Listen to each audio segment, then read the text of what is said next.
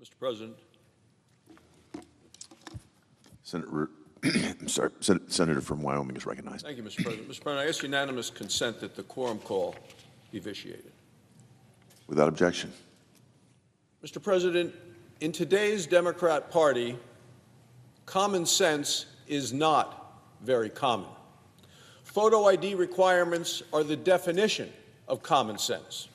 You need an ID to buy a beer. You need an ID to board a plane, to cash a check, as you do in so much of American life. Why would you not need one to cast a vote in an election? The Save America Act simply says you need to be a citizen of the United States to register to vote, and you need to show a photo ID in order to vote. Plain and simple. This is in no way controversial, unless, of course, you're a Senate Democrat. Because this week, every Senate Democrat, every Democrat who is a member of this body has now been put on the record right in this very chamber. Republicans support photo ID. Every Democrat in this chamber voted against it. And that includes Senator Schumer, the minority leader in the Senate. And apparently, Senator Schumer was for it before he is now against it. Because 30 years ago, Congressman Chuck Schumer of New York, he was a champion of photo ID. He stood on the floor of the United States House of Representatives and he argued to the body that IDs are necessary, and they were necessary to stop illegal immigrants from receiving welfare. He was for it before he's against it. Because today, the same Senator Schumer from New York has called photo IDs fringe. He did it right here at that podium on Monday afternoon. Mr. President, did he change his beliefs, or did his party change their demands? The minority leader is not alone. There is actually a video, and it's worth watching, of President Barack Obama. He was voting in his re-election in 2012. He was going to vote. Can you guess what the video shows? Well, let me tell you. The video shows President Barack Obama presenting his photo ID in order to vote. He was President of the United States. He was on the ballot. He was probably the best-known person in the entire world at the time. And even President Barack Obama had to prove who he was when he showed up to vote. Democrats are completely two-faced on this, Mr. President, because just recently, one of our Democrat colleagues, a senator from the state of Georgia, demanded voters show photo IDs if they wanted to attend one of his political rallies. So you need to show a photo ID to get in his rally, but you don't need to show a photo ID in order to vote. Oh, no.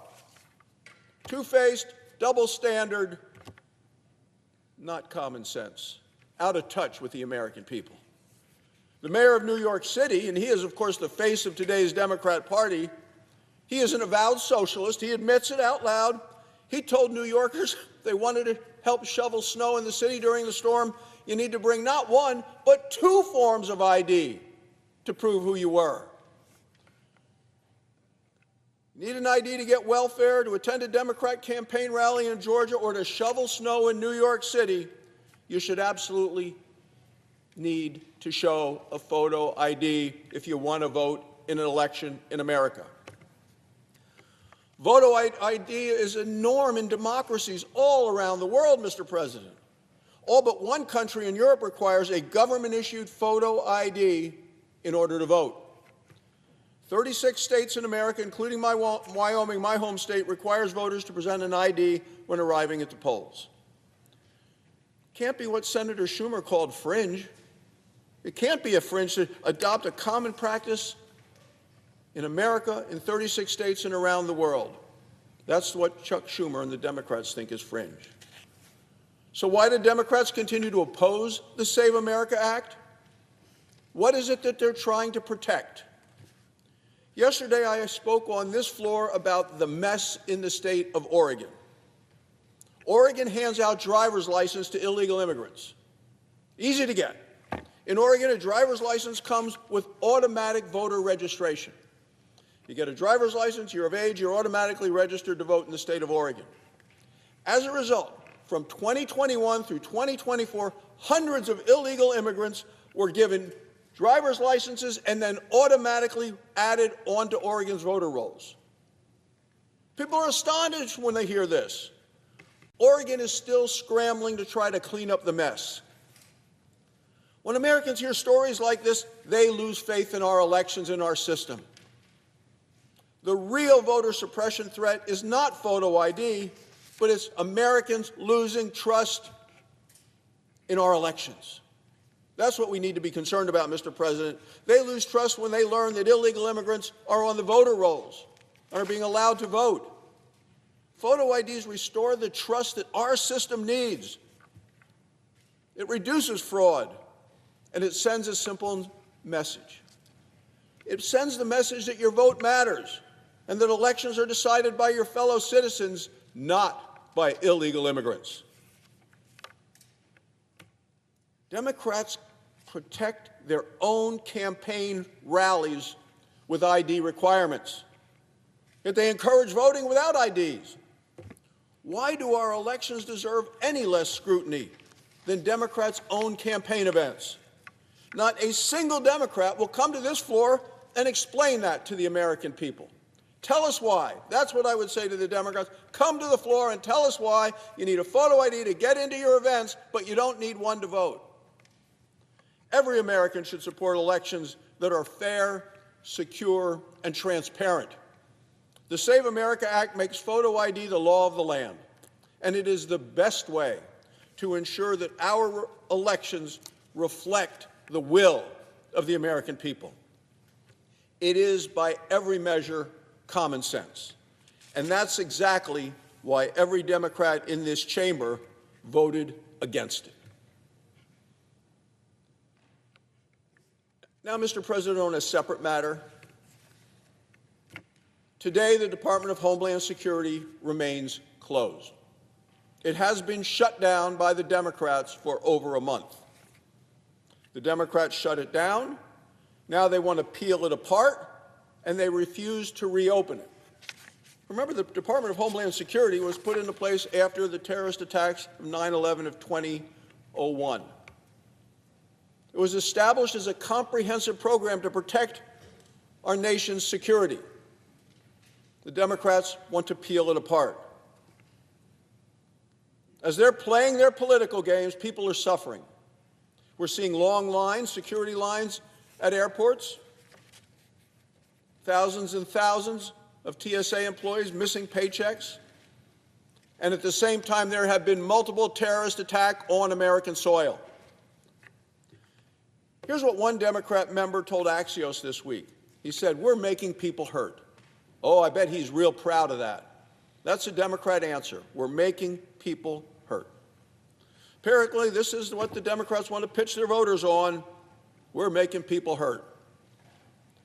It's much worse than that. The Democrats have blood on their hands. Today, Democrats have blood on their hands. Democrats continue to prioritize illegal immigrant criminals over American citizens.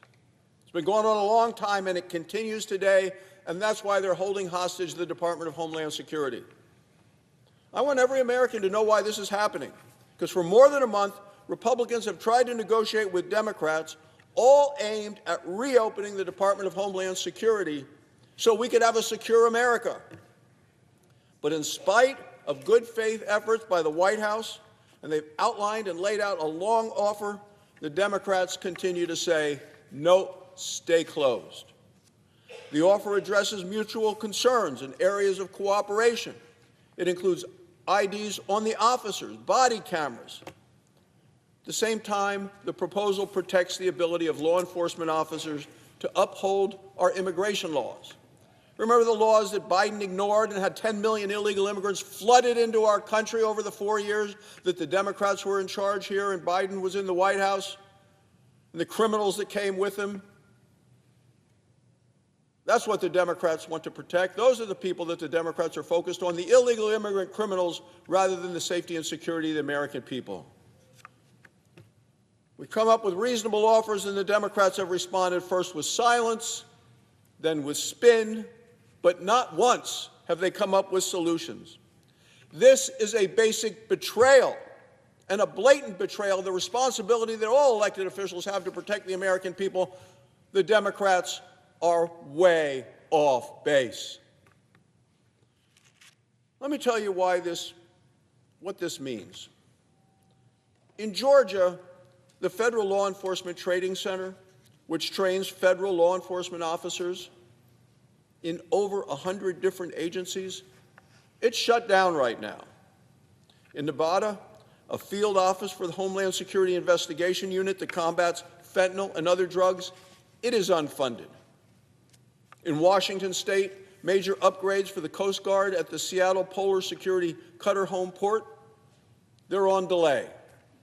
None of this makes America stronger. None of this makes America safer. It makes America weaker.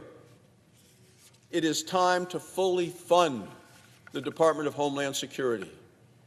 The American people know that the Democrats are the ones standing in the way of their own personal safety. It's time for Democrats to get on board and fund the Department of Homeland Security. Thank you, Mr. President. I yield the floor.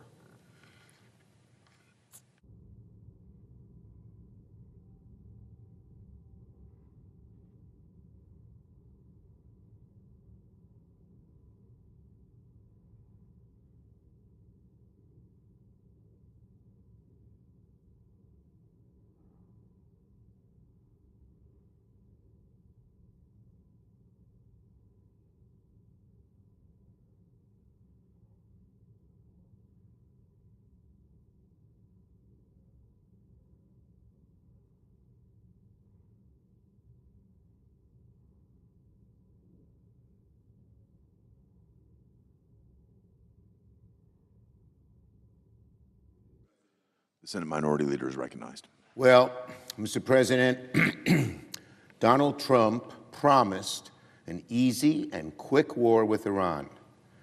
He promised overwhelming victory. 3 weeks later in Iran, just the opposite of what Trump promised is happening. Last night, a stunning report in the Washington Post revealed that the Pentagon has reportedly discussed with the White House requesting $200 billion from Congress to bankroll Donald Trump's war with Iran. $200 billion so Donald Trump can go to war with Iran is preposterous, unacceptable.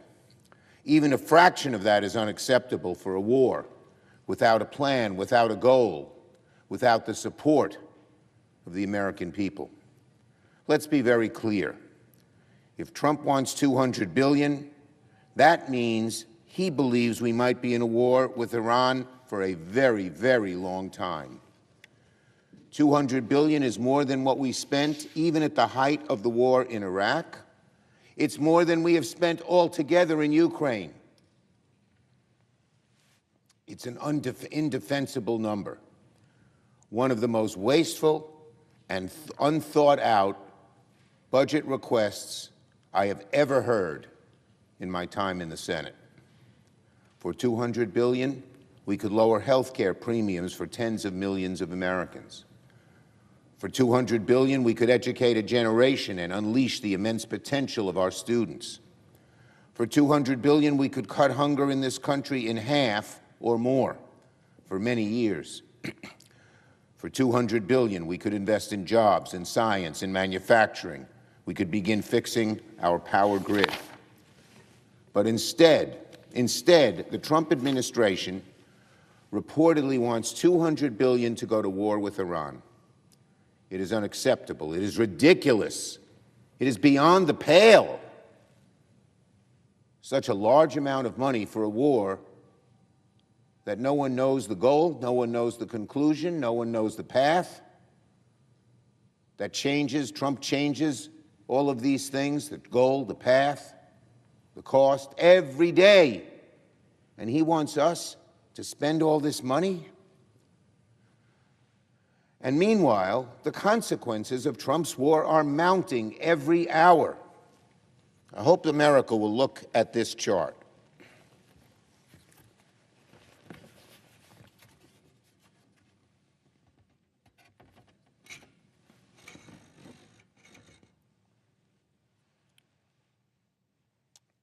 In 4 weeks, gas prices have surged by 27% here at home.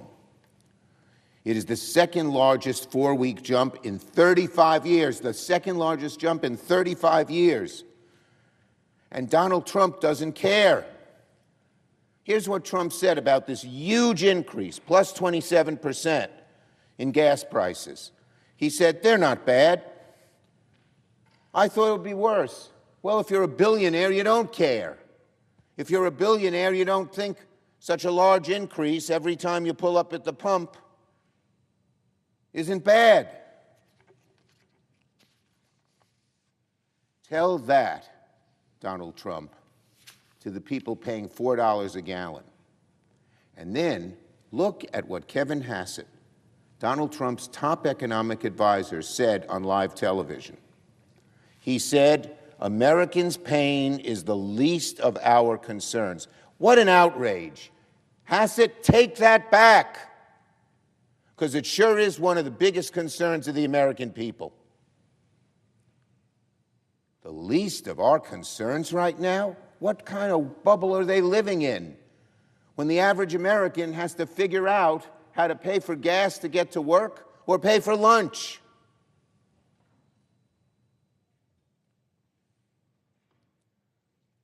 America, every time you fill up the tank, know this: Donald Trump and his advisors don't care that you're hurting. It is the least of their concerns. They do not care that Trump's war is taking money out of your pocket. They do not care that rising gas prices are making it harder to pay rent, pay for groceries, pay for health care. They do not care. Shameful, disgraceful, cold-hearted, and so out of touch. But it doesn't stop there. This morning, Reuters reported that Donald Trump is thinking about deploying thousands more troops to the Middle East as the Pentagon prepares for the next stage of the war. You know what that sounds like to most Americans, what Trump said? Sounds like Trump is getting closer and closer to putting boots on the ground. Sounds like Donald Trump is thinking of expanding this war, mission creep on a massive scale.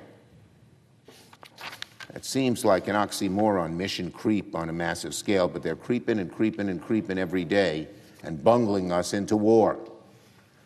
Boots on the ground, of course, will inevitably mean a surge in casualties, a surge in costs, a surge in chaos. That's not what the American people want, and Republicans know it.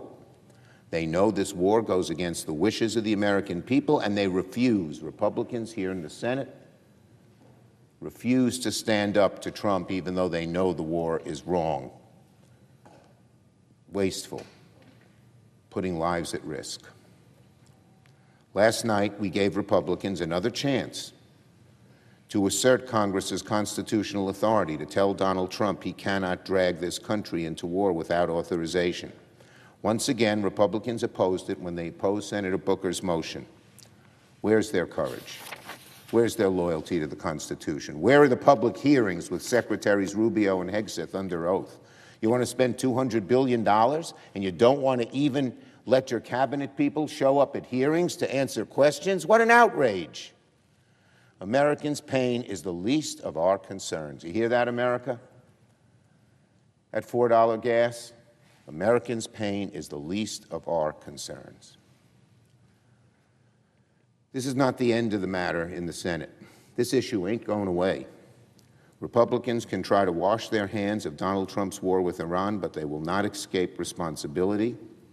The American people and Democrats will hold Republicans accountable for willingly supporting Donald Trump's reckless, aimless, chaotic war in Iran. On the SAVE Act, Republicans want to waste yet another day on a radical piece of legislation that hardly anyone outside the MAGA fringe even cares about, the SAVE Act. Democrats' position has not changed. If Republicans want to waste the Senate's time debating this bill, so be it. We will continue to debate it. That's what the rules allow the senators and Senator Thune to do. We'll continue, but we will continue to expose just how radical and ugly it is. That's what Democrats will do, over and over again. The longer the SAVE Act stays before the Senate, the more obvious it becomes it's not a voter ID bill, it's a voter suppression bill, it's a voter purge bill. The SAVE Act says no more vote by mail, no more driver's licenses to register, no registering online or on campus or at church. Republicans want to pass through the eye of a needle. Republicans want to make Americans pass through the eye of a needle just to exercise your fundamental right to vote. The SAVE Act would force every state in America to send its voter rolls to the Department of Homeland Security, an agency that has nothing to do with administering elections and everything to do with Musk and Doge and incompetence at the top. Those voter rolls would then be screened by an algorithm designed by Musk and Doge to supposedly root out non-citizens from the rolls. But in reality, it could kick millions of American citizens off the voter rolls, just like it kicked off many American citizens when a screening was tested in Missouri. Now, MAGA Republicans keep talking about the SAVE Act in terms of protecting elections. This is a load of nonsense. Kristi Noem was more honest. She said it was about Kristi Noem said the SAVE Act was about making sure only the right people get to vote. The right people get to vote. So anyone who thinks this is just some benign effort to tell the small number of illegal immigrants, make sure they're not on the rolls, no one disagrees with that. Oh no, it's an effort to make the right people to get the vote. Who are the right people according to Republicans and Donald Trump? Well, the SAVE Act gives us some clues. Deep in the SAVE Act, there is one blanket exception for the SAVE Act's draconian restrictions. Only one. One exception. Guess what it is? It's for the state of North Dakota. North Dakota's ruby red. It's overwhelmingly Republican. And it's the only state that right now does not require any form of voter registration. So it gets a free pass from all the rules every other state would have to follow. How convenient.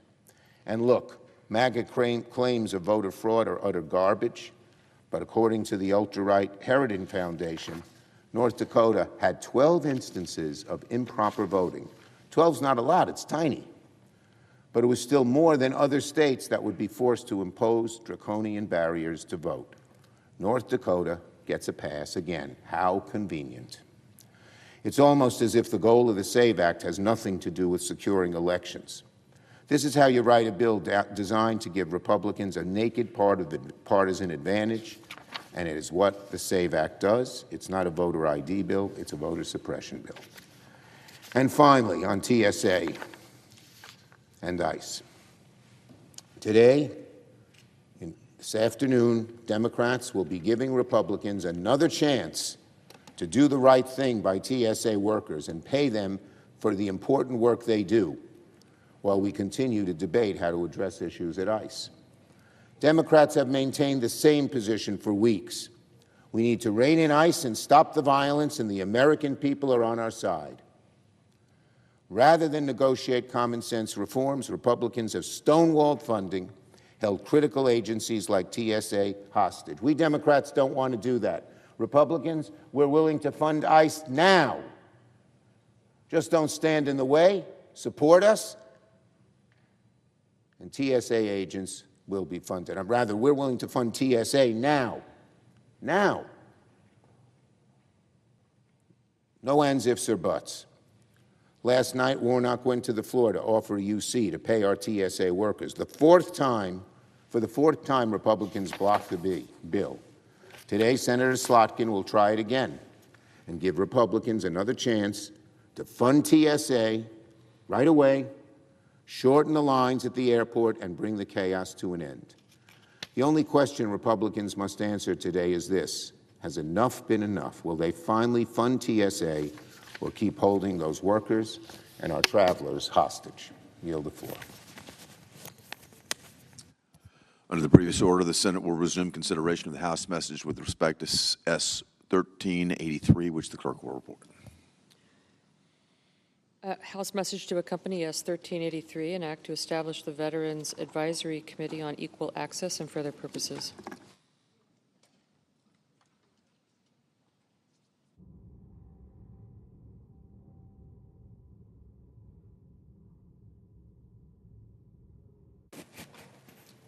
Senator from Illinois is recognized.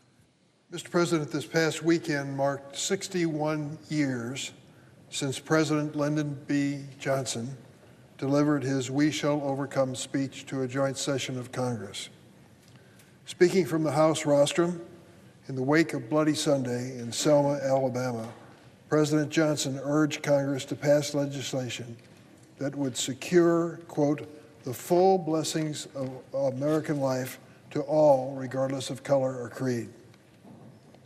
That Congress would heed his call. On August 6, 1965, President Johnson signed the Voting Rights Act into law. That bill, nearly a century after the ratification of the 15th Amendment, would finally outlaw discriminatory practices that erected unjust barriers to voting for African Americans, like literacy tests, poll taxes. It would open the ballot box in America to everyone. 6 decades later, another president would speak from that same rostrum, this time at his State of the Union address. And that president insisted that Congress passed a bill that would make it more difficult, would make it harder for eligible citizens to vote. How far we have fallen from Lyndon B. Johnson's noble goal. We have not overcome. With this SAVE Act, we are still trapped in bigotry. Earlier this week, at President Trump's request, the Senate began consideration of the Save America Act in a marathon debate session. Why? Because President Trump is throwing a temper tantrum, demanding that Congress pass his legislation and nothing else. I have long said in politics there is always a good reason and a real reason. The good reason the president touts when arguing in favor of his bill, that it supposedly puts safeguards to prevent voter fraud. Nobody wants to see voter fraud. That's a good reason, isn't it? But here's the truth. Federal law already prohibits citizens from voting in federal elections, non-citizens from voting in federal elections, and cases of non-citizens voting are extremely rare. In 2024, the Bipartisan Policy Center decided to figure out how frequently we encounter voter fraud in American elections. The Conservative Heritage Foundation election fraud database found in the period 1999 to 2023, 24 years, how many cases do you think they found of voter fraud? Incidents where non-citizens successfully cast ballots.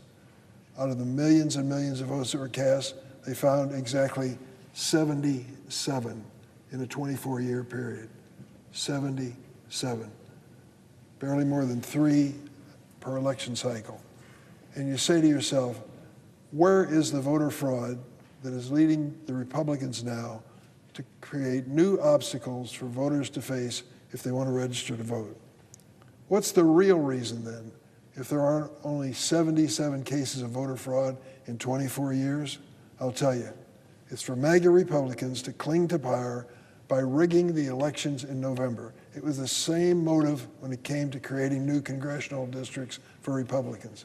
This president is scared to death of what's going to happen when the American people finally get to say the last word on his policies. And so he wants to change the election rules. Hard to imagine. He's very blatant about it. They're not hiding it. The lead sponsor of the bill, the senior senator from Utah, said this weekend, and I quote, "Republicans will lose power likely for a long time if we don't get Save America passed. Unless we change the rules on registering and voting, even though there's little or no evidence of fraud and abuse, this Republican senator who's leading the charge concedes the obvious. It'll hurt them in the next election if they fail to pass this bill. They don't think they can win the election fair and square, so they need to change the rules and make it harder for eligible voters. So what's in this Republican political life raft that's on the floor? Among the provisions is one that requires all states to obtain proof of citizenship in person, two critical words, in person, from people looking to register to vote. In their bill, a driver's license, the most common form of identification in America, and most real IDs, would not be enough to register to vote. You need more. You've got to prove your citizenship before you can register under the Republican plan. Only birth certificates, passports, similar documentation would count. Well, let's go through those. How many Americans actually know where their original birth certificate can be found?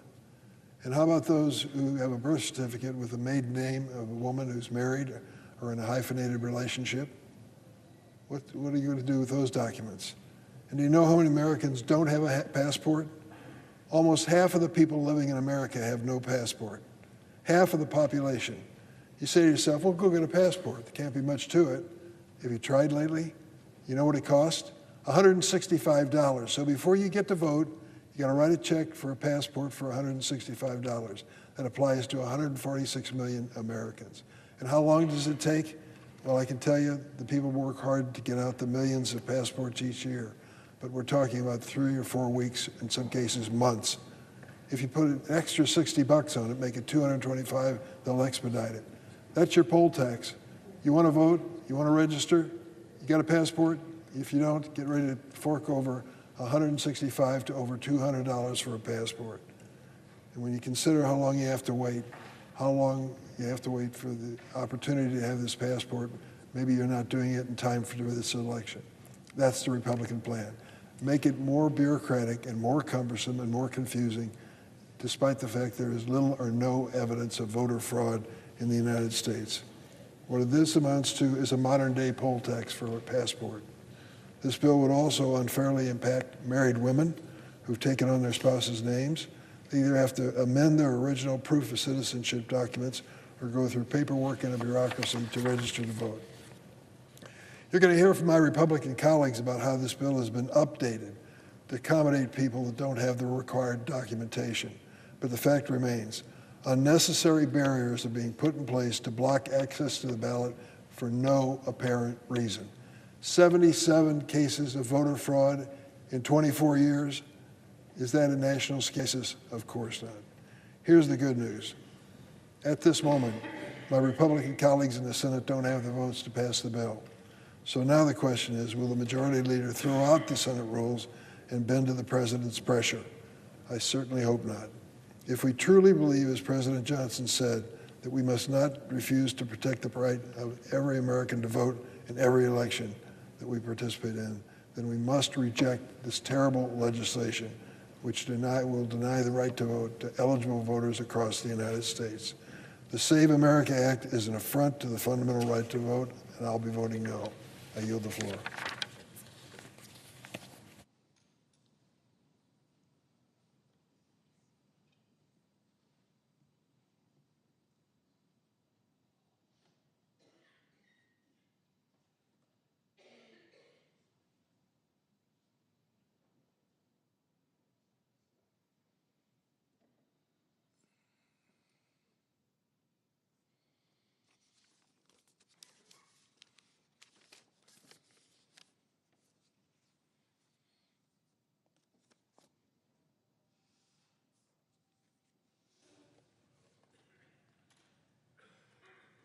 President.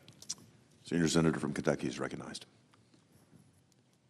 As Republican leader, I always enjoyed calling our colleagues' attention to longtime Senate staff as they notched milestones of service in our institution. Well, today, I'd like to reflect for a few moments on a longtime advisor who's an institution in his own right.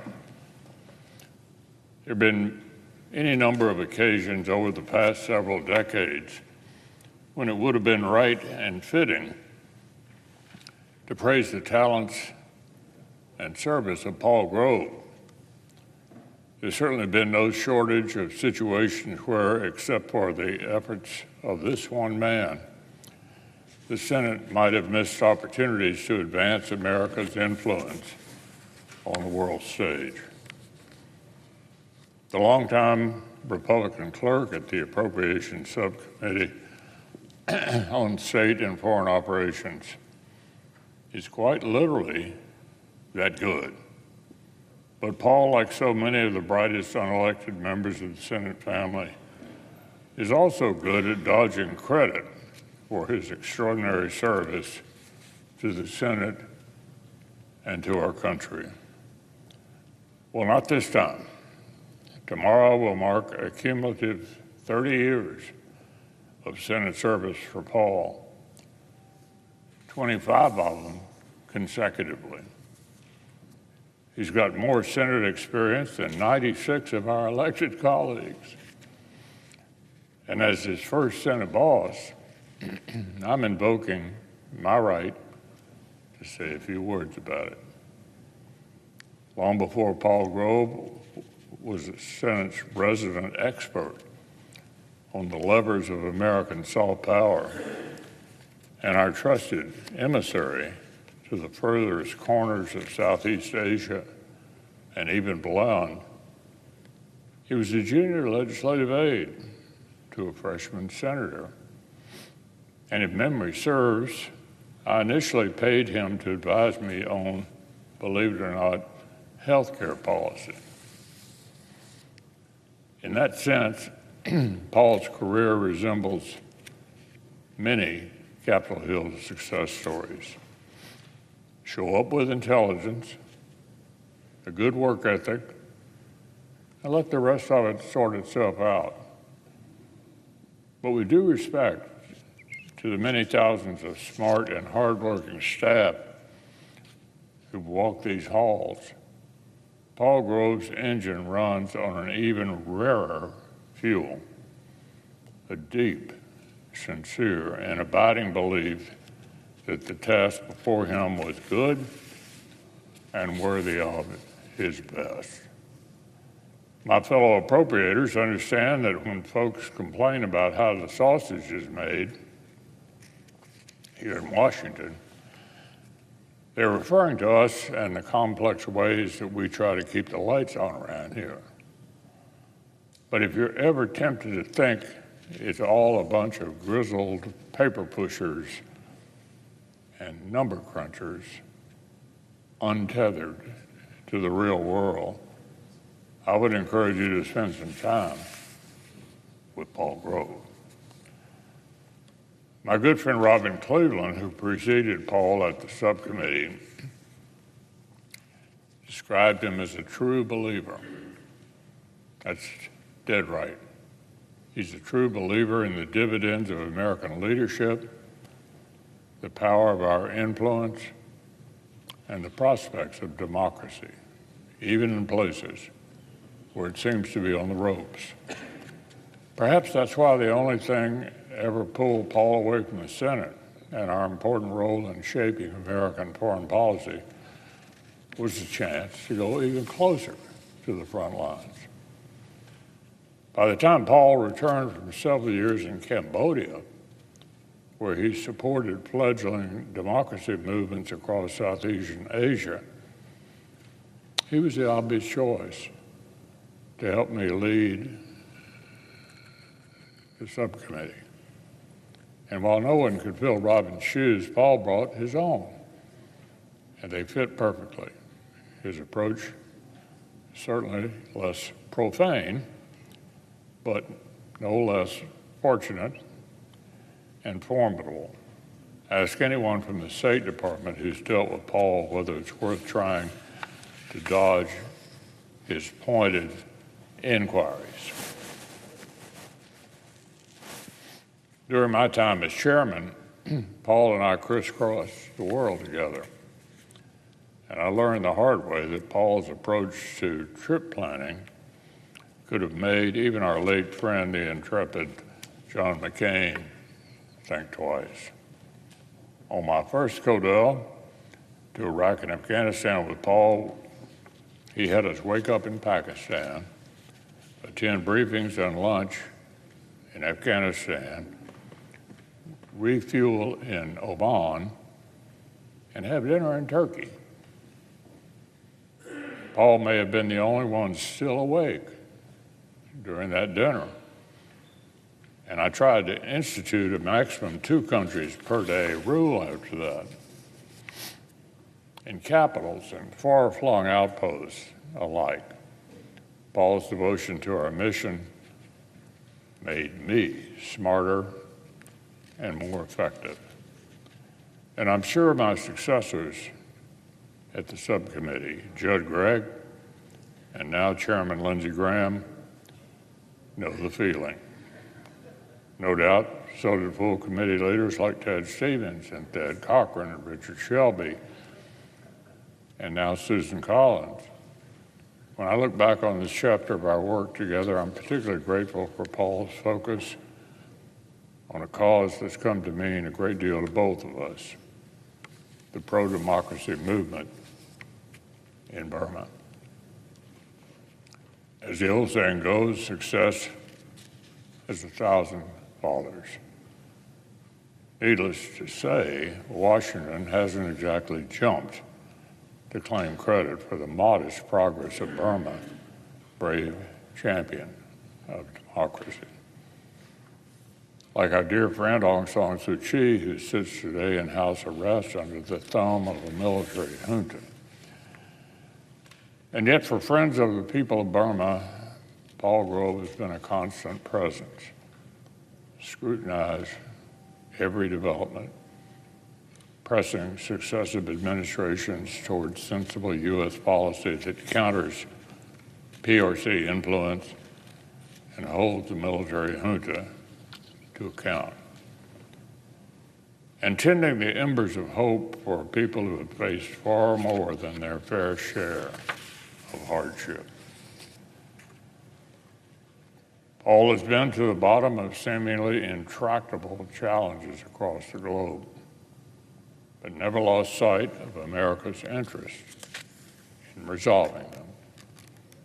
He became a master of using the power of the purse to compel transparency, extract justice for Americans, reward dedicated partners in oil, or sometimes replace squeaky gears in the machine of soft power. Frankly, to the extent that America has had more responsible friends and capable allies in the fight against terrorism, or communism, or authoritarianism, it's been in no small part due to Paul's dogged efforts. So, Mr. President,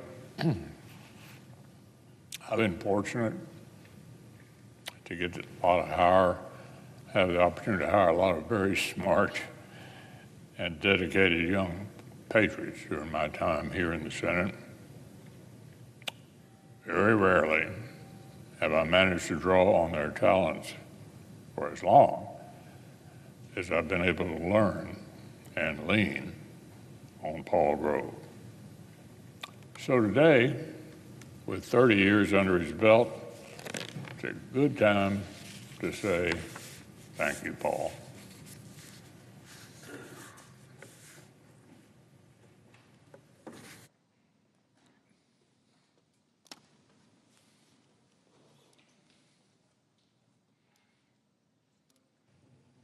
Senator from Vermont is recognized. Thank you.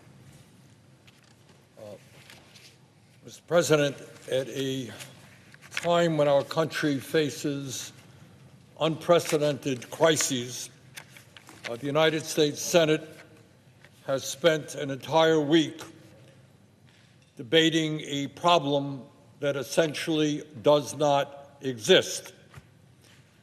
The goal of the SAVE Act that is on the floor right now is to make certain that non-citizens do not vote in American elections. I don't know that anyone disagrees with that. And the good news is that non-citizens do not vote in American elections. Study after study has shown that the number of undocumented immigrants voting in American elections is virtually non-existent. We are debating a problem that does not exist. The Conservative Heritage Foundation found that over a recent 24-year period, 24 years, there have been a grand total of 77 confirmed instances of undocumented immigrants voting in the United States. 24 years, 77 undocumented immigrants voting. Hundreds of millions of people voted in a 24-year period, and there were 77 instances of non-citizens voting. That is according to the Conservative Heritage Foundation. What about individual states who have looked at this issue? What have they found? Well, the state of Utah found that of the state's 2.1 million registered voters in 2025 and 2026, a grand total, all right, here we go, a grand total of one non-citizen registered to vote in that state. And that individual never cast a ballot. 2.1 million registered voters in Utah, no non-citizens registered to vote. 2024, Idaho reviewed its 1 million registered voters and found 36 possible non-citizens registered to vote. 2024, Georgia, state of Georgia ordered its 8.2 million registered voters and found 20 non-citizens registered to vote. Overall, not only are there a tiny number of people undocumented who are registered to vote, most of those citizens have never even voted. They just registered to vote for whatever reason and were properly removed from the voter rolls. Let us be clear. Federal law already prohibits non-citizens from voting in federal elections, and no state, not one of our 50 states, allows non-citizens to vote in state elections. But, Mr. President, if this legislation were to be passed, it would create a whole lot more problems than it would solve. Under this bill, every American would be required to have a passport or a birth certificate in order to register to vote. Now, what's wrong with that? Well, as many as 69 million married women have last names that do not match their birth certificates and would need to provide additional documentation proving their name change in order to register to vote. Further, an estimated 4 million Americans have had their birth certificate or other necessary documents stolen or destroyed. If you're watching this out there, just think, do you have a birth certificate? How are you going to get a birth certificate? How many weeks, months? How much does it cost? You're going to have to go through all the bureaucracy to get your birth certificate. Even worse, want a passport to vote? Well, half of Americans, 146 million people, don't have a valid passport.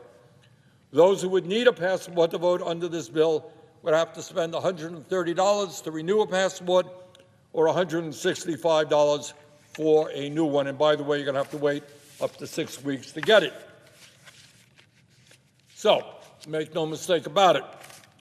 This legislation is nothing more than a modern-day poll tax that would deprive millions of low-income, working-class Americans from being able to vote. So what is this bill really about? Well, good news is President Trump has told us what it's about. Trump has said that if this legislation were signed into law, Republicans would, quote, never lose a race. For 50 years, we won't lose a race, end of quote. Well, my understanding of election reform would be to make sure that the United States made it possible for more people to participate in the political process, make sure that we had one of the highest levels of voter participation rather than one of the lower rates of voter turnout in the world. In other words, we want to strengthen our democracy, not throw millions of people off the voting rolls, so, to quote President Trump, Republicans would never lose a race. Mr. President, instead of spending a week on a non-existent problem, maybe it's time we started to focus on some of the enormous crises facing our country. And let me just take a moment to mention a few. Never before in American history have so few individuals had so much wealth and so much power. During the Gilded Age in this country with Rockefeller and Carnegie, you had a handful of people who had enormous wealth and enormous power. Nothing compared to what exists today. Today we have more income and wealth inequality than we have ever had in the history of this country. Think that might be an issue that we should be talking about? Do you think we might be suggesting that there is something wrong when the top 1% in America now own more wealth than the bottom 93%? Do you think we might be talking about making some changes in an economic system in where 60% of our people today are living paycheck to paycheck, families struggling to feed their kids, pay for health care, pay for rent, pay for child care, pay for the basic necessities of life? 60% of our people live in paycheck to paycheck, and one guy, Elon Musk, owns more wealth than the bottom 53% of American households. Think maybe that might be an issue that we should be talking about? But, Mr. President, one of the reasons we don't talk about that issue and many other vital issues that impact working families is the reality that Congress today is much more concerned about protecting the needs of its campaign contributors, the billionaires who are putting an unprecedented amount of money into the political process, rather than representing the needs of working families throughout America. No great secret. As a result of this disastrous Citizens United Supreme Court decision, the billionaires in this country, Democrats, but more Republicans, putting huge amounts of money into the political process. And the Congress is quickly becoming a corporately owned entity. Maybe we might want to talk about how we get rid of big money in politics and create a democracy in which every person has one vote, not where billionaires can spend unlimited amounts of money to elect candidates who represent their interests. And I should tell you, Mr. President, that one way I believe that we begin to tackle the massive level of income and wealth inequality that exists is by imposing a wealth tax on the 938 billionaires in America who are worth some $8.2 trillion. Legislation that I have proposed, the wealth tax on billionaires, would not impact anybody in America who is not a billionaire. But over a 10-year period, this legislation would raise $4.4 trillion strictly from the people on top, the 1/10 of 1%, minuscule number of people who are doing unbelievably well. And what would we use that $4.4 trillion for? Well, let me just briefly tell you. For a start, in the first year, at a time when working-class families are struggling to put food on the table and pay their rent, this legislation would provide every man, woman, and child in the country in a household making $150,000 or less a $3,000 direct payment, $12,000 for a family of four. So at a time when the billionaires have never had it so good, when many of them are paying virtually nothing in taxes, we're going to demand that they start paying their fair share so that working-class, low-income families can get some help $3,000 for every man, woman, and child in families of less than 150,000. This legislation would end homelessness in America and address the affordable housing crisis by building 7 million units of low-income and affordable homes and apartments. 20 million households in America should not be forced to spend half of their limited incomes on housing. We should not have 800,000 people sleeping out on the streets. Instead of giving tax breaks to billionaires, we should be building low-income and affordable housing. This bill would expand Medicare. In Vermont and all over this country, you got elderly people, can't afford dental care, can't afford hearing aids, can't afford vision care. This legislation would expand Medicare to cover dental, vision, and hearing. Last poll that I saw on that, only 90% of the American people supported it. Maybe we may want to pass it. This legislation would provide universal child care in America and make sure that no one in our country pays more than 7% of their limited incomes on child care. At a time when school districts in Vermont and around the country are having a hard time attracting good teachers because the pay scale is much too low, we would make sure that no teacher in America earns less than $60,000 a year. This legislation would also make sure that seniors and people with disabilities receive the home health care they need through Medicaid. And by the way, this legislation would prevent 15 million Americans from losing health care by repealing Trump's $1.1 trillion cut to Medicaid and the Affordable Care Act. And we do all of that just by asking the very wealthiest people in this country, the fewer than 1,000 billionaires, to pay 5% of their wealth in taxes. And you know, after that, I know people, editorial writers all over America, very worried about what happens to poor Mr. Musk and Mr. Bezos and Mr. Zuckerberg. The good news is they will still have enough money with their hundreds of billions of dollars left to feed their families. I don't want anybody to think that the Musk family or the Bezos family will go hungry. We leave them with hundreds of billions of dollars. And the other thing, Mr. President, that we got to do, instead of dealing with non-existent problems like the SAVE Act, we got to address the threat of artificial intelligence and robotics. And surprise, surprise, our very same friends, Mr. Musk, Mr. Bezos, Mr. Zuckerberg, Mr. Ellison, Mr. Thiel, and others are pouring huge amounts of money into AI and robotics. Left unchecked, these technologies will bring about a massive transformation of American economic, political, and social life. That's what we're talking about. And that transformation of American life, economic, political, social, is being pushed by a handful of multi-billionaires. And it is time for the United States Congress to say, slow it down. And it's not only what it will do to throwing millions of workers off of their jobs, hooking children to artificial intelligence.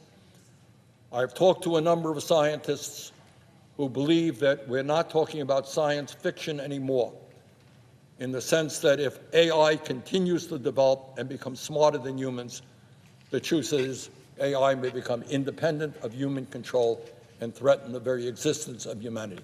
Now, I know that the future of humanity and the existence of whether or not we survive, not quite as important as dealing with legislation dealing with a non-existent problem like undocumented people voting.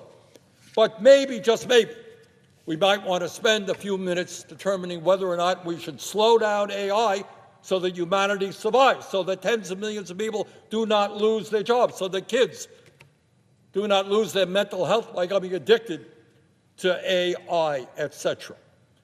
So bottom line, Mr. President, there are enormous issues facing this country.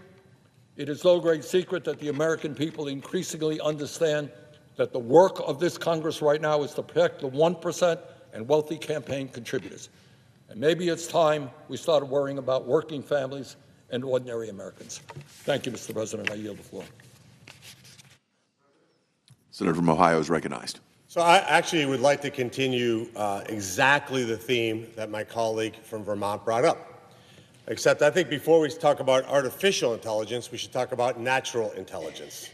And it absolutely goes against natural intelligence for us to sit here in this chamber knowing that we have 260,000 working American families who work for our government, who are doing their job and not getting paid. That, to me, is the crisis we should be talking about. And yes, I agree with my colleague from Vermont. We should not be worried about Mr. Musk or any of the other billionaires going hungry. I worry about our TSA agents going hungry. I worry about our Coast Guard people going hungry. I worry about the people at FEMA going hungry. And yet, with total disregard for over 250,000 families, we sit in this chamber and we're getting paid. Everybody here is getting paid, and yet they're not. And I applaud my colleague from Vermont who's walking out of the floor, caring about working Americans. Why don't we care about them? Why don't we fund DHS now?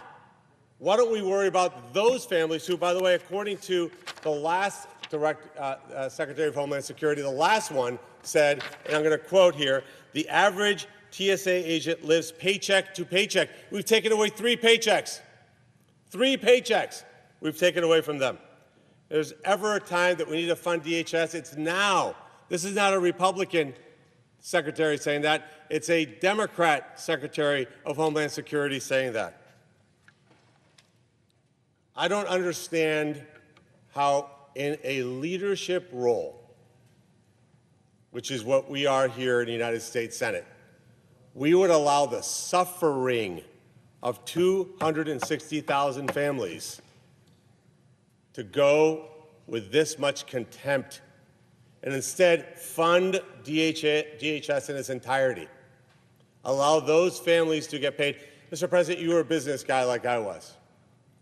Could you ever look at yourself in the mirror when you owned your businesses and know because of your actions the people who worked for you weren't getting paid and were suffering? It's impossible.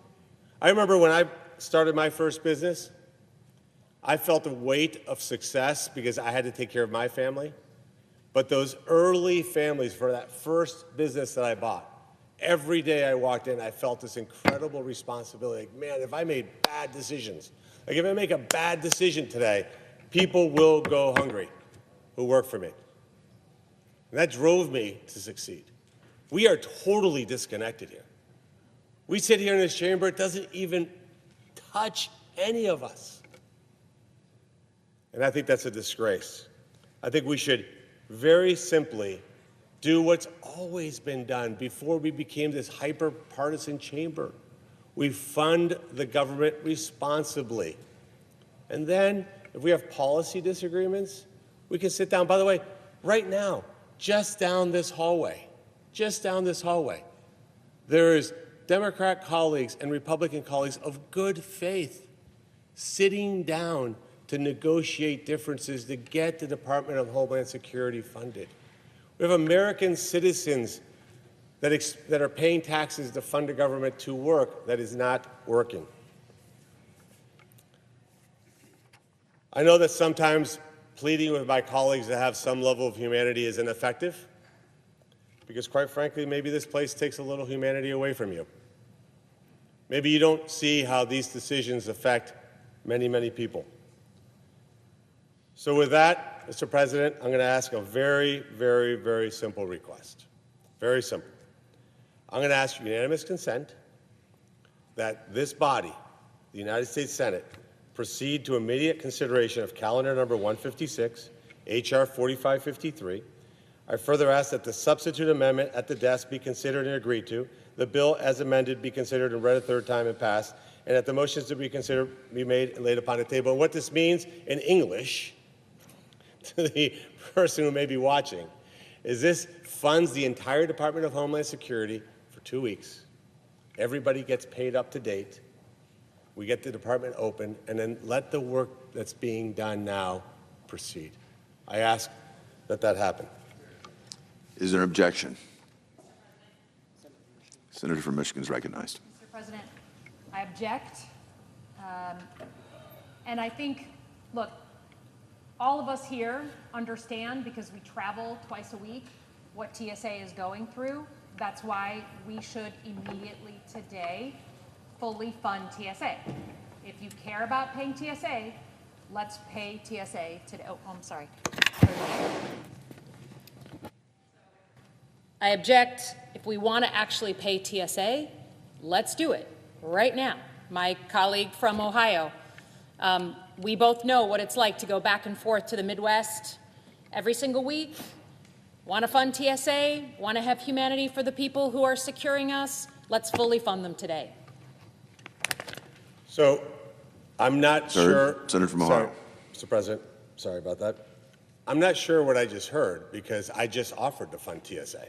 I just offered to fund the Coast Guard, FEMA, Customs and Border Patrol, Secret Service, the Federal Law Enforcement Training Centers, USCIS, Homeland Security Investigations. So let's do it for 2 weeks. Let's do that for 2 weeks. Down the hall, there are senators of good faith that are getting together to end this political charade. So to my colleague, I will yield the floor for a simple question. Why would you want to fund just TSA and not the Coast Guard? Not, for example, in your state, the American Immigration Council is that deals with 102,700 undocumented immigrants in Michigan. Why wouldn't you want enforcement around that? Why wouldn't you want to fund the department that allows people like me, who when I was 18 years old applied for citizenship? Why wouldn't we want to fund 3,300 employees, some of them in your state, that actually process legal immigrants? Like, why wouldn't we fund that? Why wouldn't we fund 7,000 special agents that are there to stop transnational criminals? Why wouldn't we fund 200 employees that fund, and you were a CIA agent, that fund biological nuclear threat prevention? Why wouldn't we do that? Why wouldn't we fund 60,000 employees at Customs? You care a lot about the bridge that was hopefully due to be opened from Canada. You need Border Patrol agents there. You need Customs there. Why wouldn't we fund that? Why wouldn't we do that? Why wouldn't we do that? Why wouldn't we do that for 2 weeks? 2 weeks. And then we can get together. Why wouldn't we do that? Why just fund one narrow slice of the Department of Homeland Security? I'm just curious why you would do that. Will the senator yield? So here's the thing. I think Michigan's recognized. I'm sorry, pardon me. I think it is not hard to notice that right now our country is going through a pretty fundamental conversation about the role of ICE and law enforcement in our city streets. We know that it's a cultural conversation in the United States of America, because the previous Secretary of Homeland Security got fired because of the disaster that went on in Minneapolis. I sat, as you did, in the hearing with Mark Wayne Mullen yesterday, because we need a new Secretary of Homeland Security. Every American in the world, Democrat and Republican, understands that's because ICE so deeply contradicted American values in our American cities. So we're having a full-on cultural conversation about the role of law enforcement in our streets. In the meantime, you and I can agree every day of the week on the role of Border Patrol, CBP, FEMA, which we desperately need, Coast Guard, which no one has more Coast Guard pretty much than Michigan. So I'm ready to fund those things now. But I don't think we can ignore the fact that ICE is right now an unsettled issue in the United States of America. We're not settled. People are negotiating because we're not settled. And even this week, the President of the United States sent a letter down here to talk about the reforms he acknowledges we need in some form or fashion. Now, some of those reforms to me are like basic and don't go far enough, like we won't deport American citizens. But even the president acknowledges we have a problem with ICE. So let's excise that one part that we are having an American conversation on, and then full stuff here and now today. That's what I'm proposing. Will you yield for a question? Of course. Thank you. Look, I appreciate, and I know you're a person of good character, by the way. I genuinely believe that. But that's not what you're asking for. You're asking to fund just TSA. But meaning the question is this. why would we use 260,000 people and their families as pawns in a negotiation?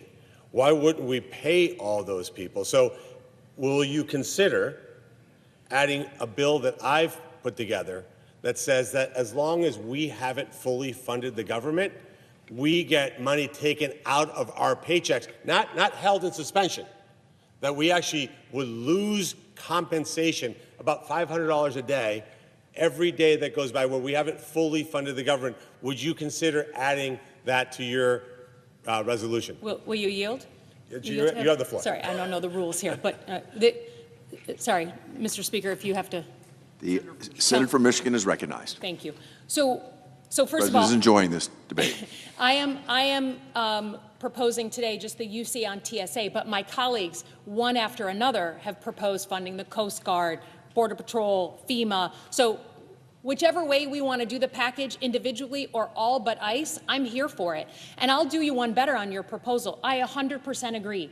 When I first came into Congress in 2019, we were in a government shutdown in the first Trump administration, right? President Trump had a shutdown. That's how I came into Congress. And my very first bill as a congressperson, bipartisan, by the way, the Problem Solvers Caucus, a bunch of us did it, was that if the government isn't fully funded, then Congress people, A, do not get paid, and B, I'll go one further, are not allowed to have government pay for their travel back home, meaning they have to sit their butts down in Washington and negotiate and get it done then and there without taking taxpayer dollars to go back home. So whether you want to add a $500 fee, whatever it is, this body is for appropriating money. So I'm here for whatever you want to propose. But I think you have to acknowledge, even the president acknowledges at this point, that the American public, Democrat, Independent, and Republican, does not like American citizens being killed in our streets. They do not like going into a human being's home without a judicial warrant. They don't like children being taken and tear gassed and caught in the crossfire. Non-well-trained officers pulling people out of cars and getting into dangerous situations. People being targeted. You should hate this. When you're walking into Target, they had ICE officers pulling people aside because they looked like they were immigrants and checking their papers. You know what that does to a Jew? You know what that means to just check people's papers because of how they look? You should hate that. So for me, whether we agree or disagree, and I would hope we'd agree on the use of force in America, set that aside, fund everything else today, now, here, penalize members of the Senate who want to go home and ignore the problem. I'm with you on that. But you are holding all of those agencies hostage because of ICE. You are defending them and not allowing them to get their paycheck. You are holding them back from those 3 paychecks, not Democrats. We are here ready to pay. You are so protective of ICE, so protective of this president that you will not fund the other parts of DHS, and that is our Homeland Security. I know about that. That is my entire life. You know, you care about that. I know you do, Senator. So please, just excise the thing we're not agreeing on, fund the rest of it, let's get on with it, and understand that the American public have made their voice clear on this issue. We yield for Senator from Ohio is recognized. So, Homeland Investigations is part of ICE. It's 7,000 special agents that work for ICE that stop transnational criminals. You're not suggesting that we not fund them, are you? I am suggesting that we get everybody in a room. Sorry, if I can yield. That we get everyone in a room on Homelands on the ICE issue. Lock them in a room here in the Capitol. Our negotiators. I need the president to send his envoy so we can actually make some decisions. It has been hard to negotiate with Senate Republicans on this issue because they need the blessing of the White House. Get all the players in a room. We will sit down. I'll do it. I'll be here all day and all night, all weekend. But I got to tell you, you can't use one group of people as a shield to not fund all the other border missions, all the other funding of the FEMA. You can't do it. So one more question, with your permission. So nobody on your side has agreed to fund USCIS. You have not suggested that. USCIS is an independent part of the Department of Homeland Security. That has not been suggested by any Democrat. I appreciate that you are. Nobody has agreed to fund the Bioweapons of Mass Destruction Agency, not been suggested. And you've specifically, meaning not you personally, the Democrat senators have specifically said they do not want to fund customs, which you understand really well what customs means, and border protection. Like that, these agencies that are listed on this board, there's been no movement among Democrats to fund this, and this is why my point is the same. I'm not suggesting to my colleague from Michigan at all that we permanently fund this forever. What I'm saying is 2 weeks.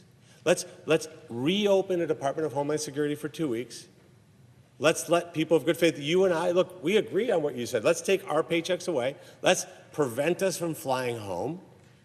Let's make us, I'll use your words, keep our butts here until we get this done. If that means today, tomorrow, Saturday, Sunday, we can play pickleball in between, it'll be fantastic, okay? But we don't leave. If that means right through Easter, by the way, we do not leave this chamber. And we do not get, and we lose pay every day that goes by until we've funded the whole thing, because we can work it out. We can work this out. But I look at some of your colleagues who said they're serene as to where we are on this. I don't think there's 260,000 families that are serene about this, and I don't think you are either. So again, I would just ask that you amend your resolution to say let's fund the entire department for 2 weeks.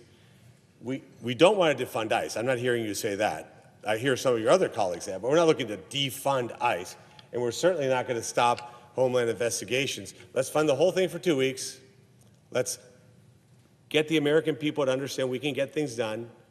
Let's not absolutely leave, forget D.C., let's not leave this chamber, the Capitol, until we get this done. That's my ask, that's my plea. Sir from Michigan. I ask unanimous consent that the Senate proceed to the immediate consideration of Calendar 362 S4127, that the bill be considered read a third time and passed, and the motion to reconsider be considered, made, and laid upon the table. Is there objection? Mr. President? Senator from Ohio is recognized. Reserving my right to object, just to be clear what was just proposed. What was just proposed is to fund just TSA. Nothing else. Nothing else. And what's wrong with that, in case you didn't hear the peanut gallery, what's wrong with that is that there's hundreds of thousands of other government employees who, for no fault of their own, they did nothing wrong. They didn't do anything to do with what happened in Minneapolis. No role in that whatsoever. They go to work every day, doing the best they can to keep us safe. Mr. President, yesterday, for the first time in my life, I attended a dignified transfer ceremony in Dover. I'm thinking to myself, these 3 Ohioans, what did they die for? They died to preserve freedom for us. They didn't ask any questions. They went willingly. They volunteered. Can we honor their sacrifice by saying, do the right thing? Fund the Department of Homeland Security for 2 weeks. Senators, stay here without pay, not held pay, docked pay, because we haven't done our job. Article 1, we are the power of the purse. So I would ask one last time before concluding this. Can I get my colleague from Michigan, who's a good person, to agree to amend her proposal to fund the entire Department of Homeland Security for 2 weeks, and then force every senator, and I think that she has the influence to convince her colleagues to stay here without pay until this gets done. Is there objection to the request? Yeah.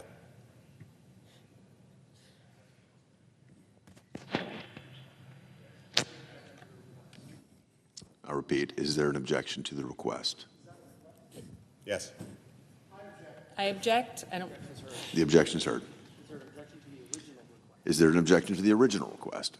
I, with a broken heart, object. And we did not do the right thing for the American people today, Mr. President. It's a shame. Politics got in the way of helping working Americans. It's a disgrace. The objection is heard.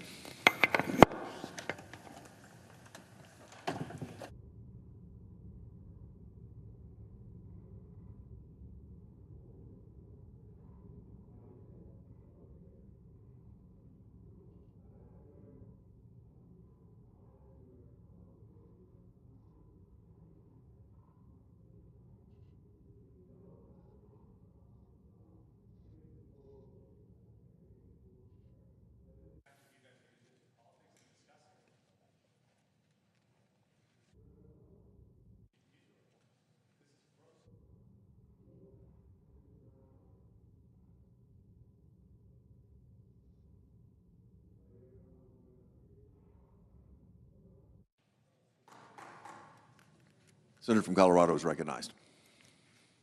Thank you, Mr. President. And I'm going to switch gears a little bit here. I want to talk a little bit about the SAVE Act. Now, despite its name, SAVE Act's not going to help you or anyone in America save on anything. It won't help you save on your gas bill, your medicine, your rent. It won't help you save on student loans or child care, what you pay for your utilities. This bill has nothing to do with money at all, and it certainly isn't about helping Americans. We're going to fight against this bill with everything we've got, and it will fail because it's bad for the country. And that's right. The Republicans know the bill will fail, and they are intent on dragging this out for hours, for days, that could be spent addressing the real issues that Americans face. The cost of gas is rising every day, week after week. In parts of Colorado, the price of gasoline has almost doubled in the last several weeks. That's money taken straight out of your pockets. Grocery prices are going up. Doctors' visits are going up.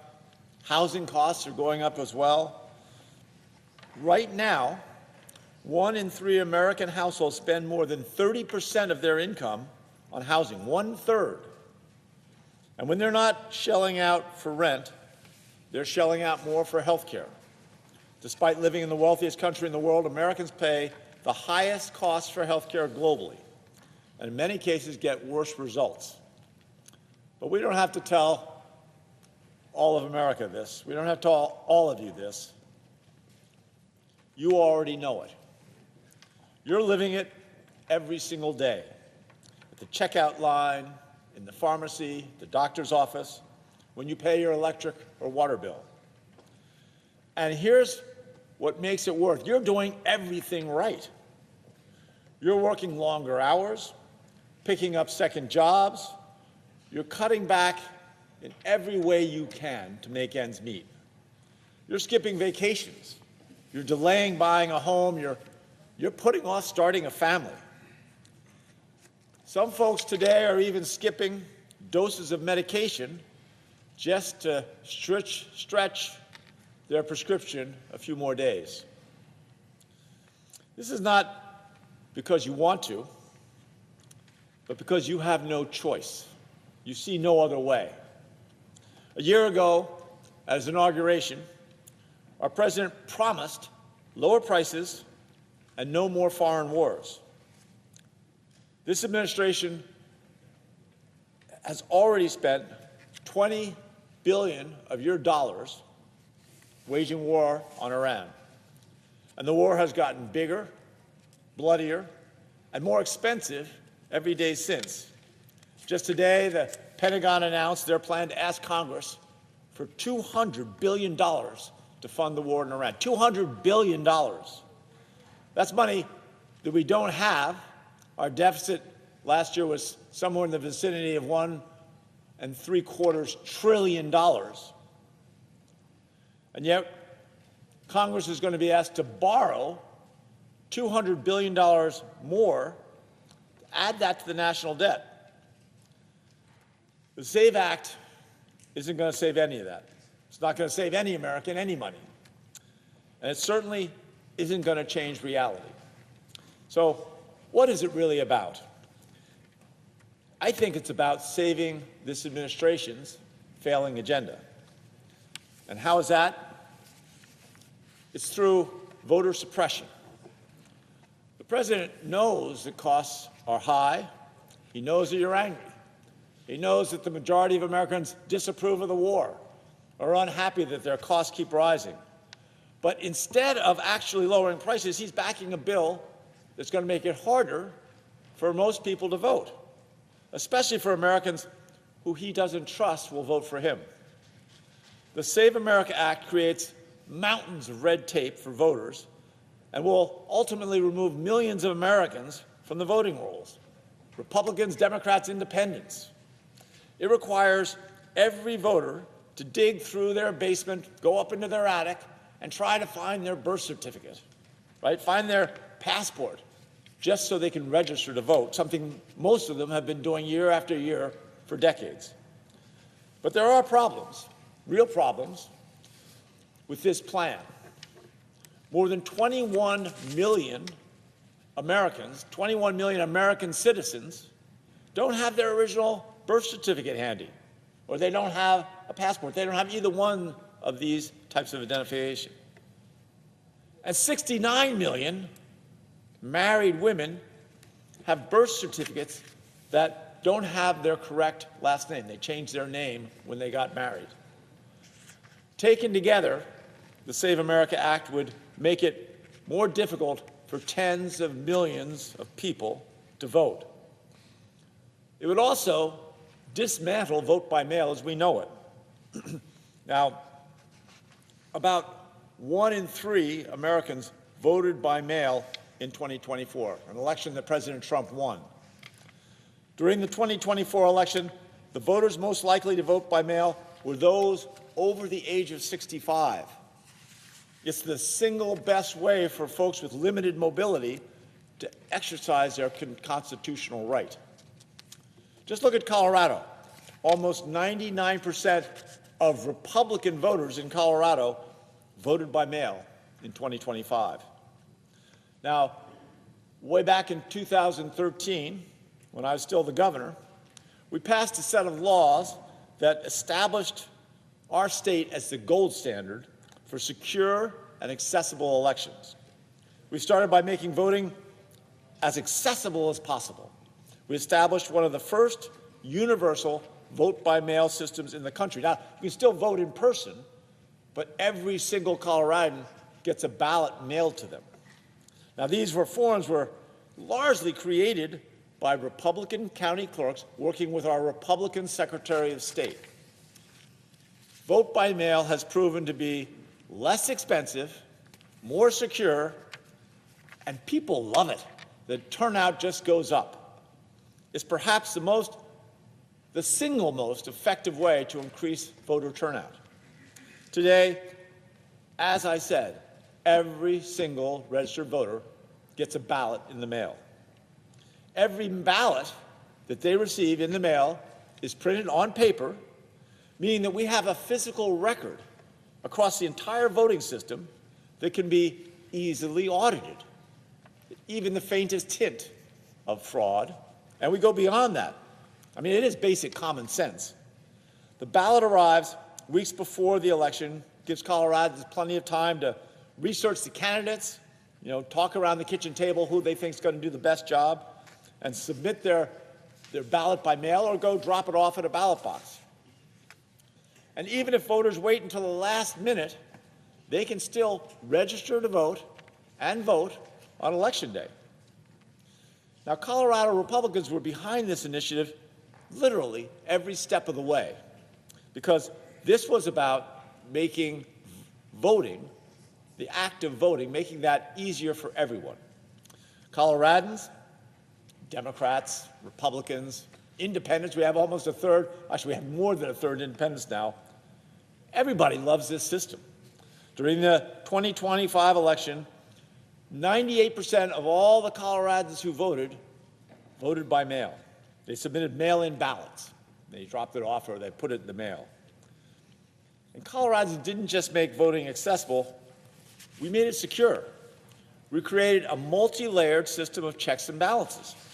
Every single ballot, every single drop box that receives ballots is under 24-hour video surveillance from the time the box opens for ballot return until the end of an election, day and night.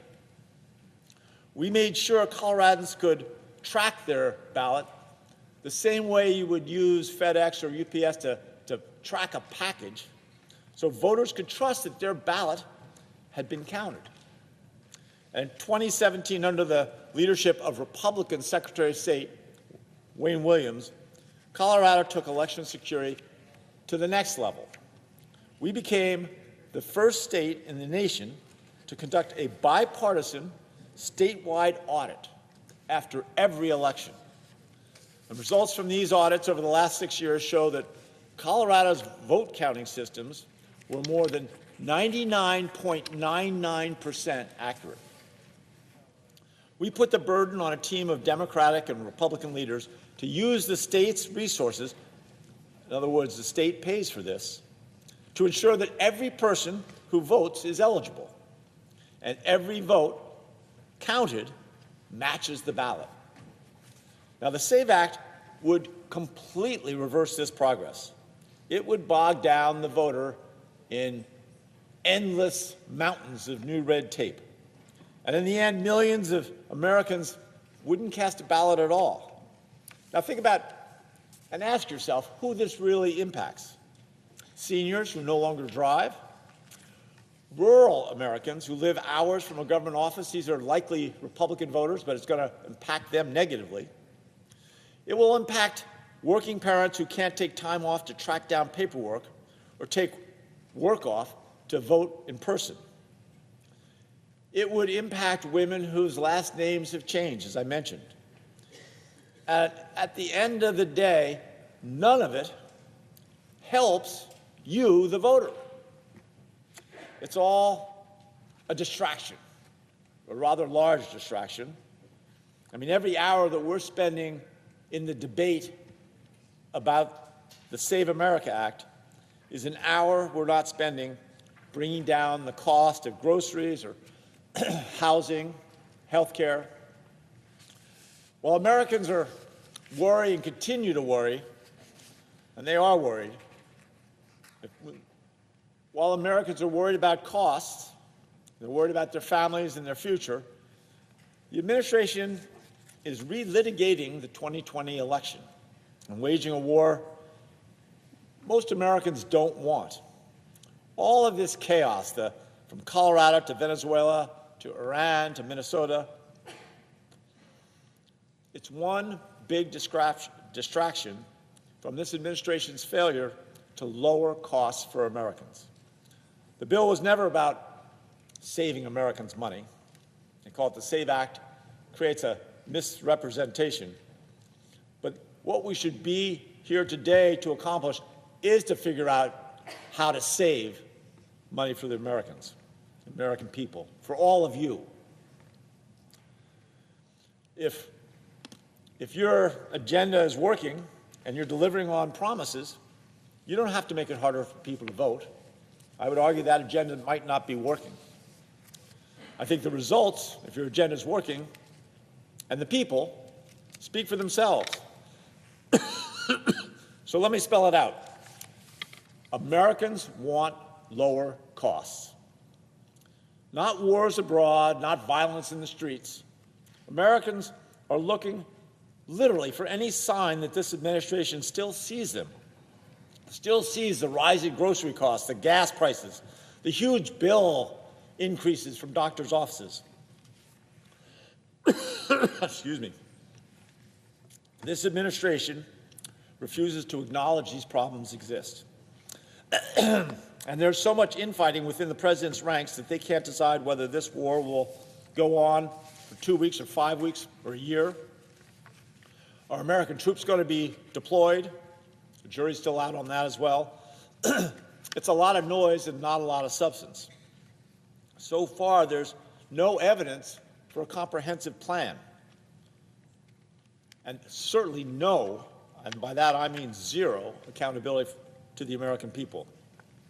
Let's remember, the Pentagon just announced their plan to ask Congress for $200 billion to fund the war in Iran. They want the American taxpayers to sign off on borrowing, because we don't have the cash, to borrow $200 billion more money. $200 billion more. With that kind of money, we could fund universal pre-K in every state in this country. We could get to universal health care coverage. We could have free school meals for every child. We could free community college for every American for a full year. So when they shout out the importance of the SAVE Act, remember this one thing. It will not help you save a penny on your rent, your groceries, the cost of your health care. The only thing it's saving, I would argue, is their political skin. Thank you, Mr. President. I yield the floor.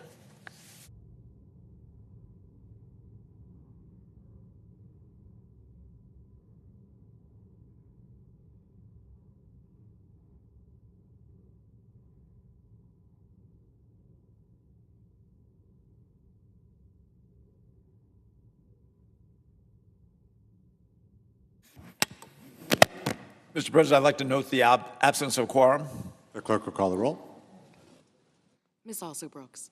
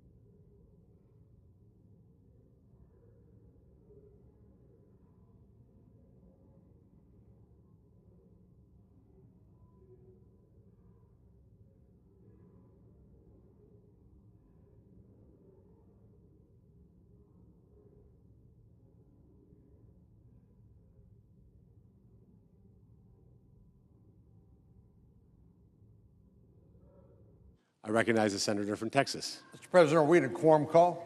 Yes. Mr. President, is everything okay? Perfect. Nothing to see here. Well, Mr. President, I'm back here to speak again on the Save America Request I ask consent that the quorum call be dispensed with. without objection. I'm back again, Mr. President, to address the Save America Act. And what I can't really get my brain around is the fact that in a recent poll, 71% of Americans support the Save American Act. Now, there's no secret that our nation is politically polarized, but when 71% of Americans think that this is a good idea and we can't get it done, is pretty hard to explain. So let me try. So why would you say that we oppose only American citizens being able to vote? Why would you say that?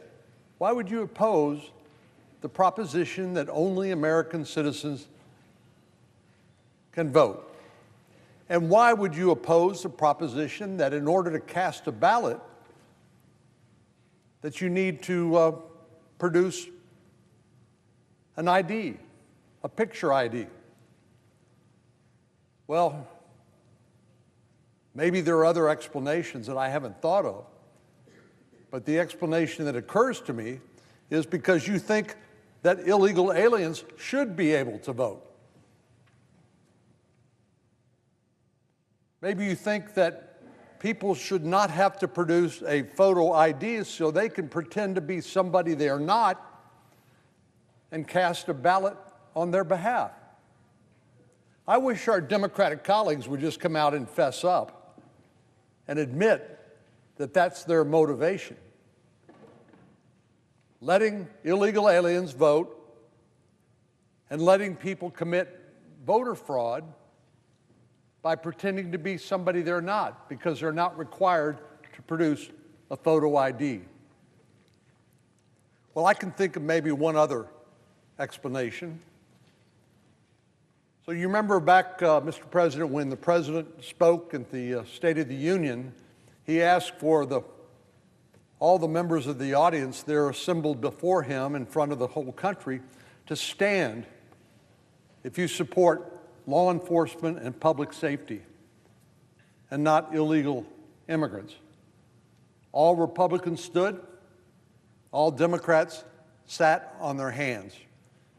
And I found it particularly telling when some of the TV camera zoomed in on some of the Democrats who were very, if I'm interpreting their body language correctly, they were very uncomfortable because they knew that what they were doing was wrong, but they felt like for some reason they had to do it.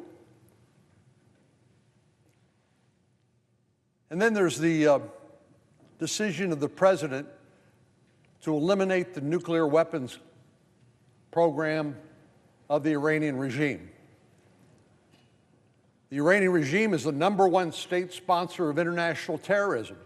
They've had American blood on their hands for 47 years since the Iranian Revolution, produced these explosively formed penetrators that killed or maimed service members of the United States over many years. Their proxies, the Houthis, Hezbollah, Hamas, and the Shia militias, they have American blood on their hands. And the Biden administration and previous administrations knew that they aspired to have a nuclear weapon. Now, I cannot imagine anything worse than the #1 state sponsor of terrorism getting a nuclear weapon. They're committed to the death of Israel. They want to wipe Israel off the map, but they've also chanted death to America. What is it about that we don't understand and believe? And thank goodness President Trump had the courage, political and otherwise, and the confidence in the United States military to do what needed to be done in order to protect our own troops in the Middle East and help prevent Iran from getting a nuclear weapon. What do our Democratic colleagues do? They said, well, Trump started a war and there's no identifiable end state, so we oppose what President Trump is doing. So Trump derangement syndrome causes people to do really strange things, to take the side of the #1 state sponsor of international terrorism that wants a nuclear weapon, to cause members of Congress to sit on their hands rather than to support and applaud our law enforcement personnel that keep our communities safe. And now we see this happening at our airports across the country, where because of Democratic obstruction, our TSA agents, the people who are maintaining security at the airports, they now miss 2 paychecks. And for what good reason could that be? Well, I think it's Trump derangement syndrome. They know that President Trump wants the Department of Homeland Security funded, which means they automatically, reflexively don't want it funded. And they frankly don't care who they hurt. It's shameful. It ought to be embarrassing. But some people can't be embarrassed.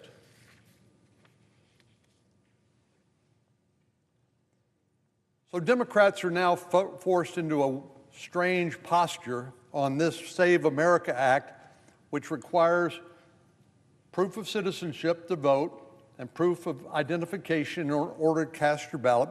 Democrats are forced into the awkward position of saying they should block this legislation that so many of their own constituents apparently want and agree with. I have to say, listening to some of the what passes for arguments on the other side, I find myself unpersuaded by their fear-mongering. I remember I asked in the Judiciary Committee the other day, I asked the ranking member, the Democratic whip, Senator Durbin from Illinois, I said, what is it that what Democrats dislike about the Save America Act? He said, well, it will disenfranchise people. Well, not if you can show you're an American citizen, not if you have photo ID. You're not going to be disenfranchised. So that must mean that you're worried about disenfranchising non-citizens, illegal immigrants. You're worried about disenfranchising the election cheat who wouldn't be required to show photo ID, but yet casts a ballot pretending to be someone they're not.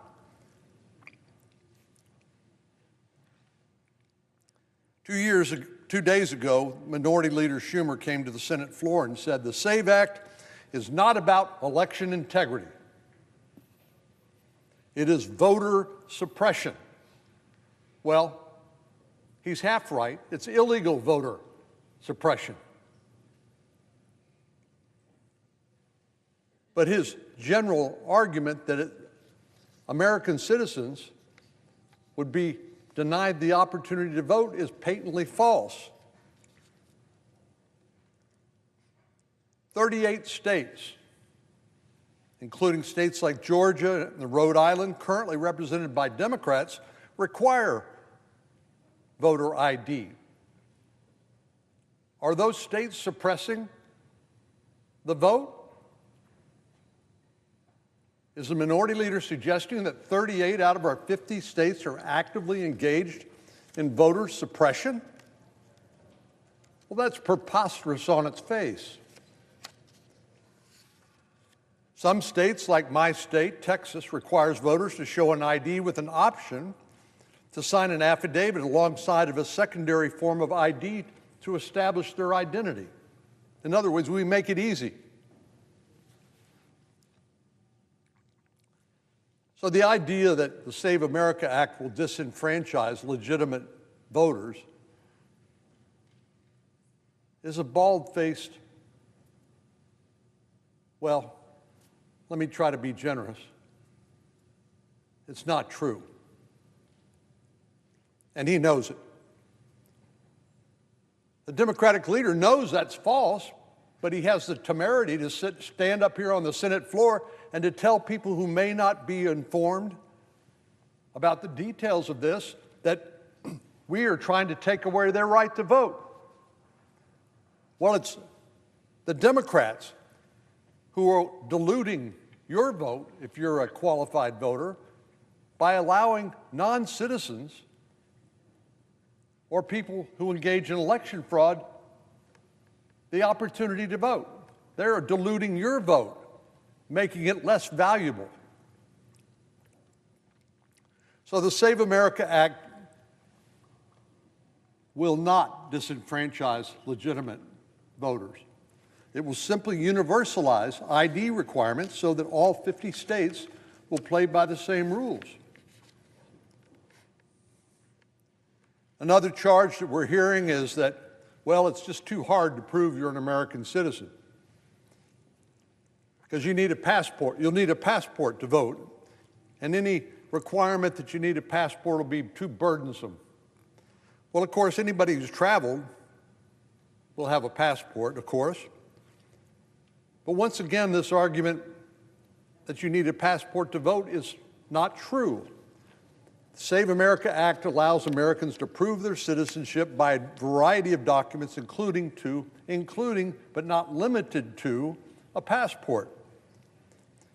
Americans can present an enhanced driver's license, a real ID compliant driver's license, or a state ID card, all of which are sufficient under this bill to prove you're an American citizen. I have a real ID driver's license in my pocket, as do most driver's licenses. We've required post 9/11 to prevent terrorists from getting false identities and traveling on our airplanes and blowing them out of the sky. We required that states eventually require a real ID, which just has a radio frequency chip in it that's hard to counterfeit, so that we have assurance that people who produce a driver's license with a real ID in it are who they say they are. So you don't need a passport.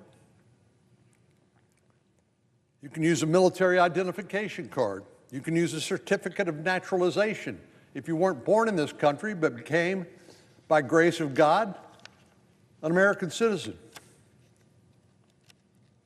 Furthermore, if an American does not have any of the above, they can pair a photo ID with their birth certificate, a consular report of birth abroad, or similar documents. In other words, there's a lot of different ways that people can establish that they are qualified to vote.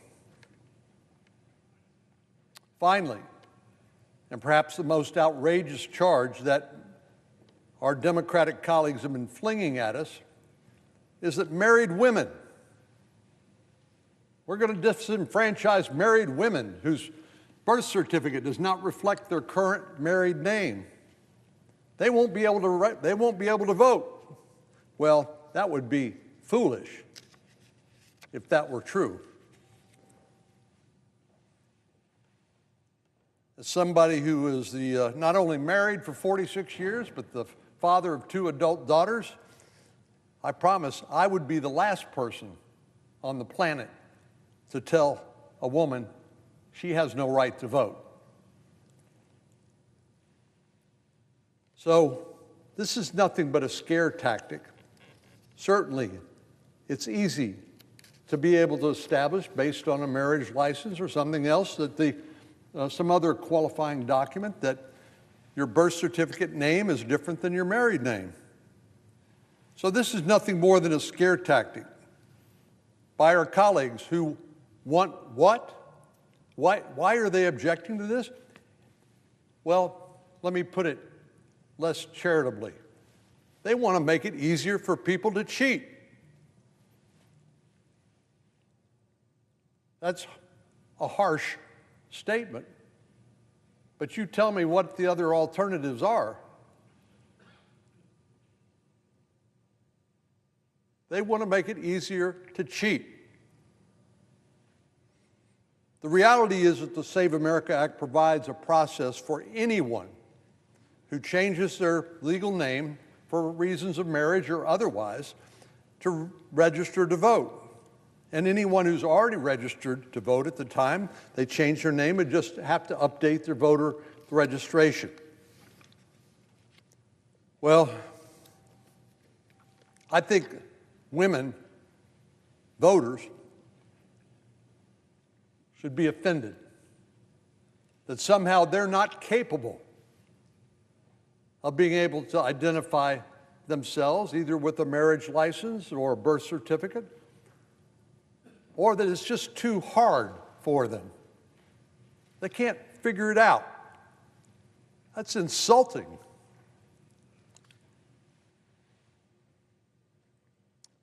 Well, I have full confidence that American citizens who happen to be female, who go through these heroic efforts to keep our businesses running and take care of our families, I have full confidence they'll be capable of updating their voter registration to match their new married name. To listen to our Democratic colleagues, you would think the American people are incapable of thinking for themselves or are incapable of simply locating these legal documents. And we're not doing this for frivolous reasons. It's because apparently our Democratic colleagues think that non-citizens should be allowed to vote, and that election fraudsters should be able to vote without proving their identity. On the behalf of the 32 million Texans I represent, I find this argument deeply offensive.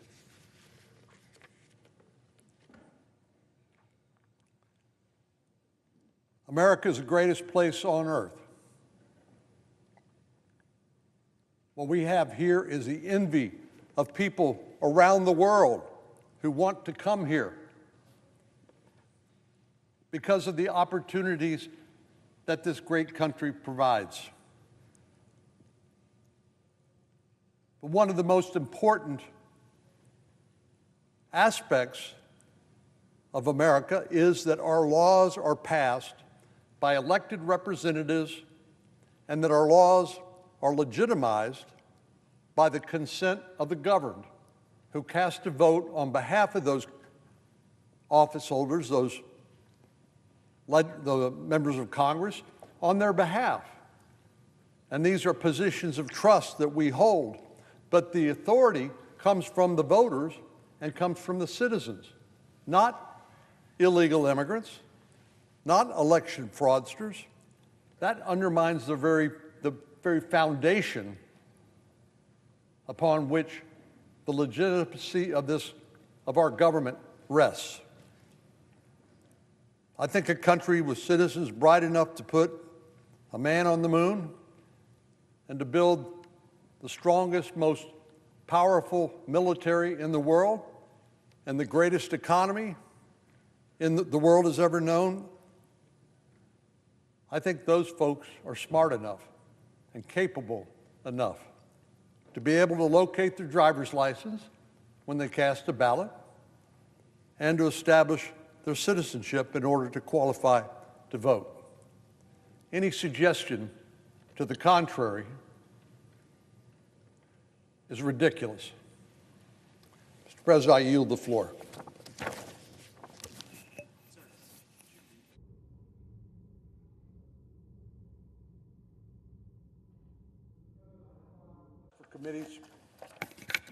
Five requests for committees to meet during today's session of the Senate. They've been approved by the minority and majority leaders. Duly noted. Mr. President, I note the absence of a quorum. The clerk will call the roll. Ms. Alston-Brooks.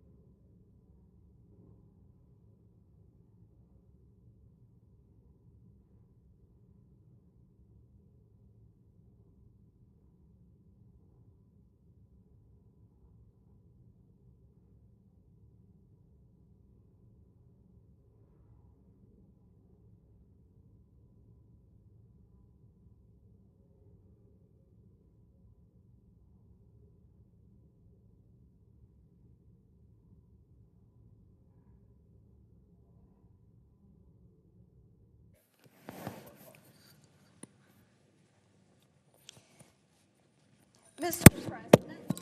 I recognize the senator from Tennessee. Thank you. Sorry, Mr. President, I dropped the microphone there. I ask that we dispense with the quorum call. Without objection.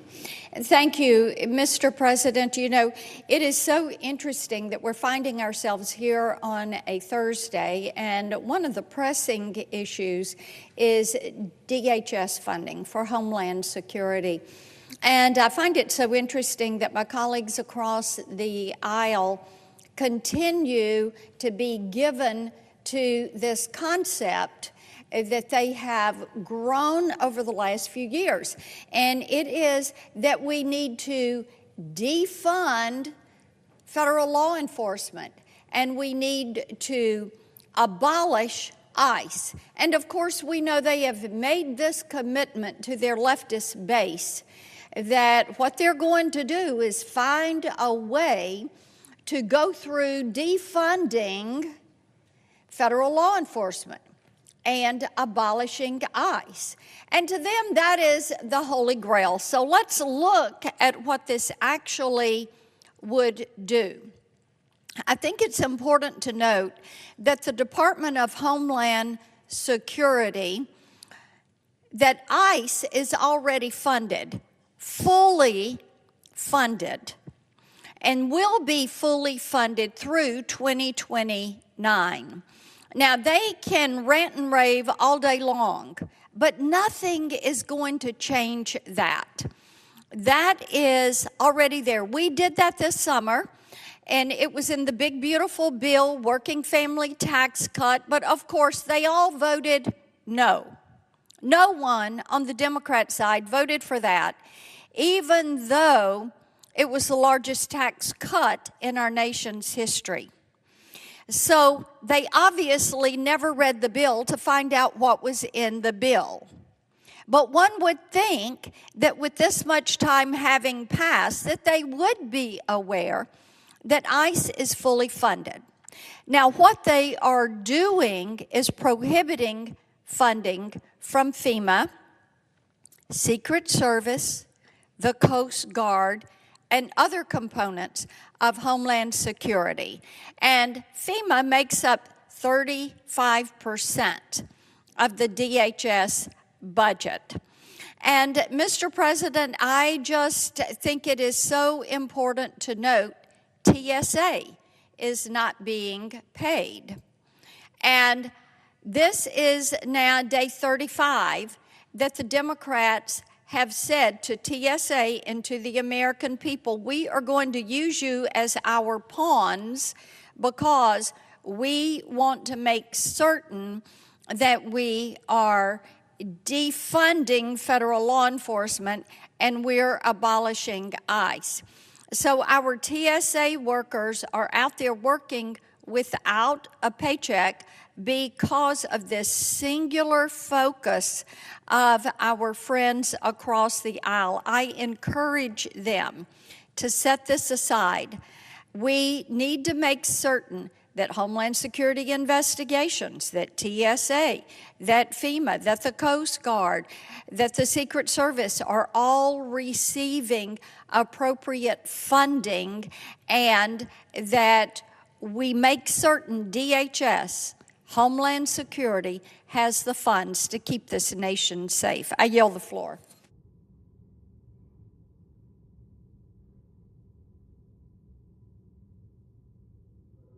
I recognize the senator from North Carolina. Mr. President, I rise today to honor the life, service, and long-awaited homecoming of Private Luther LaRue Dusty Rhodes of Eddyville, Henderson County, North Carolina, a United States Marine who gave his life in defense of our nation during World War II. Luther Rhodes was born in Eddyville on March 22, 1924, and raised on his family's farm in the Blue Ridge, Appalachian Mountains, by his parents, Harley and Lexine Rhodes, alongside 9 brothers and sisters. From an early age, Luther learned the values of hard work, devotion to family, and responsibility to others, values that shaped the man that he would become and guided his decision to serve his country. At just 17 years old, Luther was determined to enlist. After receiving his father's permission, he joined the United States Marine Corps on November 11th, 1941, just weeks before the attack on Pearl Harbor. He completed recruit training at Parris Island and was assigned to L Company, 3rd Battalion, 1st Marine Division at New River, now Camp Lejeune, North Carolina. In late May 1942, Private Rhodes deployed to New Zealand and soon thereafter took part in the amphibious landings on Guadalcanal on August 7, 1942, the first major American offensive of the war in the Pacific. His unit captured Henderson Field and then endured months of sustained, often brutal combat, including Bloody Ridge and battles now along the Matanikau River. And during this period, Luther became known among his fellow Marines as the Kid and by his nickname, Dusty.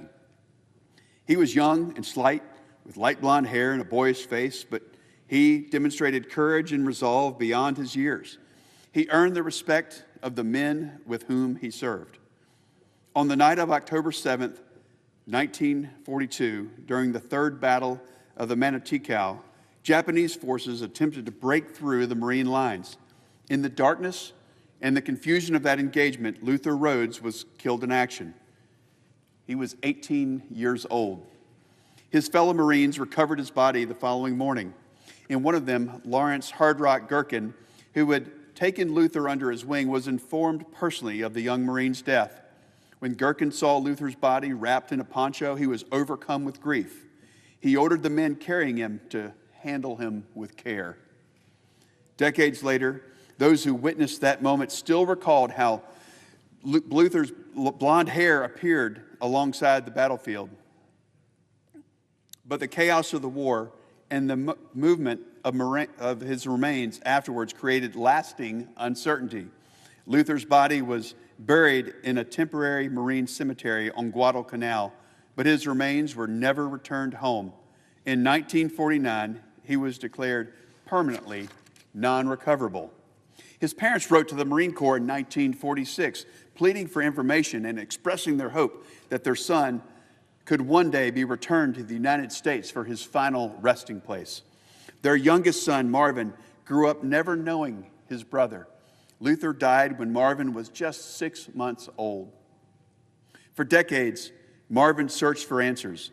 He submitted DNA. He attended briefings. He followed every lead that he could. And eventually, he lost hope that his brother would ever be found. Then, last year, in 2025, the phone rang.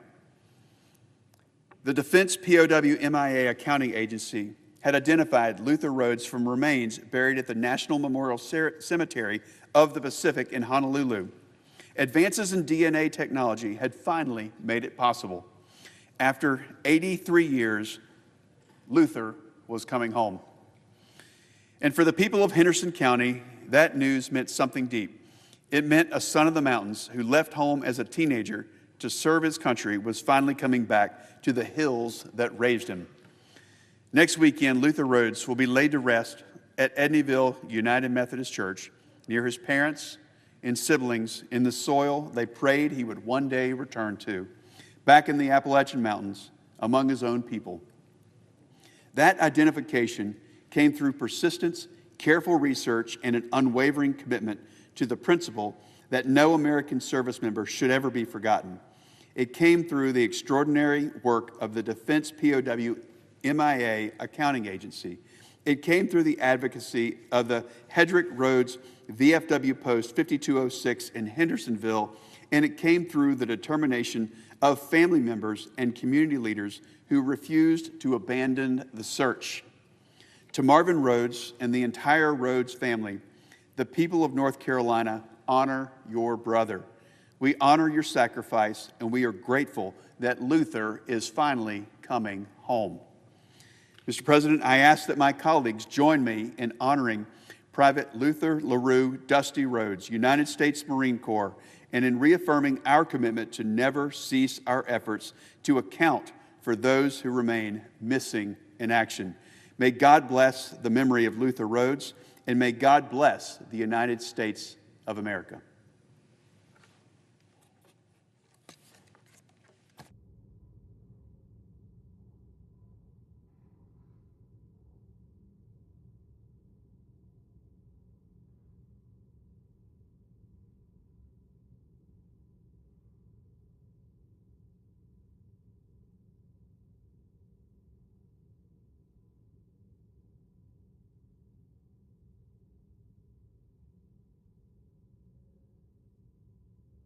I recognize the senator from Hawaii. The clerk will call the roll. Ms. Alston-Brooks.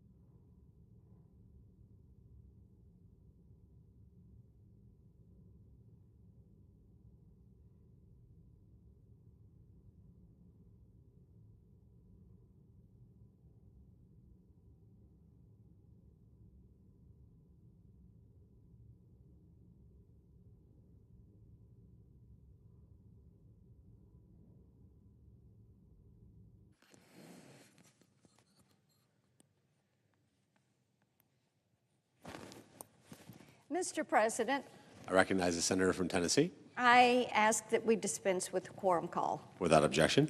Thank you, Mr. President. I had spoken a little bit earlier about what was happening with Homeland Security funding, and one of the things that we are hearing from so many school groups and church groups, and families that were coming up for spring break, is their disappointment with these long lines at the airport and difficulty in making those travel arrangements. And again, Mr. President, I think it is so important to encourage our colleagues across the aisle to accept some of the concessions and the offers that have been made to them in order to fully fund DHS and focus on our nation's security. But as I mentioned earlier, they choose not to do that because they want to abolish ICE.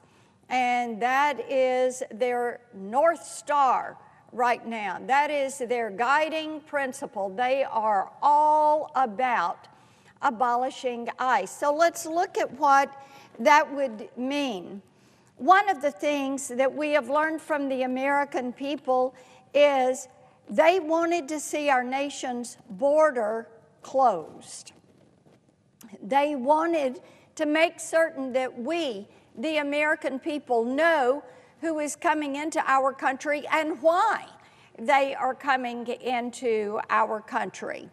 We know that we want to be certain that people are not coming here with ill intent. Now, we have seen this play out. We know for a fact that there are about 18,000 known terrorists that came in during the 4 years of the Joe Biden administration. Many of these people came in with criminal records. We know that they are on these terrorist watch lists. We know that they have moved across our country and that the Department of Homeland Security has been locating these individuals, moving to apprehend these individuals, to detain them, to prosecute them, and to get them out of our country. Now, interestingly enough, the vast majority of the American people agree with that process.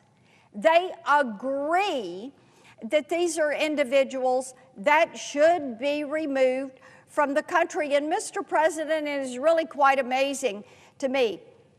In Tennessee, I have not talked to one single person, not one, who says, Marcia, you know what? I hope we get more terrorists moving into our neighborhood. Or, Marcia, I hope we have more gangs, more drug dealers, more drug traffickers, more human traffickers, more sex traffickers, more pedophiles, wanting them in their communities. They don't want that. And there is a good reason for that. The people in this country value public safety. They value that. They want our nation to be safe. They want our communities to be safe. They want to make certain that we are going to have a safe environment in which to live. Public safety, defending our country. That's kind of at the top of the to-do list when you talk with people about their expectations of the activities we're going to take out. There's another thing that is at the top of their to-do list, and that has to do with the Save America Act that is before us right now. This legislation, Mr. President, holds two provisions that the majority of the American people agree with.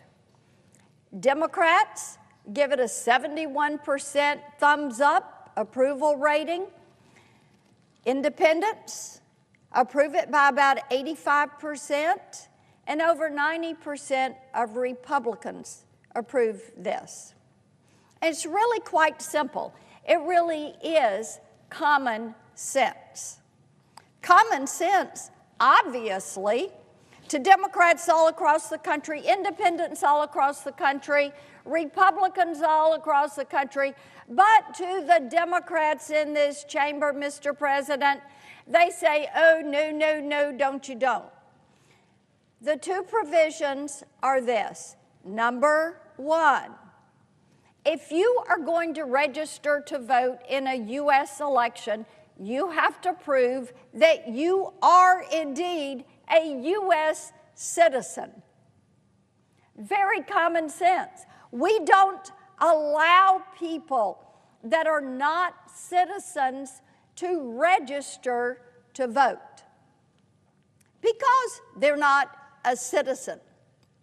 Now, if you were to follow the illogic that is on display from many of my colleagues across the aisle, you would hear them say, well, we need to allow these individuals to be a part of the community. Well, you know what? They are illegally in the country. They do not have a right to vote. They should not register to vote.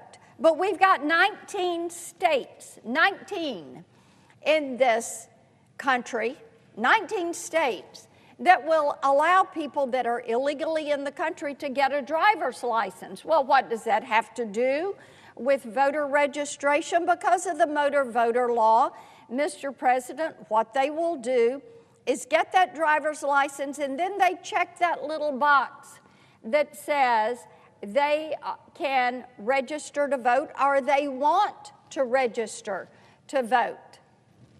And then the responsibility of getting them off that registration goes to your state registrar of elections, because they're going to have to match up their voter rolls against the list of individuals that are in the country illegally and make certain they're not there. States also can clean up these rolls by making certain that what they're doing is checking it against the IRS Social Security death rolls. This is how you make certain that your rolls are accurate. And that, indeed, is what needs to be done to ensure that people who are eligible to register to vote are the only ones who are registering to vote. Now, there is another thing that can be done to help with making certain that we're respecting citizens, respecting the one person, one vote, and making certain that we are respecting that right to cast that ballot. And that is having individuals who are going to the poll to vote to actually show their ID. Now, in Tennessee, we do this. This is standard process for us in Tennessee. And by the way, we clean up and verify our rolls. We make certain that we are doing that. We check them against the Social Security and the DHS rolls. And we are certain that people are a citizen. Makes sense, doesn't it? If you're going to vote, you got to be a citizen. And when people go to the polls, they take that photo ID and they show that ID before they cast that ballot. Mr. President, this is an action that shows respect. It shows respect for one person, one vote. It shows respect for the process. It shows respect for our citizens. The Save America Act and what it embodies with making certain that people prove they are who they are when they go to that poll, that people prove they are indeed a citizen of this great nation, the greatest nation on the face of the earth, and that they are thereby entitled to register to vote. These are actions that certainly are there to help protect that process. And we want to make certain that the Save America Act is passed, that it makes it to President Trump's desk, and that it is indeed signed into law. And Mr. President, I think that all of our colleagues across the aisle, when you look at the fact that 71% of the Democrats support this, 85% of the independents support this, 90-something% of the Republicans support this. So it leads you to ask the question, what are they afraid of? Well, one of the things that we continue to look at is, as we talk about elections, we should make it easier to vote and harder to cheat. And verification, clean rolls, respecting that process, yes, indeed, that is going to make it easier to vote. It's going to make it harder to cheat.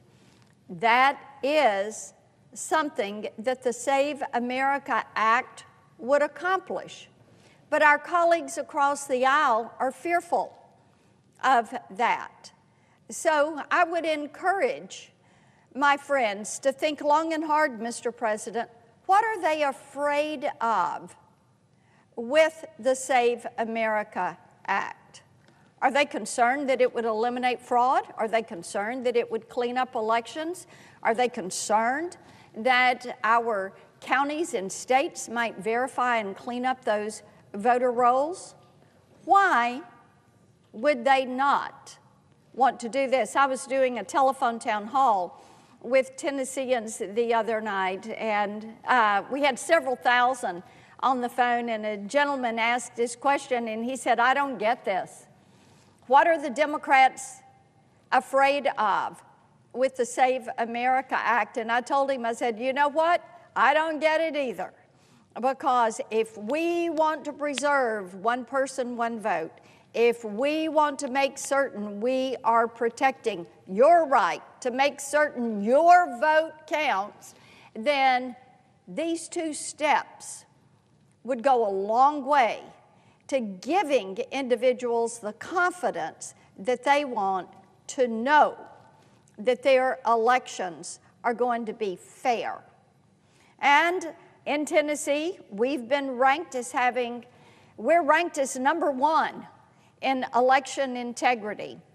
We go through all these steps, and it would be a wise move for other states to begin through this process. I would encourage these 19 states that don't require you to show identification, or either don't require you to show citizenship, or don't require documentation to register as they're going to vote. I would require them to look very closely at this, to respect the voter, and to make certain their roles are cleared. Mr. President, I yield the floor, and I note the absence of a quorum. Roll. Ms. Alston-Brooks.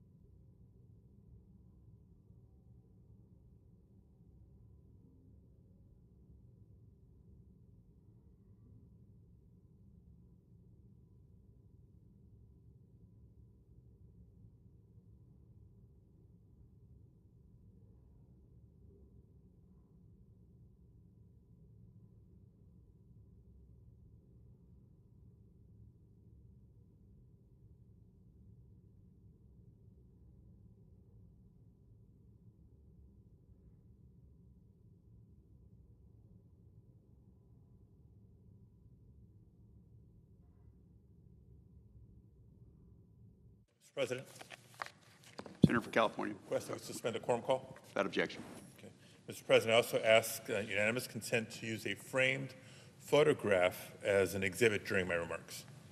Without objection. Thank you, Mr. President. I've been saying all week, colleagues, that Democrats would be here on the floor fighting this Republican voter suppression bill, this so-called Save America Act, tooth and nail for as long as it takes. And we're keeping that promise because Republicans are trying to pull off this bait and switch for the American people. Let me be clear, this bill is anything but a voter ID bill. If you're a married woman who chose to change her name when she got married, you could be kept from registering to vote under this bill. If this bill were to pass, vote by mail, that option would be gone. No excuse absentee voting, that too would be gone.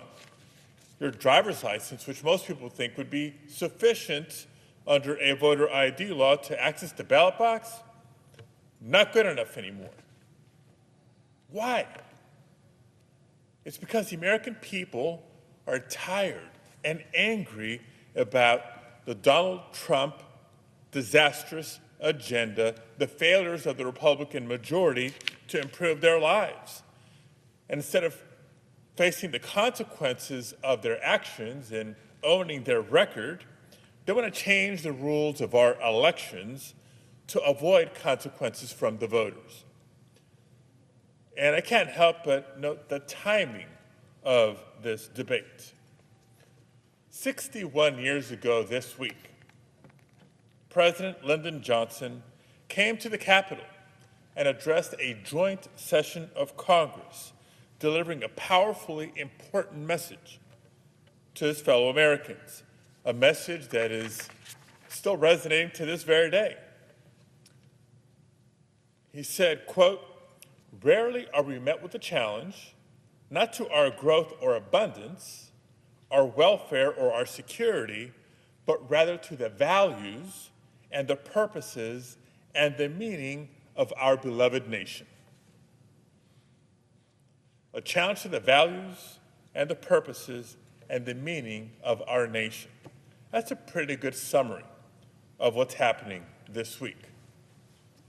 President Johnson went on to say, and again I quote, "Every American citizen must have an equal right to vote. There is no reason which can excuse the denial of that right. There is no duty which weighs more heavily on us than the duty we have to ensure that right." End quote.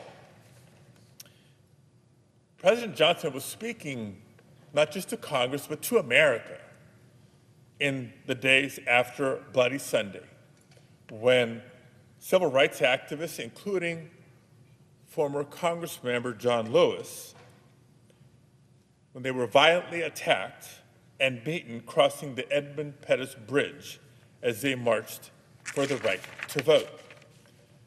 Now, many of us have treasured memories with John Lewis. And Mr. President, I keep this photo in my office where it inspires me every single day. In the weeks that followed Bloody Sunday, our country and Congress rose to meet the moment, and coming together, Congress passed one of the most significant pieces in our nation's history, the Voting Rights Act of 1965. Yet here we are today, debating a bill that would turn back the clock, that would do so much to deny so many their most fundamental right as Americans, our right to vote. That's shameful. In this country, the right to vote is a sacred thing. After casting our ballots, so many people are so proud to share with their friends, share with the public that they have participated in our democracy. They've done their civic duty. They wear buttons. They wear stickers, which is why we cannot allow these efforts to restrict voter access that are at the heart of this bill. Now, doing so would be an enormous and dangerous step backwards. Under, again, the so-called Save America Act, all 50 states would be required to send their voter rolls, including a lot of private information of voters, to the Department of Homeland Security. I spoke a couple of days ago as to why the Department of Homeland Security is the last entity you would want handling this vital information. Now, once there, known election deniers who have been appointed by the administration would certainly run these lists through the Department of Homeland Security's SAVE program, different kind of SAVE than the name of this bill, the SAVE program, and they would then give back to states lists of names of voters that should be removed from their lists. And colleagues, as you know, a substitute amendment has been filed for the Save America Act that's before us that now forces further reliance on unreliable data from the Social Security Administration. Now, it wasn't that long ago that we discovered that data was being misused by DOJ with a secret agreement to share the data that they got their hands on with outside political groups seeking to overturn election results. To my colleagues on the other side of the aisle, let me be abundantly clear with this point. This is not an accusation. Trump's Department of Justice has admitted to this in court. And here's another admission that the administration has made. Quote, due to misspellings of names, transposed numbers, or incomplete information, the SAVE program may produce inaccurate results. End quote. Again, this is not theoretical. This is not an accusation. It is happening right now. 12 states have chosen or have been politically pressured to cooperate by providing the Trump administration with their voter rolls. And there's been analysis and review of how this demonstration is going. NPR reports that as of December, the information of more than 47 million voters have been run through the SAVE program at DHS. And that means the administration is already flagging American citizens, eligible American voters, to be purged from the rolls. And colleagues, you know what happens when a voter's been purged from the rolls. The burden falls on the voter to undo it, to navigate bureaucracy in order to prove their citizenship once again, and to register to vote once again. But many won't even know there's a problem until they show up on Election Day and they're turned away because even though they've been voting there for years and years and years, all of a sudden, they're not on the list. Texas is one of those 12 states. And again, the review of the activity that's already happening by DHS in this so-called SAVE program, in Travis County, 25% of the flagged names had already proven their citizenship. 1 in 4 voters. And in Boone County, Missouri, another state that's participating, more than half of the voters that DHS told those states to remove were citizens. So let that sink in for a moment. 25 to 50% of the names were flagged in error. 1 in 4 voters? Half of voters? Can you see how this would be a huge problem? Eligible voters being removed from the rolls and even referred to DHS for possible criminal investigation. That's the broken system that Donald Trump wants to use to maintain voter rolls nationwide. And that's the question being posed to the Senate and to Congress. I know how Democrats are responding. So the question is really, is this what Republicans want too? And as you look through the rest of the bill, you know that this SAVE program utilization is not the only problem.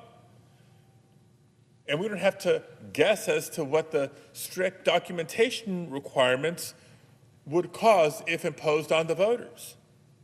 Look no further than the state of Kansas, when they tried something very similar to this just a few years ago. 31,000 eligible citizens blocked from registering to vote. 31,000 eligible citizens blocked in Kansas. If I was a senator from Kansas, I'd be up in arms. Or look to New Hampshire. Hundreds of voters were turned away last year under a recently enacted state law because they didn't have a passport or a birth certificate on hand when they went to the polls. The very types of requirements in the language of the bill before us. Joshua Bogdan was one of those voters. In the late afternoon on Election Day, he turned up at his polling site to vote, only to be turned away because all he had on him was his driver's license that day. He had to race home and frantically search for his passport, then race back to the polls before they closed. Thankfully, he was able to vote that day. But he admitted later that if there was anything that might have delayed him, having to take longer to find the passport, maybe getting caught up in traffic, he would not have been able to cast his vote. He would have been denied his fundamental right to vote. Now, I've also heard some of the sponsors of this bill say, oh, don't worry, if you don't have the proper paperwork at hand, there's going to be a separate process. And they replied to me, well, just read the bill. Well, guess what? I have read the bill. And I'll tell you about this last-minute provision, this last-minute affidavit process that's been inserted into the bill to try to provide cover for those hiding behind the true intent. The fact of the matter is that there's no clear standards for this alternate process that they're pointing to. There's no clear explanation to how it would work. All we do know is that if this bill were to pass and be signed by the president, it would go into effect immediately. So let's be clear about what's fundamentally happening here. Maintaining accurate voter rolls is vital for our elections. It requires precision. It requires transparency. Trust me, I served as California Secretary of State prior to coming to the Senate. Nobody understands this in this body better than I do. But I also understand that that transparency, that precision, is not in this bill. Instead, this bill creates a system where mistakes are inevitable. And if mistakes are inevitable, then it is inevitable that people will be denied their fundamental right to vote. There's a reason, colleagues, that President Johnson and civil rights leaders came to push so hard for the passage of the Civil Rights Act and the Voting Rights Act. It was to move our country forward, not backward.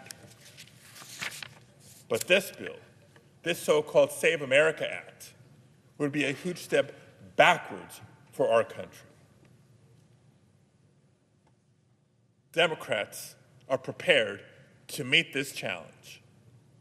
We'll continue opposing this bill. I'll say it again, today, tonight, tomorrow, for as long as it takes. Nothing is more fundamental in our democracy than the right to vote, and we will do everything in our power to protect it. Thank you, Mr. President. I yield the floor.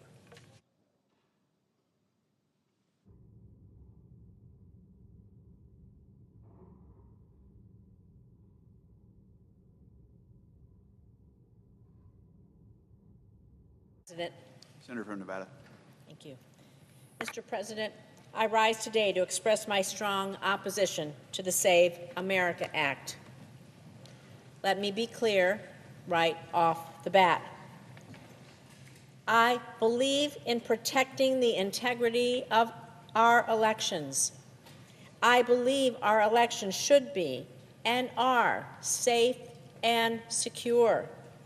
And I believe we must always make sure there is no meddling in our elections. Every eligible American deserves to have their voice heard at the ballot box, and they deserve to have confidence in our democratic system. So this is not a Democrat or Republican value. Free and fair elections are the foundation of the United States of America.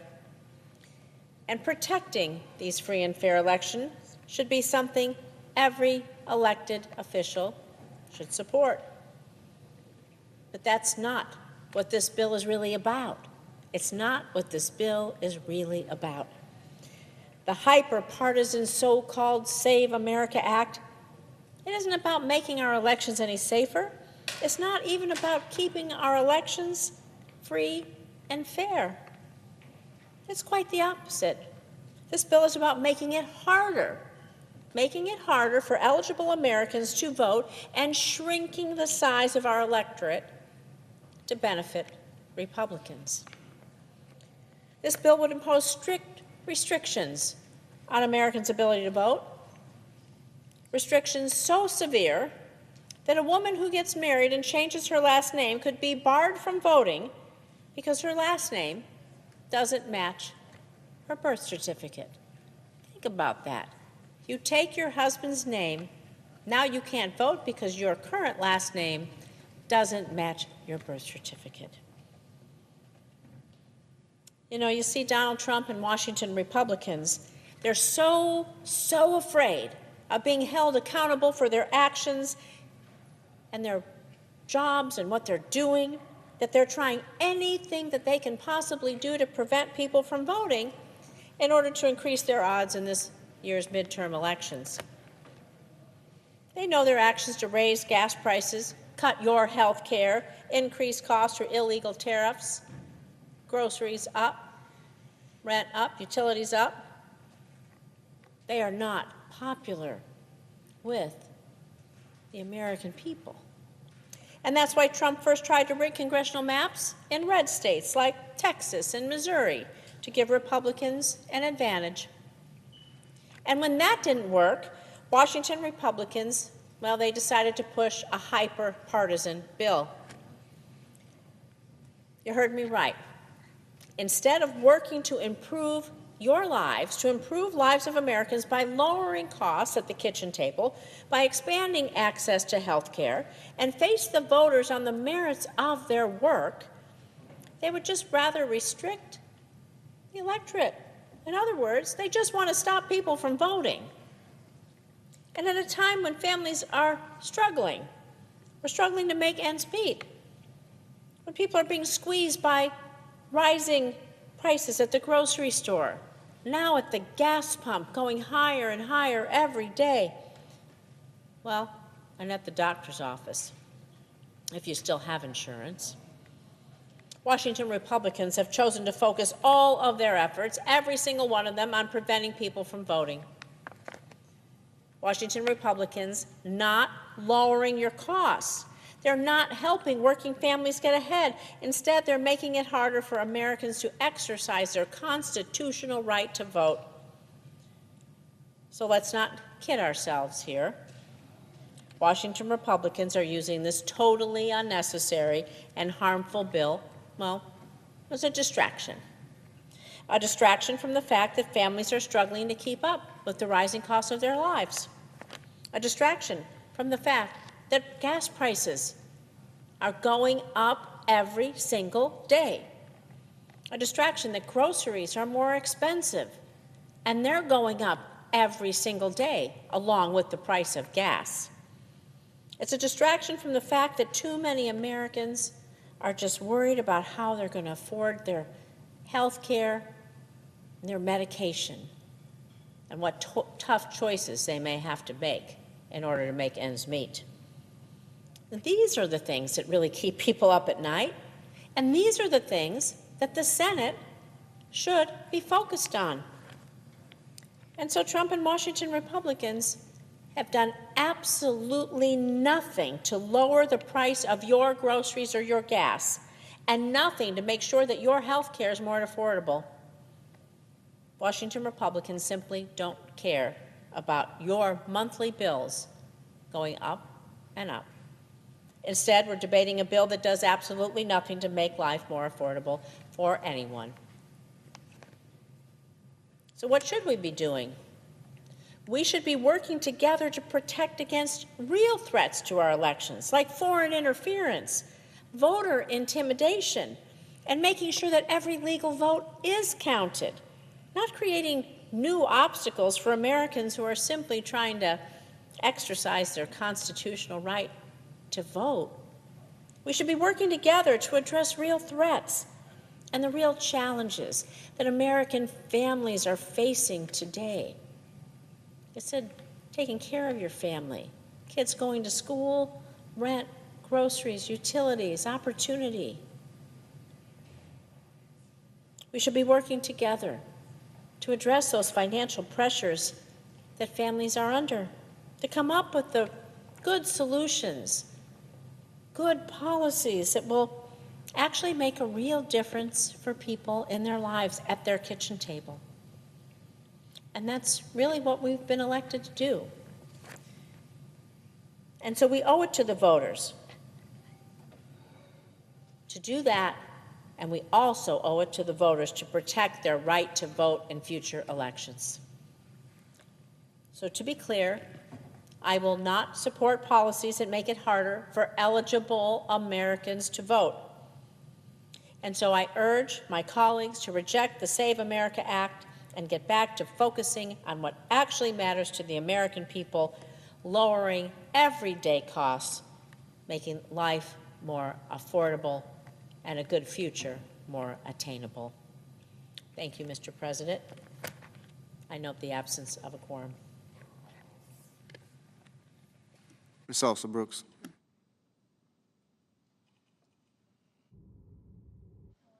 I'm good.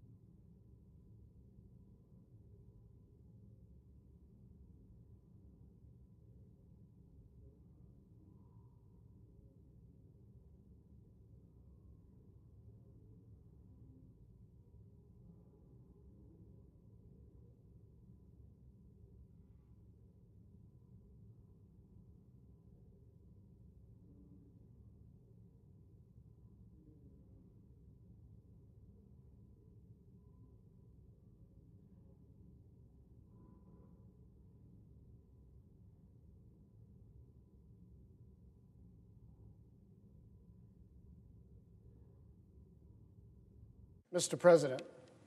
Senator from Hawaii. Mr. President, I ask unanimous consent to vitiate the quorum call. Without objection.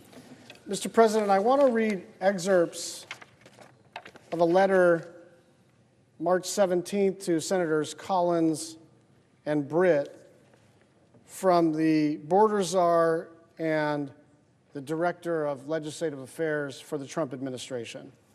And I won't read the whole thing, except to point out that there are 5 substantive areas in which the administration expressed a willingness to enact reforms. Now, that sounds kind of encouraging.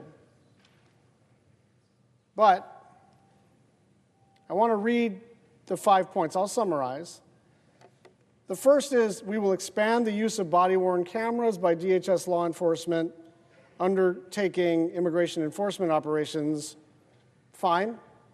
Let's codify that. I think the retention of data is important. I think the last time we talked about body-worn cameras, there was a willingness to fund body-worn cameras. There was a willingness to indicate that it was the policy that people should wear body-worn cameras, but there was not yet a willingness to codify that requirement in federal law. But that's workable. The second thing is the administration will limit civil immigration enforcement activities at certain sensitive locations, like hospitals and schools,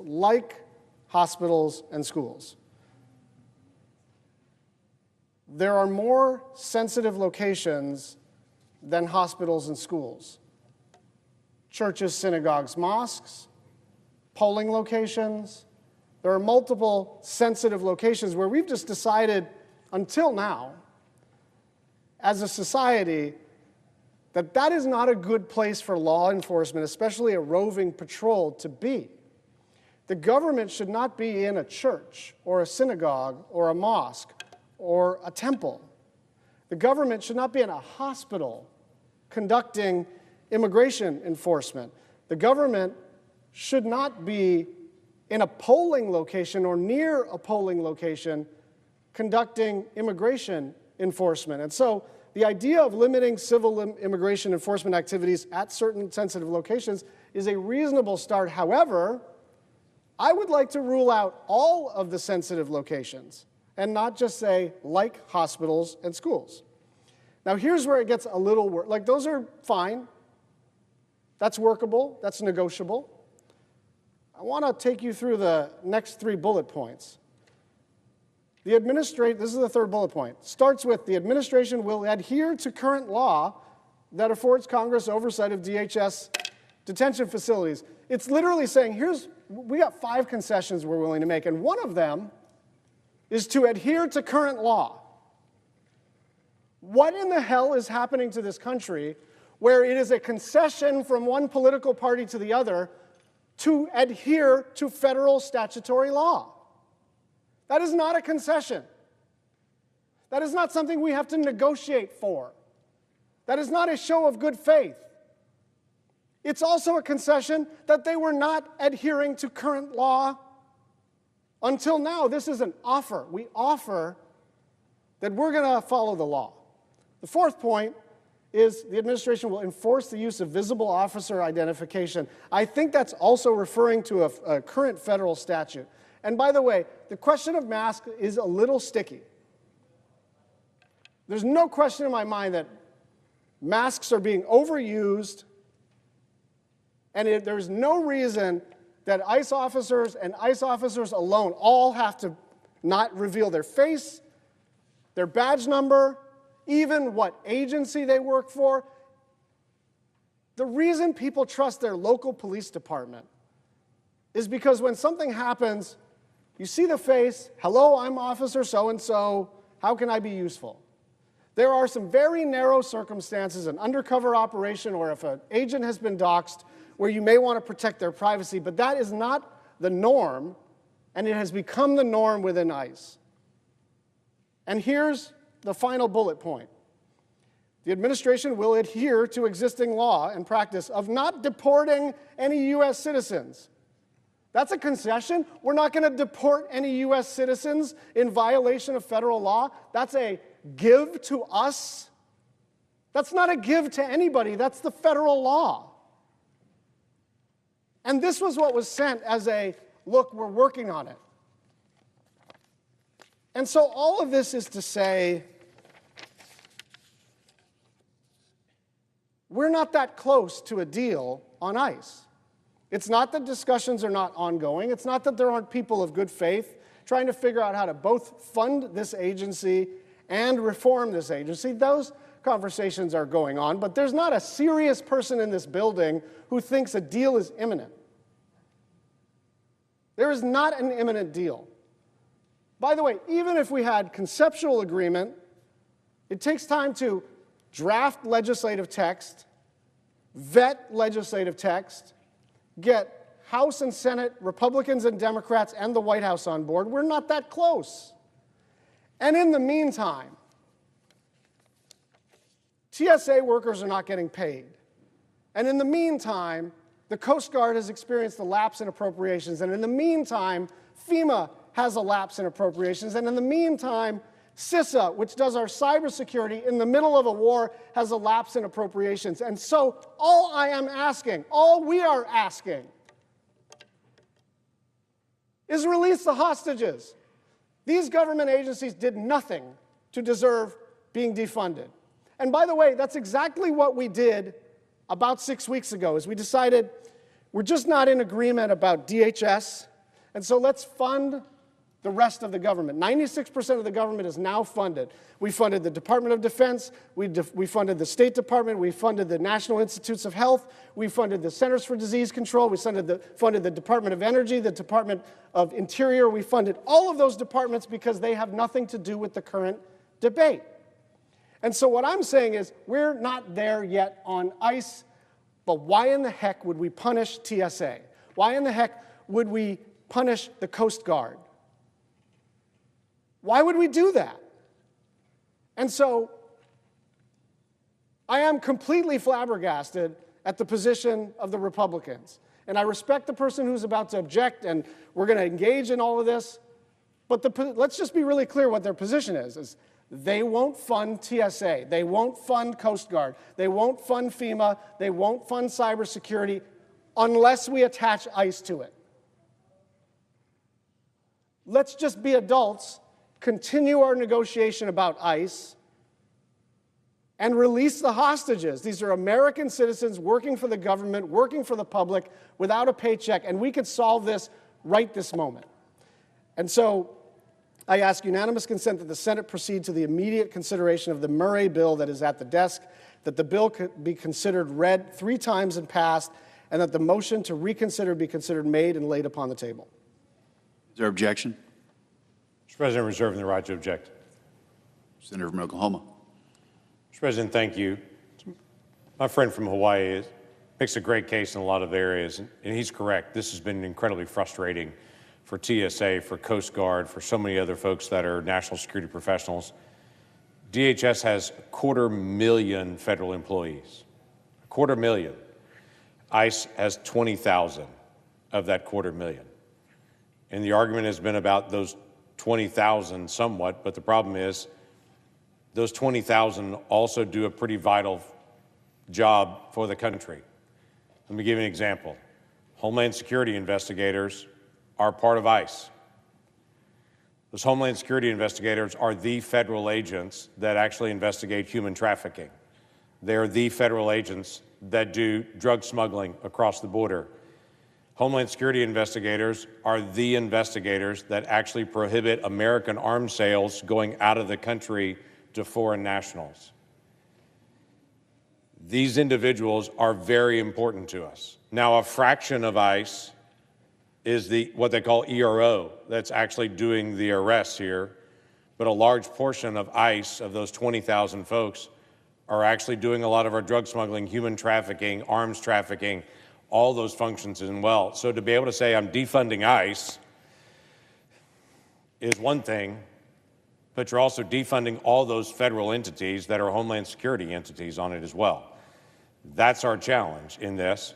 And as I've said to my colleagues before, when they defund ICE, at what point does it ever turn back on? At what point did I ever come back to my Democratic colleagues and say, it's time to actually fund ICE? The pressure from the hard left outside has been so focused on defunding ICE, defunding ICE, defunding ICE, that's going to make it very, very difficult for any of my colleagues to ever vote and say they're going to do this. Now, as far as the negotiation process, my colleague from Hawaii is correct. There have been some letters that have been exchanged. Part of my frustration, and I've shared it with him before, is that the offer that he was dictating was actually made, and there was no response that came back for 18 days. So the offer was made to say, let's talk about this. Here's a proposal. 18 days later, there was a response. We lost 2.5 weeks of time in negotiation to be able to do it. Now, thankfully, it has moved past just that letter now. There's actually legislative language. That language is being debated behind closed doors now, finally, to be able to talk about it. There have been Democratic members that are meeting with the White House and with Republican members here in the Senate to be able to go more in depth, to be able to figure out what to do. It is de-escalation training. Yes, it is definitely body-worn cameras and including how they're going to be used and trying to be able to mandate those. It's identification for officers. It's when they step out of their vehicle to identify who they are, to be able to track that. It's a lot of the aspects that have been discussed, including the warrant issue, that my Democratic colleagues have said it's really important. We want to be able to deal with the warrant issue as well. All those things are in current negotiation around legislative language. Last week, I stood here and said, why aren't we staying through the weekend to be able to work to solve this? Why are we leaving and going home? We should stay at the wheel and keep working until it's actually resolved. Not just for the 250,000 folks that are in DHS, but also for those 20,000 folks that also work with ICE. They have families as well. They have mortgages as well. They also want to be able to get paid the same as everybody else. So the challenge now becomes, we're not going to just defund ICE and then never turn it back on so ICE agents quit because they know they're not getting paid and it just drags on for a long time. We need to actually resolve the differences. My colleague and I agree on body-worn cameras. We agree on de-escalation. Now, we disagree somewhat on the mask issue because the problem has become unique. There's now activists who have apps that they're snapping pictures and saying there's an ICE agent here. They're snapping a picture of their vehicle. They're putting it together. And other people are then snapping where they are, tracking, using facial recognition to be able to identify where their family is. Where ICE agents, for the first time that I know of ever, now literally put their family at risk from Americans. In the past, ICE agents knew that there were cartels that were pursuing them. Now it's not just cartels, it's left-wing activists that are now trying to snap a picture of them. And so while they're in one city, you can actually have an activist show up at their hometown, at their home address, and to be able to torment their family there. For the sake of the ICE agent and for their kids, why would we not allow them to be able to protect themselves and to be able to protect their family? They're doing a job that the federal government has asked them to do, to go pick up criminals and to go pick up criminal aliens. Let's protect their family in the process of actually doing that. So I do object to this, but I'd love to be able to offer a second alternative to this in the days ahead, so I object. Mr. President, first of all, I didn't get a chance to thank the senator from Oklahoma for keeping the Senate last week. There was a moment where there was an exchange of views, and it was actually the majority leader had a perfect right to kind of monopolize the time and make it so that it would have been 6 Republicans in a row and we would have been just standing there. But he's the one that said, look, it's the Senate, we have to have a debate, and caused us to take turns. That seems like a small thing, but it's not a small thing, because we ought to be hard on the issues and easy on each other. And I just appreciate his steadfastness in being decent while being extremely conservative at the same time. I'll just make a couple of final points. On HSI in particular, I think a lot of us would feel more comfortable carving that out if it weren't for the fact that so many of these HSI people are actually being taken off of their current assignment to help conduct immigration enforcement. And so people are literally being taken off of like preventing child pornography, preventing arms trafficking and drug smuggling, and they're now in these immigration enforcement actions. 300 remain in Minnesota. And so there's a little bit of the devil being in the details as it relates to getting our arms around this, because we don't want whatever we do to only apply to the narrow question of the appropriations bill. For instance, when members said, I have a right under the appropriations law to go and visit this detention center, the people at the detention center who turned away members of Congress said, we're not funded by the appropriations bill, we're funded by the OBBA. Different pot of money, different set of rules that attach. And so whatever agreement that we achieve, if we achieve one, we can't mess around with color of money and detailees from HSI or CBP. Like, as these operations manifest themselves on the ground, nobody's tracking what the color of money is. So all of the reforms that we're talking about have to attach to OBBA money, have to attach to detailees from either the FBI or HSI or any other federal law enforcement agency. We are trying to actually get this agency under control. But my basic problem is, this is cordial, this is constructive, but you and I both know we're not that close, and people got to make their rent and their mortgage now. And so the idea that nothing is agreed to until everything is agreed to, like, sounds good in diplomacy, but the practical effect is that our Coast Guardsmen and women, our TSA, our FEMA employees, our CISA employees are going to miss paychecks because we're still in an argument about a very, very narrow swath of the federal government. I yield the floor. To recognize the senator from Oklahoma. Mr. President, my friend from Hawaii is absolutely correct on the color of money issue. There shouldn't be a difference. Those are taxpayer dollars, all of them. So the taxpayers should have accountability in that, and there shouldn't be a limitation on that. And that is one of the areas that I've also expressed frustration at DHS on, because I'm also one of those folks that's made a call, said I want to make a quick drop-in on one of the DHS detention facilities to be able to see it, and I was also told no. That should not be so. So I agree with my colleague from Hawaii on that, that whatever rules apply should apply no matter what account that it comes from, because the account is actually the American taxpayer. So that should apply in every single spot on that. I do agree as well that we've got to be able to finish this out. We've tried to offer several opportunities to be able to do it. Want to continue to be able to do that as well. At the very beginning of this, we couldn't reach an agreement, so we did what was called a continuing resolution. Say, let's pay everybody short term until we can actually get through this. That's how we started this. That actually ended, and now we don't have anything on it as well. So I'd like to offer a 4-week version of that, to say for the next month, let's try to work through this. I think we're closer. That's my opinion on this. I think we're closer to the debate to be able to getting this done. But if it's my family trying to be able to get to a paycheck, they just want to know it's going to get done.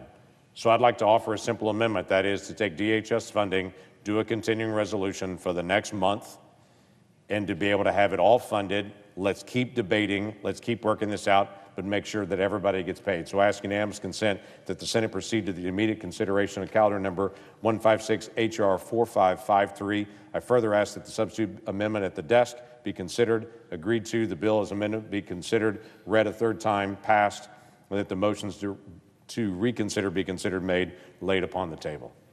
Is there objection? Mr. President, reserving the right to object. Senator from Hawaii. Mr. President, I'll be brief. I always enjoy our exchanges, and this one was, I think, particularly constructive on substance. I'll just say, my job is to count, and the votes do not exist for what the senator from Oklahoma is asking for. They just don't exist. Not if I wanted it, not if Senator Schumer wanted it.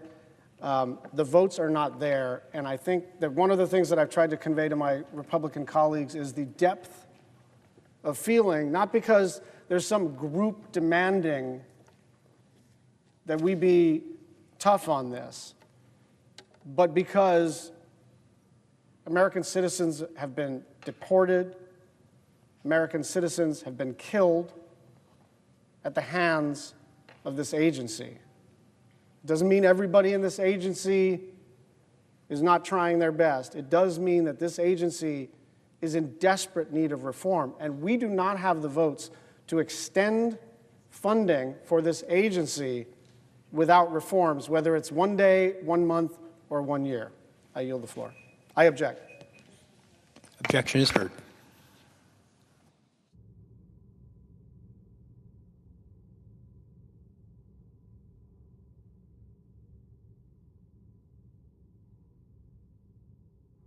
Mr. President. Recognized the senator from Missouri.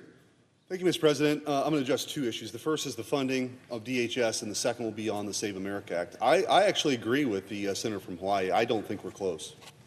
And here's why. The Democrats have made it very clear they're hell-bent on defunding ICE. They have demonized these husbands, wives, cousins, sisters, brothers, to the point where they have painted themselves into a corner where there is nothing that they will accept short of eliminating immigration enforcement in this country. The White House has acted in good faith with the Democrats on this, with some reasonable measures like more training, body cams, things like that. But here's what they really want. What they really want is they don't want people deported. They don't actually believe in the sovereignty of the United States of America. They don't think that as a country we should decide who's here and who has to go. It's a fundamental disagreement that didn't exist before. If you listen to a Bill Clinton speech from not that long ago, he talked about strong borders and deporting people. Barack Obama deported millions of people. What they want is a dynamic, and if you listen closely, the reason why they want mask agents or the ICE agents not to wear masks is they want them identified. They want the ICE agents' families to be terrorized. They want the facial recognition software that exists on Facebook and others when people are doxxed to be very clear and usable so that nobody wants to join ICE anymore. This is the exact same phenomenon that happened with the Defund the Police movement. What happened was because the police officers were demonized by the left, people retired early. People stopped joining police departments. Recruitment dived. That's what they want with ICE. They want to muck up the process with this whole idea of judicial warrants, knowing full well that warrants currently exist right now. There's a full disposition for deportation through the process that both Republicans and Democrats have agreed to over the years, including Republicans and Democrat presidents. That's not good enough because they want to make it harder to deport people. So this fundamental question about whether or not we're going to get funding for DHS is going to be very hard to solve when the Democrats on the other side don't actually want to solve the problem. And Chuck Schumer wants the chaos. I've talked to rank and file Democrats who have no idea about the reasonable nature of what the White House has offered because the minority leader doesn't want them to know because this is what he wants. He wants the chaos. He wants people stranded on spring break at airports because he creates a bigger problem and he thinks that all goes back to Trump. This is not like rocket science, but it's dirty. And what the Republicans have said is the White House is dealing in good faith. These people deserve to be paid. We shouldn't be holding all these people hostage. These TSA agents who are now going to miss their third paycheck here pretty soon. Listen, I fly back and forth every week. People can't afford that. Real people can't do that. So this is where we're at. I think they want to create a dynamic like they did with the Defund the Police movement that they were so supportive of a decade ago with the Defund ICE movement, so that they can't do their jobs, and their jobs become so difficult and their families are terrorized that nobody wants to be at ICE anymore.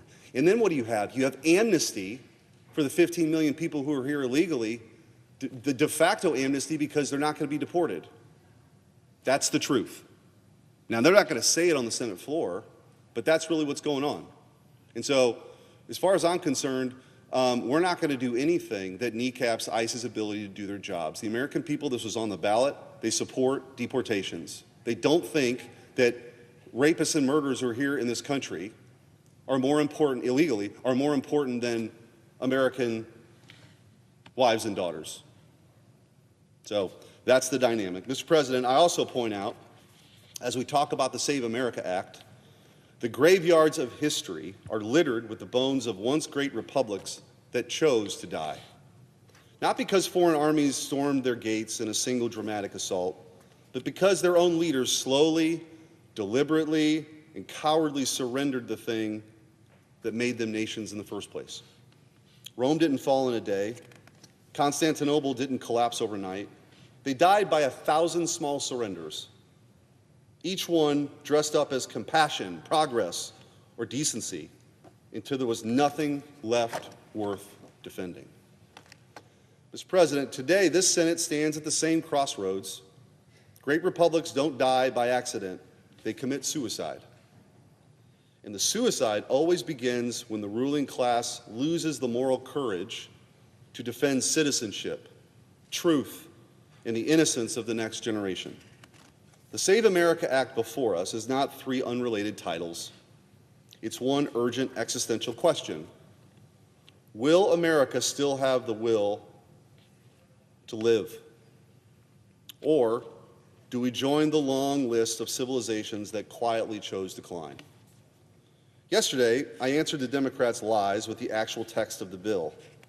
Today, I rise to warn the body.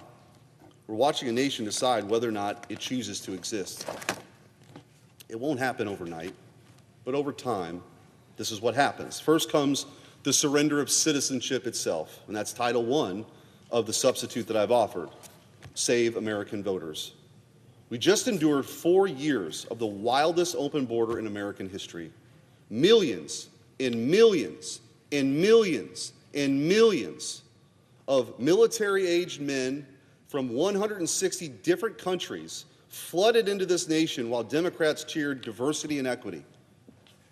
Now those same Democrats have the audacity to claim that simply asking people to prove that they're American citizens before they register to vote is somehow voter suppression.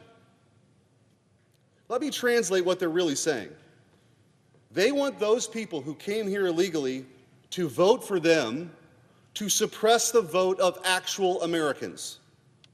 They fear actual American citizens voting more than they fear the fraud. American elections are for Americans, and we need safeguards. When I was Missouri's Attorney General, I stood in court and fought the left's dark money lawyers to defend these very safeguards. Missouri fought back. We didn't settle. We fought back and we won. The American people deserve that same victory here. Because when citizenship becomes optional at the ballot box, the republic itself becomes optional. Next comes the surrender of truth, Title II of the Save America Sports provision of this underlying substitute. A civilization that lies about something as basic as the difference between men and women has already begun a death spiral.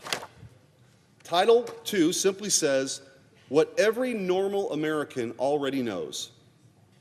Women's and girls' sports are for women and girls. Biological males cannot declare themselves women and steal scholarships, records, locker rooms, and safety from actual females. We have watched this fraud unfold in real time. Boys with superior strength and bone density dominating girls' competitions while the ruling class calls it inclusion. Isn't this wonderful? Isn't this progress? While they sip champagne at their cocktail parties. That is theft. That is cruelty. It is the law conscripted into service of a lie. I have 2 daughters in Missouri who love sports. They should never, ever be forced to surrender fairness, privacy, or physical safety so that Washington elites can pretend their biology is a mere suggestion and feel good about themselves at cocktail parties. A nation that tells its own daughters, they must accept boys in their locker rooms, has already lost the will to tell the truth about anything. Finally, we reach the most unforgivable surrender of all, the betrayal of our children. Title III, Save American Children. This title draws on a clear moral line against the genital mutilation and chemical castration of minors. It says that confused children do not need scalpels, cross-sex hormones, or lifelong medical dependency. They need protection. They need patience, truth, and love. What the other side calls quote-unquote gender-affirming care is nothing less than a profit-driven scandal. When big pharma and activist doctors turn childhood confusion into permanent patience and permanent revenue streams. Children are not ideological property. They are not raw material for adult experiments or corporate greed. A decent civilization does not answer a child's distress with irreversible harm. The final sign of a dying civilization is when it sacrifices its own sons and daughters on the altar of adult delusion. Mr. President, I look around this chamber right now.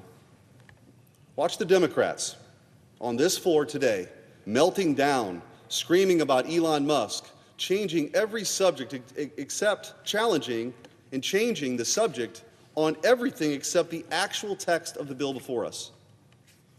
Democrats are not debating this legislation because they cannot defend what this bill exposes: open borders, an open season on America's daughters and children. They prefer managed decline so long as they're in power. This Senate was not sent here to manage decline. Enough with the slow-motion suicide of this republic. The American people did not send us here to preside over the death of a country. They sent us here to fight for its life and for renewal. Working families in Missouri and across this nation are done. Done with citizenship being treated like a suggestion. Done with their daughters being erased in the name of inclusion. Done with their children being targeted by an ideology that profits from permanent harm. This is the moment of truth. To my Democratic colleagues, stand up right now. Defend what you really believe. Tell the American people on the record, that citizenship should mean nothing at the ballot box, that boys belong in girls' sports, and that children should be chemically castrated and surgically mutilated in the name of quote-unquote care. Tell us that. Tell it to the American people. Tell it to your voters who don't support that. Say it plainly. Own it. To every Republican in this chamber, this is why the people gave us the majority. This is the reason we exist in this moment. No more excuses. No more polite theater. No more managed decline. Pass the Save America Act. Restore the ballot to American citizens. Defend our daughters from fraud. Shield our children from harm. Prove once and for all that America still has the will to live. The age of excuses is over. The time to fight for the life of this republic has arrived. Mr. President, I yield. Mr. President, To recognize the senator from New York. I rise today to address the merits of this bill, per my colleague's request. I rise to speak out against President Trump's un-American efforts to keep millions of eligible voters from the ballot box. The president is more focused on preventing Americans from voting than lowering prices for working families who are suffering right now because of his economy and because of Trump's tariffs. Make no mistake, the Save America Act is not about preventing voter fraud. It's a voter suppression bill designed to silence American voters. this legislation would virtually eliminate voter registration methods that 90% of Americans rely on. That includes mail-in registration, online registration, voter registration drives, and automatic registration at the DMV. It would also require citizens to present documents like a passport or a birth certificate in person while registering to vote. And not just when they register for the first time.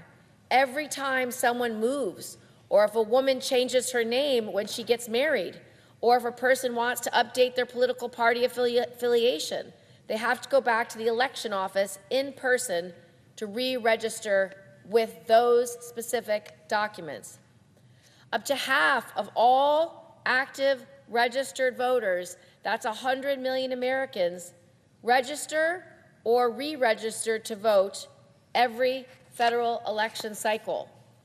While coming up with these documents may sound easy, the reality is that more than 140 million American citizens, including over 5 million New Yorkers, do not have a valid passport. And getting one for the first time costs $165 and takes several weeks, if not months.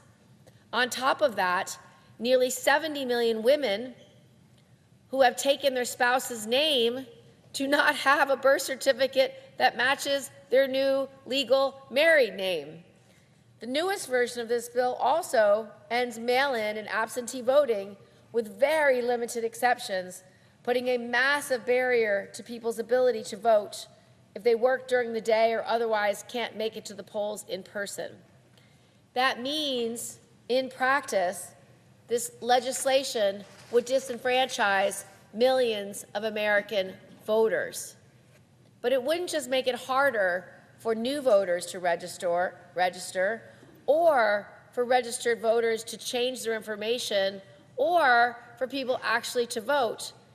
The Save America Act would also force states to submit voter data to the Department of Homeland Security under the guise of verifying voter citizenship status. But here's the catch.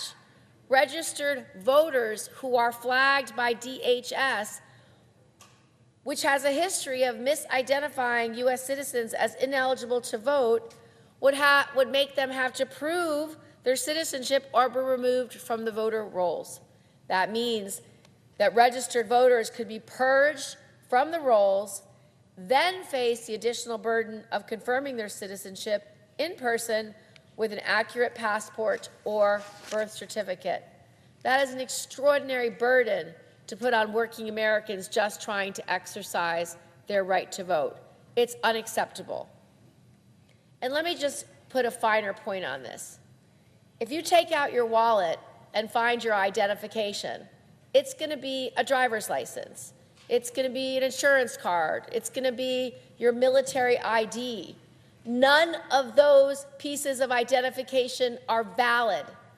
So the process that we have today for showing who you are is not valid under this bill. The right to vote is the cornerstone of our democracy. It's the purest expression of what it means to be an American.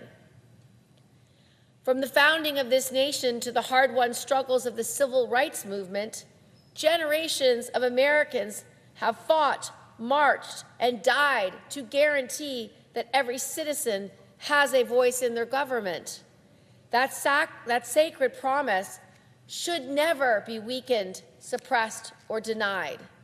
But that is exactly what is happening right now. So as we prepare to vote for this legislation, I ask you all to consider what this means for your constituents.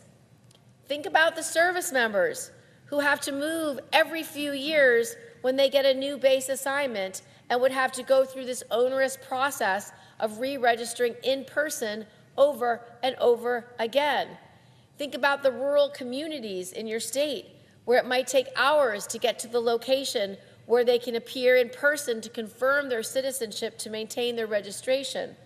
Think about the seniors and people with disabilities who are homebound and rely on mail-in and online registration to make their voices heard. Think about the nearly 70 million women like me who have taken their husbands' last names. The Save American Act would effectively block us from voting if you don't have a passport or didn't go to get a new birth certificate with your married name on it. All of these American citizens would be disenfranchised by the Save America Act. Make no mistake, this bill is not about preventing election fraud. If it was, I'd be for it. It is already illegal for non-citizens to vote in our elections, and numerous studies have confirmed that voting by non-citizens is extremely rare. Instead, this bill is a poorly concealed effort by President Trump to consolidate his own power and strip Americans of their constitutional rights. The president himself said that by passing the Save America Act, the GOP will, quote, never lose a race for 50 years. What do you think President Trump meant by that?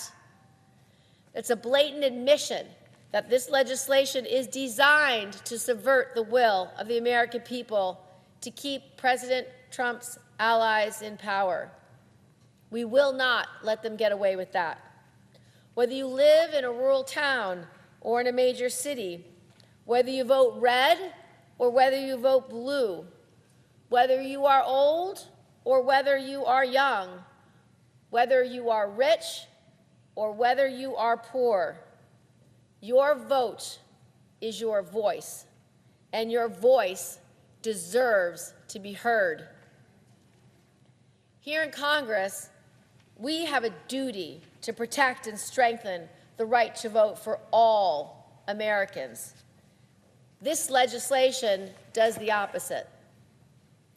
I urge my colleagues to vote no on the Save America Act.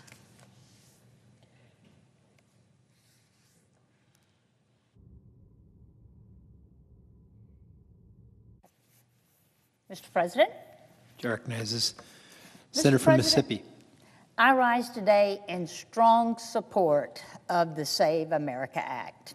The principle at the heart of this legislation could not be simpler. It is not confusing, and it could not be more important. American elections are for American citizens.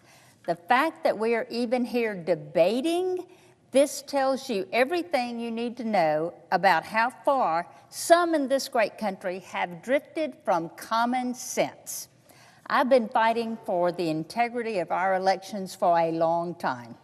As a senator in the Mississippi State Legislature, I voted multiple times on the record to establish voter ID requirements, something Mississippi voters eventually approved as part of a citizen-led initiative.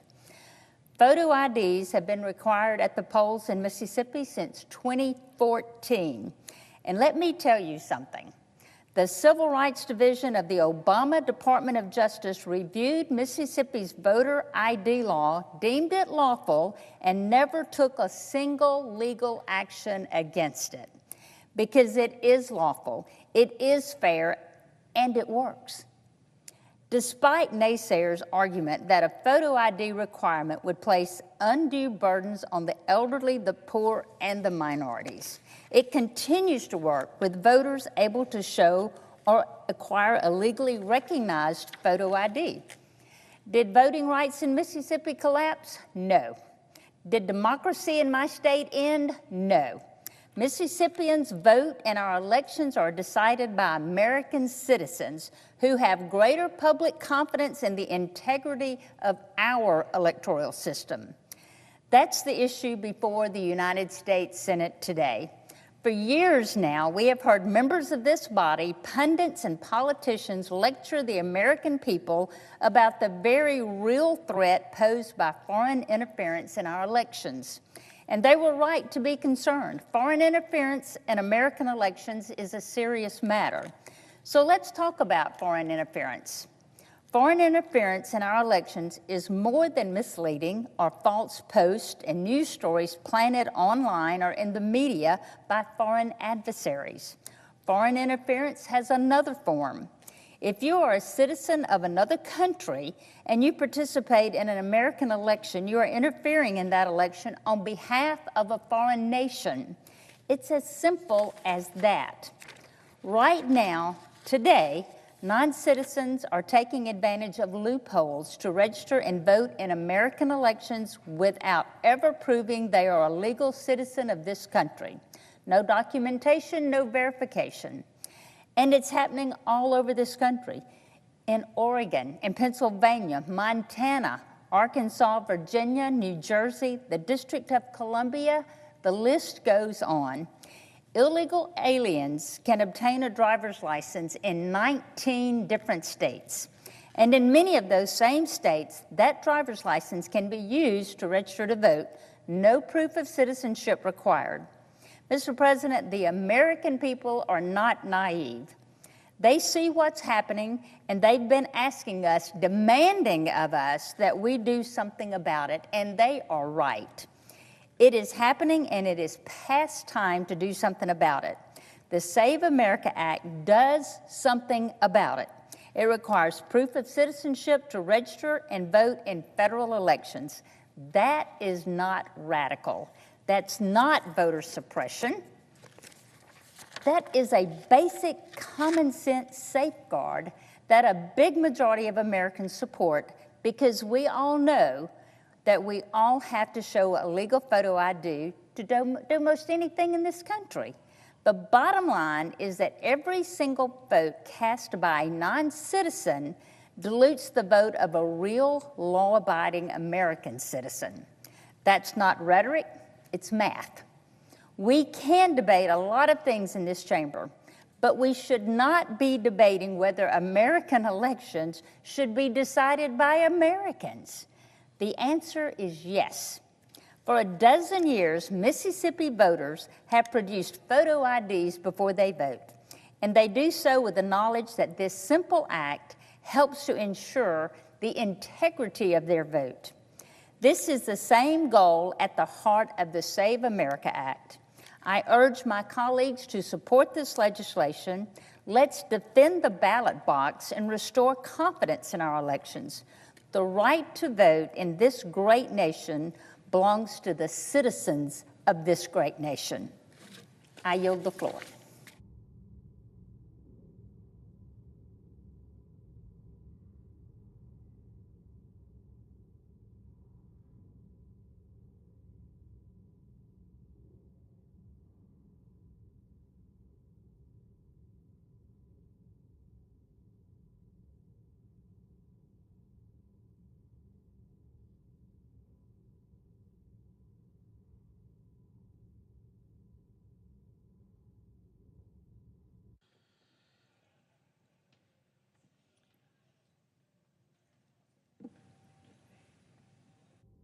Mr. President. To recognize the senator from Alabama. Mr. President, I rise today in support of our colleague and my dear friend, United States Senator from the great state of Oklahoma, and President Donald J. Trump's nominee to be the next Secretary of the Department of Homeland Security, Senator Markwayne Mullin. Many in this chamber have had the opportunity to get to know Markwayne, and that is both a privilege and something that doesn't take long. Because with Markwayne, what you see is what you get. He is authentic in every interaction, and he has never met a stranger.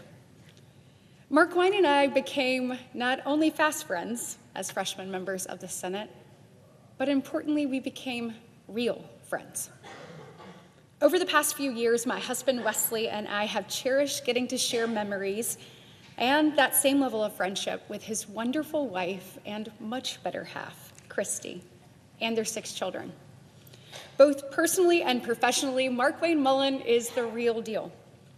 He is a man of faith and deep conviction, a devoted husband and father, whether it is coaching his children at their wrestling matches, being home when his girls get picked up for their homecoming dance, making doctor's appointments across the country, or leaving our freshman dinners early enough to get home to do FaceTime devotions with his boys. Mark Wayne makes sure that his family always comes first. He is honest, loyal, selfless, and principled, all of the qualities of a true leader and public servant. But to really understand the kind of leader that Mark Wayne is, you need to start from his roots. Throughout his life, he and his beautiful family have poured so much of their time, energy, and efforts into serving their community, state, and our great nation. Oklahomans first sent Mark Wayne to serve in the U.S. House of Representatives in 2012, and nearly a decade after that sent him here to the United States Senate. His constituents recognized that he was uniquely positioned to represent them because his story is similar to theirs. He is a true son of Oklahoma. Growing up in Westville, he began his education on a wrestling scholarship to Missouri Valley. But when his father got sick, he left his scholarship immediately and went home to run his family business. He didn't hesitate. He knew it was the right thing to do. And he and Christy, who has been part of his success since day one, took a struggling business and turned it around over the next 20 years, making it the largest provider company in the region. They built that family business into an incredible success. His grit is absolutely unmatched, and he never backs down from a cause, a person, or a principle that he believes in. Mark Wayne is driven by purpose, and there is no challenge, no matter how great, that he's afraid of. Mark Wayne has already stepped up twice to serve the United States, both in Congress and here in the Senate, and now he has answered the call again by accepting the incredible responsibility of running the Department of Homeland Security as its secretary. As chair of the Senate DHS Appropriations Subcommittee, I can say from personal experience that navigating the Department of Homeland Security is no small task. It is one of the largest and most complex federal agencies in our government, and the responsibilities span from our border to interior enforcement, to disaster response, to counterterrorism, to cybersecurity, to the protection of our nation's leaders, and more. Leading this department at this point in our country's history will require a leader willing and able to solve the issues facing our nation. And that's why I'm here today, to tell you that Mark Wayne is not only qualified, but that I know without a shadow of a doubt that he's the right person at the right time to lead this department. It is worth noting that as I speak today, the Department of Homeland Security is shut down. Mark Wayne is no stranger to tackling challenges, and he's repeatedly demonstrated incredible skill in the way that he approaches them here in this chamber. Over the past several years here in the Senate, he hasn't just served his constituency back home, he's also served as a liaison between this body and the House and the White House, trying to figure out what was possible and find a pathway forward. His ability to build relationships on both sides of the aisle and having the tenacity to figure out what to do and how to do it is why Leader Thune tapped him to serve on his leadership team and why Whip Barrasso has him as a deputy whip. Mark Wayne doesn't just talk about problems or issues that we are facing. He puts in the work and the time to find real solutions. It's a rare breed in this town and something we undoubtedly need more of. With strong relationships on both sides of the aisle, he's willing to sit down with anyone, anywhere, and figure out a pathway forward. His strong character, love for our country, and determination is exactly what this nation deserves in our leaders. President Trump was elected to a second term with a clear mandate and that was to secure our border and to protect us from threats here in our interior and abroad. I have absolute confidence in Mark Wayne's ability to carry out that mission at the Department of Homeland Security. He believes in our laws. He believes in enforcing them. He knows the way you do it matters, and Mark Wayne is committed to doing it the right way. From our ICE and CBP officers to our Coast Guard service members, to the men and women at FEMA, to our cybersecurity personnel at CISA, to our hard-working Secret Service agents, to our TSA officers, and so many more.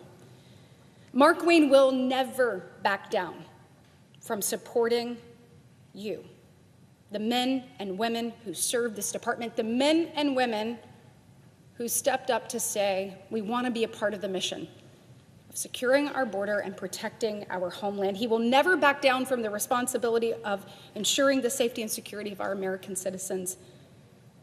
He will never back down from the mission of protecting our most valuable asset, our people. He's not going to back down from protecting his family, and I can promise you he will not back down from protecting yours. I believe he is going to be the best and most consequential secretary the Department of Homeland Security has ever seen.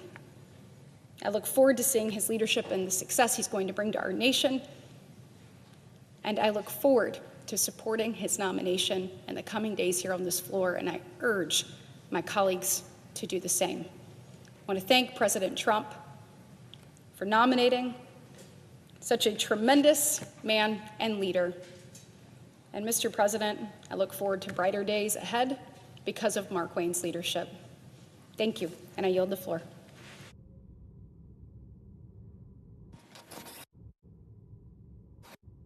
Hey, Mr. President, one more thing. Senator from Alabama. I think that if we are going to go and sit here for how many days is it?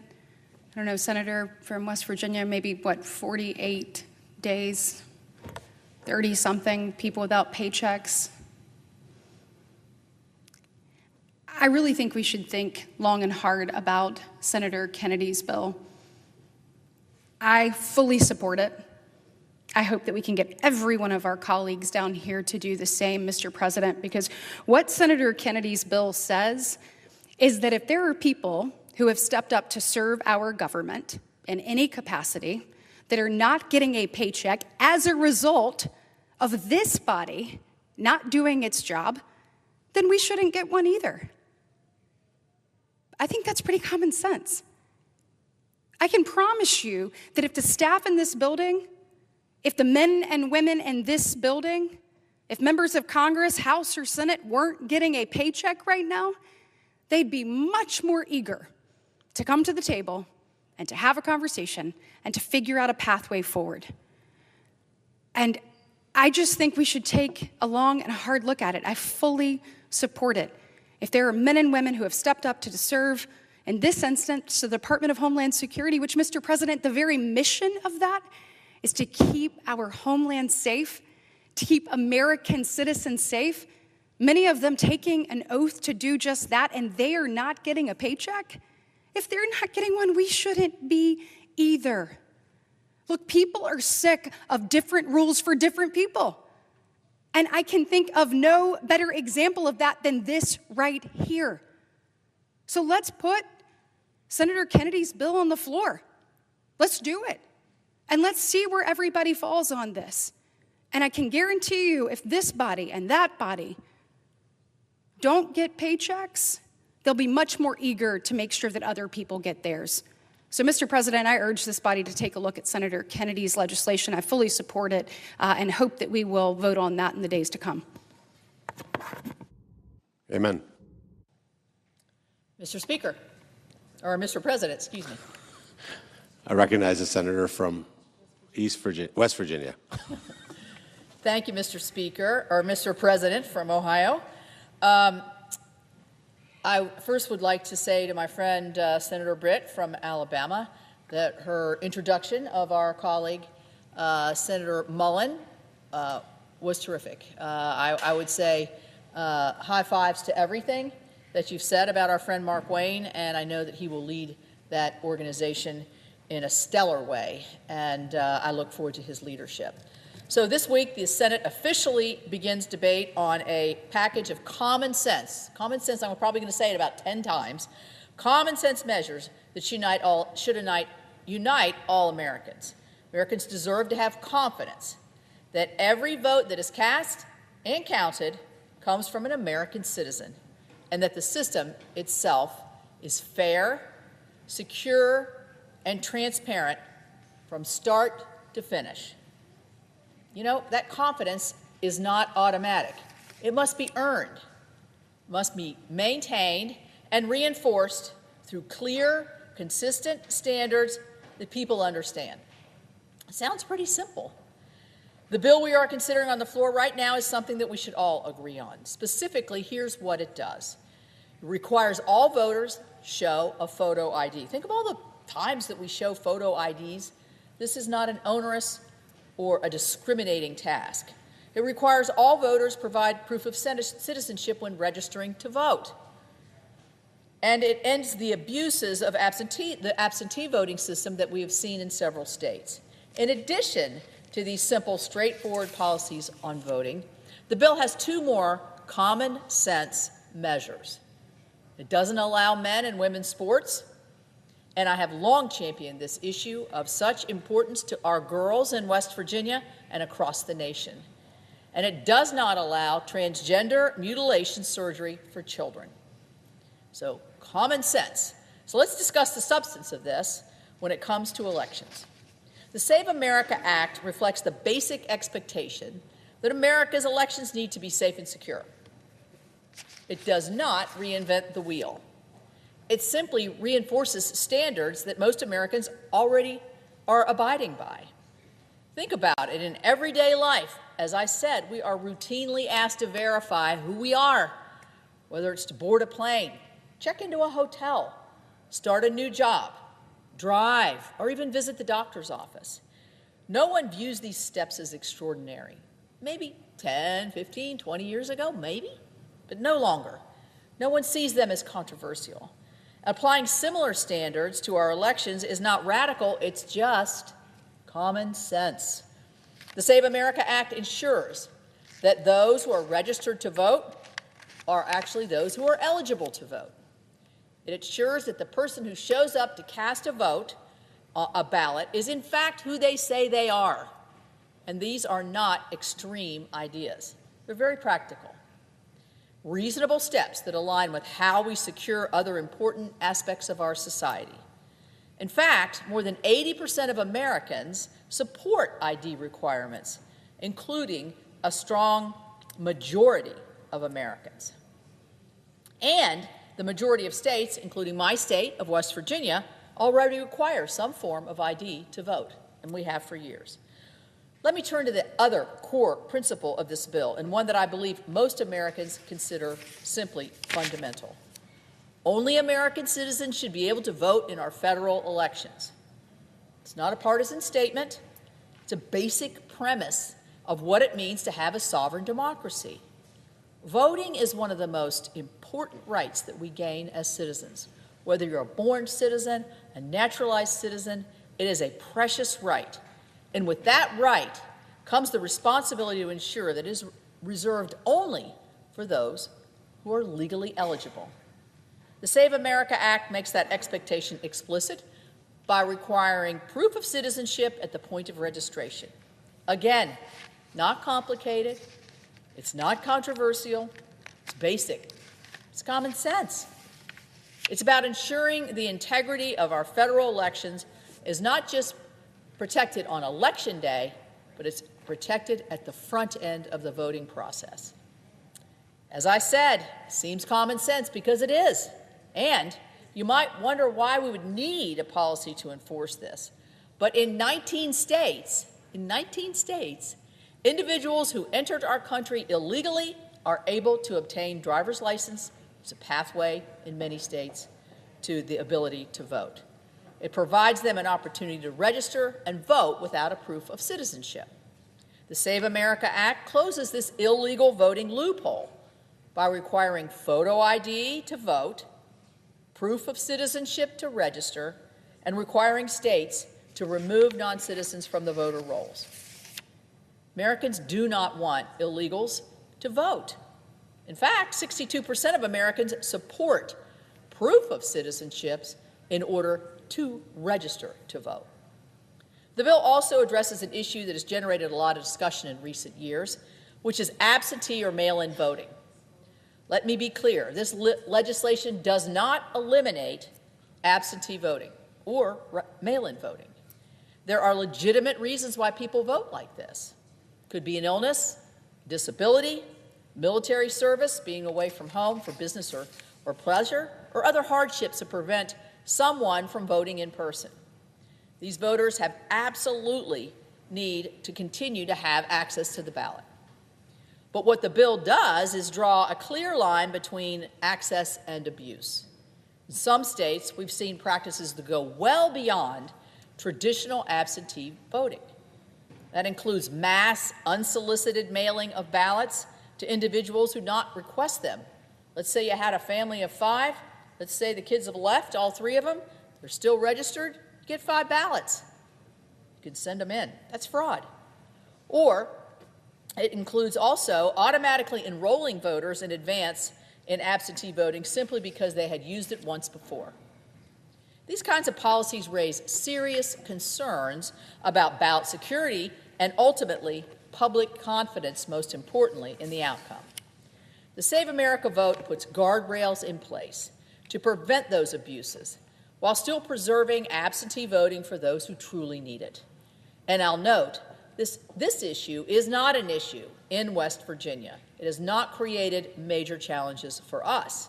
In the 2024 general election, only 2.9% of our West Virginia ballots cast mail-in ballots. We have early voting. Over 40% of our electorate votes on early vote. Our system has a more traditional, secure approach, and it's one that has helped maintain confidence in our elections. That's the balance that this bill is trying to strike, protecting access while ensuring integrity. It's just common sense. Ultimately, this is about preserving confidence in our democratic process. When people trust the system, our participation grows. Outcomes are respected, and our institutions are strengthened. This is something every American, regardless of party, should agree on. And that's why this effort matters. And that's why these common sense protections deserve serious consideration. Mr. President, I also must address a separate matter that grows more serious with each passing day, and that is the Democrat-led shutdown of DHS. Today marks day 34 days of political brinksmanship. 34 days where partisan posturing has taken precedence over the safety and security of the American people. Enough is enough, especially now. Last week, we saw 2 terror-related incidents play out in Virginia and in Michigan. These were not distant threats or hypothetical scenarios. They were real events that underscore the very real dangers we face every day. And yet, this very moment, the department charged with helping to prevent, detect, and respond to such threats remains hamstrung by a lapse of funding. I really find it deeply troubling and frankly unacceptable that my Democrat colleagues have chosen to let disagreements over policy escalate into a full-scale funding lapse for our critical national security operations. This is not an abstract debate, and these are real people that are missing their paychecks. This has real immediate consequences. Because of this shutdown, vital resources for our airports and TSA are strained. They're beginning to not show up in larger numbers. In fact, I just met with the folks from my local airport this week, and they told me they are starting to see this with a small cadre of TSA agents. The men and women who ensure the safety of millions of travelers every day are being asked to do their jobs with uncertainty hanging over their head. We're heading into a holiday season here where a lot of families are traveling. This is only going to escalate. We've got FEMA, the Coast Guard, and thousands of law enforcement officers operating during a time when Americans expect and deserve effective emergency response. Let's be clear what is at stake here. This shutdown weakens America's border security. It undermines maritime security. It erodes our readiness to respond to emergencies. We should not be playing politics with our national security, and we should not be gambling with the safety of our own citizens. The Americans expect us to lead here. They expect us to govern. That means get things done. And they expect us to come together, especially when the security of our homeland is on the line. It is imperative that we fund DHS immediately, not tomorrow, not after another round of negotiations or shadow negotiations. So let's just set aside the politics. Let's fulfill our most basic responsibility to protect the American people. I urge my colleagues to end this shutdown, restore stability, and put the safety of our nation first. With that, Mr. President, I yield the floor. Mr. President. I recognize the Democrat whip. Mr. President, did you hear what the President said about this piece of legislation? It's entitled Save America Act. How important it is to him? Earlier this week on social media, President Trump said, quote, "Only sick, demented, or deranged people in the House or Senate could vote against the Save America Act."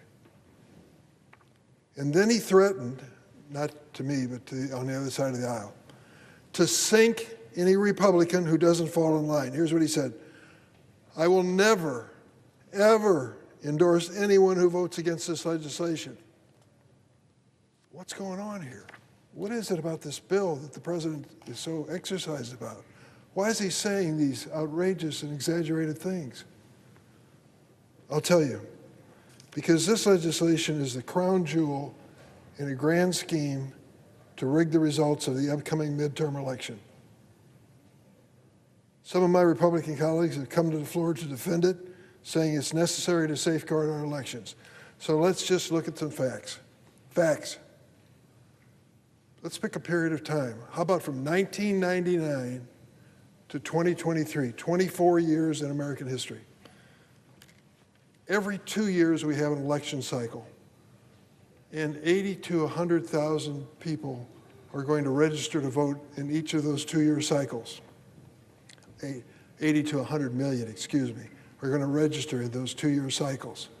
So in the period of time between 1999 and 2023, 24 years, 12 different election cycles, and millions of people registering to vote in the United States, how many were discovered to be falsifying their country of origin and to be illegal and unqualified to vote? Take a guess. 7 million, right? No. Well, 700,000. No. How about 700? No. 77 people were found to try to falsify where they were from to vote in a 24-year period of time. 77 in 24 years. And you say to yourself, and so this bill is a death by legislation for us, take it or leave it? I don't buy it. There's something more to the story. When I got involved in politics, the fellow who used to counsel me said, "Durbin, when you get in politics, there's always a good reason and a real reason. The good reason is voter fraud, but 77 in 24 years? We've got the cleanest, most accurate elections in the world. We ought to be proud of it. There's only one man who disagrees with that. He happens to be the president. He still has this big lie concept that he won in 2020. He'll go to his grave believing he won in 2020, but he didn't. He lost fair and square. He just can't accept defeat. It's beyond him. So you say to yourself, what does this bill do? Well, what this bill does is establish a standard for registering to vote in America. The current standards generated 77 violations in 24 years. They want to change them all. And you go through the first few pages, and the way they approach it is amazing. One, you want to register to vote? Present your passport. Well, guess what? More than half of Americans don't have a passport. You say, well, go buy a passport then. What's that going to involve? A $165 fee to pay for a passport in this country. If you want an expedited passport, it's another $60. So in order to vote, you have to buy a passport. You have to pay for a passport. It's kind of like a poll tax, isn't it? $165 if I want to vote in November. No thanks, I'll spend it on gasoline. I don't need to buy any passport. But that's what the bill says. It's one of the first provisions. And the second thing you can produce is your birth certificate to show you were born in the United States. Do you know where yours is? I don't know where mine is at home. It's in a box somewhere in the bedroom. I'll have to go looking for it. And if I find it, I'm okay. My wife's got a problem with hers. It has her maiden name on there. And she got married to me a few years back, happily I hope, and she doesn't identify by her maiden name any longer. But to prove she was born here, she's going to have to do some fancy footwork with documents to prove it. So I looked at this, and the interesting thing is what this is all about. There is a belief in the White House among the political leaders that they're going to do poorly in the November election. So they want to change the rules, and they want to keep some people from voting. How do you keep people from voting? Well, you set hurdles up like this. Give you an example. We have more support in the African American community than Republicans do. So if the Republicans want to enhance their chances of winning, they want to diminish the African American vote. So let's take a look at a few statistics. When it comes to passports, 42% of white Americans have a passport, 34% of African Americans. So if you demand a passport as proof to register to vote, that puts them in a slight disadvantage, doesn't it? How about birth certificates? 6 to 7% of all U.S. adults, that's 15 to 18 million, are in a situation where they have no easy access to proof by birth certificate. 6 to 7% of all U.S. adults. 11% when it comes to people of color. What's the problem? Some of them were born in the South. Some were born in segregated hospitals. Some of them were given a birth certificate and some were not. So there's a slight bias against African Americans when it comes to birth certificates. Well, how about government-issued photo IDs? 8% of white Americans don't have government-issued photo IDs. 8%. 25% of all African Americans do not. How about low-income people who may be inclined to vote for Democrats, perhaps? They're less likely to be able to prove their citizenship than those who are better off. So it isn't an algorithm, it's a bias that is built into this bill that says it'll be less likely that the people who are going to vote Democrat are going to register to vote. That's why it's so important to this president. That's why he's threatening members of his party. If you don't vote for it, I'll never support you. He feels that strongly about it. But I don't think it's fair. It's fundamentally unfair. If only 77 cases of voter fraud in 24 years, why in the world are we doing this? Why are we changing the rules? Why are we creating obstacles? Why are we forcing people to spend hundreds of dollars to go buy a passport so they can register to vote? If you are legally in America, and most people who vote overwhelmingly are, then you shouldn't face these obstacles. That's what this is all about, and it ought to come to an end with a big no vote on this floor. I'll be voting no. I'm sorry, the president won't be supporting me, but I'm not running again anyway. I yield the floor.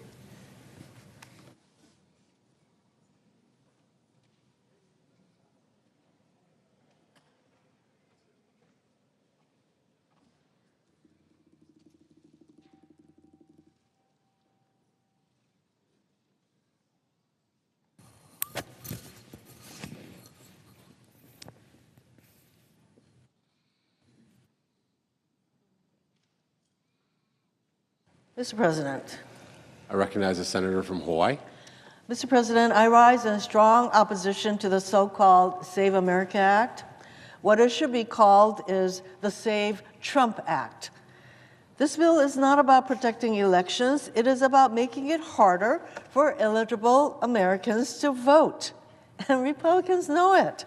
Right now, my Republican colleagues are trying to hide the ball. They talk about voter ID at the polls as if that is all this bill requires.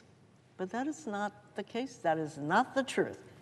The truth is that this bill requires every American, millions of Americans, to provide documentary proof of citizenship, like passports or birth certificates, in person, just to register to vote.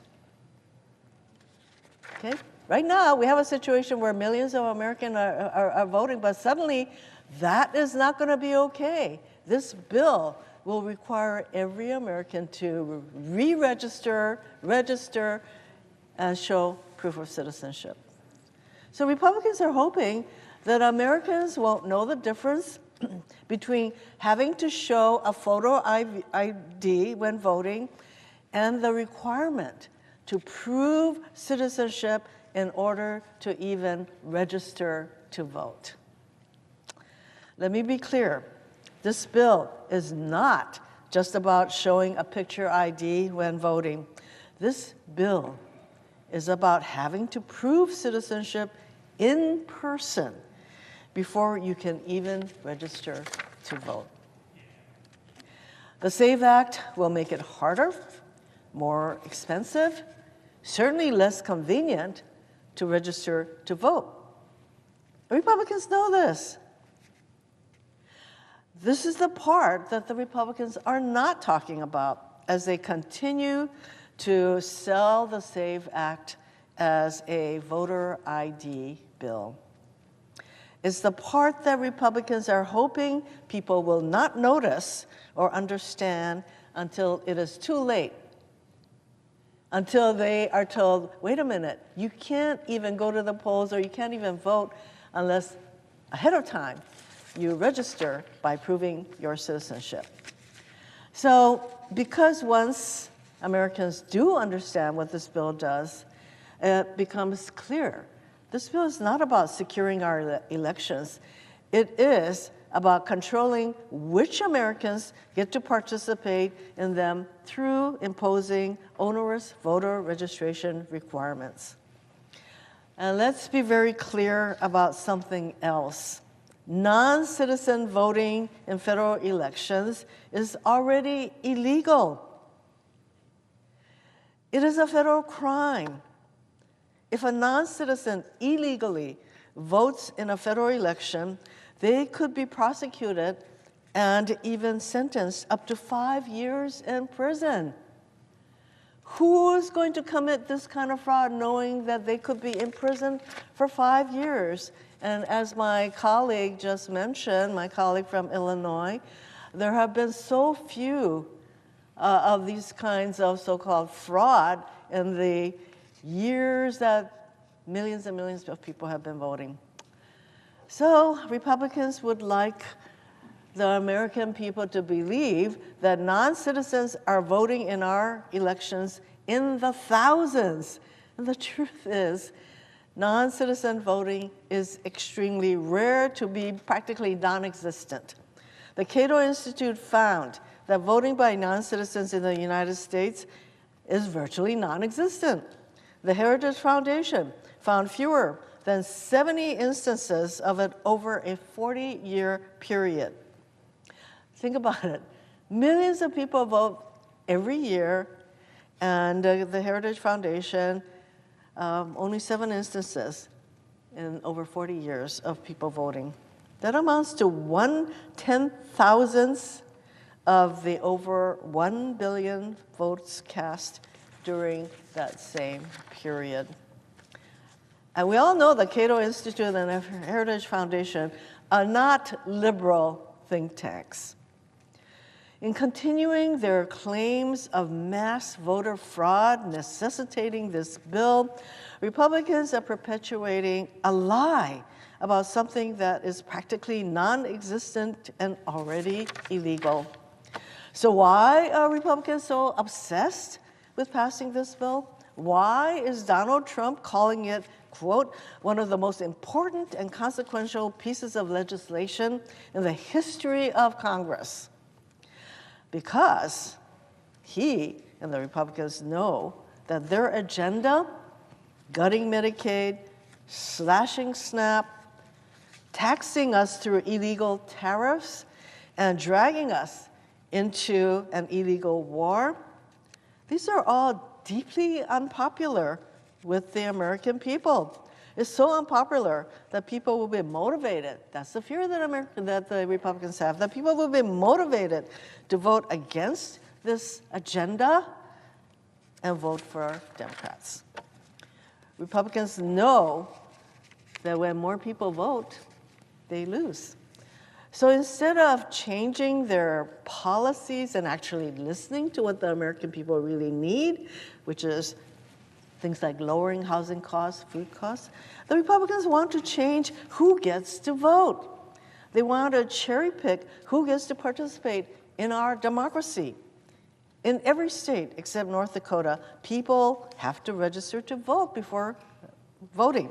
And many states, including Hawaii, have made voter registration as simple as possible to encourage more voter participation. But not under this bill. Under this bill, Americans would have to prove their citizenship by producing documents like a passport or birth certificate in person in order to register to vote. Imagine you're living in a rural community somewhere and you have to go somewhere in person to register to vote. Republicans know that this is not a simple requirement that they want to impose on people who want to register to vote. More than 140 million Americans, nearly half of American citizens, do not have a passport.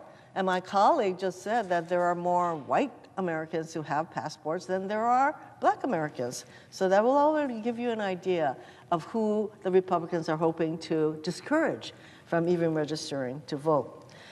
In addition, more than 21 million eligible voters do not have ready access to documents proving their citizenship. In other words, for tens of millions of Americans, producing these documents, it is not a simple hurdle. It is a huge barrier. It is a barrier for young people trying to register for the first time.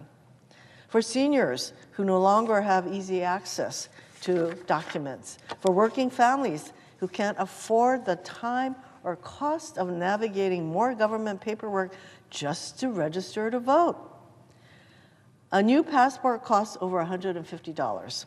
If this sounds like a poll tax, a price to exercise our constitutional right to vote, that's because it is. It is a financial burden on Americans at a time when millions are struggling just to put food on the table and to pay rent, put a roof over their heads. Yet another reminder of how out of touch this regime is with the lives of average, everyday Americans. Unsurprisingly, the burdens of this bill creates would fall disproportionately on communities who have historically had to fight for their right to vote, including women. An estimated 69 million women do not have a birth certificate that matches their current legal name, their married name, including over 300,000 women in Hawaii alone. In fact, there was a time in Hawaii and probably other states where if you got married, you could not keep your name. You had to take your husband's name or your spouse's name.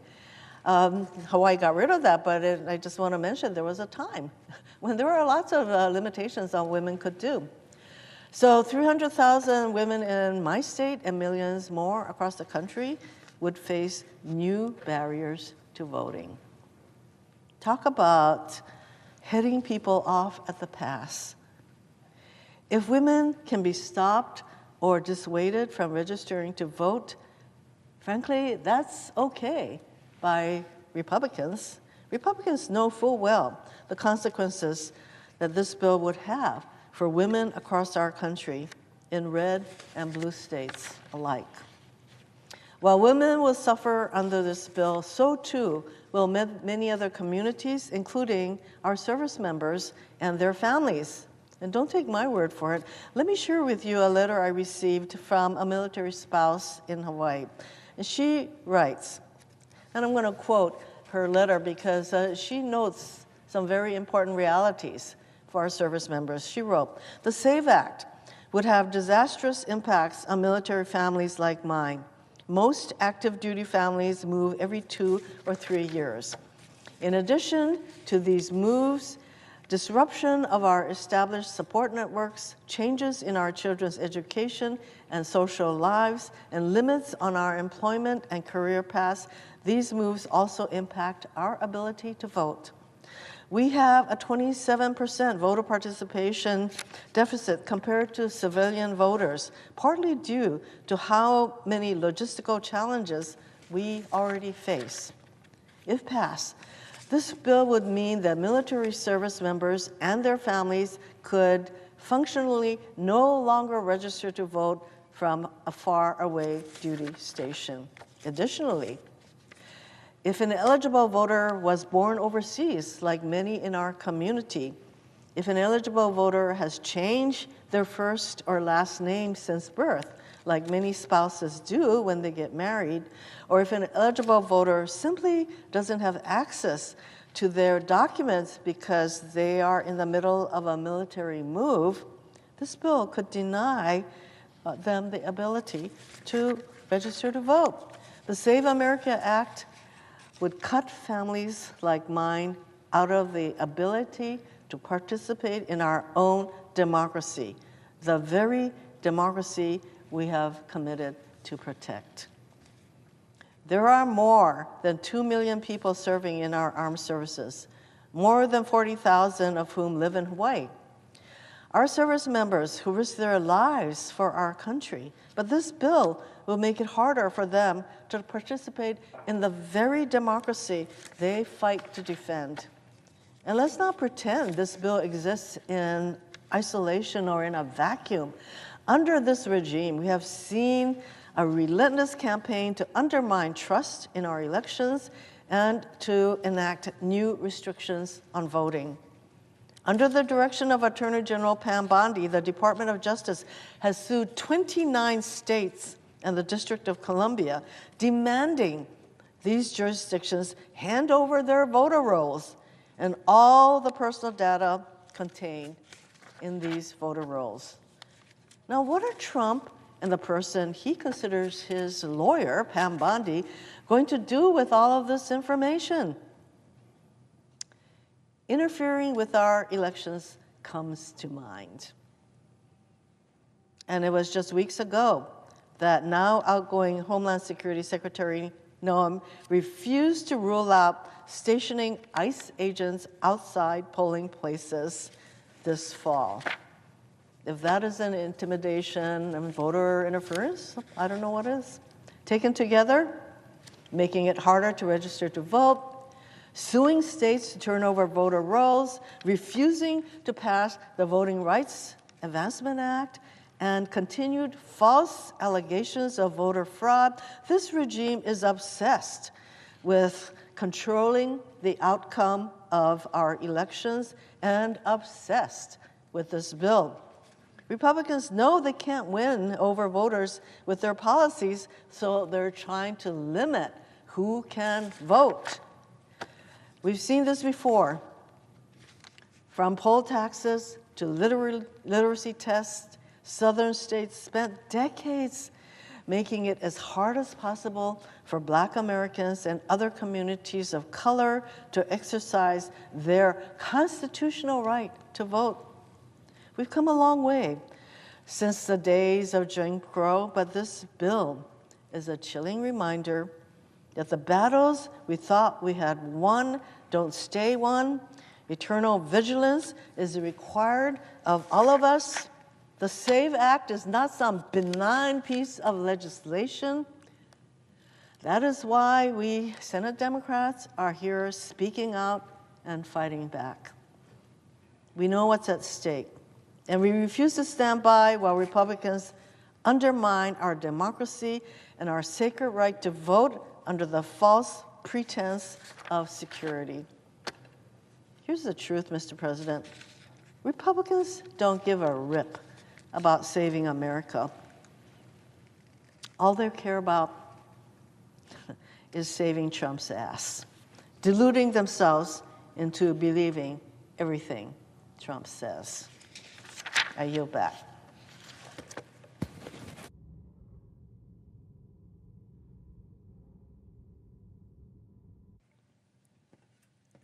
Mr. President.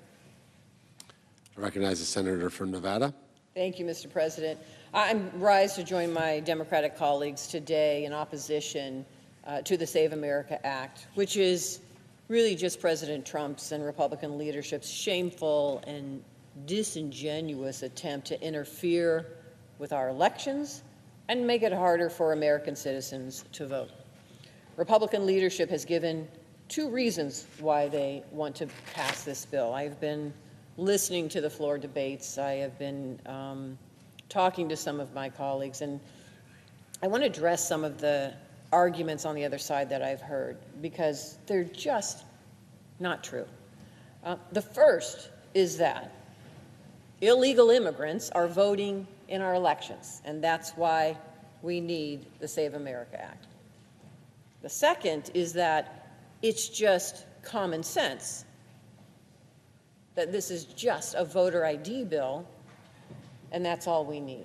Now, I'm going to break down these two things. I want to make it very clear from the outset, this bill is not just a voter ID bill. This is not a voter ID bill. This is voter suppression at its worst. I want people to keep that in mind. But let me jump to the first argument. I want to make something very clear. The United States of America has the most safe and secure elections in the world. It has been proven over and over again, including in my state in Nevada. I know. I served as Nevada's Attorney General for 2 terms. That's 8 years. And I helped prosecute voter fraud. In fact, I was part of an election fraud task force in my state with the Secretary of State and our federal law enforcement, the FBI, every election season. In that 8 years, I can count on 2 hands how many cases of voter fraud we found, and they were all prosecuted. Now, Democrats don't oppose this bill because it would stop non-citizens from voting. In fact, we completely agree that non-citizens should not be voting. That's why it is already illegal for non-citizens to vote, and why every state has a process to ensure people who register to vote are citizens. The bill that we are talking about today is a solution in search of a problem that does not exist. As you have heard my colleagues say, the Conservative Heritage Foundation has a database of non-citizens voting that shows there have only been 77 cases between the years 1999 and 2023. 77 cases in 25 years of non-citizens voting. And why do we know that? Because they were caught and prosecuted. And in each one of those individuals, they were held accountable by the authorities. In Nevada, a local news investigation found that out of the more than 7 million votes cast in our elections in Nevada since 2008, the number of votes cast by non-citizens was exactly 2. Not 2,000, not 200, 2. So if you want more proof that this is a massively overblown problem, last year, President Trump's own Justice Department opened an investigation over alleged voter fraud in Nevada during the 2020 presidential election. President Trump lost the state of Nevada in that election by more than 33,000 votes that year. But what did President Trump's Department of Justice find? Well, the investigation closed this January without a single charge of voter fraud. Now, I personally find it curious that there was no investigation in my state into fraud during the presidential 2024 election where President Trump won. only the election that he lost, but so be it. I am here to tell you, we have the most safe and secure elections in the world, and non-citizens are not voting wholesale in them and out there running rampant. We know the data, and not only do we know the data, we have it because they have been successfully investigated and prosecuted when in the extremely rare cases that they are caught. So that's the first argument that my colleagues are saying. There's so many non-citizens voting, we need this law. That's not true. Here's the second argument. Republican leadership are saying that we need to pass the Save America Act because it is just a voter ID bill. It is just a voter ID bill. And everybody shows ID no matter what they do. You have to show ID to drive. This is the same thing. Well, let me just tell you, this could not be further from the truth. The reason this bill is so outrageous is because it goes far beyond showing just a driver's license or voter ID when you vote. It is about voter suppression. Here is how the Save America Act hurts our elections. 1, it mandates that the Department of Homeland Security, a federal department, collect voters' personal information and store it in a federal database that has a history of deleting eligible voters from the voter rolls for no reason. 2, this legislation, it makes U.S. citizens jump through unnecessary, burdensome, and sometimes impossible hoops when registering to vote.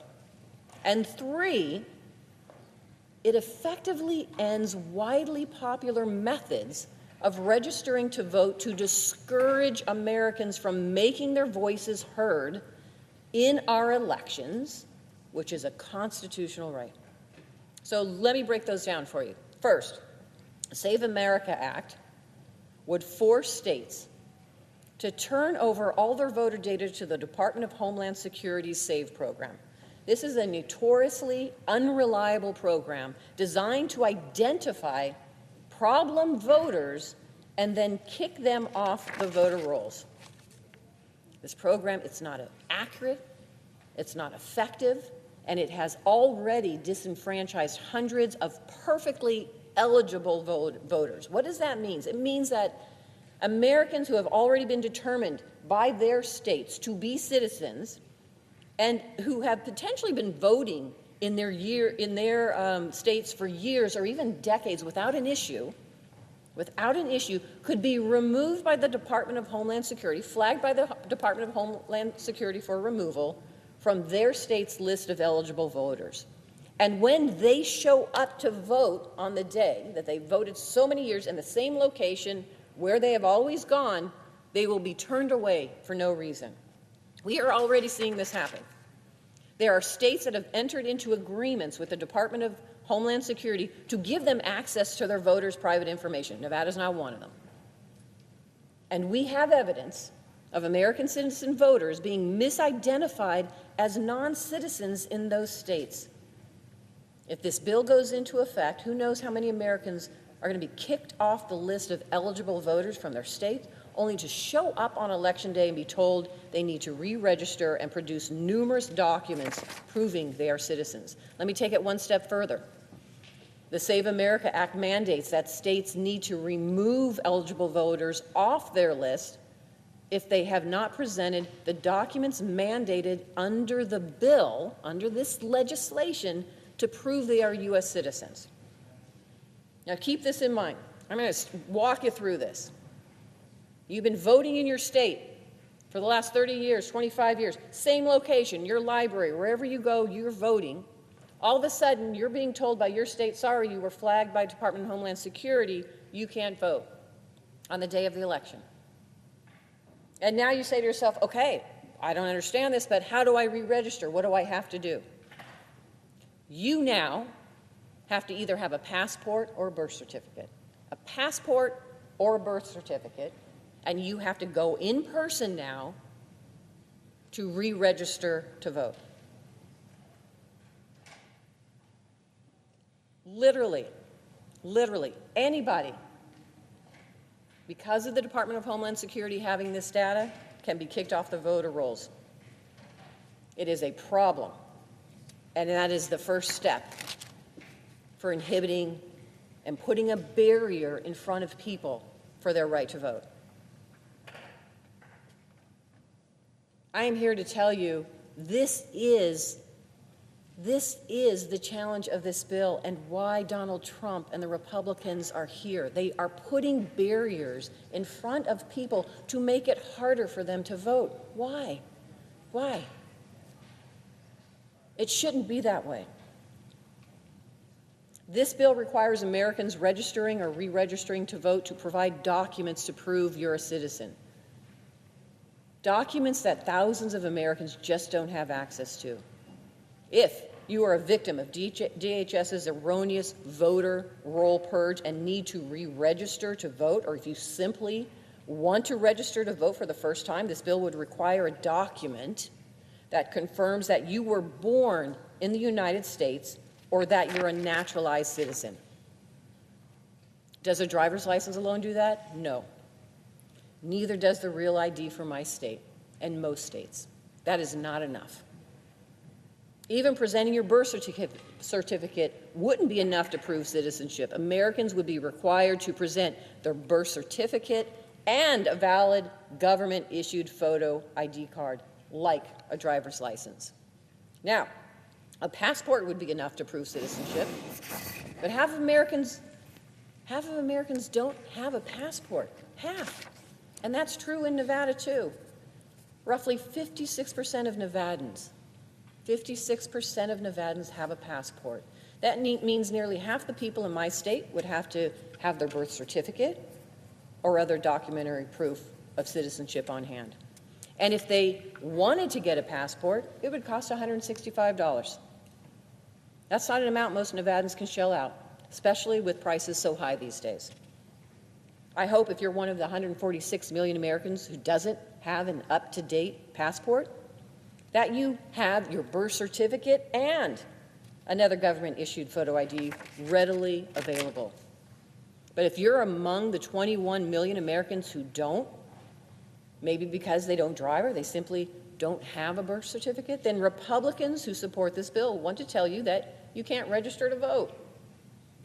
Now, let's dive into this part of the bill a little bit more. The documentary proof of citizenship required under this bill is just simply nonsensical.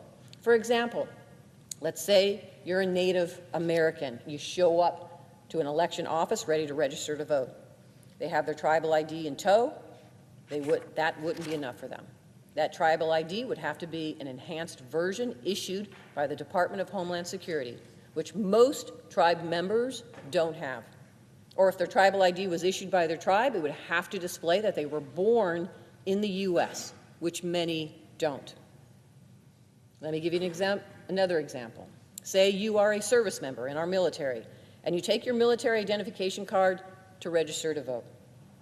But under this bill, unless you have also presented your United States military record of service showing you were born in the United States or your birth certificate, you don't have the proper documentation. These restrictive portions of the bill would create barriers for all kinds of eligible Americans looking to follow the rules and just to register to vote so they could exercise their constitutional right. Keep in mind, this is not just for new voters registering for the first time. If you have to update your registration and your name doesn't match the documents that you present, this bill would make you take additional steps to prove your citizenship. For example, if you are one of the 69 million married women who has changed your last name, but you don't have an up-to-date passport and you're updating your registration to vote because you moved, you might have to go through this onerous process just to prove who you are. If your name doesn't match in all of the documentation you provided, you'd have to provide more documents or sign an affidavit just to vote. If you can't get all that done, sorry, you don't get to vote. That is what President Trump and Republican leadership want. Americans' right to vote is guaranteed by the Constitution. We should not be making it harder for Americans to participate in our elections. It's bad enough that this bill has an unnecessary documentary proof of citizenship requirement. What's even worse is that if you want to register to vote, you have to present that proof of citizenship in person. That means nobody would be able to register to vote online or by mail. Think about the implications of this. Voter registration drives that encourage Americans to participate in our elections would grind to a halt. That would impact Black and Latino voters the most, as well as those who didn't graduate from high school. Those groups are most likely to rely on third-party voter registration. Many citizens in Nevada register to vote at our DMV. If you think the lines are long at the DMV now, just think of the chaos and confusion that this legislation would require. And if you live in a rural area like many Nevadans and your nearest county clerk's office is hours away, you have to figure out how to get there in order to register to vote. Nevada only has 2 urban counties, Clark, where Las Vegas is, and Washoe County, where Reno is. There are 15 counties in Nevada that are entirely rural, and they have about 240,000 active registered voters in them. If you're a rural Nevadan, you have to register to vote or update your registration. Republicans who support this bill want you to spend a day off of work trying to do it. It's just cruel. Let me give you an example. In Nye County, Nevada, someone who lives on or near Duckwater Reservation would have to travel roughly 270 miles round trip to show an election official at the Nye County Clerk's office their proof of citizenship. Now, that's one of the longest round trip journeys across the country to register to vote, and this is in one state. It's no wonder that in 2022, only 5.9% of Americans registered to vote in person. Why? Because it's inconvenient, it's unnecessary when we have already proven effective safeguards in place to ensure you are who you are when you say you are when you get there to vote, to register to vote. But this bill would force all Americans to take that burden on if they want to exercise their constitutional right to vote, and it's just absurd. Not to mention, if it were to pass, this legislation would go into effect immediately, without giving states any additional resources to implement these complex provisions. Most bills that significantly alter our systems give plenty of time to ensure a smooth transition into the new system, but not this bill. President Trump and Republican leadership want to make sure it's done in time for the upcoming midterms because they are afraid of what American voters using their voices to speak out against them would say and how they would vote. We all know why Republican leadership want to pass this bill. They want to pass it badly because they think that they will lose this election in this midterm because their current policies are extremely unpopular with Americans, raising costs in this country instead of lowering them, kicking millions of Americans off their health care, and starting an unauthorized war with no exit strategy. That's an awful record for Donald Trump's Republican Party.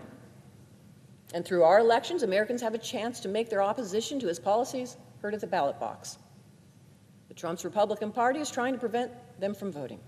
They're trying to choke off American votes in a desperate bid to stay in power. This bill goes beyond bad faith. It is just vile. Instead of trying to make Americans' lives better and passing legislation people actually want, instead of supporting our democracy, our Constitution, President Trump's Republican Party and followers now want to pass this bill and make it extremely difficult for millions of Americans to exercise their right to vote. Why? Because President Trump is afraid of being held accountable by the American people. Save America Act would require states to turn over voter information to the Department of Homeland Security. It would kick millions of eligible voters off the rolls. It would make it infinitely harder for Americans to register to vote, and it would cause chaos in our states. It wouldn't solve a single problem, especially not the ones President Trump and Republican leaders pretend exist. Just the opposite. It would create huge problems for our elections in every state across the country, resulting in voter suppression. Nevadans and all Americans deserve better than this cowardly bill from Republicans trying to run from the issues they created for themselves. That's why my Democratic colleagues and I will not let it pass. To recognize the senator from Utah. Mr. President, I appreciate the passion that my friend and colleague, the distinguished senator from the state of Nevada, puts into her job and into scrutinizing and debating legislation. I appreciate the concerns that she's expressed. Now, if I believed all the things that she said, or just about any of the things that she said, I'd be concerned too.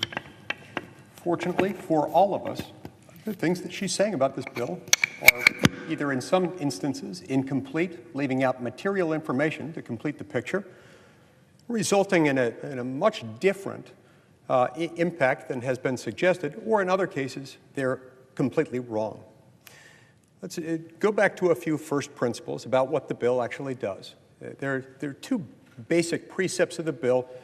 The fundamental purpose of it is to make it easy to vote and hard to cheat. We do that through two principal mechanisms in the bill. One requires proof of citizenship upon voter registration, and the other requires voter ID at the time and place of voting.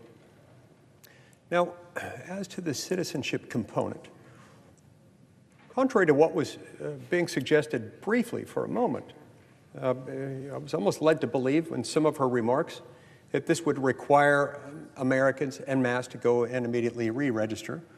Perhaps I misunderstood her on that part. If I did, my apologies, but just so that there is no ambiguity at all, so that we're very clear on what it is that it does and what it is that it does not do. It doesn't require mass re-registration. If you've already registered to vote, there's nothing about that that's going to invalidate your voter registration. If you move to another state or you otherwise have to register to vote as you would if you have to move, for example, from one state to another, then you will have to register at that point. But there's nothing about your existing registration that's going to be nullified just because this bill becomes law. And on the point of the proof of citizenship, there's been a lot of misunderstanding, some of it in good faith, although the bill itself has just been characterized by my friend and colleague from Nevada as, quote, beyond bad faith and, quote, vile. Those are pretty sweeping accusations, and I don't ever make those lightly on any piece of legislation. If I do, I'm prepared to back them up. Those can't be backed up here.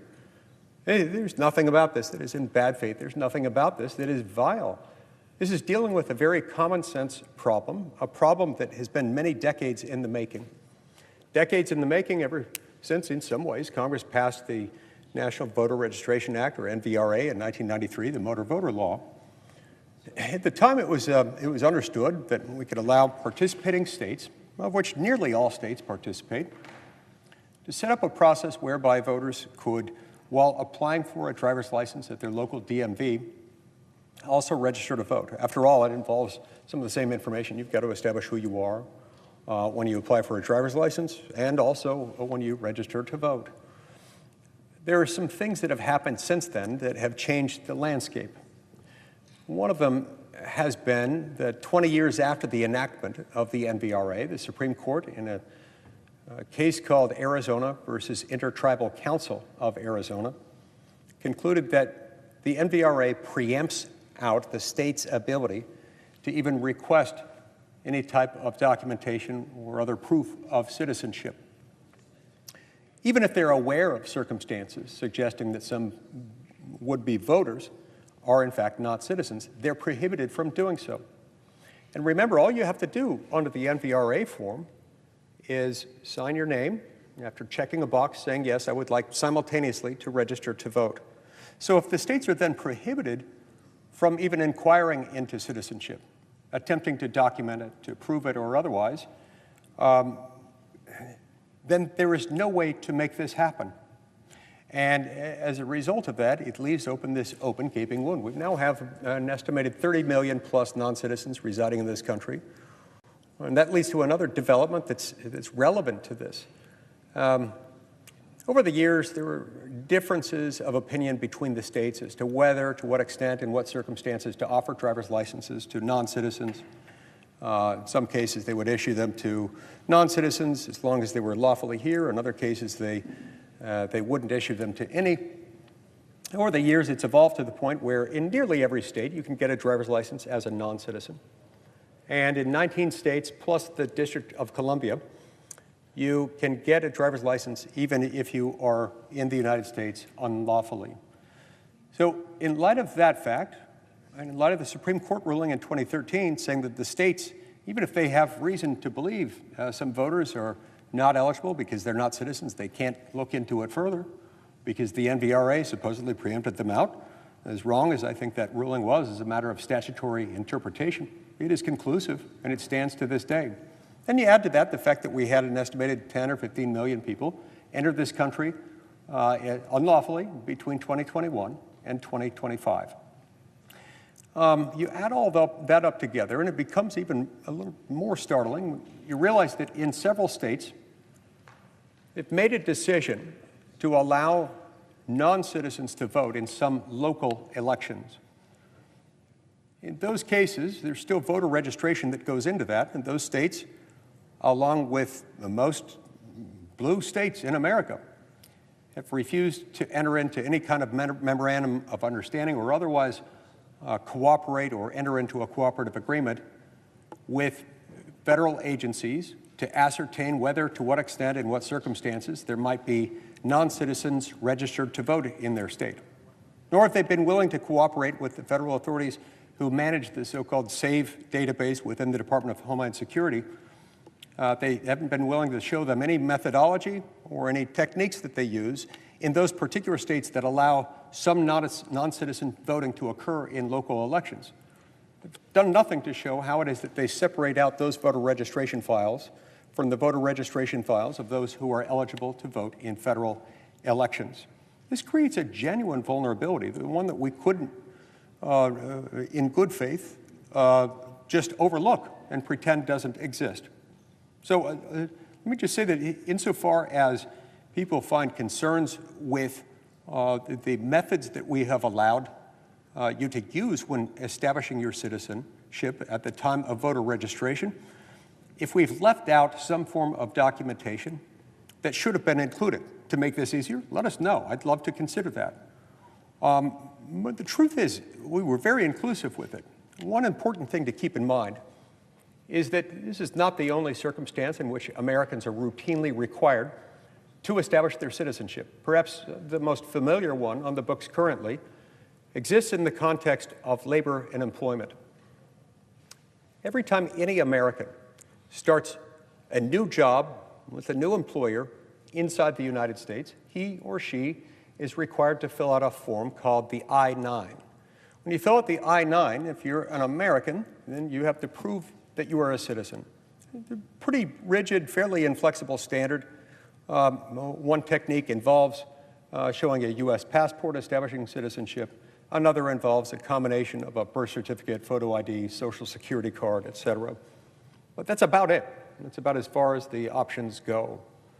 There are additional options that we worked into the Save America Act, including, for example, that subset of real ID driver's licenses. Not all real ID driver's licenses establish citizenship. Some of them do, some of them don't. If you happen to have one of those that establishes that, you can accept that. Certain tribal membership cards are also eligible because they establish citizenship. Not all of them do. We tried to identify those that do. But most importantly, and this is the part that often goes overlooked when we hear comments from the other side of the aisle in this chamber, is that there is a catch-all provision dealing with all these circumstances, any deficits that we may have left out, and it also deals with the problem of those who maybe can't find some of their documentation. Let's say if you're someone who's gotten married and you have changed your name after getting married, and you got the rest of your documents, but you can't find your marriage certificate, we've got you taken care of. But the same provision in the same part of the bill also deals with individuals who may have lost all their documentation, either because it was eaten by their dog, or maybe their house burned down yesterday and all their documents are missing, or because they never had them to begin with, or their crazy Aunt Madge, for no reason at all, scooped up all the documents, took them to the landfill, disposed of them, and nobody can find them. Or maybe you just never had them to begin with for whatever reason. These things happen. And this bill doesn't cast any judgment about those people. This bill doesn't desire in any way, shape, or form to disenfranchise those people or make them ineligible to register to vote. In fact, it makes it incredibly easy. The provision to which I'm referring, that too often goes overlooked, more or less universally goes overlooked from across the aisle, starts on page 12 of the House-passed Save America Act, which we're debating right now. The bill on the table at page 12, line 22, and following through the text going on to the next page, makes clear that even if you're missing some of your documentation or even all of it, regardless of the reason, and you want to register to vote, you can still do so by writing out an affidavit. It establishes a process whereby a stock affidavit structure could be recommended by a committee that's long existed to help facilitate some of these election issues. And each state would then fine-tune the process that they would utilize in their state, whereby the would-be voter who writes out a sworn statement under penalty of perjury, outlining the circumstances that give them citizenship. Meaning, if they were born in the United States or are otherwise natural-born citizens of the United States, perhaps if they're born outside but to U.S. citizen parents residing abroad at the moment, and were at the moment of their birth, by virtue of the circumstances of their birth, entitled to birthright citizenship as of the moment of their birth, then they are natural-born citizens. They can establish those basic facts, and then the burden falls upon the state to confirm or refute the truthfulness of those things. States have access to databases by which they can compare and contrast what the voter says in the affidavit, saying, yeah, I don't have my documents, but I am a citizen, and here is why, and here are the relevant dates or date ranges to consider. It becomes the state's burden. No American citizen need shell out a single dollar. This is one of the other arguments that I frequently hear raised, is that not every American has a passport. Well, yeah, that's true. And then they'll also go on and say, well, a passport costs money, about $200. That's also true. Nobody should have to go out and get a passport just to vote. If they've got one, great. It makes it easy to establish citizenship, but you don't need to have one. You don't have to shell out a single dime to register to vote under this bill. Nor do you have to go out and get duplicate documents or be left out in the cold because you can't find your documents, or they never existed, or you never had them, or your house burned down. Whatever the case, this is taken care of. But this, too, was ignored by my friend and colleague, the distinguished senator from Nevada. This question is startling because we hear over and over again how people are going to be left out in the cold, and yet every American who has ever had a job as an employee with an American company in the United States of America has had to establish their citizenship under standards using documents that are far less forgiving, far more rigid, far less flexible than what we allow here. Now look, it is theoretically possible, not likely, but theoretically possible that there are other ways of establishing citizenship not yet contemplated in this bill that would still do the job. If so, bring those ideas forward. Help us improve the bill. We'd be happy to do it. I think we've made it as easy as we possibly could. But I'd love to hear those ideas. But that's not what we're hearing. They're instead wanting to engage in scaremongering tactics in order to make people fear that they're suddenly going to be disenfranchised, that they're suddenly going to face what some are really disingenuously calling a poll tax, dishonestly suggesting that this will cost anyone money. There's not a reason for anyone to shell out a single dime, a single nickel, a single penny, or fraction thereof in order to register to vote. So when we look at the proof of citizenship, it's simply not fair to point to any one of these documents in isolation and explain the reasons why some people might not have them, might never have had them, might have lost them, and why it's such a travesty that people will be disenfranchised without them unless they either spend money or spend days or weeks hunting down all the relevant documentation, because there are other easier ways to establish that. And if you've got ways of making it even easier while satisfying this demand that we make sure that only those who are citizens are voting, let's bring them forward. It is curious, moreover, getting back to the states, not just the states in which they currently allow lawful votes to be cast in some local elections by known admitted non-citizens. But beyond that, there's a wide range of states, mostly with Democratic governors and or Democrat legislatures, that are refusing to cooperate at all with federal authorities to share anything about their voter registration files, to share the information to make sure that those voting in federal elections are in fact U.S. citizens. Now look, this is part of the cooperative federalism model that's built into the Constitution itself.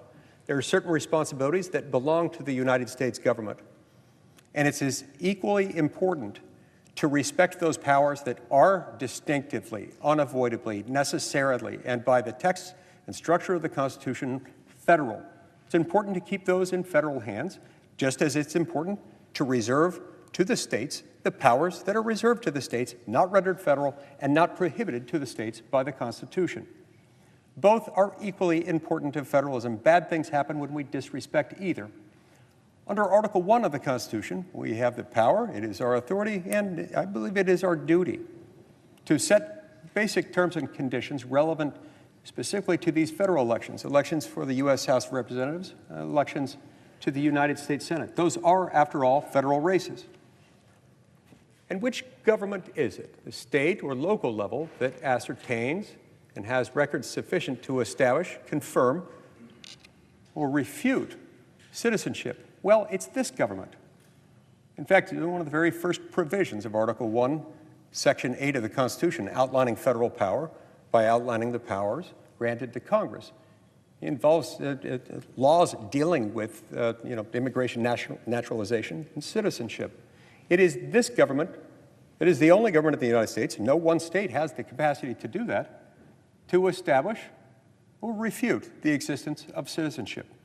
So why would so many states that happen to be run by the Democratic Party refusing entirely to cooperate, to enter into memoranda of understanding, or otherwise cooperate with federal agencies whose job it is to go through and figure out who is and who is not a citizen for purposes of voting in federal elections?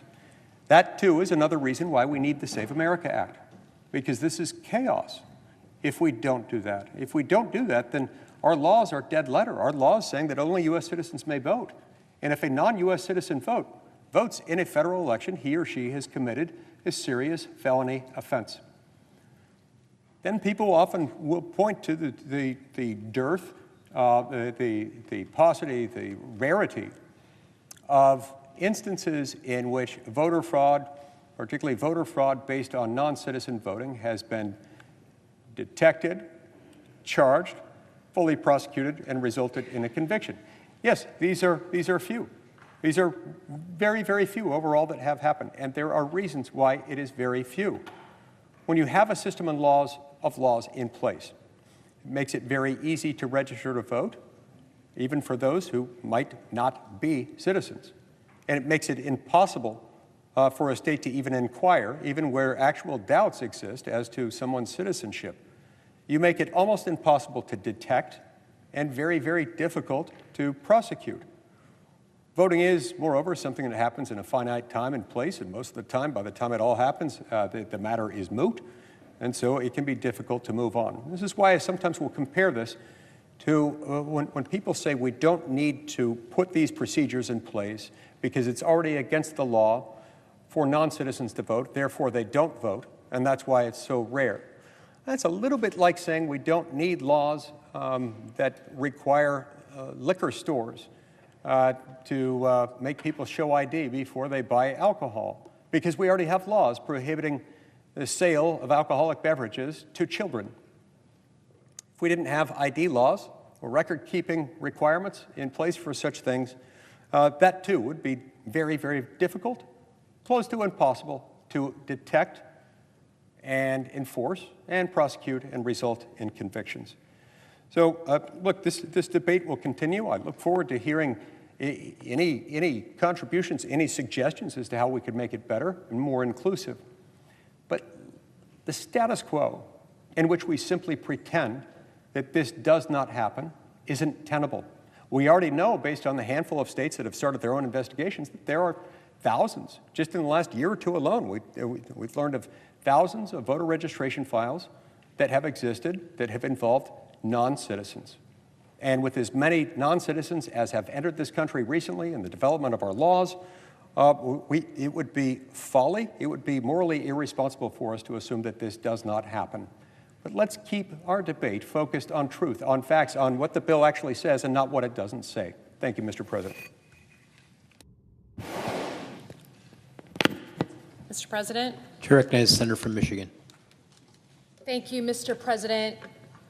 I rise today against the so-called Save America Act. Mr. President, I believe that our elections are the foundation of our democracy. Most Americans do. It's how we protect our country from tyranny and dictatorship. It's how we remain the greatest country in the world. But the SAVE Act does not safeguard our elections. It does the opposite. My Republican colleagues like to repeat over and over that this is about voter ID at the polls, that showing ID at the polls is something that we have to do, and that's what this bill is about. That already happens. Most Americans, 99.999% of Americans, do what everyone else does. They walk into the polls on Election Day. They bring their ID. The volunteers and the clerks check your ID, and they see you check it to the voter rolls, and they say, come on in and go ahead and vote. That already happens across the country and certainly the state of Michigan. This bill is not about voter ID, which hopefully all Americans are in agreement about. It's about making it harder to vote so that more Americans are excluded from voting. It requires that Americans have proof of citizenship in order to vote. So just by example, I brought my Michigan license, okay?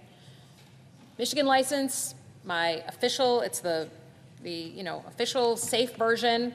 There is no proof of citizenship. It says my address, it says my eye color, it says all these things, but it does not have my citizenship. It's just not on the license. And for most of Americans, it's not on the license. So how would I prove my citizenship? Well, I can do it, I guess, in two ways. You can either bring a passport with you, or you can bring an original birth certificate in the name you want to vote with. Passport. 60% of Michiganders have no passport.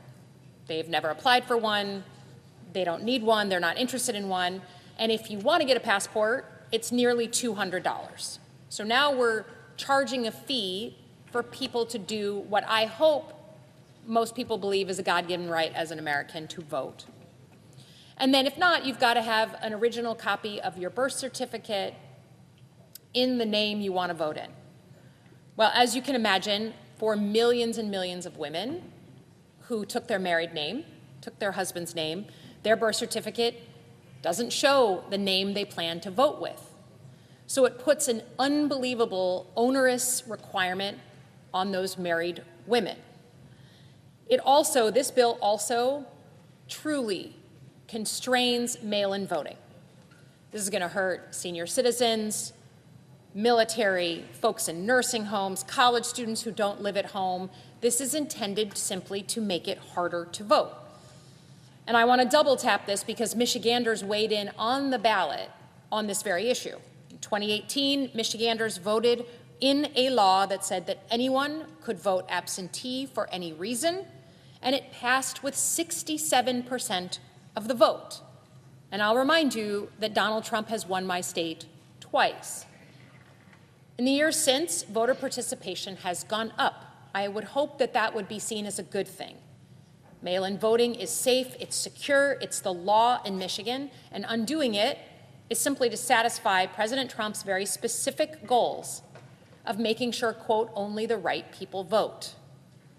As a nation, we've made a lot of strides in the past 50 years in getting more people to vote the SAVE Act undoes that, and it represents a significant change. It gives the federal government enormous power over voting. That's exactly what the Founding Fathers wanted to avoid. They specifically wrote into the Constitution that the administration of elections is to be done by the states. And in the commentary on it, they said that was because we never want a president and his supporters to have overwhelming power over the organs of democracy, over the foundation of our elections. So they give that administrative power to the states. Now, President Trump and my colleagues across the aisle have railed against federal involvement in our elections. They've signed amicus briefs and talked about overreach by the federal government in our elections when they thought it was going to hurt them. Now they've done a complete 180. If you want to understand where my colleagues really stand on this issue, just look at their comments and President Trump's his statement of administration policy when the House in 2019 passed the John Lewis Voting Rights Act.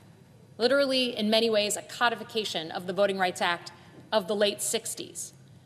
Many of my colleagues were happy to criticize the federal government telling states how to run their elections.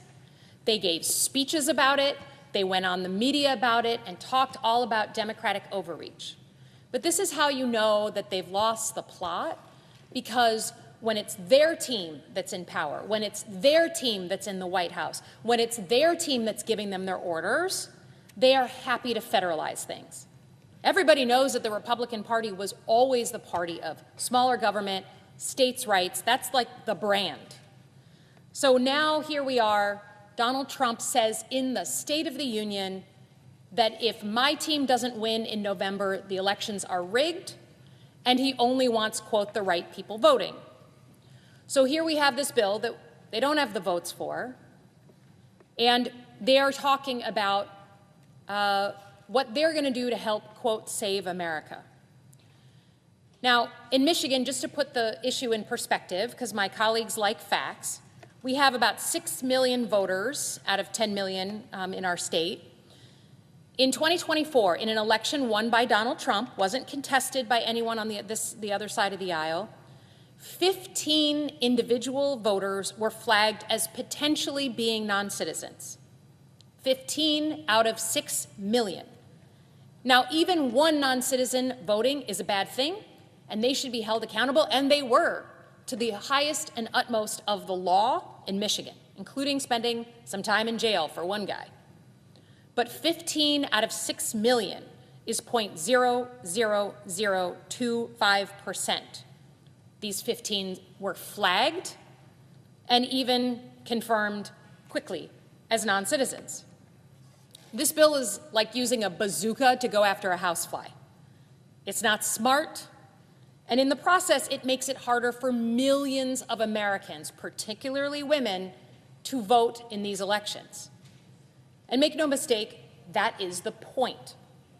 We are only debating this bill because of one fact.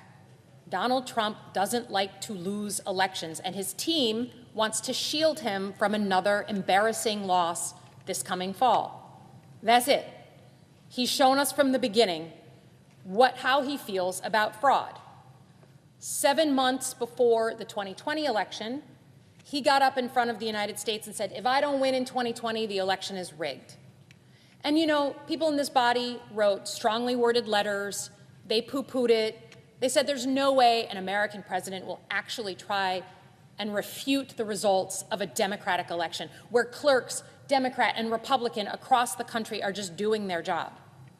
Fast forward to January 6th, and people in this body are hightailing it off this floor, barricading themselves in their office, as I did on the House side, looking for a weapon to protect themselves, as a mob instigated by the president crashed into this very floor.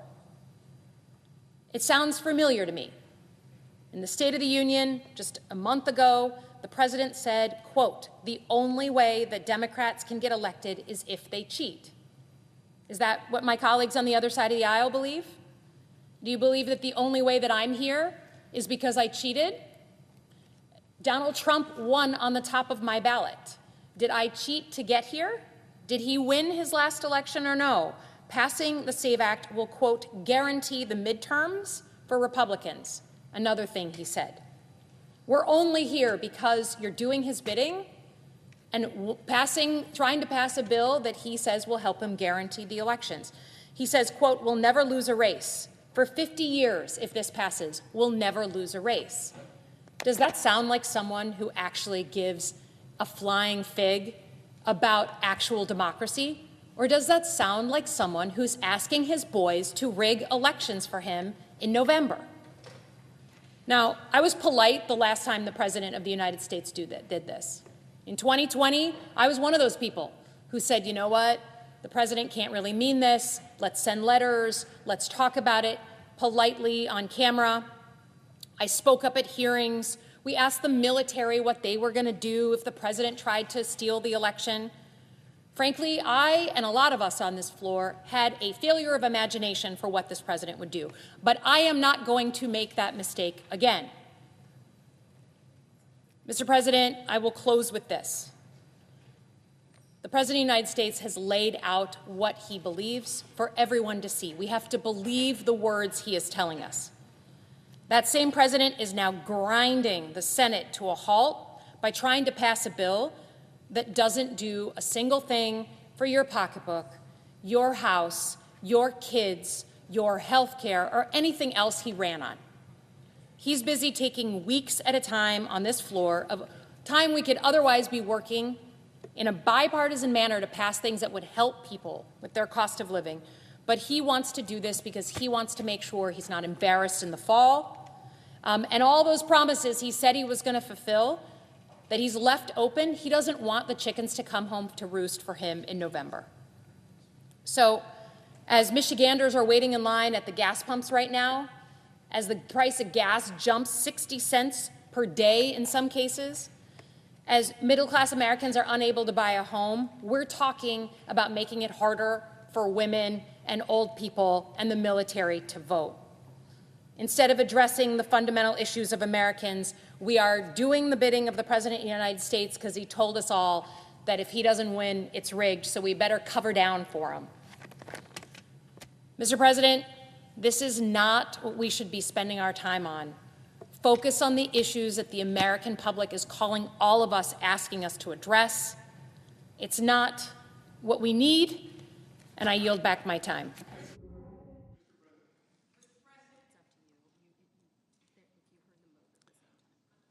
Chair recognizes Senator from Delaware. Thank you, Mr. President.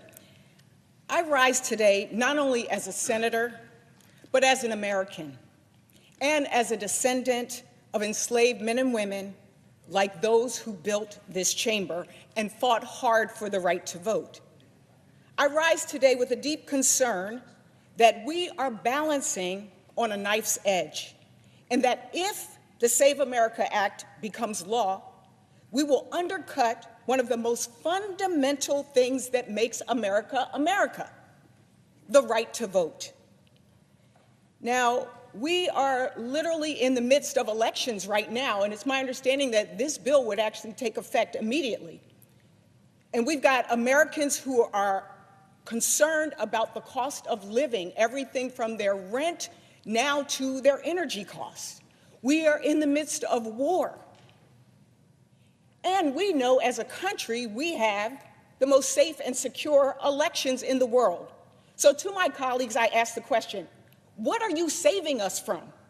Being able to participate in our democracy? We've been down this road before.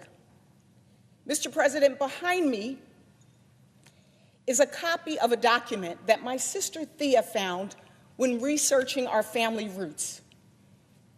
We turned this into a scarf that I carried with me on the day that I was sworn in to the United States House of Representatives in 2017, because it was a historic moment and I wanted to carry history with me.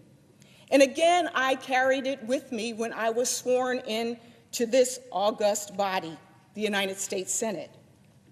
This document is a window into our nation's and my family's history.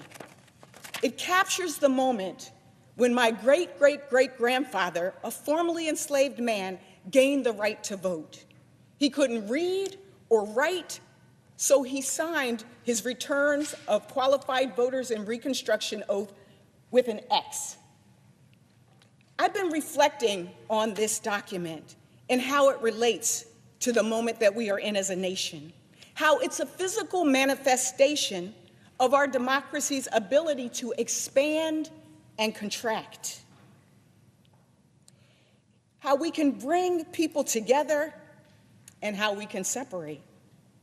It's a part of the American experiment. Yet 159 years after my great-great-great-grandfather signed this document and gained his right to vote, and 61 years after President Johnson signed the Voting Rights Act into law, protecting that fundamental right and expanding it for Black women, we in the Senate are debating the possibility of placing burdens and barriers on voting for millions of Americans, a contraction of our democracy. We, in a few months, we're just a few months from marking our nation's 250th year, months away from acknowledging how far we have come as a country. But it's my belief that our democracy is under attack, that there is a coordinated effort to undermine voting rights in America, from right here in Congress to the judiciary to the executive. Let's start with the reason that we're here today, the Save America Act. This bill is as dangerous as it is unethical. It is a thinly veiled attempt to make it harder for some Americans to participate in our democracy. So here's what it does. It enables this administration to supercharge their voter roll purges by forcing states to share their voter lists with the federal government. It would end proven and safe voter registration systems, including online and mail registration. It would impose new costs on Americans who want to vote, creating a modern-day poll tax. It would undermine voting by mail, and it would criminalize election workers and more. Our distinguished minority leader called this bill Jim Crow 2.0. I'm calling it Jim Crow 2.0. Here it is by the numbers: 146 million, 165, 69, and 4.5. 146 million is the number of Americans who don't have passports at this moment. So unless they can prove their citizenship with their birth certificate or Social Security card, those millions of Americans will not be able to vote. 165 is the base price for getting a brand new passport. If you have a passport and it's expiring, it will cost you $130 to renew. So if you can't find your birth certificate or Social Security card, there is now a price tag on your access to the ballot. 69 million is the number of women who have changed their names. Not only will they have to provide proof of citizenship, but under this bill, they also would have to bring their marriage certificate to a voting booth or maybe a signed affidavit from a judge proving their name change. 4.5. 4.5 hours is the average amount of time a rural voter would have to drive round trip to prove they are a citizen and ensure that they can vote in the next election. My colleagues will have you believe that we don't believe IDs are important. That's not the case. It's just not true. Many states are already across the country. We have to use our IDs to vote. I took my driver's license with me when I voted recently in a local election. That's not the point of this bill. The point of this bill is trying to solve a problem that's not there. And in doing so, it moves the goalposts for people who want to vote. It will squeeze people out of the democratic process by finding ways to cost you money and cost you time if you want to vote. Bottom line, if this bill passes, our driver's license, real ID, tribal ID, college IDs for students, military IDs will no longer be enough. If this bill passes, you would have to mail in a photocopy of your proof of citizenship with your ballot, making it exponentially harder for Americans to vote by mail. not to mention undermining privacy. If you're married, if you are in a rural community, if you are a student on a college campus, if you are a person with a disability, if you are a senior, or if you have changed your name, and so many of us have, including myself. I was married, I was divorced, so many of us have, including myself. I was married, I was divorced, I was widowed. This bill won't save you, it will hurt you. But this is just one aspect of the current attack on voting rights. The second comes from across the street, where the Supreme Court has been chipping and chipping and chipping away at voting rights. The systematic weakening of our voter protections started decades ago, when the Supreme Court undermined the pre-clearance provisions of the Voting Rights Act, the VRA. Pre-clearance required jurisdictions with a historical record of racial discrimination in voting to clear any changes to their voting laws with the federal government.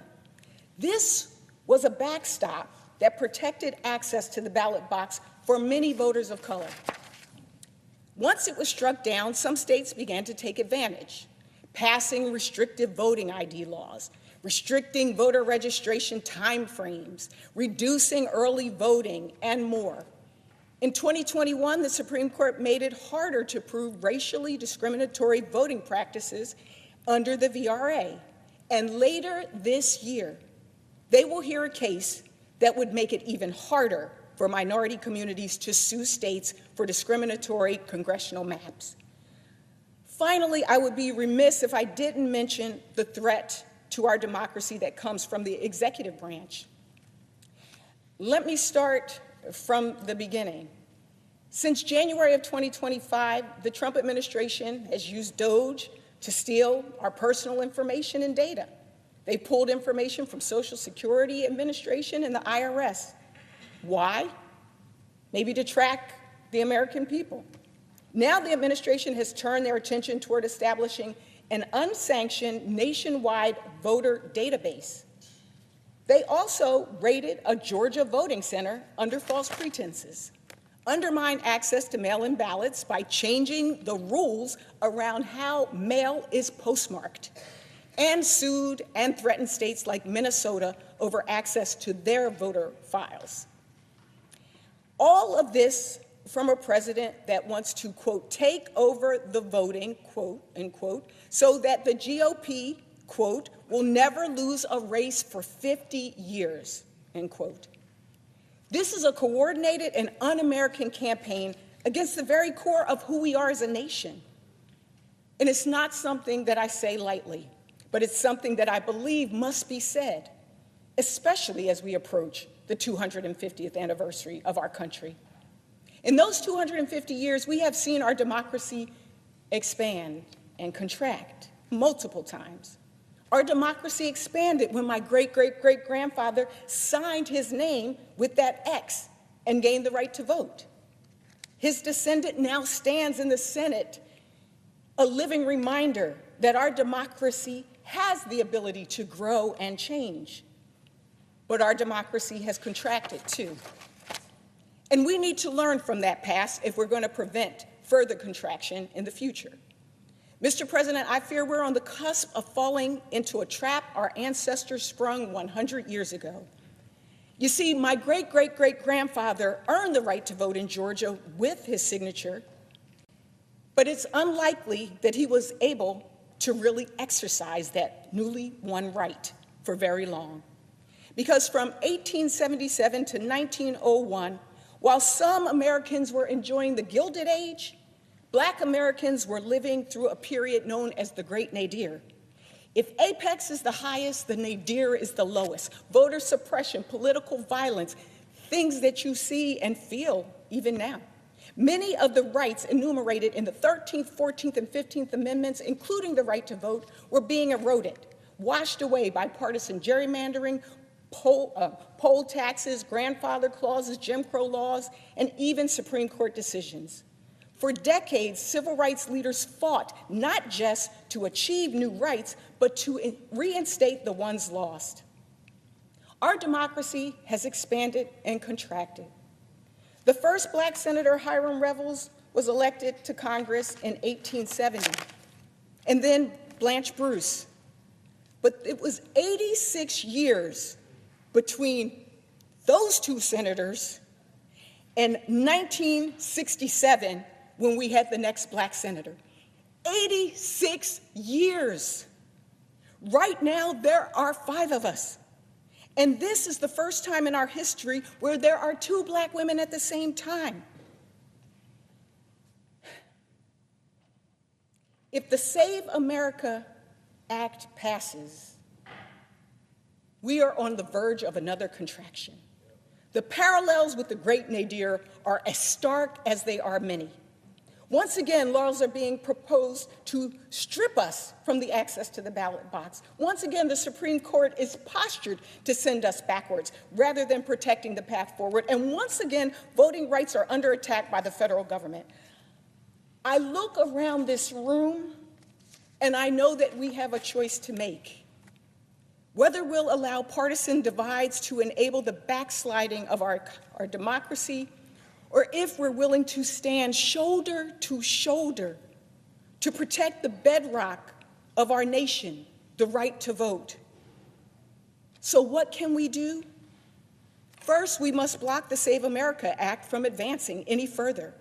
As senators, we have a responsibility to call it as we see it and to conduct oversight and expose executive overreach. And that's what this bill is, executive overreach, that would undermine our right to vote across this country. As Democratic senators, we plan to stand in its path, and I hope that some of my Republican colleagues will join us. And to all of those watching at home, I want you to know there is strength in numbers, that your power lies in being educated and informed and organized and mobilizing. And in this moment, I stand here and say no to Jim Crow 2.0. I yield. Chair recognizes Senator from Utah. Mr. President, I appreciate the passion, the remarks provided by my friend and colleague, the distinguished senator from Delaware. I do feel the need to respond to a couple of things, and a couple of things that have were said previous to that by the senator from Michigan. With regard to the senator from Delaware, there are a number of claims made that are very serious, and because they're very serious, they need to be responded to immediately. She used terms like poll tax, Jim Crow 2.0, talking about adding costs as if we're charging someone to be able to have ballot access, to be able to vote, which would be a poll tax. We ended that some 60 years ago by a constitutional amendment. This is not that. Not only are we not charging someone to vote, we're not charging someone to register to vote, nor are the documentary requirements in place anything that would cost any individual any money at all. It need not cost them a single penny.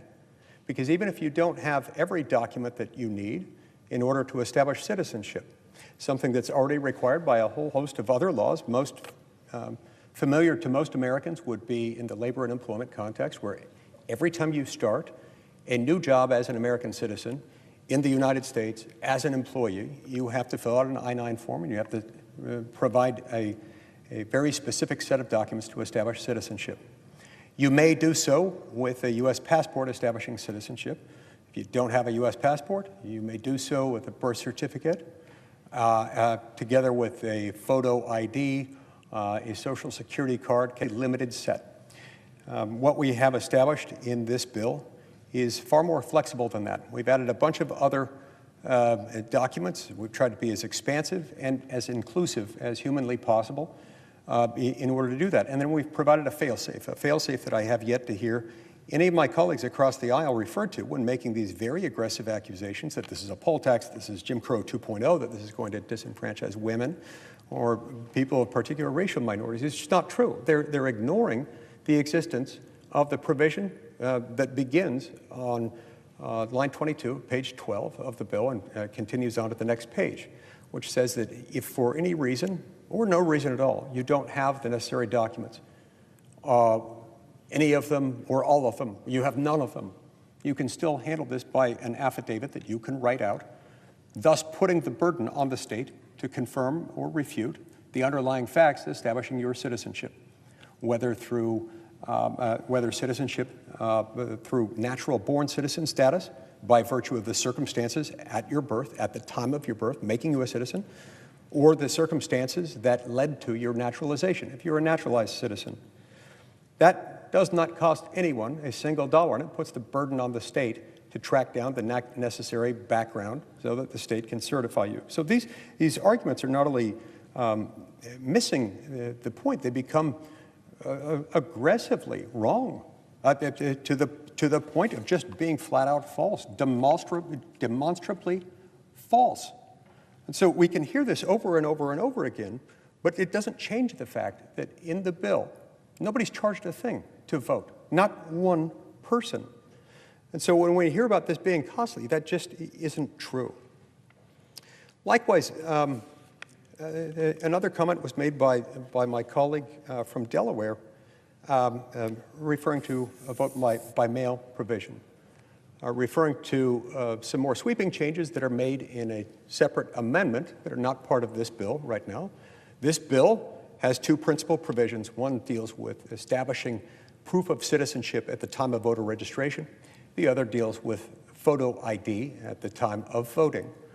This one doesn't do that. Yes, and one or more amendments have been filed that would expand that to include some significant restrictions on mail-in balloting, but that is not what's being debated on the floor right now. I've got no objection to anybody wanting to raise those now, given that amendments have been filed, and there's been some talk of this. But just to be clear, the bill on the floor doesn't contain those.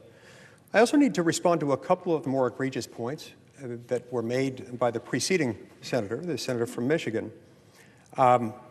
Among other things, she repeated some of the same false accusations that this would somehow disenfranchise married women. It absolutely, emphatically would not.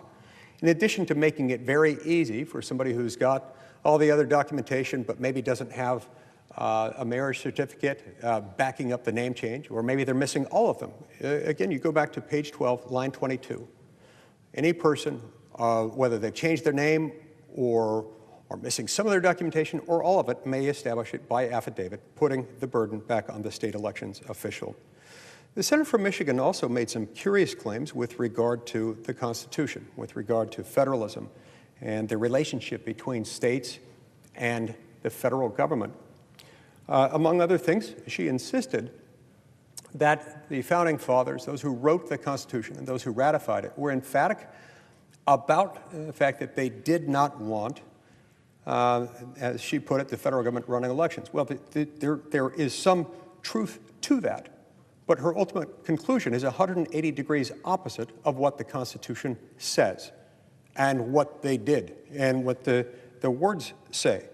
So it's very important for us to do this, to make sure that we're talking about the same things. So if you go to the Constitution, go to Article 1, Section 4, Clause 1, it doesn't talk about it because it doesn't need to talk about the states conducting their own elections for state offices. That goes without saying that the states are in charge of that. But it does talk in Article 1, Section 4, Clause 1, about the fact that the state governments will be in charge of setting up rules and regulations governing the conduct of elections for federal officials. And it also says, right after that, in the very same sentence, quote, "But the Congress may at any time, by law, make or alter such regulations." And that is what we are doing here. Because these involve federal offices, we have the authority to set important terms and conditions specifically for federal offices. It's not that we are encroaching on any constitutional power. This is our power. It may lay dormant insofar as we choose not to exercise it, but it's not currently dormant. And in fact, we've legislated on a number of occasions, and there are at least 4 or 5, maybe 6 major pieces of existing federal law that deal specifically with the state's conduct of federal elections.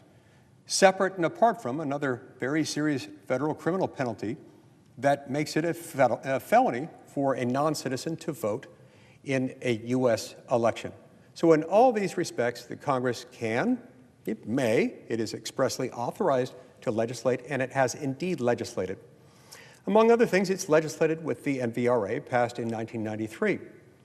It is the NVRA specifically and the manner in which it's been interpreted by the Supreme Court and implemented that necessitates these provisions, specifically the citizenship provisions of the Save America Act. Because but for the Supreme Court's ruling in Arizona versus Intertribal Council of Arizona in 2013, a case decided some 20 years after the NVRA was enacted by Congress in 1993, the court in that case said the states may not even inquire into someone's citizenship, may not require proof of it, even where they suspect that some voters might be non-citizens. Now, that interpretation was wrong. It was contrary to the text, to the structure, to the original public meaning of that statute. It was wrong, but it's nonetheless conclusive. It's a majority opinion of the Supreme Court.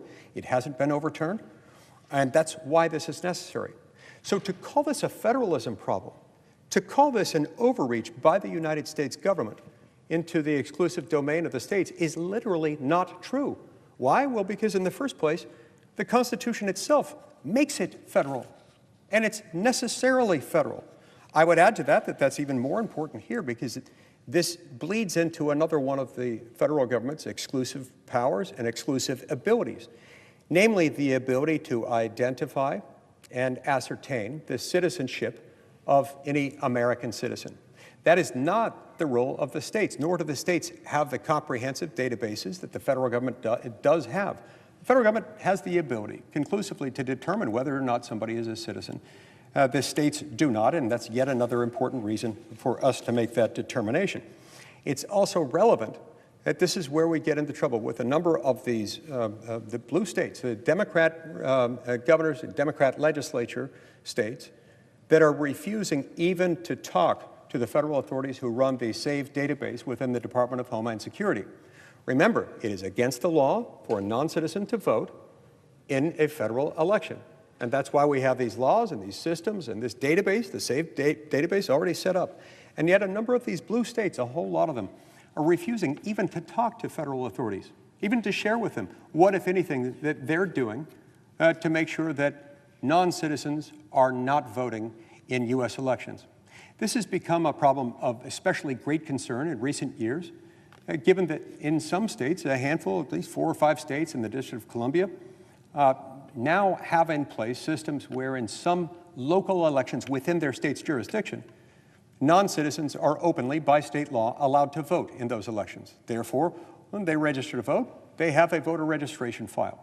Basic questions have been asked to them. How do you differentiate those who are non-citizens, who have registered to vote in your state, and how do you make sure that they don't get ballots to vote in a federal election, for example, for a U.S. House of Representatives race or a U.S. Senate race? They have refused to answer the question. They have refused to cooperate. They have hidden these details. These are important details, details that we have constitutional authority, a moral obligation, and a legal obligation to look into to make sure that our laws are faithfully executed, and they refuse utterly to cooperate. If that's not chilling, I don't know what is. My friend and colleague from Michigan also implied that there is some sort of a de minimis marginal concern about, in her state and in every other state, about non-citizens registering to vote. Oh, it happens every once in a while, somebody gets in there, we remove them. Well, let's remember, I looked up some articles on this, and I've got one right here from a publication called The Michigan Bridge. One of the ways that they found a handful of non-citizens registered to vote was in a sort of haphazard way. They found 15 just by doing something very simple. They compared a list of people who had gone into court after being summoned for jury duty. Jury duty, remember, typically turns on what they call the wheel, a random selection from among registered voters in the jurisdiction. You're called up if you're a registered voter randomly to serve in jury duty. Periodically, in Michigan and in many other states, people will show up for jury duty. There are all kinds of tricks that people use to try to avoid jury duty if they don't want to. This one may or may not be a trick in some circumstances, and in many circumstances it wasn't. People were truthfully saying, I'm not a citizen, therefore I may not, must not, cannot, will not serve as a juror. So somebody came up with the idea, let's compare, I think there were a list of, 250 or so who happened to have made that argument. Then they compared them against Michigan's voter registration database, and they found that at least 15 of those individuals were non-citizens who had registered to vote. That is a far cry from saying that there are only 15 non-citizens registered to vote in the state of Michigan. When you consider the haphazard, random way in which they found this out, one would suggest that not only that there could be more, but that there likely are a lot more, because most people aren't getting called in for jury duty, and most who aren't necessarily invoking this defense of I can't serve, I won't serve, I may not serve because I am not a U.S. citizen. Finally, with regard to the federalism point, I find it very curious that this argument continues to surface, and it surfaces in particular from our Democratic colleagues. And the reason I say that is that all of a sudden they're very concerned about federalism, about maintaining the sanctity of the distinction between that which is state authority and that which is federal.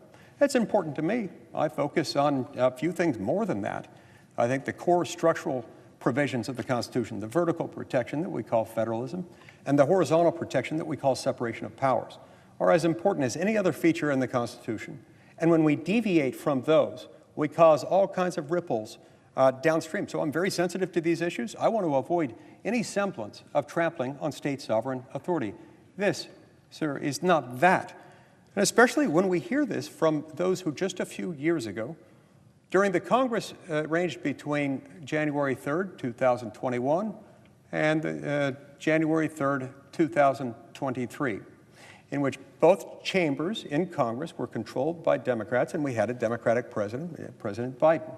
During that time, they supported legislation known as H.R. 1. Now, if you want to see a federal takeover of elections, H.R. 1 was that. It was vast.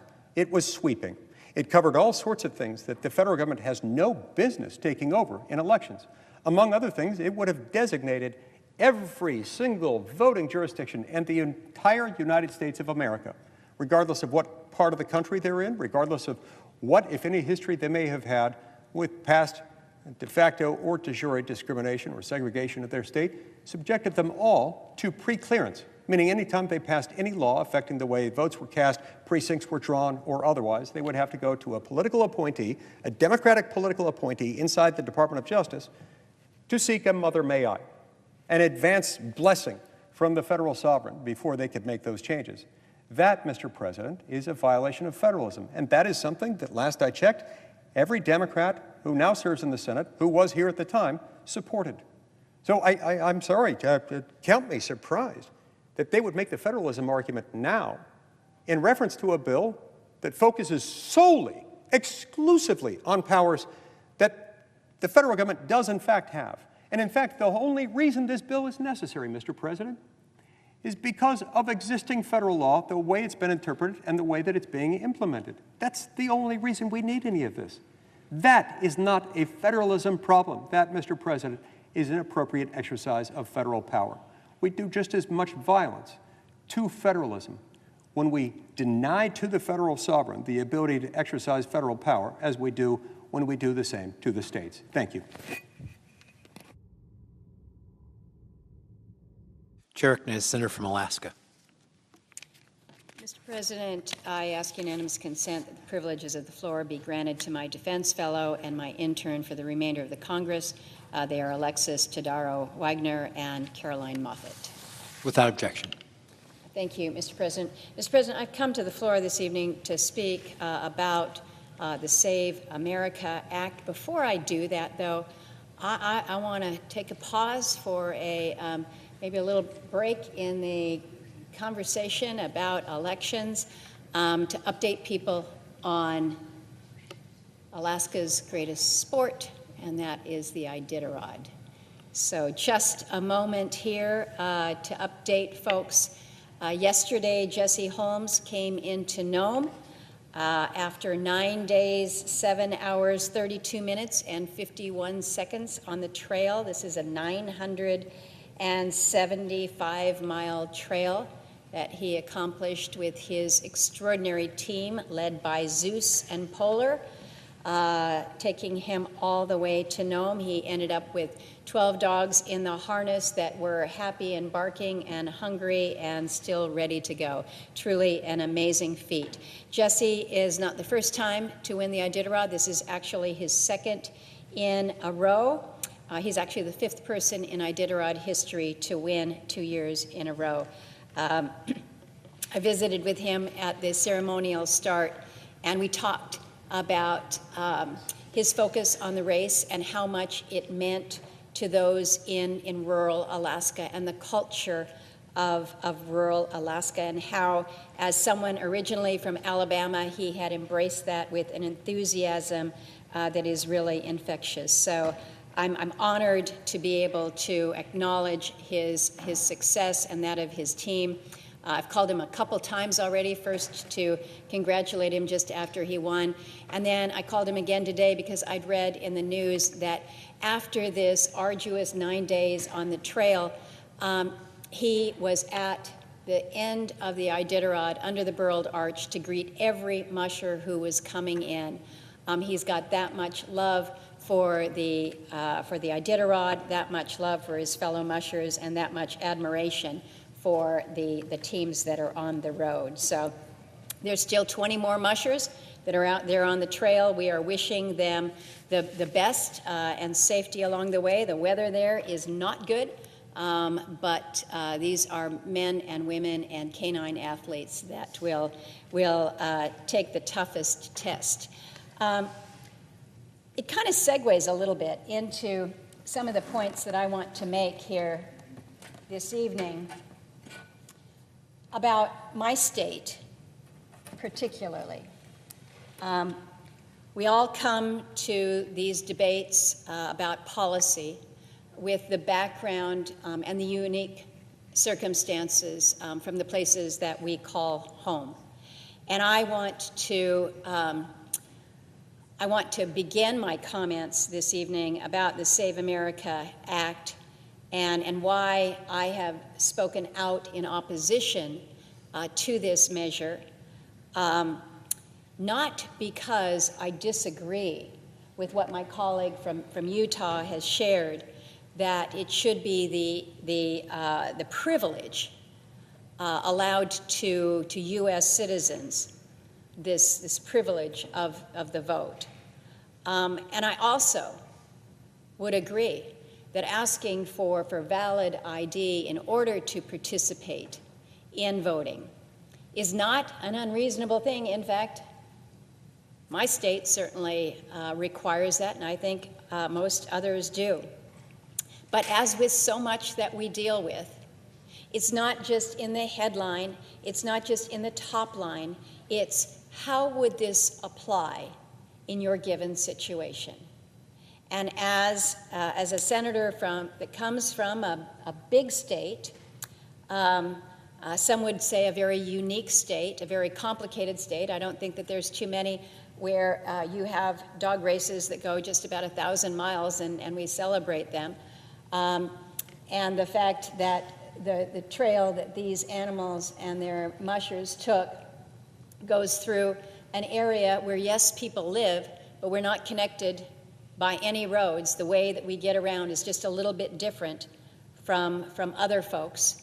And so recognizing and appreciating the distinctions that come to bear when you take a measure that is good in purpose. Citizens should be allowed to vote, valid ID should be required, but you got to peel back the cover here and see how is this going to be implemented.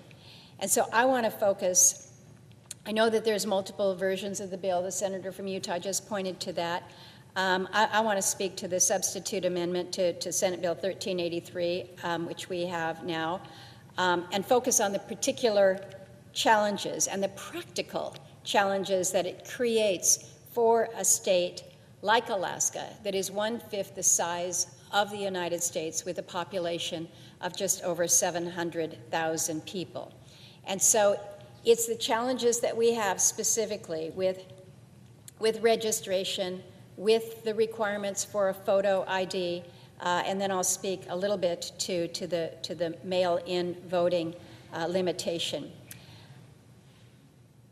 One of the first places to start is you're saying, all right, if you said, Lisa, you don't oppose the intent of this, and you come from a big state, and there may be logistical challenges in implementing it, when does all this come into play? Well, that's an important consideration, because as the bill is drafted right now, these provisions are effective upon passage of the bill. And so that means that Alaska and every other state is going to have to comply with a new set of laws that, in my state situation, that contradict our state laws. And we are in the midst of an election cycle. We are less than 8 months away now from our general election. In addition to immediate implementation of the provisions under this bill, there's no support that comes to the state. When I say support, there's no federal resources that come and say, all right, you need to figure out how you can get more photo identification, mobile units out to remote areas where it is hard to do. You need resources, you need people in order to absorb this, the numbers that you will see when people come to your division of elections or your public assistance office with original documents. You need more folks. Well, here's the money. Well, we're not helping with that. So the states would be forced to bear the entire cost of implementation right away, just right away. So this is a tall order. And again, you're trying to stand all of this up while we are in the midst of an active election year. And certainly in my state, we would be redirecting, if we had to comply with a federal law, we would redirect funds from elsewhere. But this is just, okay, it's a logistical challenge. Is it insurmountable? Maybe not. Is it going to be really hard to do in certain places? I think that's fair to say. So maybe I'm starting with the easiest point here, which is the implementation on the timeline that this bill outlines is pretty near impossible in a state like Alaska right now, given the lack of infrastructure that we currently have. So let me move to the next point, and this is with regards to the registration to vote. Requiring proof of citizenship. Okay. We can figure this out. And listen carefully to the senator from Utah when he said, you know, when you have a name change, it may be complicated to get your documents, but ultimately you're going to figure out a way to get your documents. But I'm going to walk you through the challenge of what it means to meet a requirement that says you have to provide your proof of citizenship. You've got to provide your documentation in person in order to register to vote. Now, you don't get confused. That's not when you're actually voting. That's where the voter ID comes into place. What we're talking about right now is just the registration to vote. This would be a major, major departure from how most Alaskans currently register to vote. So just setting the scene here. In 2024, over 80% of applicants registered by mail, they registered online, or they registered through our permanent fund dividend application. This is a process that every eligible Alaskan will go through each year, just about this time. And so we have set up a process that allows for you to register when you are applying for your permanent fund dividend application. In 2023, that number in terms of the applicants who used that process, either by mail, online, or through PFD, was more than 90%. So this is where people are going right now to register. So what this would require is you might be able to start the process online, but the requirement to present the documentation in person is still there. So there were about 29,000 new voter registrations in 2024. And under this Save America Act, it would it would have effectively forced about 25,000 of these Alaskans to go to the Alaska Division of Election Offices to provide the documentation in order to certify your citizenship. Now, people have said, well, wait a minute, it's not just the Division of Elections that you can go to. There are potentially other agencies that you can take documentation, whether it's State Public Assistance Agency, Department of Motor Vehicles, other locations that the state has designated as voter registration agencies. So let me just walk you through. Again, I should have my map of Alaska overlaid on the continental United States, but we're 1/5 the size of the United States. These stars here are the 6 division of elections that we have in Alaska. We have 6 divisions of elections. So again, if you had my other big map, Alaska stretches from Florida to just about California, down from the southwest, practically up to the Canadian border. So it would be like, going from Washington, D.C. to Ohio to go. My map is probably off on that, so maybe I shouldn't be using those states. My point is, you've got 6 division of elections that are throughout the state: Juneau, Anchorage, Fairbanks, Nome, Wasilla, and Kenai. So this is clear through the Save America Act that this is where citizens, Alaskans, can present their documentary proof of citizenship. Now, what's less clear is whether or not you can present that documentary proof if you go to a division of motor vehicles, if you go to a state public assistance office, or do you go to other locations that currently provide voter registration services, although pretty low levels.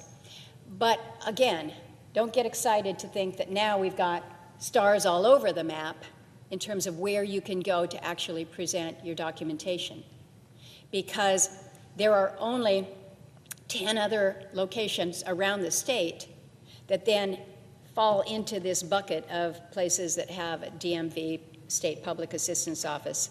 So what you're seeing here is a logistical reality in terms of how you would meet the requirement for production of your documents. The Save America Act doesn't change the federal law that mandates that states designate public assistance and disability offices as what they're calling voter registration agencies. And that might extend for voter registration beyond, again, these 6 election regional offices. But the law is not consistently enforced, so that's an issue here. So for instance, down here in Southeast, in an unstarred area, the Sitka office is an area where public assistance is provided for, but that office is currently limited to what they call general inquiries only. So if that changes, it's unlikely to be feasible that you could actually present your documentations there. In addition, none of these offices are equipped to handle in-person voter registration that the SAVE Act could force upon them. And again, you're talking about the need for additional resources. Most of these offices or places are where you have 1 or 2 folks, oftentimes with limited hours.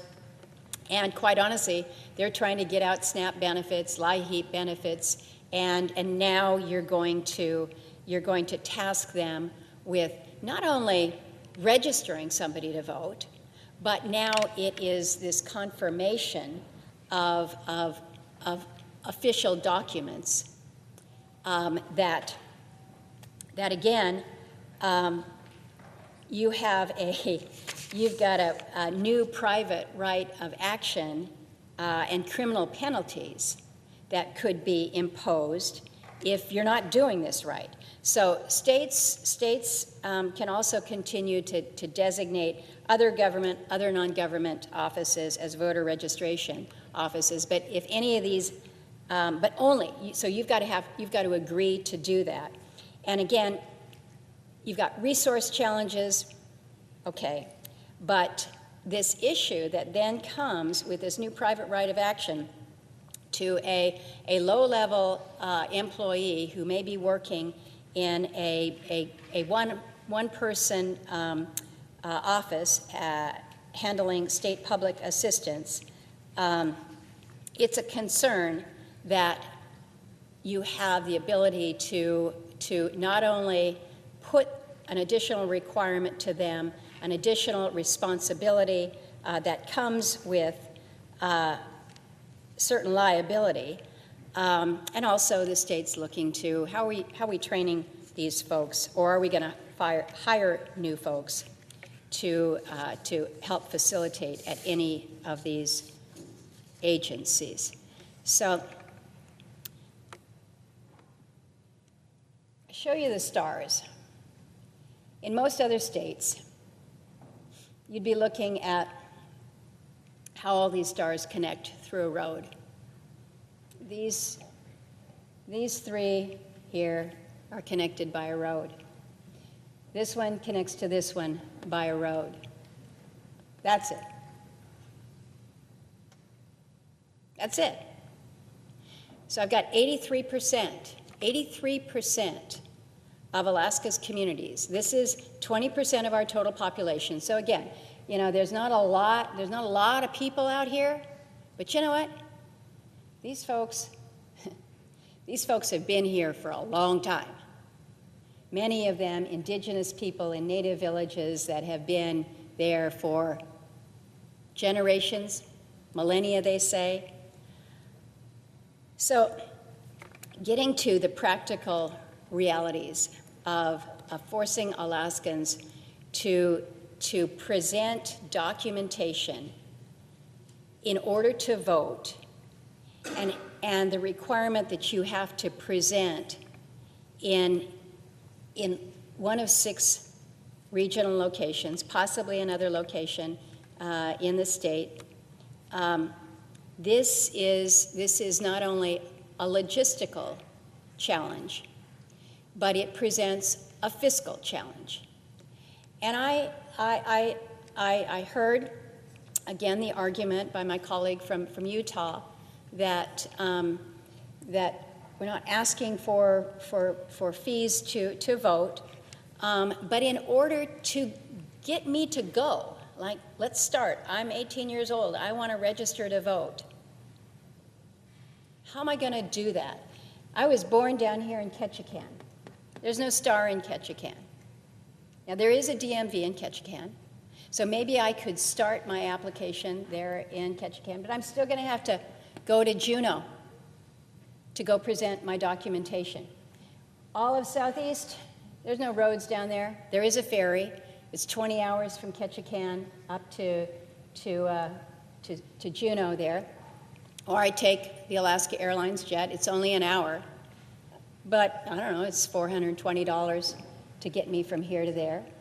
If I am in Fairbanks, where I went to school, okay, I've got the ability to present my documentation there. But if I'm in any of these North Slope communities here, this is where I have to fly to present my original documentation.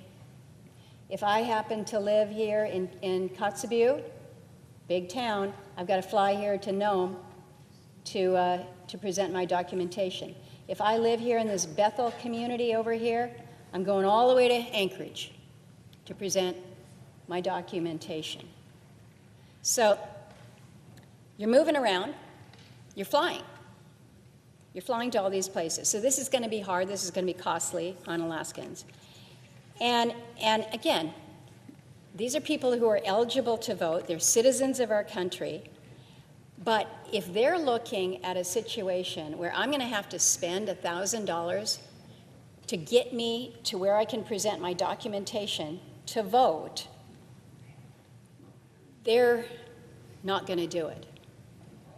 They may do it. There will be many who will do it. Let me say that. There will be many who will do it because these are proud Alaskans, they're proud Americans, and they want to vote. But this is hard. This is hard. And so I fear that they won't register because financially they won't be able to register. And if they're not able to register, they can't vote. And while disenfranchisement may not be the intent of the Save America Act, and I don't think that it is, I think that we will see that. In fact, I fully expect it to be an outcome of this. So I'm going to give you some specific examples. This is St. Lawrence Island. It's a little bit closer to Russia than it is to mainland Alaska, but there's great Alaskans that live out there. I've been out there many times. So if you're a 17-year-old girl who lives in Savunga, you're turning 18 in October. Super excited because you're going to be able to vote for the first time ever. So what's this young person going to have to do in order to register to vote? So she's going to have to book a flight to Nome. So it's not that far, but it's all across water. There's no boats that take you there. But that flight, we don't have jets out of St. Lawrence Island, so it's a prop jet. It's going to cost you $720 just to start. The flights, if there's one a day, you're lucky, that's good. But you're going to have to stay overnight because you can't return on the same day. There aren't a lot of hotels in Nome. A night at the Aurora Inn is $310, but I would guess that since the Iditarod is going on right now and there's lots of excitement there, it's probably a little over $310.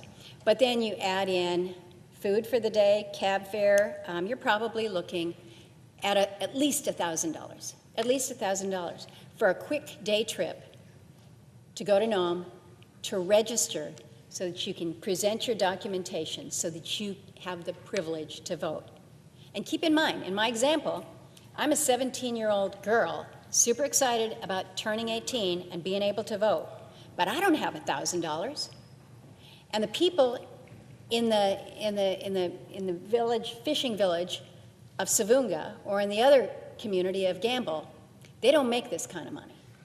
So this is probably the best case scenario for flying in and out of Savunga because you got weather that hits all the time. And again, you're not in a jet, you're taking a prop. You can get weathered in or out. Your trip can last several days. Storms blow in, you're stuck there, you can't move for a week or so. This is not uncommon. And so it adds, and I feel like these stories are important because, well, my example of a young 17-year-old who's excited to vote, there's no name, I haven't talked to such a person, but these are the scenarios that people live with when your state is geographically blessed. I was going to say challenged, but I think we're blessed with our geography. So you're saying, okay, Lisa, that's an extreme example because that's a big island out in the middle of the big ocean, but other places that are more connected, it's not that bad. Let's go to the largest fishing community in Alaska, and the fishing community that brings in more fish per volume than any place else, Unalaska. So we're sitting out here. We're right at the end here because, once again, we're so geographically blessed we can't have a map that actually shows that the Aleutians go all the way out here. So you're in Unalaska, say you're a fisherman or a teacher. The flight to Anchorage, because this is where you're going to have to go, into Anchorage, 800 air miles. 800 air miles. The cost, one way, right now, if you can get a seat, is somewhere between $1,100 per seat, if you can maybe get on a charter, to possibly as much as $1,300. This is one way. This is one way to get you from here to there. Now, granted, this is crab season going on, and so the tickets you're not able to get many seats, but that's what we're talking about.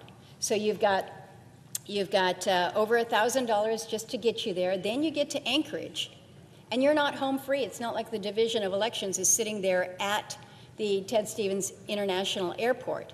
You've got a 5-mile drive to get into town. Maybe you rent a car. You probably don't rent a car. You get a cab. But surprise, again, there's no return flight home to Dutch Harbor, Unalaska on the same day. So this is not a one and done, in and out. I got to overnight. That means I've got to get a hotel. I'm probably going to need to have something to eat. So again, the reality that we're looking at is it's costing thousands of dollars to just get me to the place so that I can register to vote. I've been spending a lot of time with the folks in the southwest region of the state that were impacted by ex-typhoon Halong in October. It's a 1,000-mile storm that just blasted through these communities. And the small village of Kipnuk was devastated. Homes literally floated off of their pilings and floated as many as 3 to 5 miles away. The homes are not, it's not possible to go back to those homes. So I've been talking to residents from Kipnuk who have said, I lost everything, and there's no way I can go back there. So these villagers, who no doubt that they're U.S. citizens, they no longer have the documentation to prove their citizenship. It's lost. Now, it can be recreated, but it's going to take time. And again, I take it back to my first point, which is all of this happens now when the bill is signed into law.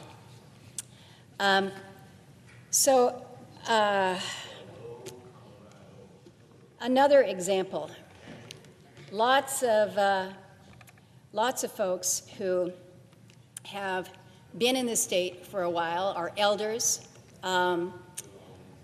lived in a time, were born in a time when being born in a hospital was not the norm. We didn't become a state until 1959. So say you're an 85-year-old man from Selawik. Selawik is right up here in the interior. He spent his entire life there. Selawik, there's no need for a driver's license. You can't get one in Selawik.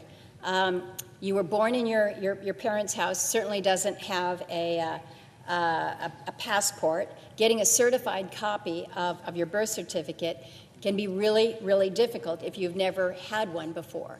And we know because these are certain examples of some of the things that we do with casework in my office. It's not easy. It can be done, but it's not something that you can just say, here's a copy of my passport. I got to have a certified copy of my birth certificate. So I've mentioned that just the logistics, the sheer logistics of trying to satisfy the requirements of the law when it comes to registration. So costly to get yourself there, and it is costly to secure the documents that you need to prove citizenship in the first place. It's been mentioned that passports are $130. Applications take 4 to 6 weeks, unless you're paying an expedite fee. We've got pretty good statistics in Alaska when it comes to those who actually have a passport. About 50% of Alaskans have one. Getting a certified copy of your birth certificate or marriage certificate, it's not free. That's $30. One of the problems that we found, though, in Alaska right now is our Vital Records Department for the whole state has a notice on their website that says that there's a processing time of 1 to 2 months.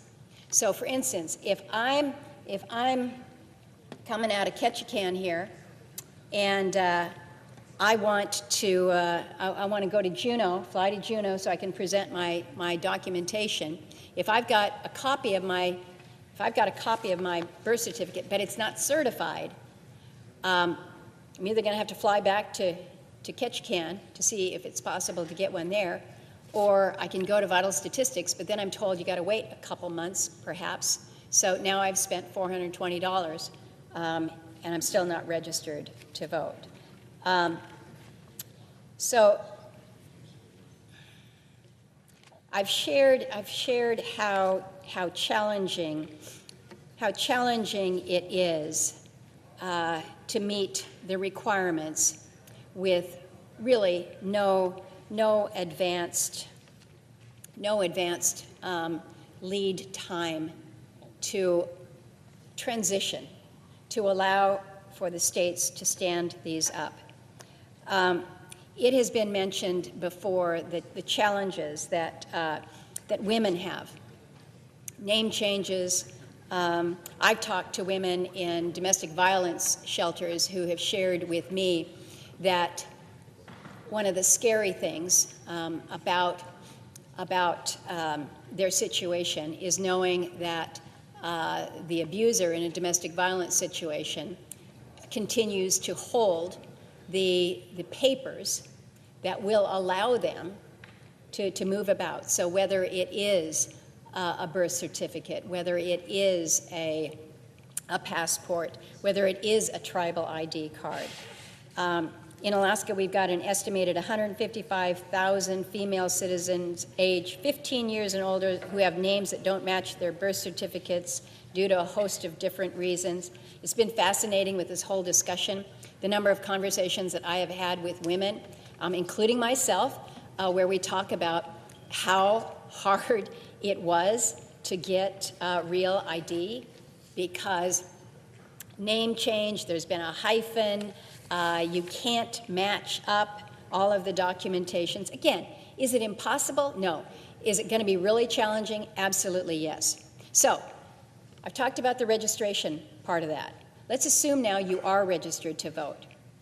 Now, SAVE Act is going to require new photo ID with specifics attached to it. So it's not only a photo ID, it has to have an expiration date on it. So you've got to have this to vote. I've said, I support voter ID. Alaska requires ID to vote, as I think they should. But I think what we have here is a very prescriptive approach to it.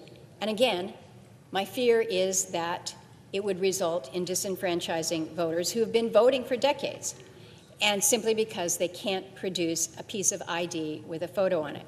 So there's been a lot of discussion about tribal IDs, and don't they qualify? They qualify for you to go through TSA, but the Act requires that you have a photo ID that has an expiration to it. And most tribal IDs do not have an expiration date to it. Some of them do not have photos. So it would be a significant challenge to so many in not only in Alaska, but within the lower 48 as well. Others are saying, well, if what you need is just a photo ID, you can have a state ID, you can have your driver's license. Keep in mind, in most of these communities, the 20% of Alaskans who do not live on the road system, the 83% of our communities that are not connected by the road, if you're not really connected by the road, that means we don't really have a lot of roads in a lot of these places.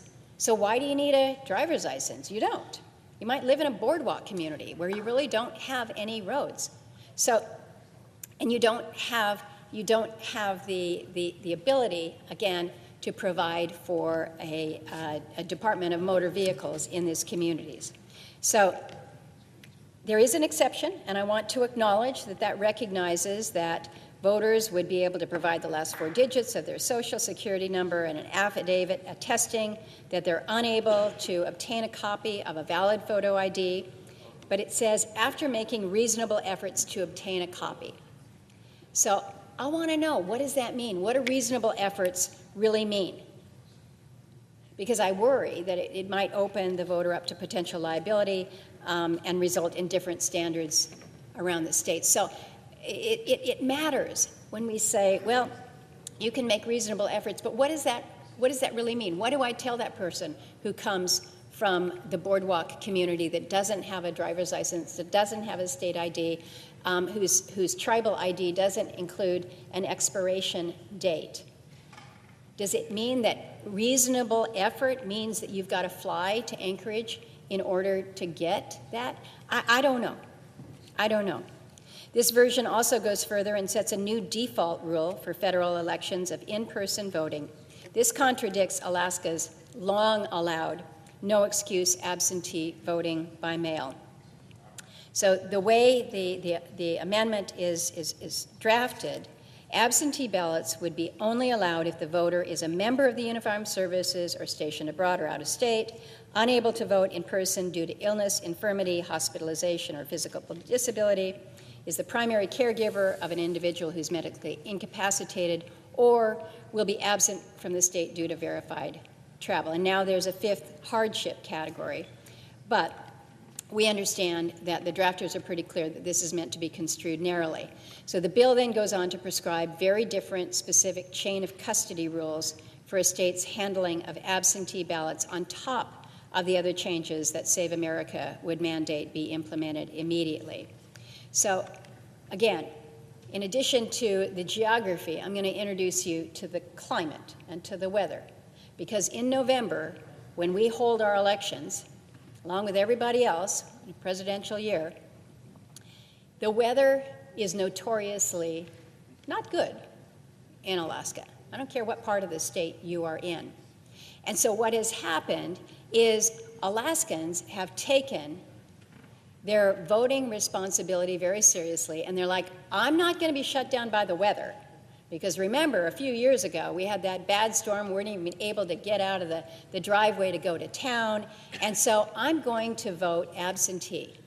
We have allowed no excuse voting for a long time for lots of good reasons. Most notably, people want to make sure that they're able to participate in the vote. And when your conditions shut in, you can't do it. You might not feel safe in doing it.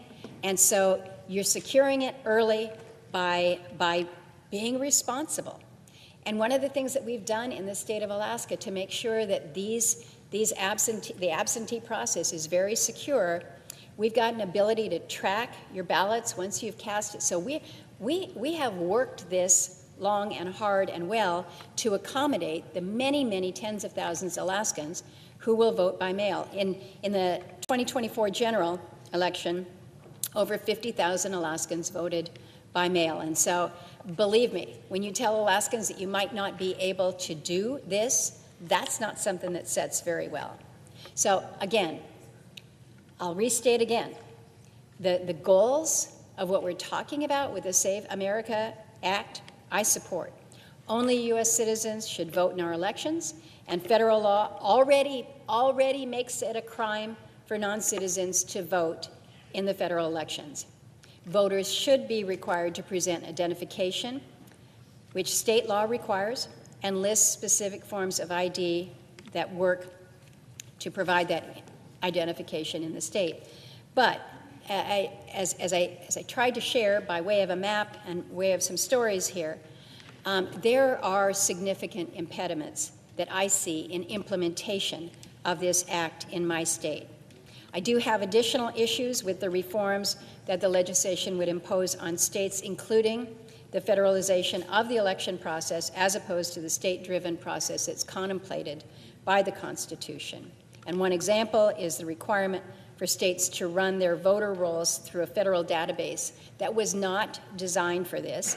We've already had some legitimate issues for multiple states with regards to that. So I have asked, do we see evidence for the need of these sweeping changes, given the lack given the lack of credible evidence of non-citizens voting at a significant level, certainly in my state. I've asked specifically, we have had that review over a 10-year period. There have been 70 instances that were flagged in terms of actually following through to determine whether or not it was illegal But that's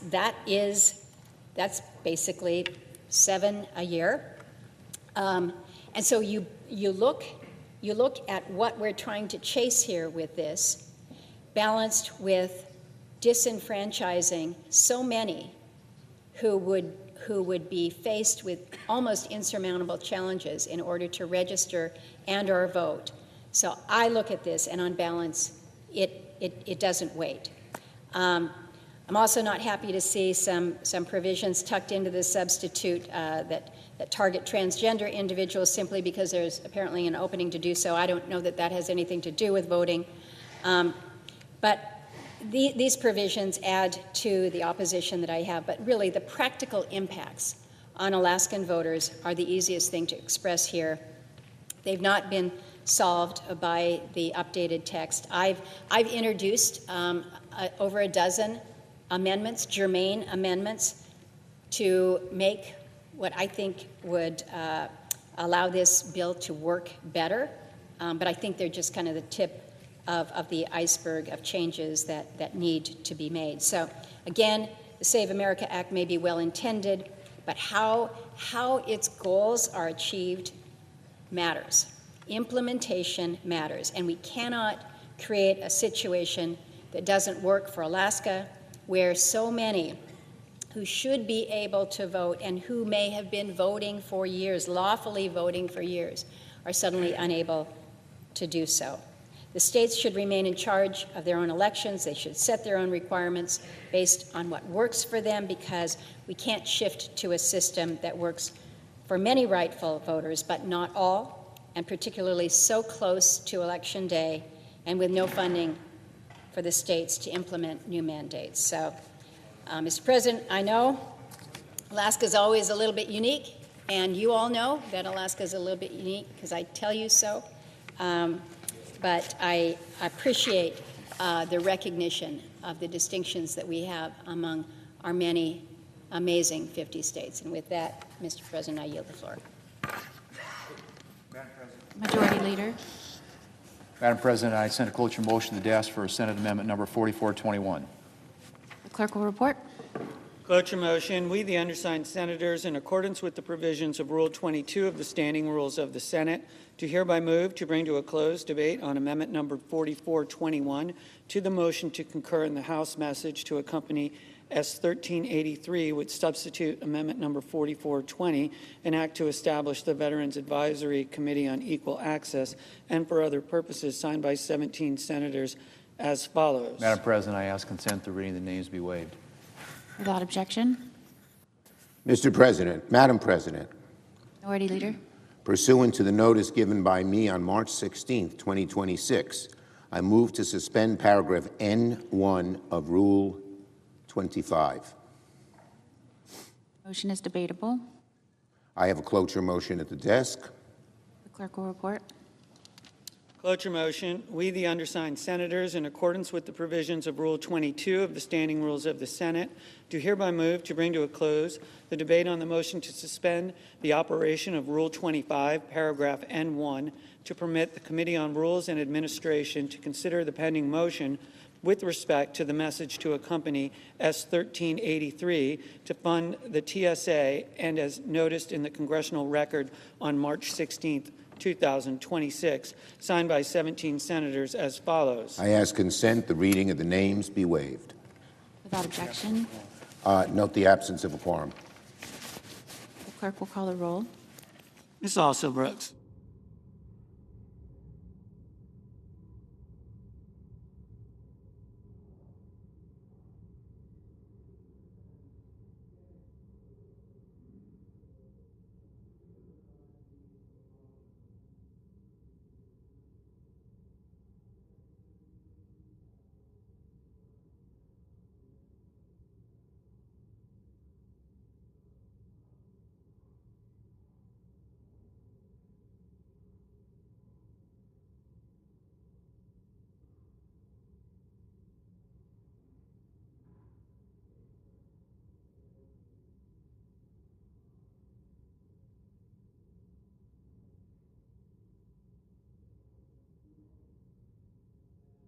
Senator from Ohio.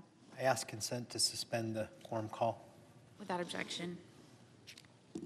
Thank you, Madam President. I been here for a little while this afternoon, this evening, and have listened to a lot of the concerns of my colleagues.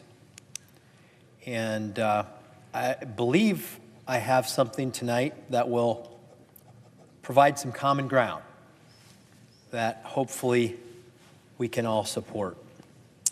I come to this conversation having been twice elected and entrusted as the chief elections officer of the state of Ohio, as being elected their Secretary of State. I oversaw elections, presidential elections, in 2012 and 2016, as well as midterm elections in 2014 and 2018, and many primaries, local elections, special elections, ballot initiatives, on and on and on. I know my election law, I know my election administration, and I believe Ohio is the gold standard for how to run an election. I made my mission clear in that role to make Ohio a place where it is easy to vote and hard to cheat. And many other states do it right. Many other states do it right. They have voter ID laws. They properly maintain the voter rolls. However, other states do not do that. I enforced voter roll maintenance, the voter roll maintenance standards in all 88 counties to make sure that no one could nefariously or accidentally cast a ballot. And this standard was upheld in the case before the U.S. Supreme Court of Husted versus the Philip A. Randolph Institute. And I can tell you, it's a chore to make sure that only legally registered citizens are on the voter rolls, because there are millions of people in this country who can get driver's licenses, who get social security numbers, who are not citizens of the United States of America. They may be here on a visa, a green card, a refugee, someone here on TPS, temporary protected status. They're all get the things that you need to register to vote in many states. And when you're in a swing state, you have lots of outside groups that just want to register everybody because they get paid more and more and more the more people they register, even if those people are not legally allowed to be on the voter rolls. It's an important responsibility. I also launched an annual voter fraud and suppression report, which was a post-mortem on each election cycle. And we found cases every election of fraud and attempted fraud, even with all those safeguards in place. It was rare, but it was real. It was out there. And you may say, well, what's the big deal? It's a few hundred here, a few hundred there. We had 200 elections during my tenure. When you add up the local elections that were decided by one voter tied. Local elections, township trustees, political officials, every vote counts, every vote matters. Ohio then implemented a required photo ID law at the polls, and with these reforms, there has been no evidence of voter suppression. In fact, with all of these measures in place, in the 2024 presidential election, it produced the second highest turnout that we've had in the past 4 presidential elections. And it's not surprising that people don't find it hard to produce an ID when they come vote, because it happens in their lives every single day. I know, for me, in the last week, I've had to provide an ID to enter a government building, an ID to rent a car, an ID to stay at a hotel. But many other things we commonly do in life, whether that's someone going to the local store to buy alcohol or tobacco, you name it. Lots of reasons that people have to supply IDs. They're very accustomed to doing it, and they do it all the time. So when they show up at the polls and ask for an ID, They already had it with them because they probably were already asked for it once that day. And in Ohio, and I'm sure other states do, I know other states do this and are perfectly capable of doing it. If you don't have an ID, the state of Ohio will get you one free of charge at the BMV. So, Madam President, when we talk about the Save America Act, it is trying to solve a simple problem, at least the provision that I'm here to talk about tonight, that we need to make sure that we know who is coming to the polls to cast their vote, because election integrity matters. But there are 14 states that do not have voter ID laws, even though 80% of Americans think it's a good idea. This is one of those issues that whether you talk to Democrats, Republicans, or independents, they say, yeah, photo ID makes sense. It's just kind of common sense that we would want to know who's voting when we cast a ballot to elect presidents and senators and governors. And like I said, I've tried to listen. I've heard my Democrat colleagues say that they don't oppose photo ID laws. Heard the Senator Schumer say our objection as Democrats is not to a photo ID. Heard Senator Fetterman say he supports a photo ID law, and I guess if I could quote him, if the GOP wants real reform over a show vote, put out a clean, standalone bill, and I'm an aye. Well, that's what I'm doing tonight. The voter under this legislation could present a photo ID of any of the following: a state-issued driver's license that includes a photo and an expiration date, state ID that has a photo of the individual and an expiration date, U.S. passport, valid U.S. passport, a valid military ID, or a valid ID issued by a tribal government that includes a photo of the individual and an expiration date. Pretty simple, not complicated, easy to do. It's proven effective because many states already do it. We certainly do it in Ohio.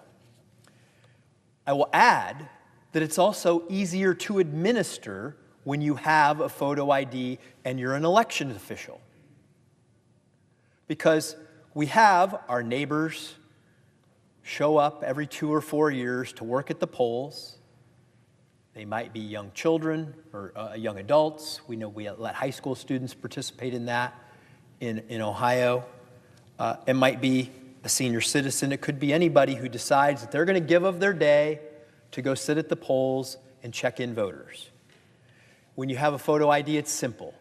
You just look at it or you slide it through the card reader and the voter's information pops up and you know which precinct they're from, which ballot they have, and whether or not they're legally allowed to vote. Rather than trying to do it the old way, the bureaucratic way of having to look through poll books and making every poll worker who works there once every 2 or 4 years become a signature reading expert to try to determine whether or not somebody is truly allowed to vote in that precinct and they are who they say they are. So I hope that my colleagues on the other side of the aisle realize or really do support a photo ID law, because this legislation is the simple, easy, proven way to do it. So, Madam President, showing a photo ID is common sense. The American people support it by an 80-20 margin. And as I've been saying for more than a decade and a half, it is possible to make it both easy to vote and hard to cheat, and we should make that a national standard with a photo ID law that is easy to implement and is proven effective.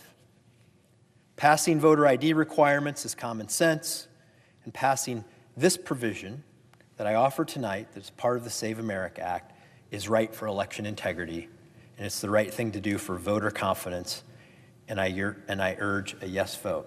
So now, Madam President, I ask unanimous consent that the Senate proceed to the immediate consideration of Senate Resolution 4155, which is at the desk. Further, that the bill be considered read a third time and passed, and that the motion to reconsider be considered made and laid upon the table. And I recognize Madam President, that I have some colleagues here that may want to offer something along with. Madam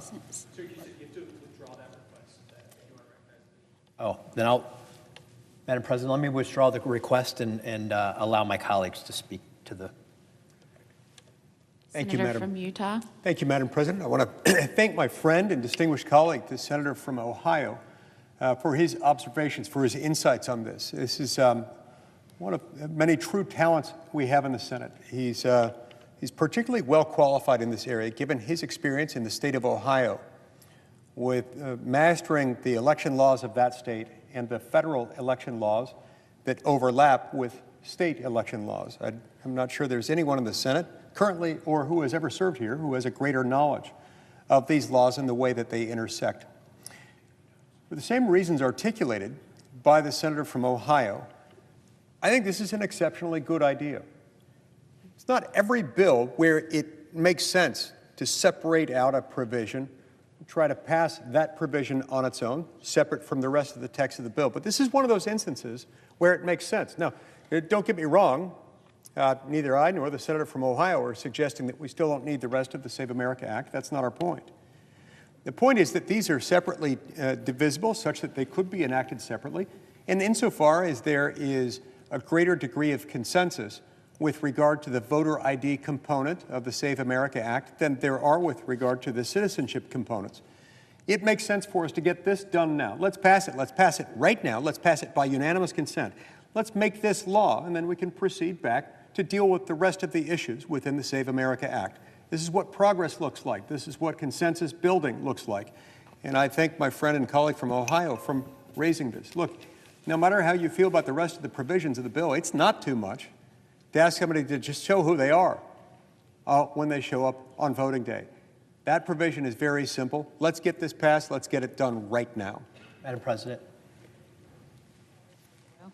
I ask unanimous consent that the Senate proceed to the immediate consideration of S 4155, which is at the desk. Further, that the bill be considered read a third time and passed, and that the motion to reconsider be considered made and laid upon the table. Is there objection? Madam President, Senator from Oregon. reserving the right to object, I appreciate the information my colleague from Ohio and my colleague from Utah brought forward. But just minutes ago, another colleague from Alaska was on this floor laying out the enormous difficulties that this very proposal would create, disenfranchising a tremendous number of people across her state. Now, this is part of a larger bill that has the goal of stopping citizens from voting. It is targeted directly to stop making it very difficult for women to vote. It would proceed to make it very difficult for students to vote. It would make it very difficult for tribal members to vote. My colleague from Ohio mentioned the phrase, the goal is to make it easy to vote and hard to cheat. But in fact, it's all about making it hard to vote. This broader bill is all about creating a national voter registration database that the administration has the ability to purge. They can then ding people, give them a little ping, if you will, and say, we've stripped your name out, try to go re-register, but in fact, they can do that right before the election. And it's already been laid out. You can't even register to vote under this broader law with your birth certificate. No, you have to have birth certificate and something else. They do say you could register to vote with just your passport, but that brings in a very expensive enterprise, and it takes 6 months to do that. But let's focus on this particular piece. This measure before us proceeds to destroy the secret ballot. In 2024, 48 million citizens voted by mail. That includes the state of Utah, that my good friend was just speaking from, representing. It includes the state of Oregon. Now, those 48 million folks, they're told, you have to tell the world how you're voting, because you have to put your copy of your birth certificate or your driver's license in with your ballot. So when they open your secret ballot, your name's inside there with the same document of how you voted. Well, that's pretty troubling, this effort to destroy the secrecy of the ballot for 48 million Americans. Now, my colleague from Ohio has a lot of studies and experience that I will acknowledge. And I'm not familiar with all the studies that he's conducted. But I am familiar with the study from the good state of Utah, an examination of 2 million voters. That examination, done by his state government, found that there was one person registered who should not have been registered out of those 2 million people, but that person had never voted. So the number or amount of fraud was 0 out of 2 million. I'm not sure if Ohio could even match that incredible level of integrity that Utah achieved, to be able to have an audit that shows 0 people who weren't qualified to vote voted. Oregon had a study that covered 20 years of voting. 20 years, that's a long period of time. They found cases that were, if you will, potentially a problem in less than 1 out of 1 million. I'm not sure Ohio could match that either, because the system of voting by mail has a lot more integrity than the system of voting at the polls. You see, voting at the polls introduces so much opportunity for shenanigans. The people involved who don't want a particular community to vote, well, they move the precinct locations between elections, so people go to the wrong place. They put the precinct election places where there's no place to park, a deliberate effort to disenfranchise individuals. They proceed to put in voting workers who don't work or machines that don't work in order to create long lines. And others have put out false information about the location and false information about the date. This is a whole series of proven strategies to corrupt elections on Election Day. And that is why President Trump wants to shut down vote by mail, because it's easy to manipulate and corrupt the election on Election Day using these systems that have been well studied and well practiced in many jurisdictions. Well, I value integrity, and Utah and Oregon have shown that type of integrity. In fact, Utah's lieutenant governor, I might mention, he shares the party that is across the aisle from me. He noted that this bill would violate the state election law, which guarantees a secret ballot. Assault on the secret ballot, an effort to be able to manipulate Election Day in a corrupt manner, an effort to rig the November election. That is what we're talking about right here.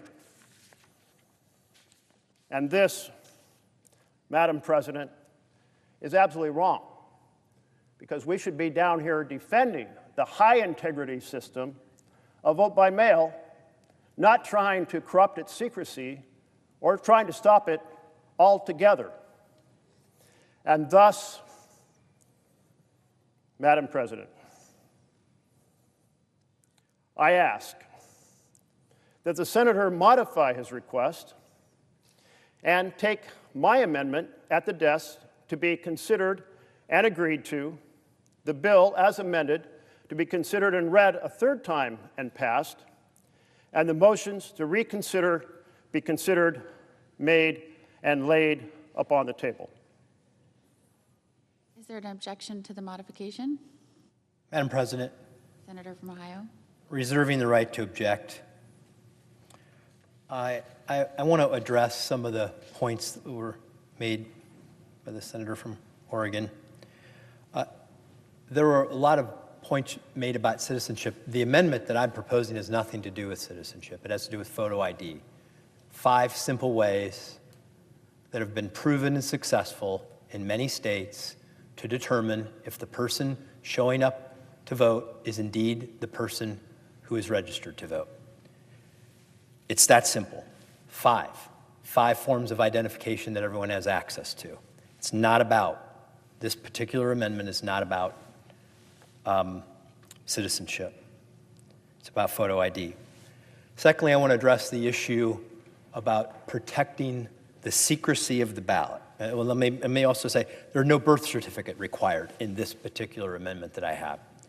And then I want to talk about the secrecy of the ballot. Let me explain the administration of how elections officials make sure that their ballot, that the ballot that is being mailed in is indeed a legitimate vote. There are 2 envelopes. The first envelope is the security envelope.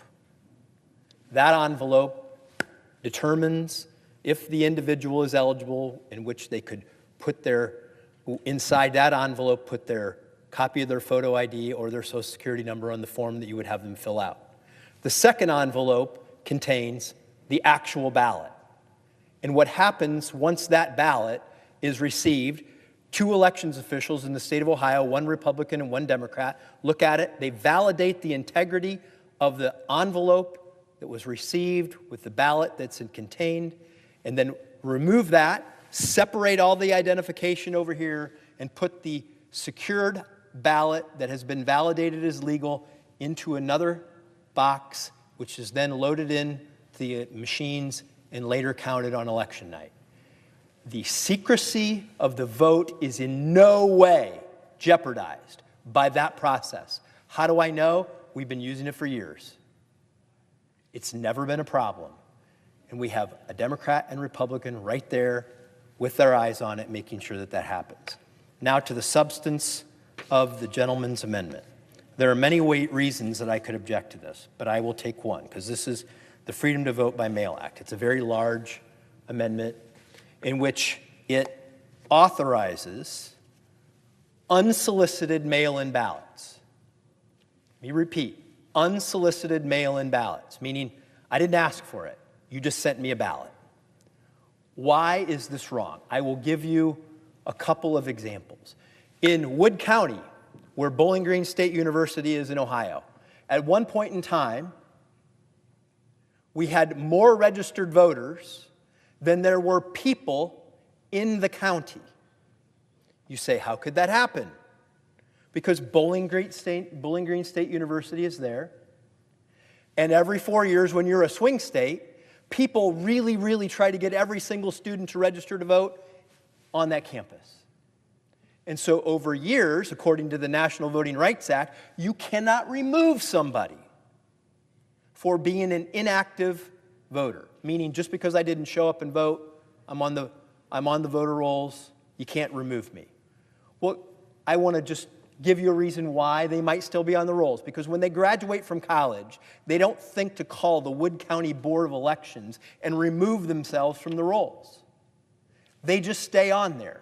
And according to federal law, you just can't remove them for being inactive for at least 6 years, and you have to go through a series of verifications, which is what I did in Ohio and was part and parcel to the Husted versus Philip A. Randolph Institute process that was approved. So, in states that don't do that, which there are many that don't, what you have are people that may attend the University of Oregon, they may be from Columbus, Ohio, they may graduate from college and live in an apartment on campus, and when they move back to Ohio, you wouldn't know the difference. They're still on the rolls, and you're sending them a ballot. And they're not even legally allowed to vote in that state because you can't remove them from the rolls without going through a 6-year process. That's the federal law. That's why we have so many people so many ballots in states that do unsolicited absentee balloting, with ballots floating around out there, and they are not supposed to be sent. They aren't, the person that they're being sent to is not legally allowed to vote, because they may very well be registered in another state and you wouldn't even know it. So, on that basis, Madam President, I object. Objection to the modification is heard. Madam Is there an President? objection to the original request? Yes, reserving the right to object. I noticed my colleague didn't answer the fact that student IDs are not one of those 5, that tribal IDs are not one of those 5s, and that nobody in the country can say any system is better than Utah's, which has 0 cases out of 2 million. And I would guess a study of Ohio would find that it's probably not as good as Oregon and probably not as good as Utah. And the reason why is because our states take so seriously integrity in the voting process. That's why these surveys show that the issue of fraud is either 0 or vanishingly small. So vanishingly rare, you have a better chance of being struck by lightning.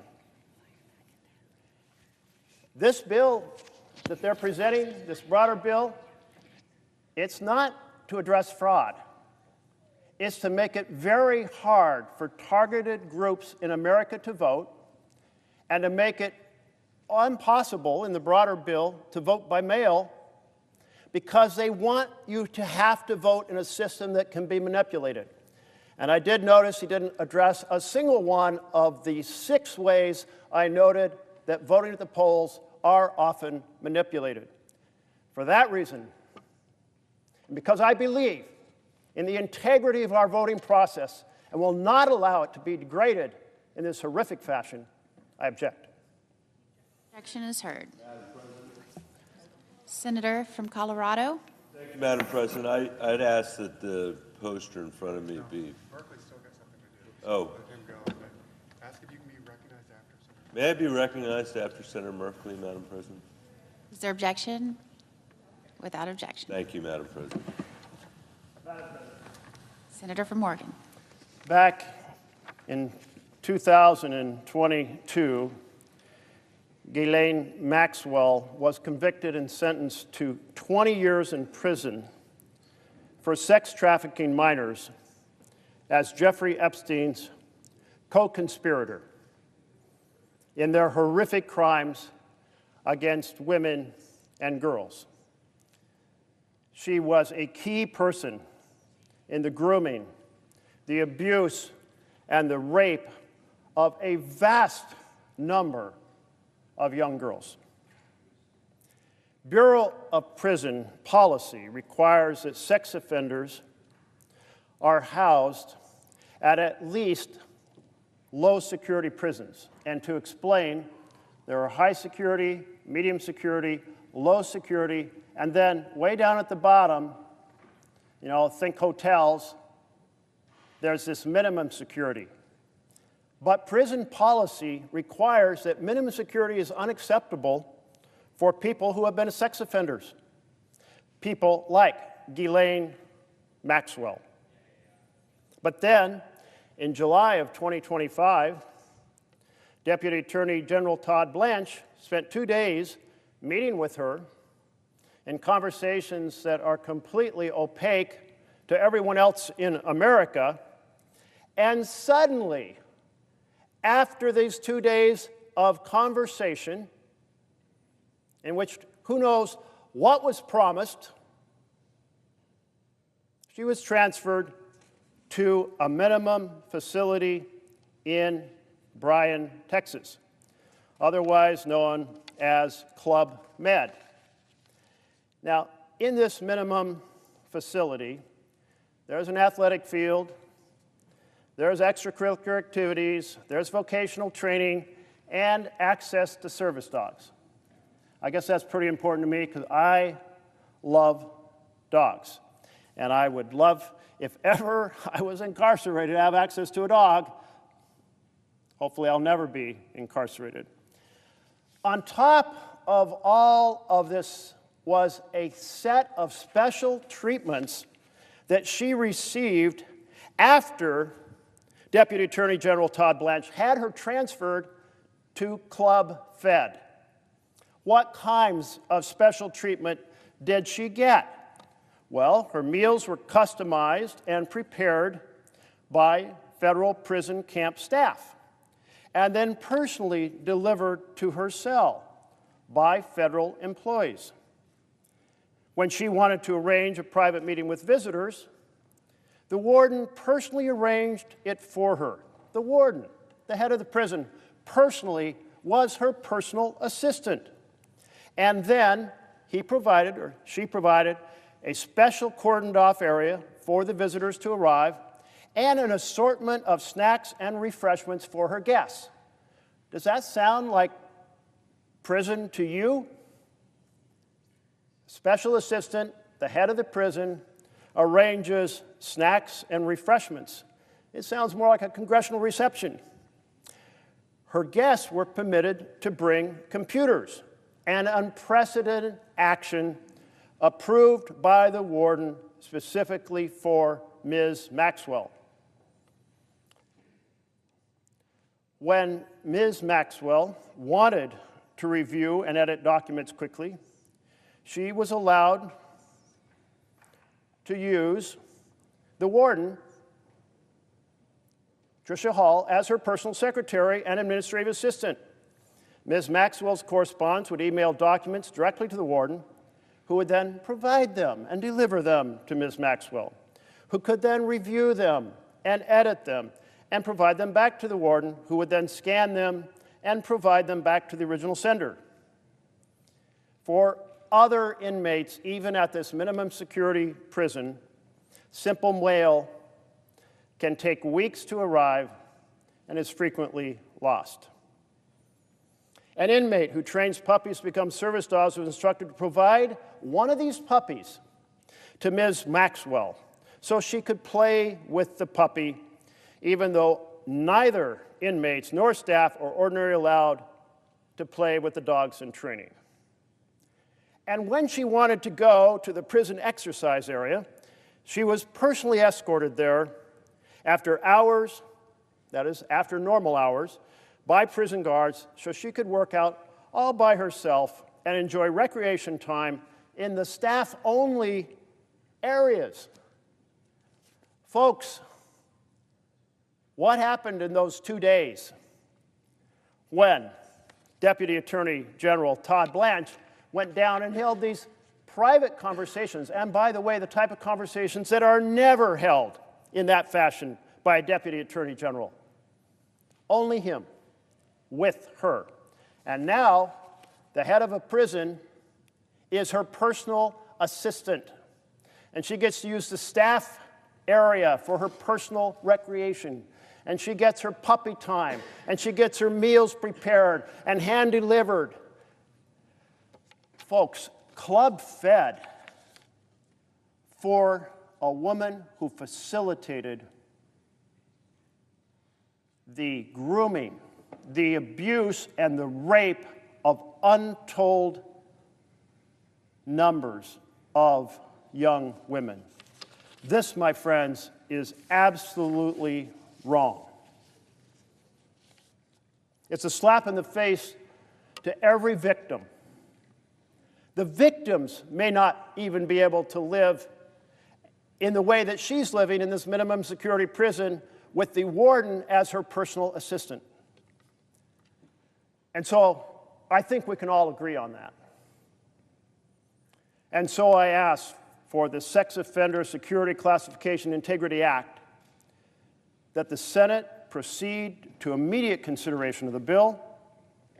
It is at the desk, and it would ensure that a sex offender who under prison policy cannot be put in a minimum security facility could not be put into that minimum security facility the way she has. So I ask that the bill be considered read 3 times and pass, and the motion to reconsider be considered made and laid upon the table. Is there objection? Madam President, Majority Whip. Madam President, reserving the right to object, the senator brings an absolutely extraneous and unrelated measure to the floor. What we're supposed to be discussing here is what Senator Husted just offered, a voter ID proposal. And it's revealing to hear my Democrat colleague try to change the subject from something that is very popular, voter ID, to his very unpopular position, which is his opposition to having voters present voter ID. You need a photo ID to buy a beer, to board a plane, to cash a check. Why not voting in elections? Why do you want to keep changing the subject? Senator Husted's bill is simple. Simply requires voters to show a photo ID when they show up to vote. Senator Husted knows about administering elections, and he knows it better than any other member of this body because he spent years as Ohio's Secretary of State. His job was to run elections that were fair and safe and secure, and he did it successfully. He did this in one of the most closely watched battleground states in America. So if anyone knows what it takes to protect the integrity of elections, it's Senator John Husted of Ohio. He knows that this simple common sense requirement of a photo ID would make elections more secure. Now here's what's astonishing. Just a few days ago, the minority leader said that his caucus is not opposed to a photo ID when you show up to vote. Well, I agree with that. Yet here we are, just days later, the Democrats are here on the floor opposing Senator Husted's common sense bill to require a photo ID when you show up to vote. Apparently they were for it before they were against it, and here's what's most interesting. 30 years ago, the minority leader, Senator Schumer, then a member of Congress, championed photo ID requirements to receive welfare benefits. He famously called photo ID requirements then anti-fraud.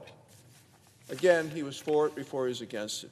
Democrats are here on the floor objecting, as we've just seen, to common sense photo ID requirements to vote in American elections. Photo IDs are common sense, they're necessary. Senator Husted's bill should pass without amendments, without delay, and therefore I object. Madam President, I'll just note that once again, failure to completely address the point that this bill is targeted at stopping students from voting, stopping tribal members from voting, and that the broader bill from which it is derived is aimed at ending vote by mail altogether and taking away the secrecy of the ballot for 48 million people across America. The fact that none of those points were countered speaks for itself. Thank you. Colorado. Thank you, Madam President. Thank you very much for that recognition. I appreciate it. I spent last weekend in Grand Junction. I'm happy to be here tonight on the floor with my colleague from Colorado, John Hickenlooper, and I spent last weekend in Grand Junction in our state on Colorado's western slope. And my conversations with young parents and with families just starting out, I would hope would be familiar to many colleagues that are here. We discussed the price of housing, which has surged over 80% over the last 10 years in Colorado, the price of health care, which is ratcheting higher and becoming impossible for families to afford, not just in Colorado, but all across our country, the cost of child care, which is making it harder for families to live any semblance of a middle-class life, families that are working two jobs just to pay the mortgage can't even afford child care when they're working those two salaries. And our inability as a nation, as a state, to prepare our kids for the dynamic and potentially hugely unforgiving economy they're about to enter. This is a tough economy that we're in today, and tariffs and now gas prices haven't helped. Last week, colleagues, I met with a food bank from El Paso County who told me, that they stay open late. Listen to this, U.S. Senate. This food bank in El Paso County said that they stay open one day a week to have teacher's night. so that teachers that have worked all week teaching children have the opportunity to come to that food bank in the evening to get food to feed their own children at home.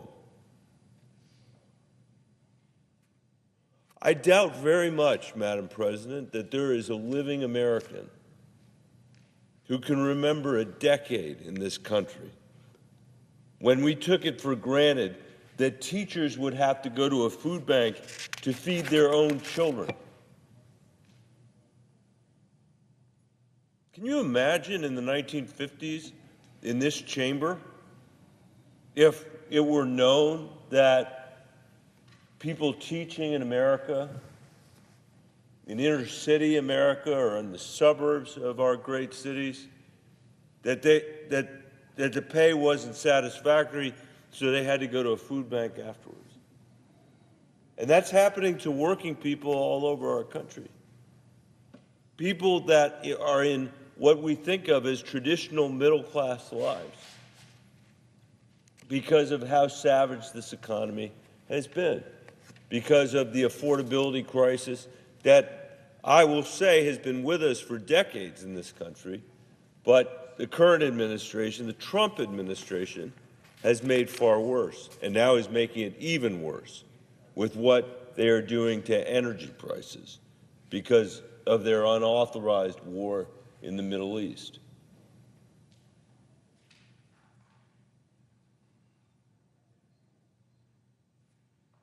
I wish we were working on that affordability crisis today. I wish we were working on building an economy that worked for everybody, not just the people at the very top.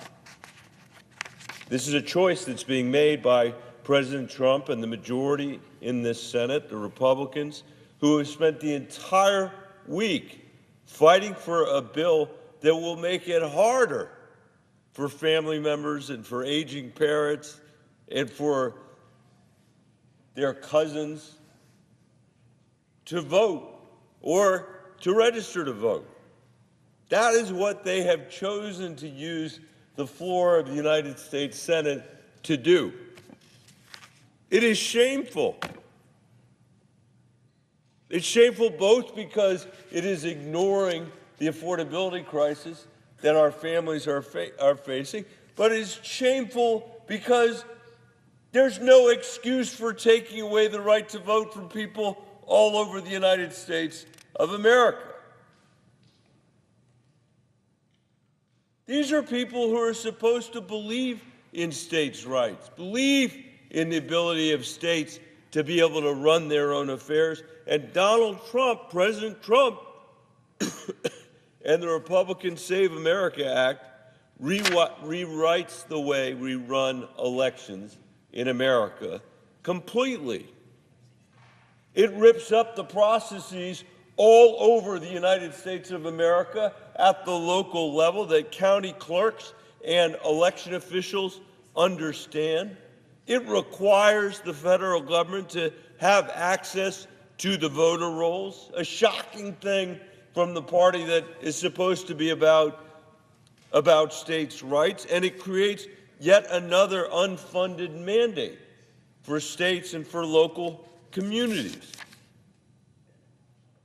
There's no money in here to fund the stuff that's in this bill. Most troublingly, it imposes new document requirements for voter registration that many Americans do not have or do not have access to. 146 million Americans don't have a passport. Almost 70 million women do not have a birth certificate that matches their real name. That should be self-evident to anybody in this chamber, but it's ignored completely by the people who wrote this legislation. Over 8 million Americans have moved to a different state within the last year, and an average of over 17 million will have moved counties. Many of them, probably most, do not have the paperwork that this bill requires. That doesn't make any sense. These people aren't trying to evade the law. These people are availing themselves of as their right as an American citizen to move from place to place in this nation.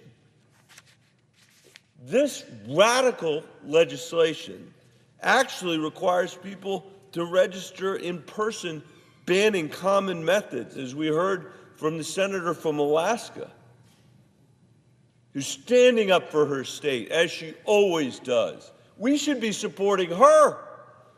We should be supporting Alaska's way of running their elections rather than imposing Donald Trump's corrupt way of running his elections. This radical legislation actually requires people to register in person, banning common methods of registration, online registration, through the mail, or automatically at the DMV. Madam President, that's how 94% of Americans register to vote. Many of them are seniors. Many of them live in rural communities. I would like to see the majority party in this chamber come to Western Colorado and try to take, out rather than having this fake filibuster, try to actually take mail-in ballots from the people of Western Colorado. I'd like to see that. They would avail themselves of any means necessary to prevent that from happening. The Save America Act would set our voter registration process back decades.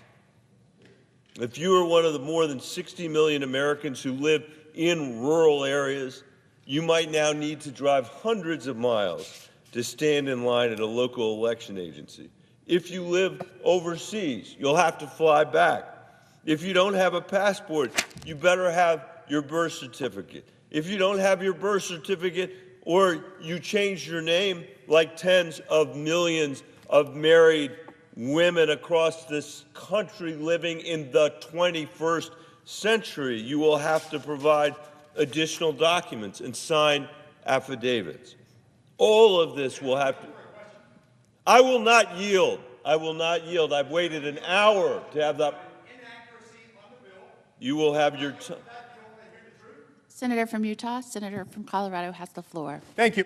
Thank you, Madam President. Thank you, Madam President.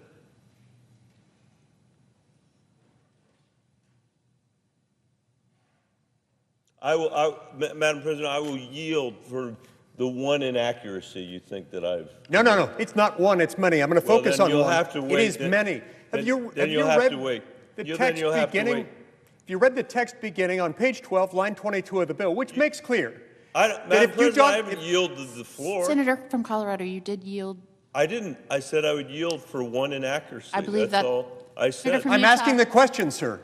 Are you not willing to hear what your inaccuracy? I'm not willing to hear it. I'm not willing to hear it. I'll hear All right, it after the senator I finish. from Colorado, are you withdrawing your yield? I don't believe I did yield, and if I. So you are yielded. Exercising your right to withdraw. I will exercise my right to Go withdraw. ahead. Thank you, Madam President. All of this will have to be done in person. Kansas tried to implement its own state-level person of President Trump's Save America Act in 2013 with disastrous results. This law, which included citizenship documentation requirements, ended up blocking the voter registration of more than 31,000 U.S. citizens who were otherwise eligible to vote. That represented about 12% of all Kansas voter registrations during that period. Even Kansas's Republican Secretary of State, who championed the bill when he was a state legislator, has warned against the bill now before us. He's warned against the bill now before us, Madam President, saying it didn't work out so well. And Kansas's law was blocked by a federal court, as it should have been. If we pass this bill, we'll now have two different election. Madam President, could I have the floor without the interruption of my colleague from Utah? The Senate will be in order. Thank you. Senator from Colorado, I cannot hear anything. If you guys are may done, proceed. Madam President, I just just would The like Senate to get is in through. order. You Thank may you, Madam proceed. President.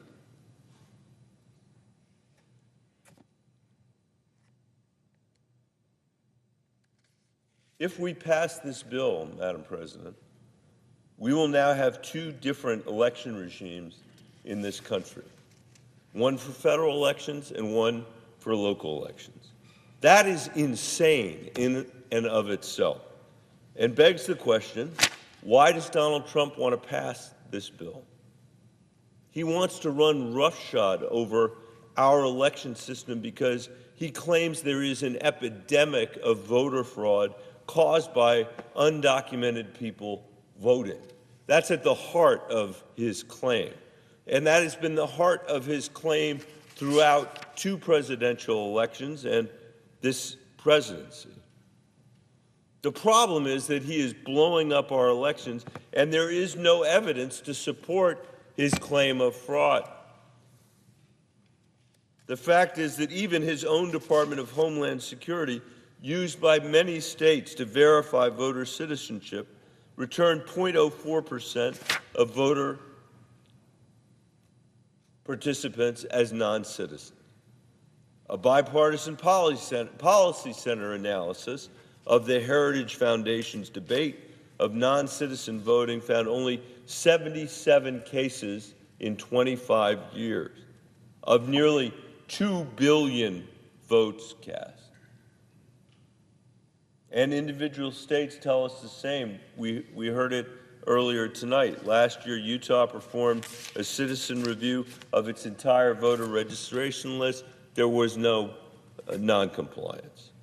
After an assessment of more than 2 million registered voters, Utah identified only one confirmed instance of non-citizen registration and no instances of non-citizen voting.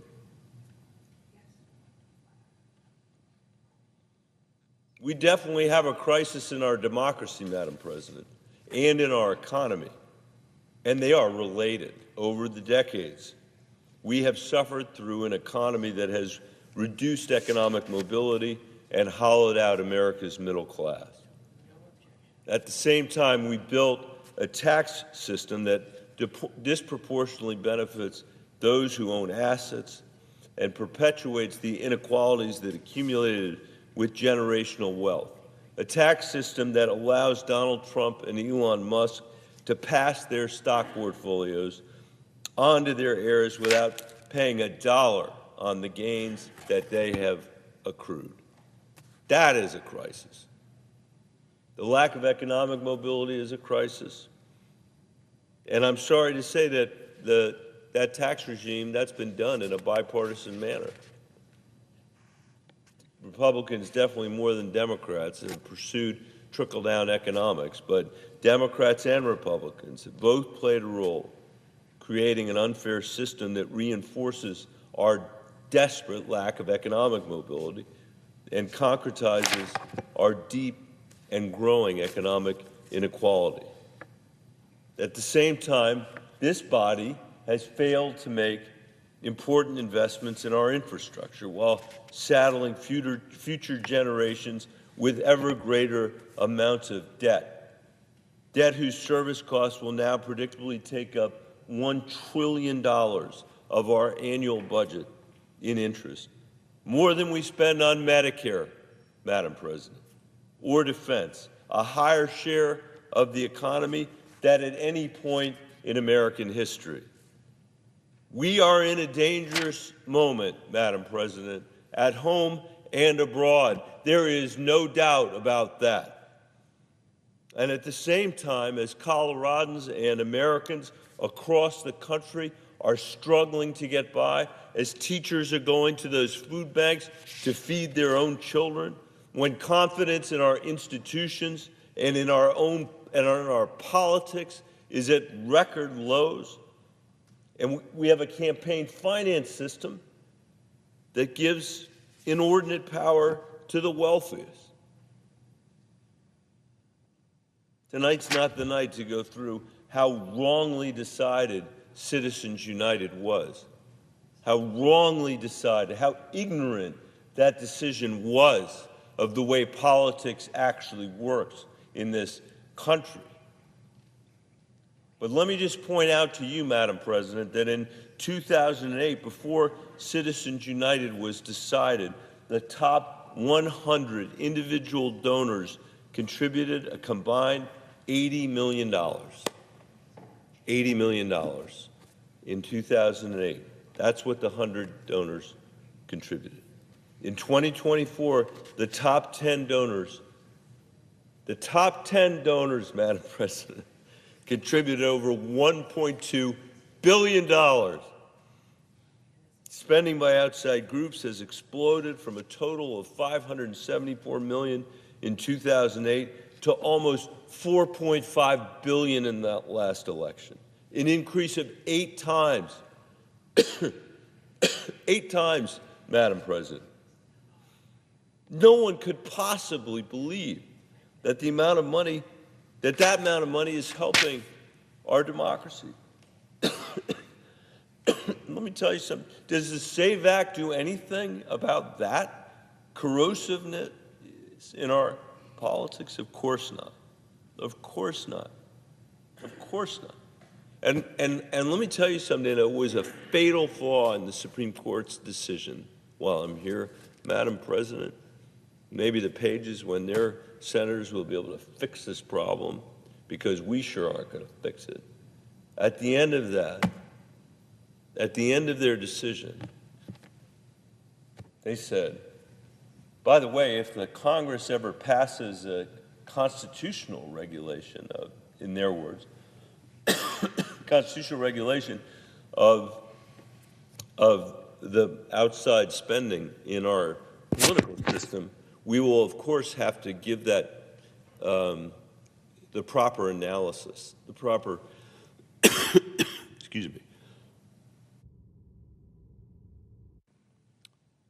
the required constitutional analysis. Of course, nobody will ever pass that around here, because the billionaires that are writing checks to these elections just have to rattle the pennies in their pockets and the change in their pockets and threaten to run a primary against anybody in this place, and the bill won't be brought.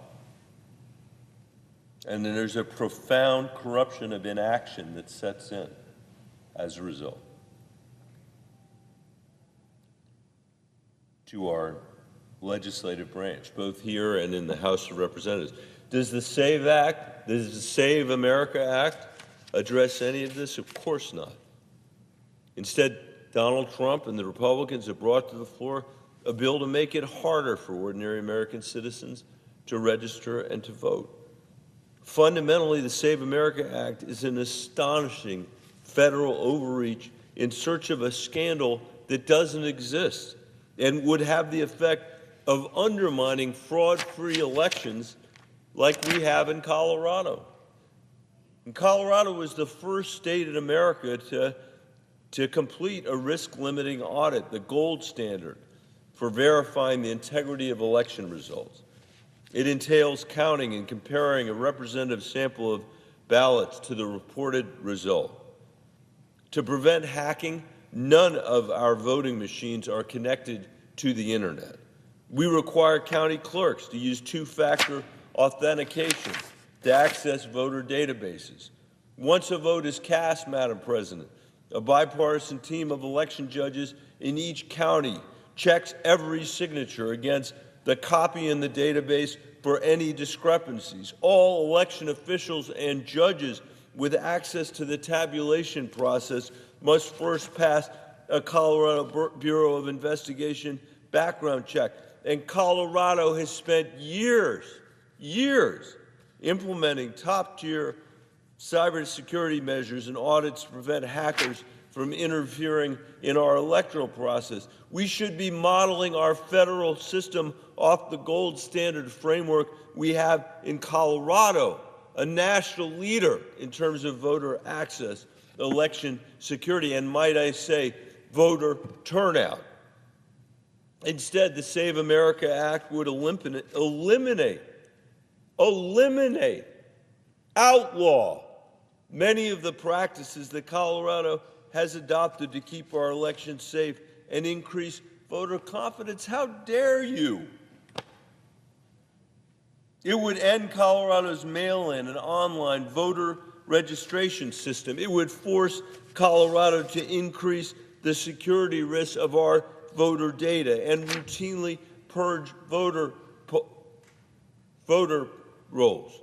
It would push experienced county clerks and election workers out of the field. It would remove the possibility of using a number of state IDs when going to vote. It would create 2 tiers of voting for federal and state elections and possibly upend our mail-in ballot system itself by requiring that every Coloradan proactively request a ballot and resubmit proof of ID alongside their ballot request in every election.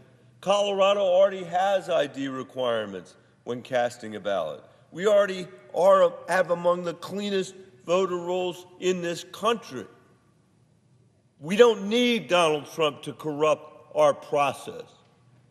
Even the Heritage Foundation ranked us as second in the nation in 2020 for clean lists. The Heritage Foundation. We have one of the most secure election systems of any state in our country. And because Coloradans have trust in our elections, we have some of the highest voter turnout in the country. But the Save America Act, the so-called Save America Act, does not bring our system anywhere close to what we enjoy in Colorado. Instead, it turns it to a dark but familiar pattern in American history. And I'm sorry to say, Madam President, but this bill before us is just another in a long line of legislative efforts to limit the franchise in this country, to add new restrictions and additional obstacles. Nobody wants voter fraud. I do not want voter fraud. I come from a state where there is no voter fraud. We set the gold standard in part because of the work my colleague John Hickenlooper did when he was governor of Colorado. This is a pretext. This is a pretext to invade our elections.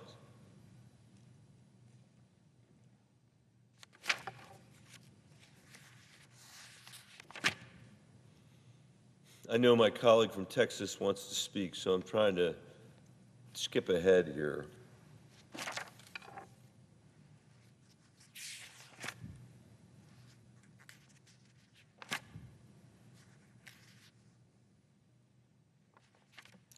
We have had a fight over many, many, many years in this nation to broaden the franchise from the very beginning. And that fight was won by men and women who marched to demand that their vote count equally in this country, no matter what color they were, no matter where they lived in our nation, no matter what education or religion their parents were, or whether their parents were immigrants to this country. In this modern era, when one of the real fundamental risks to our democracy is the American people's loss of confidence in our institutions, including our voting process and elections themselves, we now have a group of people who are trying to create political advantage for themselves by restricting the vote in the name of addressing a mythical voter fraud that does not exist. The American people will not be fooled by this. They will be angry about this, as they should. The American people have come to rely on vote by mail and registration by mail and early voting. They believe our system is fraud-free, and where it's not, the state should address it. Our citizens have come to rely on having the franchise extended through modern technology and modern practices. Nobody I know in Colorado, Madam President, has said they doubt the validity or veracity of our voting system, no matter what party they're in, or whether they live in rural Colorado or urban Colorado, or the importance of the ability to register online, or for students and others to have the benefit of same-day registration. I wish everybody in this country had the benefit of that. Those are ways of encouraging participation in our democracy. None of us want fraud. None of us want fraud. And there is no fraud. The good news is there's certainly no evidence in Colorado or across the country that that fraud exists. And this is the most sweeping effort, make no mistake, by Donald Trump, by the Republicans here in the Senate, to, quote, nationalize our elections, to undermine voter confidence and inject new chaos into a system he is terrified will turn against him, to make life harder for Americans that he thinks voted against him, and probably will make it harder for the people who voted for him. Since the president's return to office, he has focused relentlessly on false narratives of voter fraud. He has issued executive orders that are unenforceable. He has sued states that have refused to comply and threatened to take control of the electoral process in states he views as political enemies. He has sent federal agents from the FBI and the Director of National Intelligence to seize ballots in Georgia, election records in Arizona, and voting machines in Puerto Rico. His Justice Department has sued 30 states, including Colorado, demanding sensitive, unredacted voter data to create a national voter database. And President Trump has pursued a longstanding and inexplicable grievance against mail-in voting, which he falsely claims can be used to commit mass amounts of fraud. It is simply not true. It is simply not true. He sees in his own words the Save America Act as a method to, quote, guarantee the midterms this November.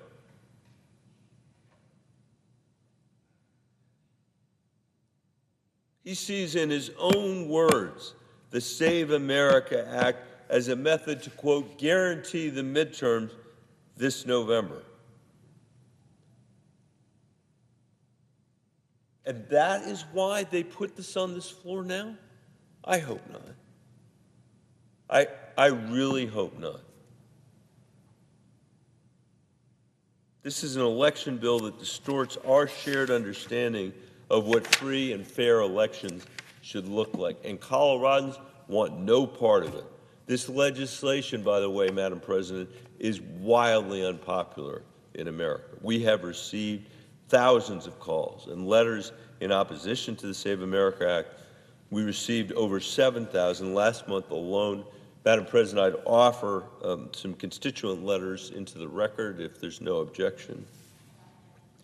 Thank you, Madam President.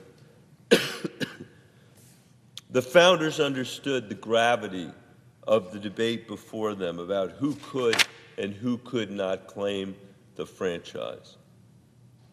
The authors of Federalist Number 52 explained that the, quote, definition of the right of suffrage, the definition of the right of suffrage is very justly regarded as a fundamental article of Republican government. They wrestled with this question.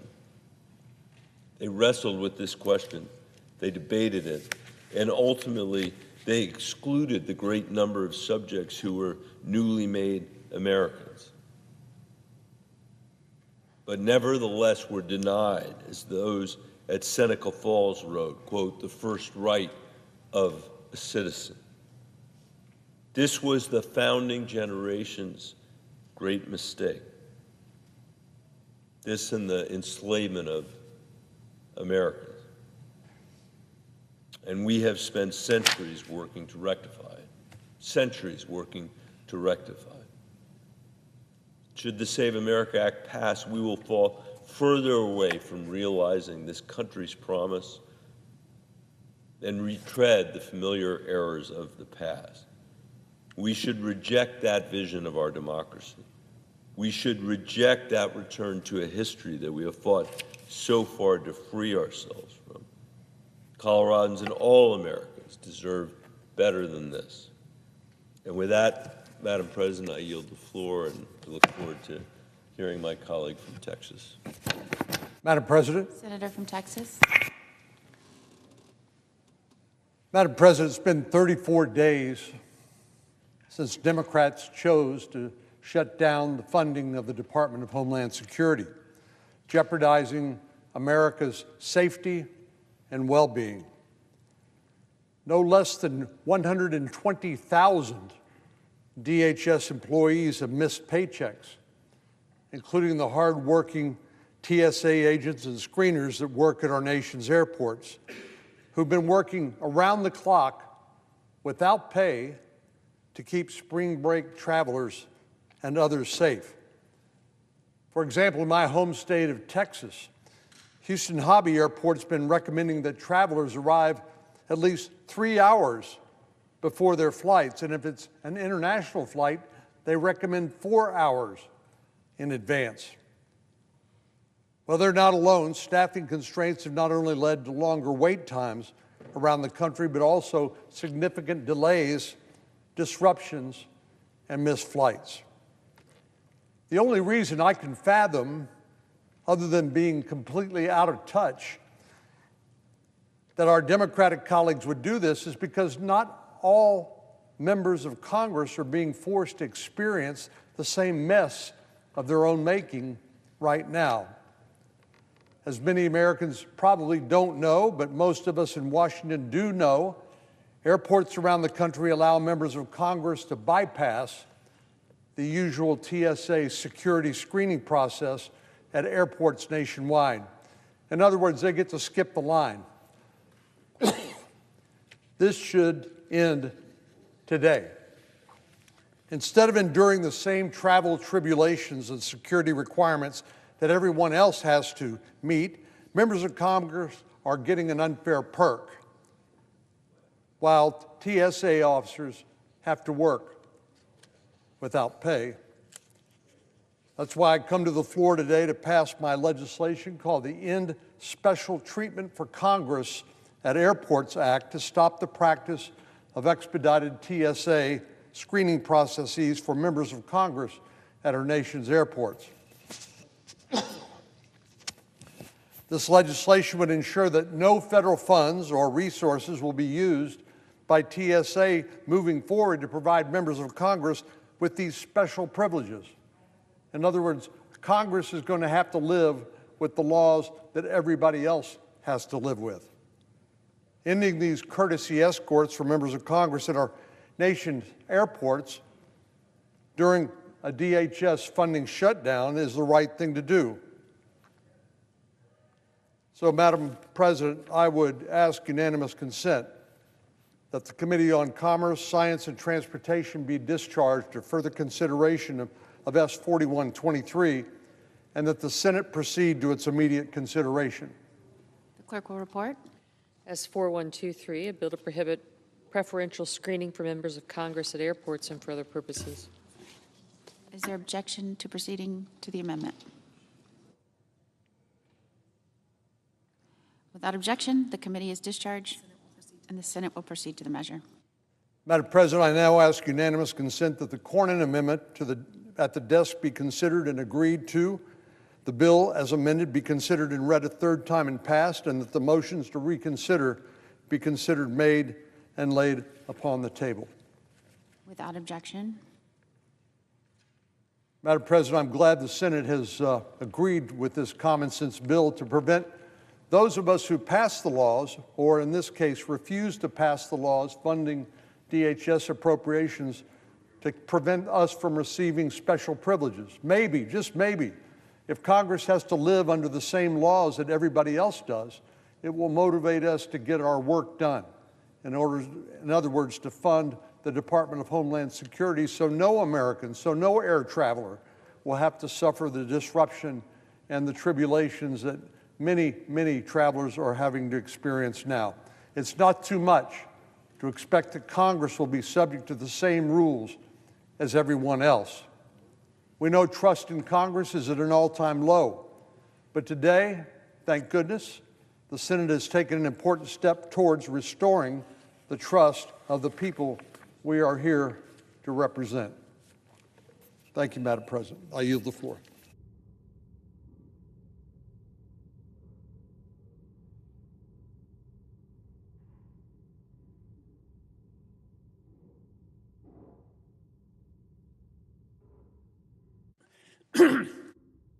President. Senator from Vermont. Madam President, it is time to end the war that President started with Iran on February 28th, 3 weeks ago. The war must stop now, not a week from now, after U.S. taxpayers spend another $14 billion. Another 1,000 innocent civilians are lost.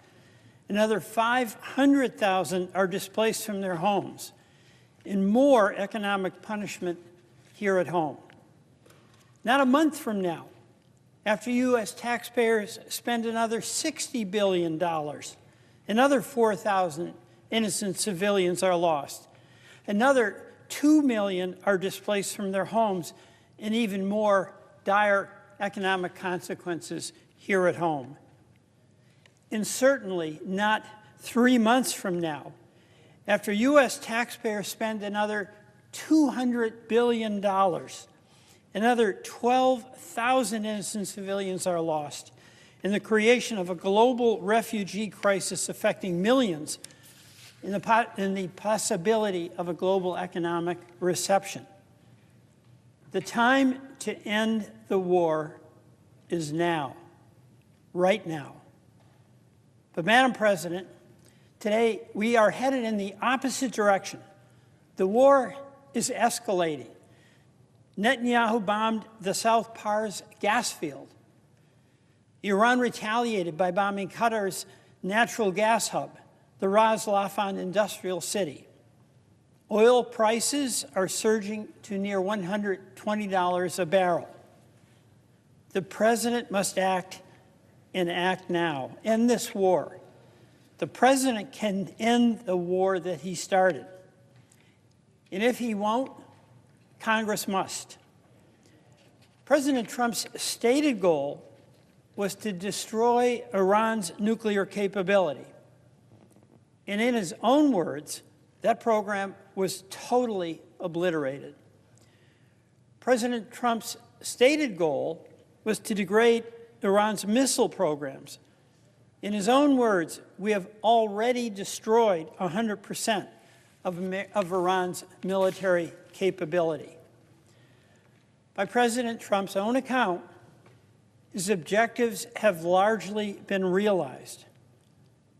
We're now at a very dangerous inflection point.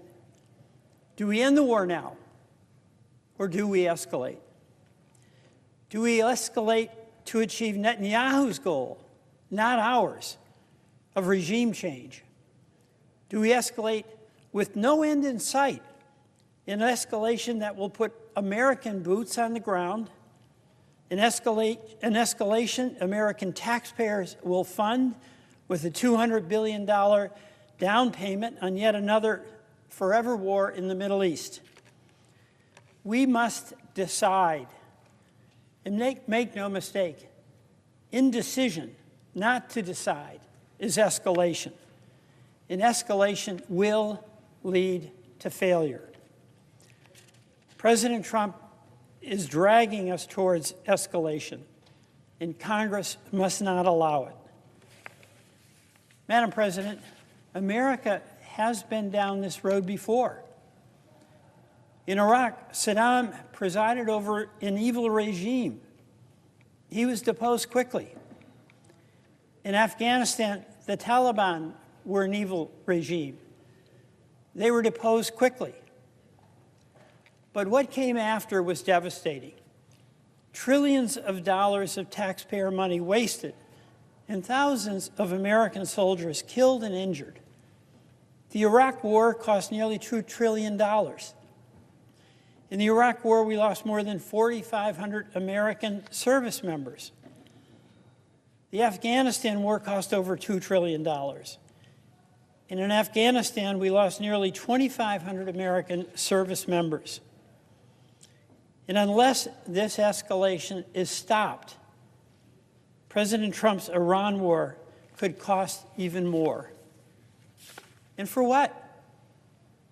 A regime change war in Iraq, a regime change war in Iran could be worse than Iraq or even Afghanistan.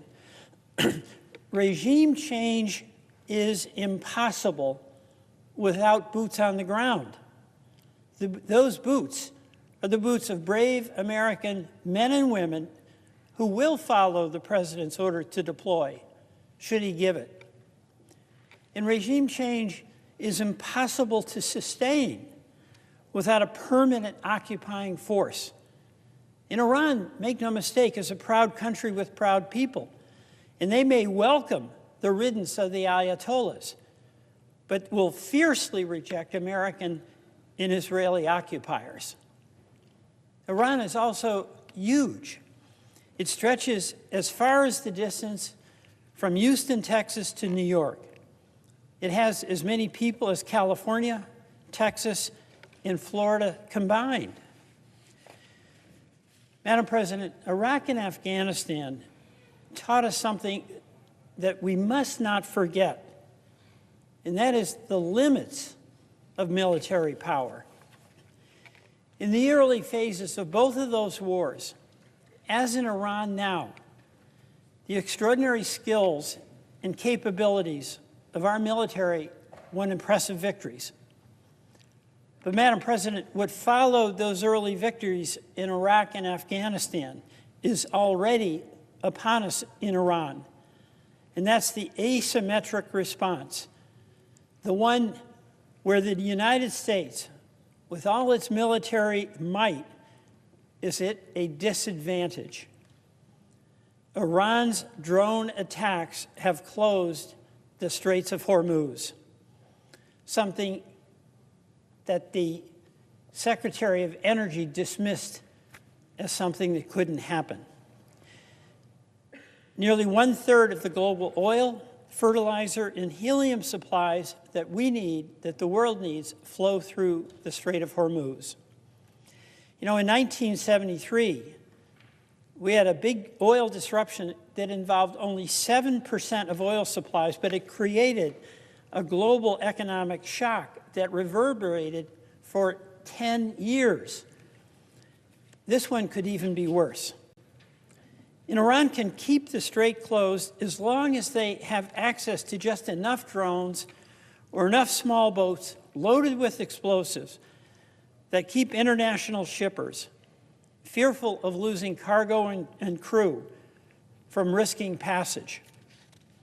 The cost to American families and businesses from the closing of the strait, from this asymmetric warfare, those costs are staggering. Across the country, gas prices at the pump are up at least $1. The average American family will pay an additional $2,000 a year in gas.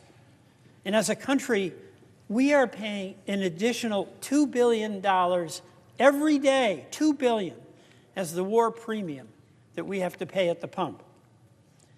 And in Vermont and across the country, our farmers are paying up to 35% to 40% more for fertilizer.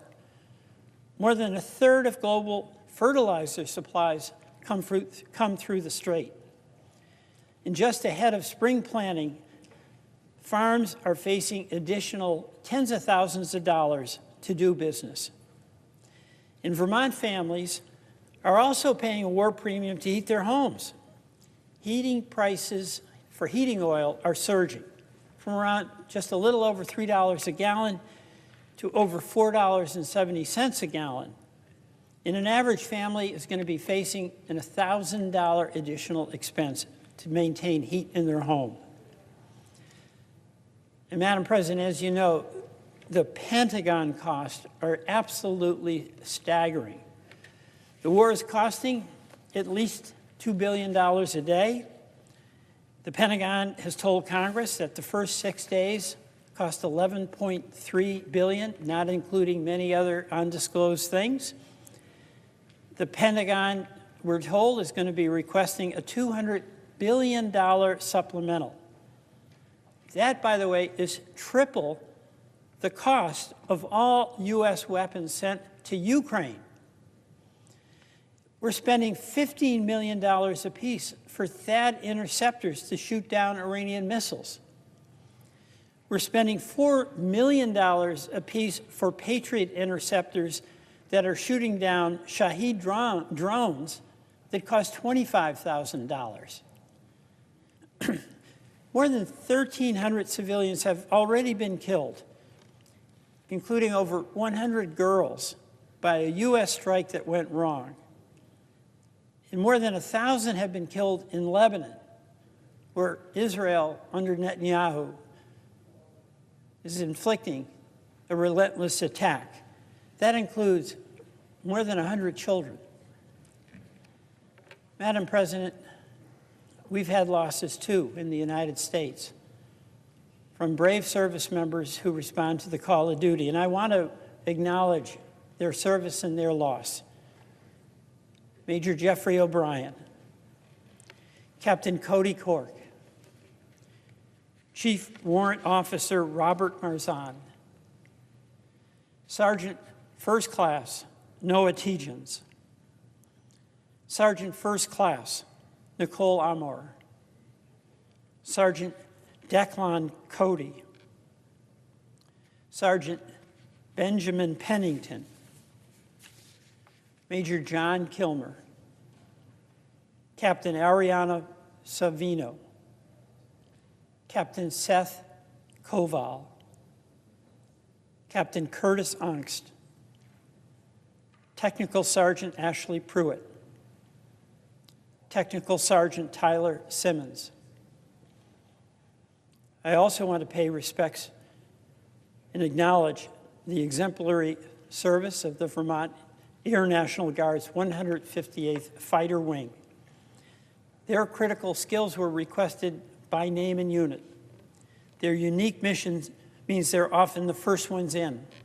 And Vermonters are very proud of the Green Mountain Boys, and we pray for the safe return home.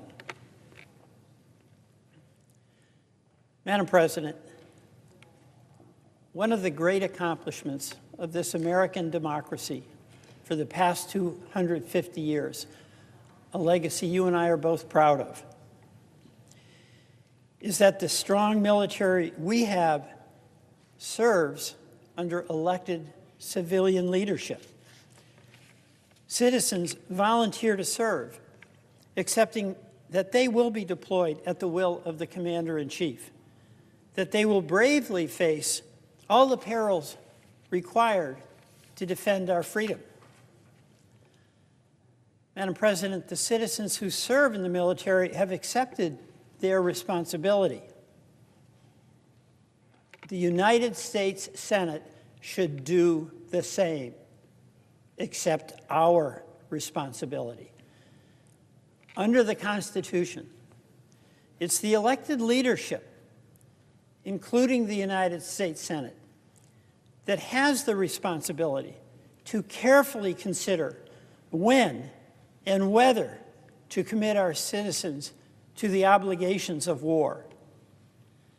Our country is now very deep into this war, the biggest in a generation. And yet, the United States Senate has not held a single hearing, has not had a single debate, has not demanded a full account from the executive as to the war in Iran. And now we understand the administration is preparing a $200 billion supplemental funding request for a war that has not even been explained, much less authorized. I will oppose this funding. I will oppose sleepwalking into a forever war. I will oppose funding a war where the president has presented no stated objectives or a coherent plan to achieve them. I will oppose funding a war where the president has proposed no way to pay for it other than to pile up more debt for our children and grandchildren. The question before us: does the U.S. end this war, or do we escalate? I oppose a war and funding a war that will make our country less safe and our citizens economically more vulnerable. This is at the heart of our sworn obligation to uphold the Constitution and fight for the interest of our constituents, of all Americans. This war makes us less safe, less prosperous. This war must end. I yield the floor.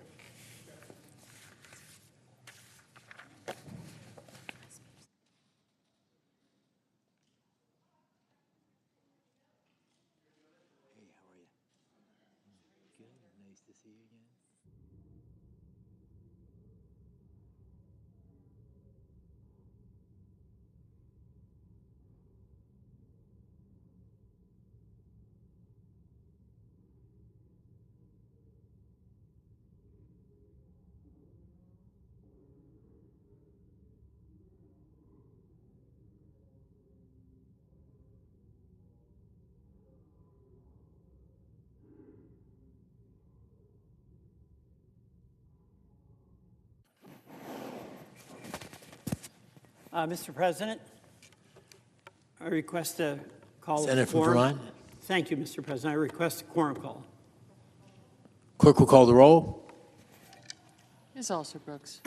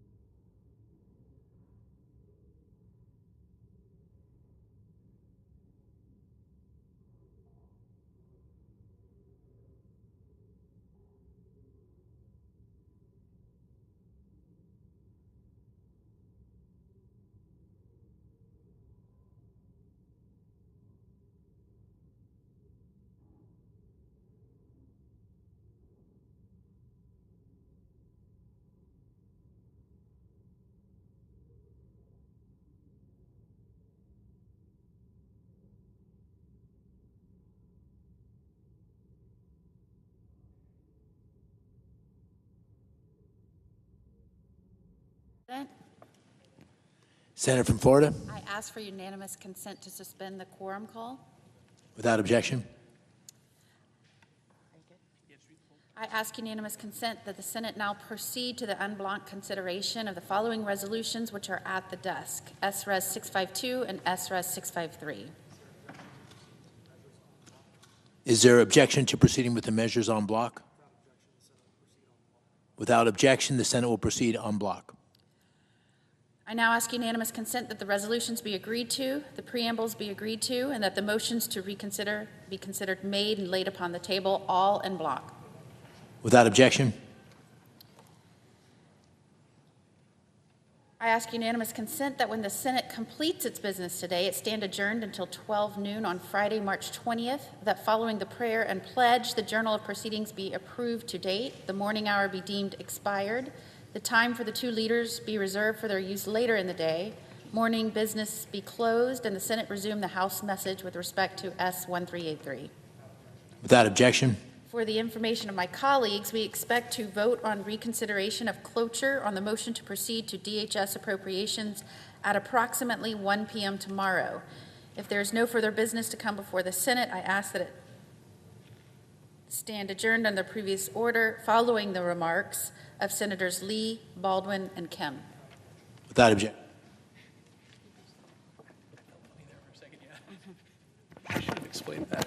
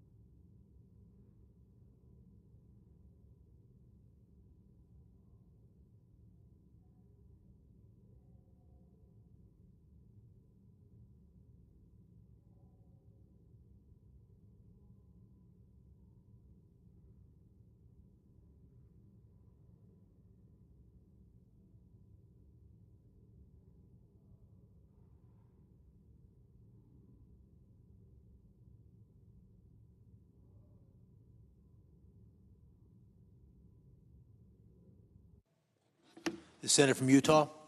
Mr. President, we've now begun, will be our third day debating the Save America Act, just over 48 hours ago. We voted to proceed to this bill. And so we've been debating it for a couple of days, now entering our third 24-hour period of debates. I want to make a few observations of some of the arguments that I've made and respond to some of them. In particular, respond to some of the arguments that I've heard made just in the last couple of hours. We've heard a number of arguments, nearly all of them that come from the other side of the aisle, deal with something that's either easily addressed in ways that would not require any change to the legislation before us, or more commonly, in fact, almost entirely what we are hearing are arguments that overlook or even blatantly mischaracterize key features of the legislation. The distinguished senator from Colorado, who spoke just a little while ago, made a number of accusations against the legislation. Now, they are not materially different from some of the other arguments that have been made this evening, but they were a little bit more strident coming from the senator from Colorado than they have been from some others. He repeatedly referred to this legislation in ways that described it using adjectives like shameful. A lot of characterizations of the legislation as being somehow evil or maligned. But as important as anything, he continued to repeat characterizations of the bill that are just lies. And I wish I didn't have to use that term. It's a very blunt term.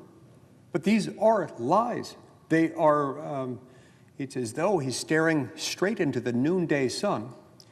And while looking at the sun with a cloudless sky, saying, it's midnight. There is no sun visible.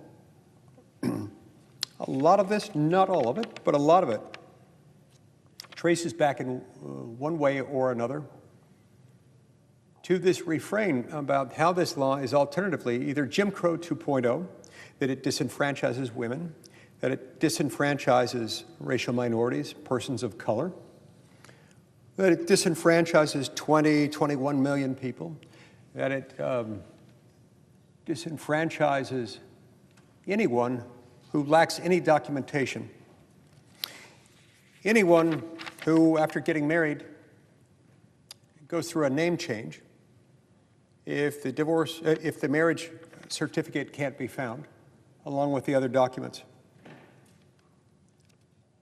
Arguments that you'd have to get passport in order to vote, having to shell out a couple $100, which is about what a passport costs. I think it's $185 without any expediting fees, more than that otherwise. And on that basis, these arguments often culminated in the point that this is somehow a poll tax, because if you have to spend a couple $100 getting a passport or otherwise procuring documents without which you couldn't register to vote, according to them, then you're disenfranchised. Therefore, this is a poll tax. Poll taxes were outlawed by a constitutional amendment over 60 years ago, and therefore this is bad. There are a lot of other arguments, but let's just stop right there and let me address, I think I can address nearly all, if not all, those arguments by referring to one section of the bill that I have oft-repeated, oft-cited, oft-quoted, and yet no matter how many times I cite it, paraphrase it, quote it, or refer my colleagues across the aisle to its provisions, they seem to ignore it. Many of the same people have continued to repeat this lie, even after they've been in the room, here in the Senate chamber, when I have made the argument. And here is the argument that overcomes most, if not all, of the immediately aforementioned arguments. This legislation doesn't require you to have any of the documents that they reference. Ideally, you should have them, and in fact, most Americans do have them, and most Americans are required to use them from time to time. in other contexts. Perhaps the most common of those contexts is in the employment context. When you start a new job, whenever any American citizen starts a new job with a new employer in the United States, you have to fill out a form called the I-9. The I-9 requires you to establish your U.S. citizenship. Now, if you are not a U.S. citizen, then you don't have to produce that because you have to produce something else. You've got to produce a visa and establish the link between the visa that you have, your authorization to work, and your authorization to work in that particular job. So that's harder, of course, if you're not a U.S. citizen, because you've got to establish a very specific type of work permit or authorization based on your visa. But if you are an American citizen, you still have to pony up with documents every time you begin new employment as a new employee with a new employer in the United States. You have to prove you're a citizen, and you have to do it in fairly precise ways. It prescribes a couple of methods that you can use to establish your U.S. citizenship. Method one, which is the simpler one, you show up with a U.S. passport that establishes your citizenship. And that one document can satisfy the entire obligation if you have one. A lot of Americans have them, but a lot of them don't. Not everyone travels outside the United States, and if you don't travel outside the United States, you're not necessarily going to need a passport. Why go through the expense and the hassle of getting one if you don't travel? That's why a lot of people don't have them. That's one of the reasons why I find it so reckless when people are making the claim that you'd have to have one, or even the indirect suggestion that anyone without a passport who's not willing to shell out a couple $100 to get a passport and to go through the hassle and the waiting period to get one might be disenfranchised, because it's not the only means by which you can establish your U.S. citizenship. Not under the Save America Act, certainly, and also not under the I-9. But under the I-9, you can also prove your citizenship by coming up with an original copy of your birth certificate, or the original certified copy of your U.S. birth certificate, and then a government-issued photo ID, and in some contexts, the original Social Security card can also be acceptable, along with the original certified copy of the birth certificate. And that's about it. So anybody who's ever had a job in this country who is a U.S. citizen has had to do that. Like most Americans, I've had a number of jobs in my career, and so I've had to fill out the I-9 many times. I don't always have those documents right with me. I can usually track them down. I'm pretty sure my wife knows where they are. They're not things that we utilize every day, but I know that from time to time I will need access to them. And I have needed access to them every time I've applied for a new job. There have been other times when I've needed them, including when I've applied for a passport. I've needed them most recently when I renewed my driver's license in Utah. And Utah moving toward a system of having a driver's license that can establish citizenship. The last time I renewed it, they asked me to bring in those documents. I established my citizenship with that. If you don't have those, you can't start a new job. So most Americans, if they don't have those documents, at the moment they start a new job, they have to find them. We wanted the Save America Act to provide other methods of documenting one's citizenship, recognizing that not everybody has those documents. A lot of people are not going to have a U.S. passport, and those who don't have a U.S. passport might also not have the combination of other documents, including the birth certificate with the state-certified seal on it, not just a photocopy, along with a government-issued photo ID and or a Social Security card. And so we added a bunch of other things to it. There's a subset of the Real ID driver's license. Not all Real ID driver's licenses prove citizenship. Some of them do. It's typically evident on the face of a Real ID driver's license whether or not that particular driver's license establishes citizenship. That would suffice under this legislation. It would also suffice in some circumstances. Certain forms of tribal ID could be used insofar as they establish citizenship. But we wanted to go even further than that, recognizing that some people might not have any of these forms. And we didn't want to add to the expense, to the burden, to the hassle, to the delay, to the deterrent effect from voting that it might have if you had to procure or find documents that you had either lost or you never had to begin with, or your house burnt down, or your dog ate them, or your crazy Aunt Madge took them to the dump and lit them on fire, or whatever she did with them. Or you just don't believe in documents, or you don't care about them, or you never had them to begin with. Whatever your reason, if you're a U.S. citizen, you need to be able to register to vote, and it ought not be that hard. So we created an alternative mechanism. Now, mysteriously, magically, my friends across the aisle, my Democratic colleagues in the Senate, refuse defiantly to acknowledge that this provision even exists. They refuse. And they continue. They persist, undaunted, undeterred by the fact that they're making false arguments, fake arguments, without a scintilla of truth to them, to the effect that this is a poll tax, to the effect that they're going to have to shell out $200 to vote, to the effect that this is going to deter people, dissuade them from voting. It's going to create a chilling effect, dogs and cats living together in the streets, stuff right out of the book of Revelation, end of the world stuff.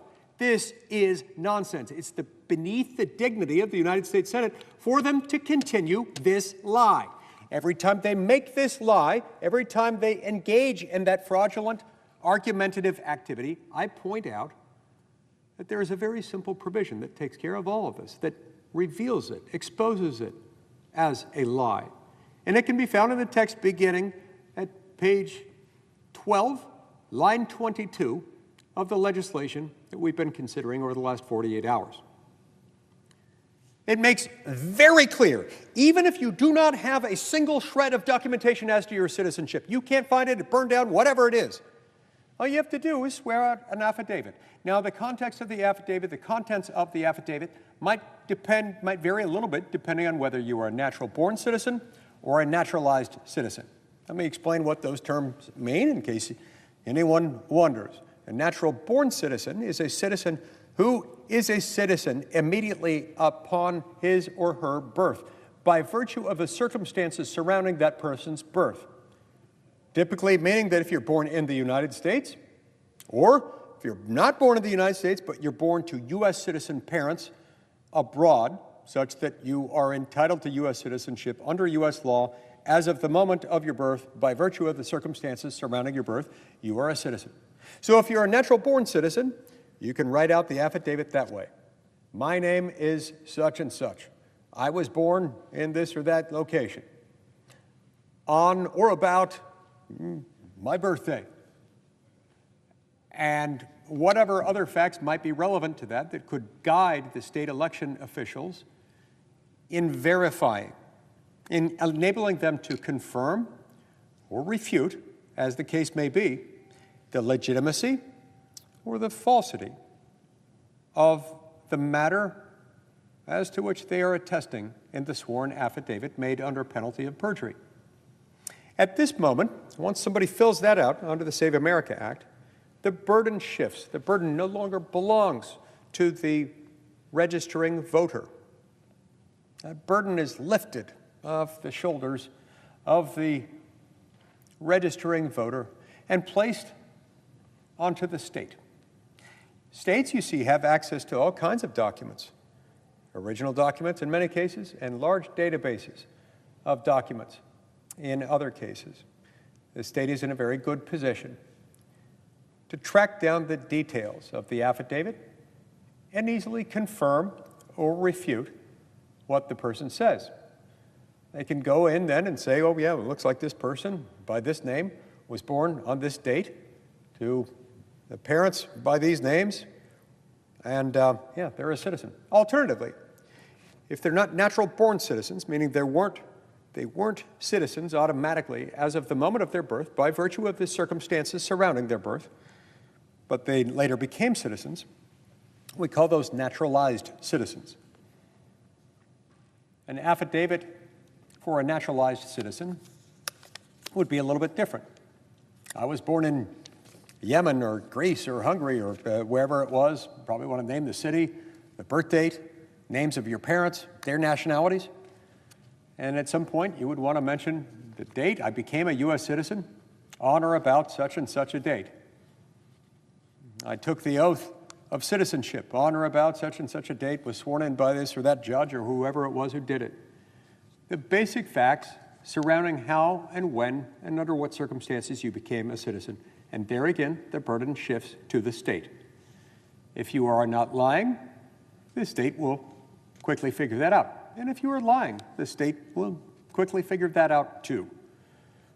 Now, most people who go to the trouble of swearing out an affidavit and providing those details, again, the affidavit wouldn't take more than a few minutes to write out. You could write it out by pen or by pencil. I suppose if you can't write, you can dictate it to somebody else, and you can make your mark attesting to it, making it your statement. I suppose because the states will have some flexibility in deciding exactly how each procedure will work within that state. Maybe some states will allow them to do it through smoke signals, skywriting, sign language, whatever form of communication might be in order in the moment. But the point is they can make a sworn statement shifting the burden to the state. Not a single document beyond that attestation is required from that moment, not from the would-be voter. It shifts to the state. And unless you're lying, you will be registered to vote after that. Not a single dollar, not a single dime, not a single nickel, or a single penny or a fraction of a penny has to be expended by the registering voter in that moment. And so, Mr. President, this is just a lie, but it's a damnable lie, because it's a lie that's been repeated over and over and over again in this chamber so many times.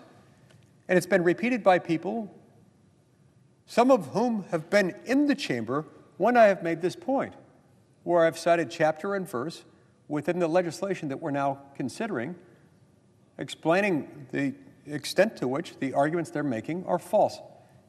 And yet, sure enough, the next Democrat that gets up to speak speaks the same lie over and over and over again, as if by repeating the same lie often enough, it somehow becomes true. Well, that's not how the world works.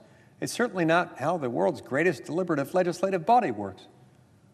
You don't make something that's false true by repeating it over and over and over again. This one isn't even a matter of interpretation. There's no ambiguity on this one. There is no absolute requirement for anyone to produce any document. There are a number of documents listed which, if you produce them, will conclusively establish your citizenship. But even if you don't have them, there are other ways of doing it that won't cost you a dime, that won't require you to have even a single slip of paper with them. So there's that argument. On the one hand, I could say I'm tired of refuting it, but that's not quite it. I don't mind refuting it. I actually kind of enjoy it, because the more they make this argument, the more they beclown themselves, the more they diminish their own arguments. If they have legitimate arguments against this bill, bring them forward. I want to hear them. Those are not hollow words. I want to hear whatever legitimate arguments they've got so that we can fix them. Because we, as Americans, can do hard things. And if there are features of this bill that are unfair, that could be changed, I want to change them. You know why? Well, it's because I believe we need to make it easy to vote and hard to cheat. We can achieve both. If we focus obsessively only on the former, on making it easy to vote, we will inevitably fail in our task as to the latter point. Hyper-focusing on making it easy to vote while neglecting the all-important task of making it hard to cheat will make it so easy to vote that people who are not supposed to vote will end up voting. This is where a number of my colleagues mischaracterize the words of the President of the United States, maligning his words, taking them out of context, and attributing to him some sinister motive. He uttered words to the effect that we got to make sure that the right people are voting. No, he's not saying only Republicans can vote or only people who voted for Trump can vote. That's paranoid fantasy to suggest that. In context, it's clear that what he's saying is the right people to vote, meaning the people who are actually eligible to vote, the people who are not prohibited from voting in U.S. elections by U.S. law under penalty of felony prosecution. That's what he's talking about there. And yet, in their delusional desire to malign and mischaracterize not only the President of the United States, but this legislation, which he supports, they're attributing to him things that he did not say. Here's another bad argument. I don't know whether this one falls into the same category as that series of lies that I just refuted. I don't know that I would call this next one a lie, but it is a really, really bad argument. It is demonstrably a failing argument. They make the point that this somehow intrudes upon the sovereign authority of the states, although for most of them that's not how they're putting it. They're saying this is an infringement on states' rights. I really don't like that expression. It's a misnomer to begin with. It harkens back to a really unfortunate era in U.S. history. It includes the Jim Crow era, another gross mischaracterization, another horrible argument that my Democratic colleagues have been making about this bill. Why they would ever want to conjure memories of the Jim Crow era is beyond me, especially given that they are the party of Jim Crow. It was the Democratic Party that subjected so many millions of Americans over so many decades to a truly evil, oppressive, hateful regime that excluded them from public life, that excluded them from the benefits of American citizenship over many, many decades. That was their party. I don't bring that up to accuse Democrat members of this body of engaging in that. It's a different generations, not alive today. None of my colleagues here were part of that legacy, part of that particular Democratic Party, but I don't know why they would want to drag their own party through the mud based on its racist past, based on its longstanding Ku Klux Klan affiliated, Ku Klux Klan enabled reign of terror against African Americans. And yet they do so anyway. And they do so in a way that is patently untrue and unfair, calling this Jim Crow. There is nothing about this that is Jim Crow. There is nothing about this that is racist, that is racially charged, nothing about that is sexist. There's not even a good argument as to a supposed disparate impact that this could have. It's just patently false. Anyway, back to their argument about states' rights. One of many reasons I hate that expression is that it conjures images of George Wallace, conjures images of those who distorted the Constitution to engage in all kinds of horrible things, including Jim Crow policies over many decades. More fundamentally, it's a misnomer. States don't have rights. States aren't people. People have rights. States have authority. Authority is used. Rights are possessed by people to render them protected from abusive state authority. So in that respect, a right, which is held by a person, is kind of the polar opposite. It's the inverse. It is a right is to state authority what antimatter is to matter. So we don't call them rights. Let's just call it federalism or state sovereign authority or the exclusive province of the states or whatever you want to call it. So now that we've got that matter of nomenclature resolved, let's move on to the substance of what they're saying. They're saying, in effect, that the authority of the states over elections, over all elections, is exclusive, it is sacred, it is not to be intruded upon ever by federal authority, and that if we do that, we are thwarting the Constitution, ignoring and trampling the 10th Amendment, the principles of federalism that even preceded the 10th Amendment, that were implicit in the text of the original Constitution and made with greater clarity when the 10th Amendment was added, along with the other Bill of Rights initial 10 amendments in 1791. Their argument doesn't stand up. Not at all. Do you know why? You know how we know that? Well, it's because of Article 1, Section 4, Clause 1. Article 1, Section 4, Clause 1. On the one hand, it makes clear that there's an assumption, before you even read that one, that states, of course, will be in charge of conducting elections for state and local offices. Why wouldn't they be? They always would be. They always have been. They always will be. That's their exclusive domain. They can do whatever they want on those elections. They've got to have a Republican form of government, but it's about the only restriction on state and local offices, except where the Constitution specifies elsewhere. But with respect to federal elections, yeah, Article 1, Section 4 does, in fact, give the states some authority in conducting federal elections. And yeah, they weren't too keen on the idea of there being a single federal election authority that would be in charge of running all federal elections. It wouldn't have made sense at the founding, and even if it had made sense at the founding, I think they would have found that thought horrifying, just as I do and most of us do today. It's not what we're doing here. It's not what we want. It certainly wouldn't be allowed under Article 1, Section 4. And yet they're speaking as though that's what we're doing, and that is not at all what we're doing. Article 1, Section 4 says that, yeah, the states will conduct these elections for U.S. senators and U.S. congressmen,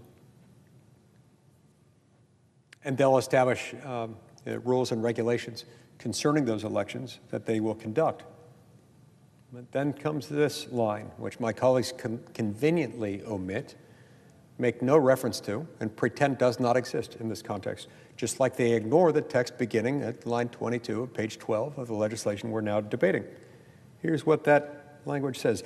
Quote, "But the Congress may at any time by law make or alter such regulations." Meaning such regulations, such laws governing specifically the election of federal officers who are elected, namely representatives and senators. We have that power. We can supplement those, we can alter those, we can prescribe our own. Why? Well, because we are the sole sovereign lawmaking organ of the federal sovereign government. And so it makes sense that they put this authority in Article 1, Section 4. Well, this is well within our authority. This doesn't trample on, conflict with, undermine, contradict, otherwise work against the sovereign authority of the states. And certainly nothing about the Save America Act undermines that. It's entirely consistent with it. In fact, I've long believed that federalism, that is the vertical protection built into the Constitution, one of the twin structural protections. You know, the whole Constitution is about limiting government. It's about prescribing the structure and the form, affirmatively prohibiting the government from doing certain things. In some instances, prohibiting the federal government from doing some things, or the states from doing others. In some instances, it prohibits government generally, whether state, federal, or local, from doing certain things. But separate and apart from that, you've got these core structural protections. One operates vertically, on a vertical axis, if you will, and we call that federalism. That's the relationship between the federal government on the one hand and the states on the other.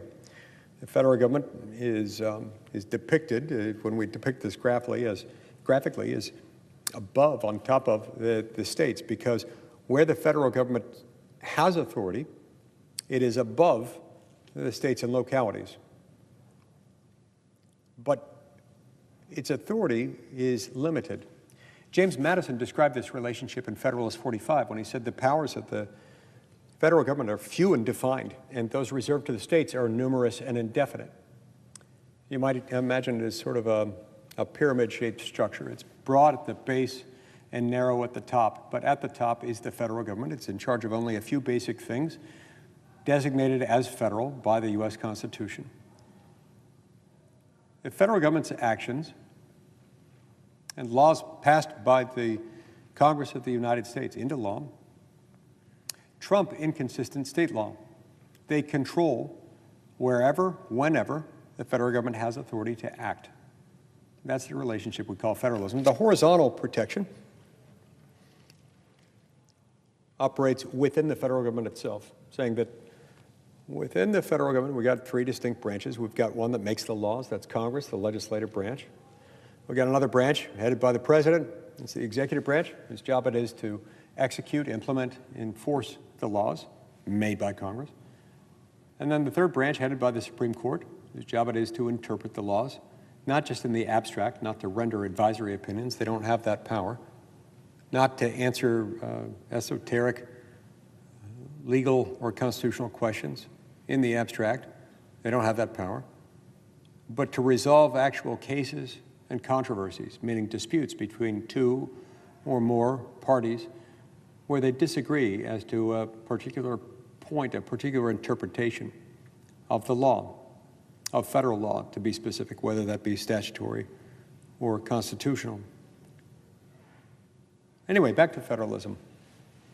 The point is, to understand federalism appropriately, you can't assume that either the federal government may always dominate the states, nor that the states may always dominate the federal.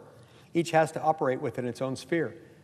And just as it is a bad thing for the federal government to act where it should not, trampling the just authority of the states and their political subdivisions, the local governments, it is every bit as repugnant to the constitutional structure for the federal government not to act where it is empowered to act and where it is morally compelled to act.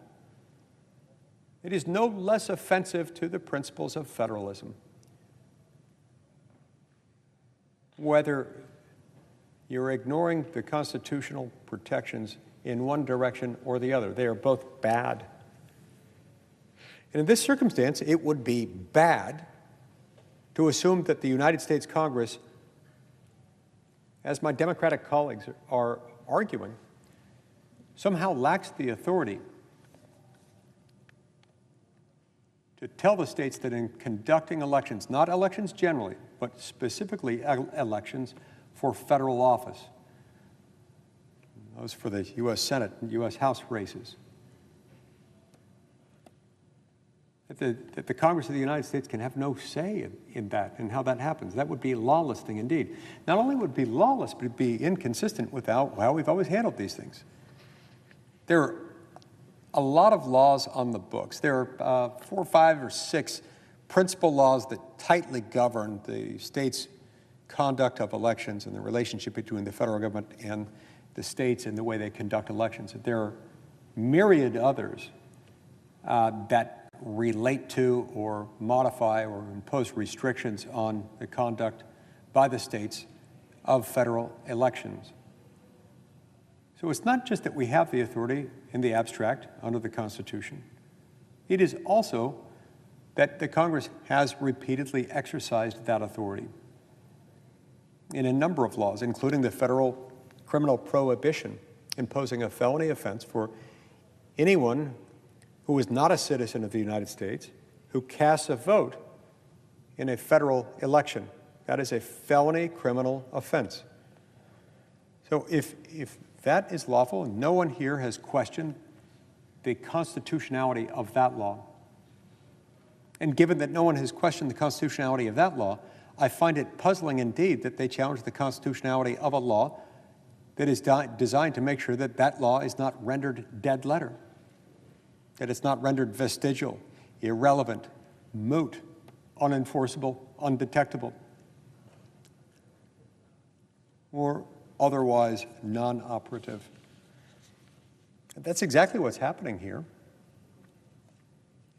That particular provision of law, prohibiting and criminalizing non-citizen voting in U.S. elections, is in fact largely vestigial and inoperative and unenforceable because it's undetectable unless we pass the Save America Act or something akin to it, something that would do something similar to it. Because the way that another law passed by Congress, also treading on, intruding into in some ways, if you want to see it that way, the state's conduct of federal elections within their states. In 1993 NVRA, and especially the way it was interpreted by the Supreme Court in 2013 in a case called Arizona versus Intertribal Council of Arizona, made this one necessary. In other words, the whole reason why the Save America Act is even in existence, the whole reason we're here having this debate, the whole reason I wrote this law a couple years ago with my House counterpart, Chip Roy of Texas. He and I authored this together because we put all these pieces of the puzzle together. A lot of people had heard about that ruling in 2013. They had heard about the NVRA. They were aware of some of the other developments that have made this boil up, kind of past the boiling point in recent years.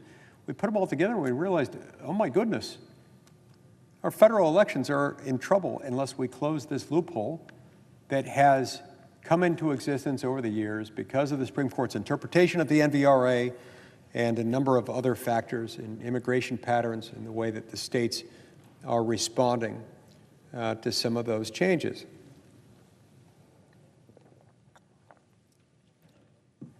So isn't that ironic? Not one of them has argued that the NVRA is unconstitutional. Not one. Not one of them has argued that the federal criminal ban on non-citizen voting in federal elections is unconstitutional, constitutionally problematic, inconsistent with principles of federalism. Not one of them.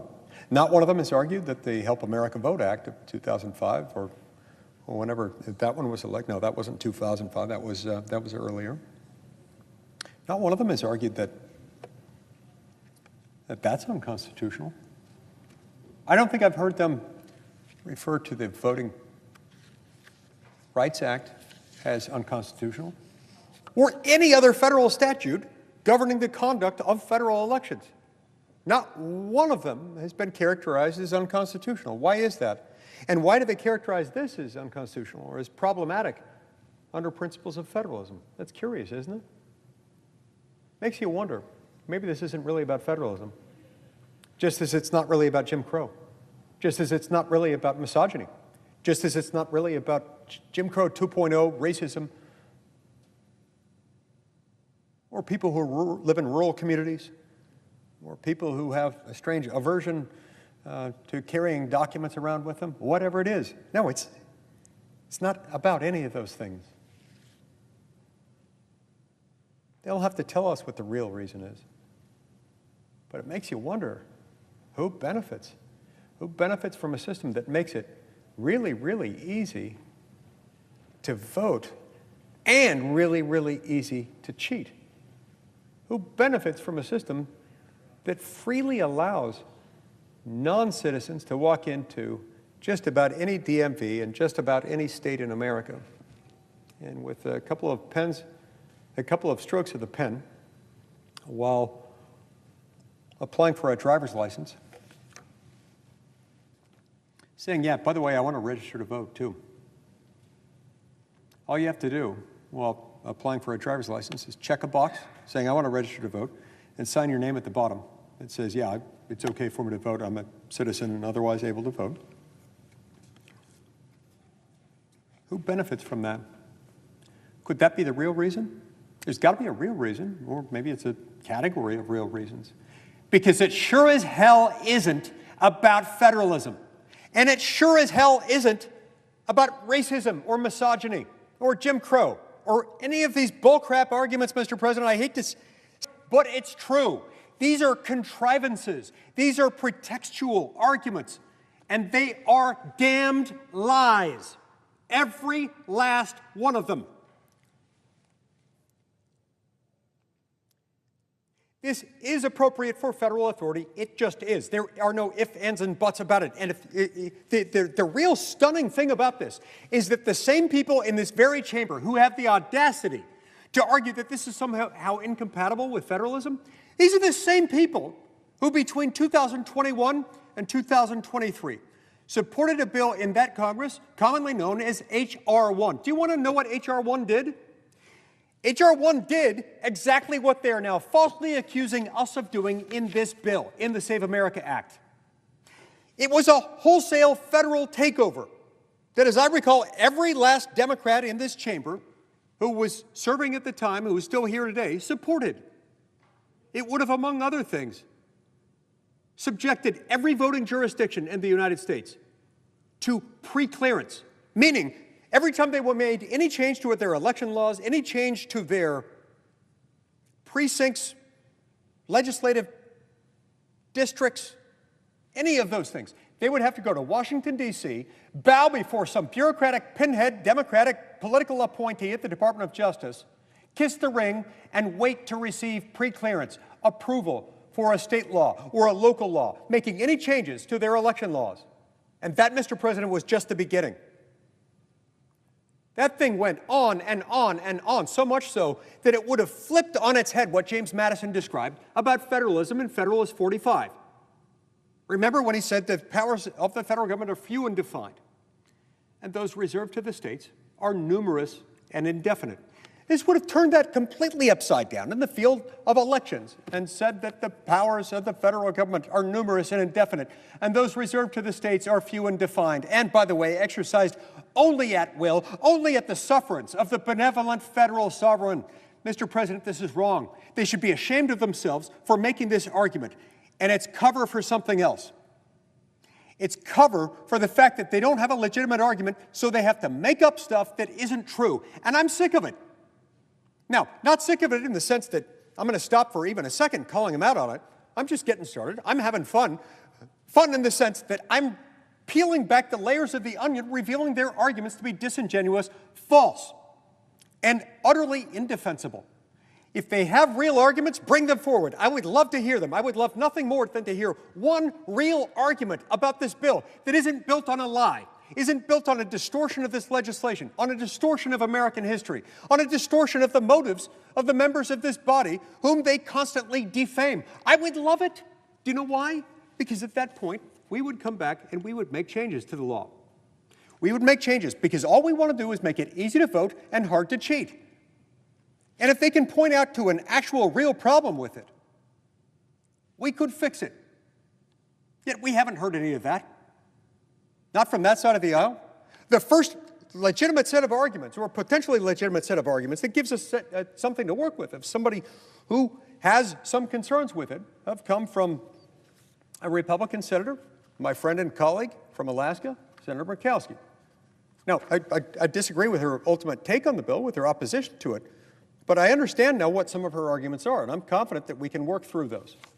I'm confident, first of all, that we can work through her concerns even under the existing text. And I hope that we can bring her along and that she can get to the point where she's comfortable voting for this legislation as is. But even if we can't, I'm also confident that if necessary, we can make changes to that will get her comfortable with this bill text. Now, some of her concerns relate not to the bill text, not to the bill that we're now considering, but to a substitute amendment or perhaps other amendments that may have been filed, but that we have yet to consider, that have yet to be called up, that may or may not be considered, may or may not be adopted once they're called up, if they're called up. We'll deal with those in time, but don't attribute those to the bill we're now debating because they're not in there.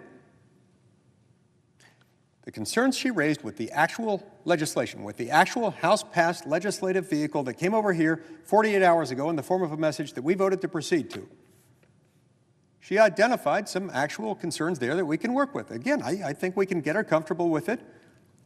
I think there are things that the state of Alaska could do, even under the existing legislative text, that could make Senator Murkowski comfortable. But even if we can't get there, I'm willing to consider and explore as needed even some changes, if that's what it takes, to bring her along. Why? Well, because she's raised actual arguments that are rooted in fact rather than paranoid fantasy, rooted in reality rather than lies, rooted in genuine concern for the well-being of her constituents rather than scoring cheap political points. And she's not lying, and I appreciate that about her. We have yet to hear any of those arguments from the other side. We have yet to hear any reasonable suggestion as to the other side and how the other side views that We could do this, we just have to go about it a different way. Now, starting yesterday, we started hearing something new from some of our Democratic colleagues, something that I found mildly encouraging and still find somewhat encouraging. Some of them have started to say, you know what, maybe voter ID laws aren't such a bad thing. Maybe we could live with those. It's a good thing, because voter ID laws are overwhelmingly popular. I don't care if you're a Republican or a Democrat, if you live in the North, the South, the East, the West, the Midwest, dead center of the country, or wherever. Whether you're a Democrat or a Republican, you're black or white or some other race, you're male or female, you're liberal, you're conservative, doesn't matter. If you meet any of those characteristics, regardless of what your background is, overwhelmingly, like by the odds of anywhere from 7 to 3 to 9 to 1, you're going to be in support of voter ID laws. So they started to acknowledge, yeah, maybe we could do that part. Well, great. We still need the citizenship stuff, but if they're okay with voter ID laws, let's get that done. Now, in response to that, my friend and colleague from the state of Ohio, Senator Husted, came to the floor just an hour or two ago and offered what I thought was a very reasonable accommodation in the form of a good faith gesture, an olive branch, if you will, to the Democrats, saying, hey, you all have started to say you could live with voter ID laws. Let's take the voter ID language out of this bill, offer it up as a freestanding piece of legislation, and pass it. I'm not always a fan of doing that in every case. Sometimes you need everything to pass as one piece. For various reasons, it needs to happen together. This isn't one of those. We can pass that alone. I'd do it right now. Shoot, if my colleagues will agree to it, we could pass it right now.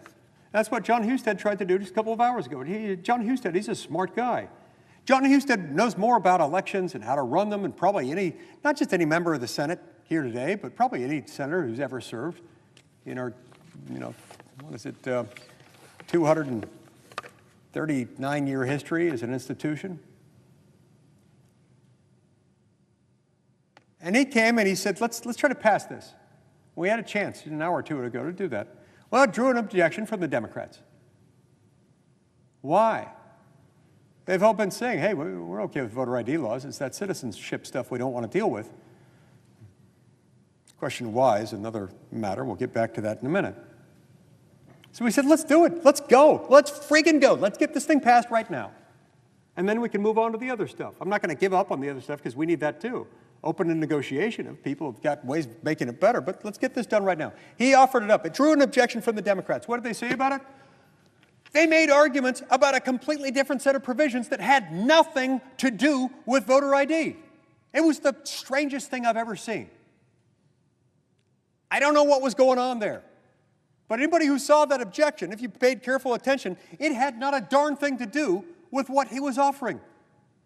They were objecting to completely different provisions that he wasn't offering at the time. So we're going to have to do that again sometime soon, hopefully in the next 24 hours or less. Let's try to do that again. Maybe this time they can realize what we're actually approaching. Let's get that done. Then we can move on and deal with the rest of the provisions dealing with this, with citizenship. If they've got qualms about any particular provision, again, I'm all ears. Not only am I willing to hear it, I'm eager to hear it. I want to hear what the actual real reason is, insofar as there are real reasons other than we like the status quo. We want people to have the option of voting as non-citizens if they're non-citizens, if they want to break the law and risk getting caught, because we know they won't get caught because it's impossible to get caught under this regime. The 1993 NVRA passed by this body, as interpreted wrongly but conclusively by the Supreme Court of the United States in 2013, as affected by immigration trends resulting in 30 million plus non-citizens residing in this country today, 10 to 15 million of whom came into this country unlawfully between 2021 and 2025 alone, have all brought us to that point. And there's another feature that makes it really, really dark, really, really scary, and it's this. In some states, Mr. President, states have started allowing non-citizens to vote. It starts out small, as it has with those states, in a handful of 4 or 5 states. In some cases, some of those states, all of them blue states, not red, are saying, you know, it's okay. In some of our local elections, you don't need to be a citizen to vote. There's, of course, nothing in the U.S. Constitution that says they can't do that. There's nothing in federal law that I'm aware of that says they can't do that as long as it's with something other than a federal election. I think it's crazy. I think it's absolutely nuts. I don't know why you'd ever let a non-citizen vote in any election inside the United States. But if they want to do it, their state constitution and their state law allows it. States are allowed to do dumb things. This is a dumb thing, but they're allowed to do that. But here's the scary part. The scary part is that those same jurisdictions defiantly refuse, along with most, nearly all blue states, that is, states run by Democrat governors and/or Democrat-run legislatures, they refuse to share information. They refuse to cooperate with federal authorities, the same federal authorities who have been directed under existing law to maintain databases, like the SAVE database. It's designed to keep track of who's a citizen and who's not, and voter registration, things like that. These jurisdictions, these blue state jurisdictions, including and especially those that allow non-citizens to vote in their local elections, are defiantly refusing to share their information pursuant to a memorandum of understanding or otherwise with federal authorities whose job it is to keep track of these things. That's kind of scary if you think about it, because there are reasonable questions that ought to be asked, that are being asked, that must be asked. But the fact that, okay, if you're registering non-citizens to vote in those local elections where non-citizens in those jurisdictions are allowed to vote, however misguidedly, it must mean that they're registered. Once they're registered, how exactly is it that you separate out those who are registered to vote as non-citizens in local elections? And how do you prevent those same registered voters from then gaining access to a ballot in a federal election? They've gone mum. They've become mute. They refuse to cooperate. They have stonewalled. They've shut out the federal authorities. They won't tell them their methodology. They don't tell them what they do. They won't show them their voter rolls. That's kind of scary. That shows a level of awareness of their known risk, but perhaps, just maybe, to some of these people, it's not a risk.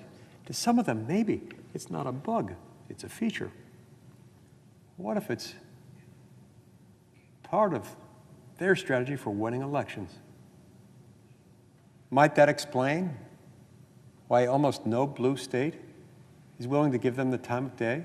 Now, sure, they can wrap themselves in the flag. I don't know which flag it is. It's not the American flag. It's some sort of flag. And say, we don't want to share information because privacy, because America, because data security. What does that even mean? I mean, first of all, you've got this brooding omnipresence of a government, which I'll be the first to admit has way too much information about all of us all the time. It's spooky. These guys can track down stuff your mother did in second grade. They've got information already on every economic transaction that you've ever engaged in, from the tax data, the banking transaction information, to all the information that the federal government collects through any agency.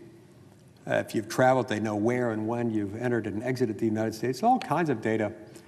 This is before we even get into what happens under FISA Section 702 with the so-called incidental collection, where you happen to be talking to somebody who, unbeknownst to you, is an agent of a foreign power, and all of a sudden what you thought were private communications are being swept up and loaded onto federal databases that can be searched by your name, knowing that you're a U.S. citizen, knowing that a particular phone number is yours. So yeah, the federal government's got a lot of data. It's spooky. I don't like it. But why all of a sudden are they wrapping themselves in the flag and saying, yeah, no, we're not going to, we don't want the federal government having any ability to review data on our voter files. Why? Why are they all of a sudden concerned about that? Have we ever had a lapse in the SAVE database of something that resulted in the release of personally identifying information? Not to my knowledge. If there were, we'd find ways to find it. And if there were, it would pale in comparison to other data breaches we've had through all kinds of federal agencies. And we're talking about voter registration files that they're wanting to examine and have access to for one purpose and one purpose alone. It's not to track down voters and ask them relentlessly who they're going to vote for. And you have not even heard a nefarious purpose, even one that can be speculated on.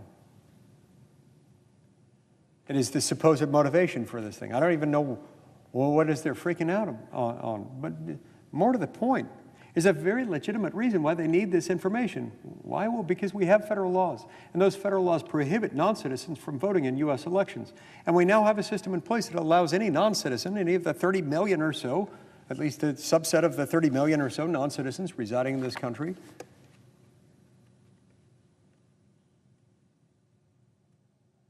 it prohibits them from voting. That's all they're trying to get to, is to make sure that the people who are not allowed to vote are not, in fact, registering to vote or voting. Why are they so freaked out about that? I mean, don't get me wrong, I love the impulse to protect privacy. That's not what this is about, Mr. President. If it were, they would say so.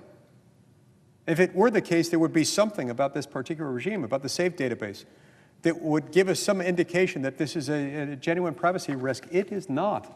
And I haven't even heard any of them try to make the case that it is, because it is not. They like the status quo for some reason. I can't get into their heads, but I do have to wonder, who benefits from the status quo? Who benefits if non-citizens are voting in U.S. elections? Is that what they're really afraid of? Losing an edge? Now, sometimes the mask slips a little bit, and I wonder whether some have maybe admitted to more than they intended to. I've heard a number of my Democrat colleagues over the last 48 hours say things like the following.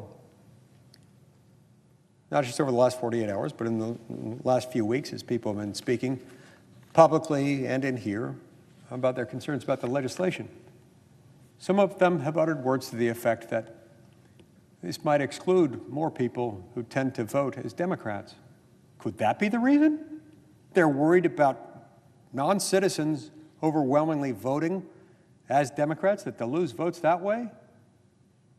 Surely that's not the reason they're concerned about that, is it? Let's hope not. I mean, I would hope that neither party and no member of this body would want their party to win elections that way by having non-citizens vote. And yet, if that's not their reason, they're throwing up an awful lot of dust and dirt and smoke. Bunch of arguments that are just bad, in some instances, illogical in others, and more often than not, false and demonstrably false. Could that be why? That's kind of scary. It's one of the reasons why I'm growing increasingly suspicious. Usually, in this body, we have a lot of disagreements, and I've got good friends at every point across the political spectrum in this body. Within my own party, across on the other side, some of the people I really like most personally, some of the people I work with a lot legislatively and agree with on a lot of things, are people that I don't agree with on a lot of issues, and a number of them are across the aisle and members of the other party. And most of the time, even when we're debating on issues where I know there is genuinely deep-seated, honest disagreement on matters of policy, even if I don't agree with them, and even if they cut more or less along party lines, I can nearly always at least understand their argument, and I can see what the countervailing point is. I can usually articulate, even if I don't share their ultimate conclusion, what their concerns are. Mr. President, I can't do that here, because I have yet to hear a single compelling or even credible argument from the other side on this.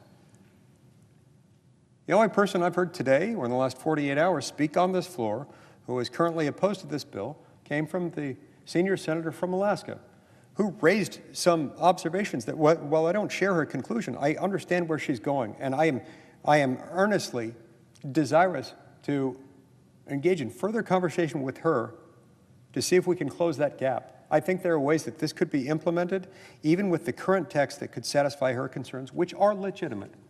And if we can't do that with the current text to her satisfaction, I would love to be able to, and I think we could accommodate her concerns through some modest legislative changes to the existing text. We'll see where that goes, and I'm optimistic about that. But with the exception of the arguments she's raised, I have yet to hear any credible argument about this bill. What I have heard are arguments made over and over and over again that bear no resemblance to existing federal law, that are indefensible when compared to the actual legislative text that we're considering, to the legislative and historical backdrop against which we are evaluating that legislative text. And so that does make me wonder, why? You know, years ago, maybe 20 years ago or so, as on many occasions, I was planning on watching a Supreme Court argument, and as I sometimes do, I read the briefs before the argument. I was not a litigant in the case, but I was interested in the case. I read the briefs. I came to a pretty firm conclusion, as sometimes happens, as to who was more likely to win the case at the end of the day. When I attended the oral argument the next day, the oral argument didn't go quite as I expected. I had a pretty, I was quite convinced before the argument, based on the briefs. I believe it was the petitioner, and the petitioner is the party who is trying to get the lower court ruling reversed before the Supreme Court. I believe it was the petitioner who I decided was almost certainly going to lose. The lawyer representing the petitioner was one of the more venerated members of the Supreme Court bar, a seasoned practitioner who had argued many, many times before the High Court, one of the best lawyers in America, certainly in the realm of appellate and Supreme Court litigation. His argument surprised me, as did the outcome of the case. The reason the argument surprised me is that unlike every other argument I'd ever seen of or heard about that lawyer arguing, this one strayed pretty far from the arguments raised in the brief. Usually you can't get away with this. I was surprised when he did get away with it, but he got up there, and I don't know how else to describe it other than to say that it reminded me of sort of a who's on first, what's on second routine. He threw out arguments that, to me at least, appeared to be designed only to confuse the members of the court, which is hard to do because now, as was the case then, these are not just 9 people wearing robes, but they're 9 of the smartest legal minds in the entire country. And they're bright. They're not easily distracted. But this lawyer was so good, he got up there and with 30 minutes of who's on first, what's on second, got them so confused that somehow he managed to win the case. I wonder if that's what's going on here. There's that old saying, when the law's against you, pound the facts. And when the facts are against you, you pound the law. When they're both against you, pound the table. Mr. President, the other side is pounding the table. They're pounding the table because they've got nothing. At least they've got nothing in terms of an argument that they can make credibly and with a straight face. So instead, what do? They pound the table while making arguments that are utterly indefensible. I ask the question, why? Who does that? Now, these are not untalented statesmen. These are not they're not novice lawmakers. My Democrat colleagues are some of the most seasoned rhetoricians, legal minds, legislators that this country has ever known. Both in cases where I have agreed with them and where I have disagreed with them, sometimes sticking with where most of the members of my party agree and sometimes departing from them and joining them. I've seen them make arguments, and they're darn good at it when they have them. This one's different. They're not making good arguments. And that tells me one thing. They don't have them. And so they grab for whatever is there, hoping to kick up enough dust to create fear, uncertainty, and doubt to a degree sufficient to take away from what is otherwise an 85-15 issue of Americans who overwhelmingly support this legislation and the policies underlying it. Well, I can't prove it in the sense that I can't peer into the mind of any other individual, let alone 47 of them at the same time. I don't have any other rational explanation for it. These are smart people. When they have good arguments, they raise them. They're not making them here. They're lying. They're distorting. They're overlooking. They're ignoring reasons that are plain, in black and white. They ignore them even after they hear them from my own mouth while they've been in the same room. They ignore them. What does that tell you? They're pounding the table. They're kicking up dust because they've not got anything else. That should tell us something. Mr. President, this is it's an honor to live in this country. It's an honor to be a United States citizen. This is often referred to, and I fundamentally believe that it is the greatest civilization that human history has ever recorded. We're honored and privileged to live in a day and age with so many blessings and so many benefits. And those blessings and benefits wouldn't exist but for the fact that we are a nation of laws. We are far from perfect. We honor our commitments, our Constitution, our Declaration of Independence, and our system of laws imperfectly. But we aspire toward that which is good. We aspire toward law and order. And generally speaking, that runs the spectrum, whether you're a Democrat or a Republican or something in between. Well, we can lose that. It's not guaranteed to us. You can't pass it in the bloodstream unless we fight for and defend the principles of the American Revolution with every generation. And those of us with responsibility to safeguard the Constitution, unless we look out for it, we can lose it. The expression is that if everyone's family, no one is. If everyone is a citizen, no one is. If everyone has the benefits of citizenship, even in the absence of actual citizenship, you're going to have problems. In previous eras, maybe this wasn't as much of a problem before we had 30 million plus non-citizens in the United States, 10 to 15 million of whom came in illegally in a 4-year period alone. Especially now, when as many people are here under these circumstances, when we couldn't have made it easier if we tried for people to register to vote and in fact vote as non-citizens, even though federal law prohibits it. We've made it impossible to detect it. When you make it impossible to detect it, you make it even more impossible to prove it, to prosecute it, and to convict upon it. Shame on us if, knowing what's happening, we do nothing.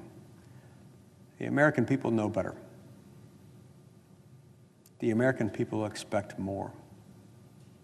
They understand that bad things happen when we settle. So no, don't settle for lawlessness.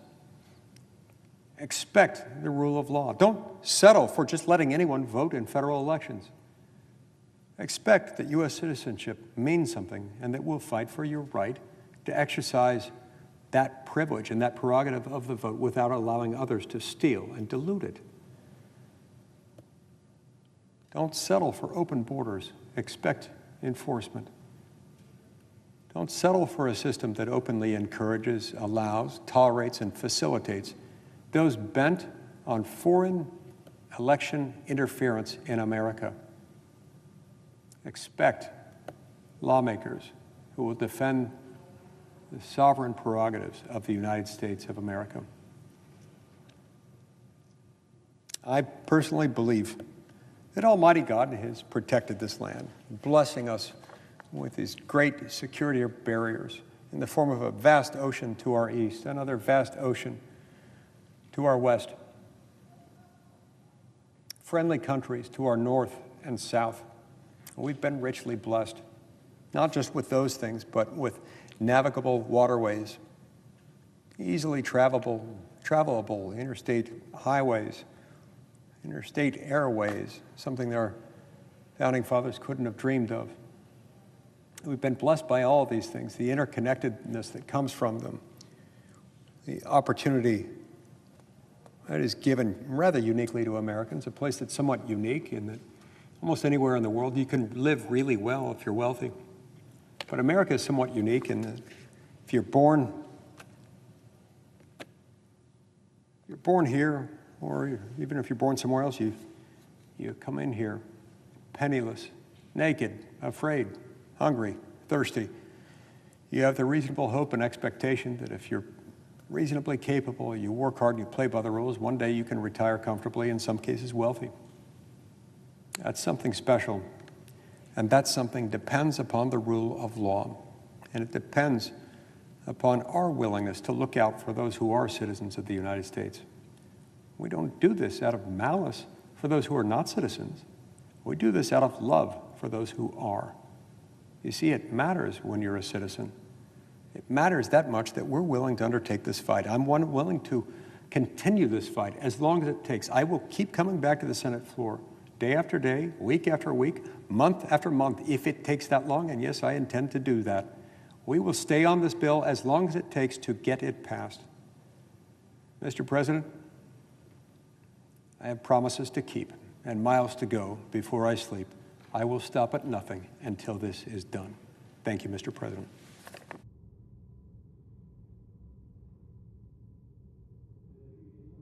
The Senate stands adjourned until 12 noon tomorrow.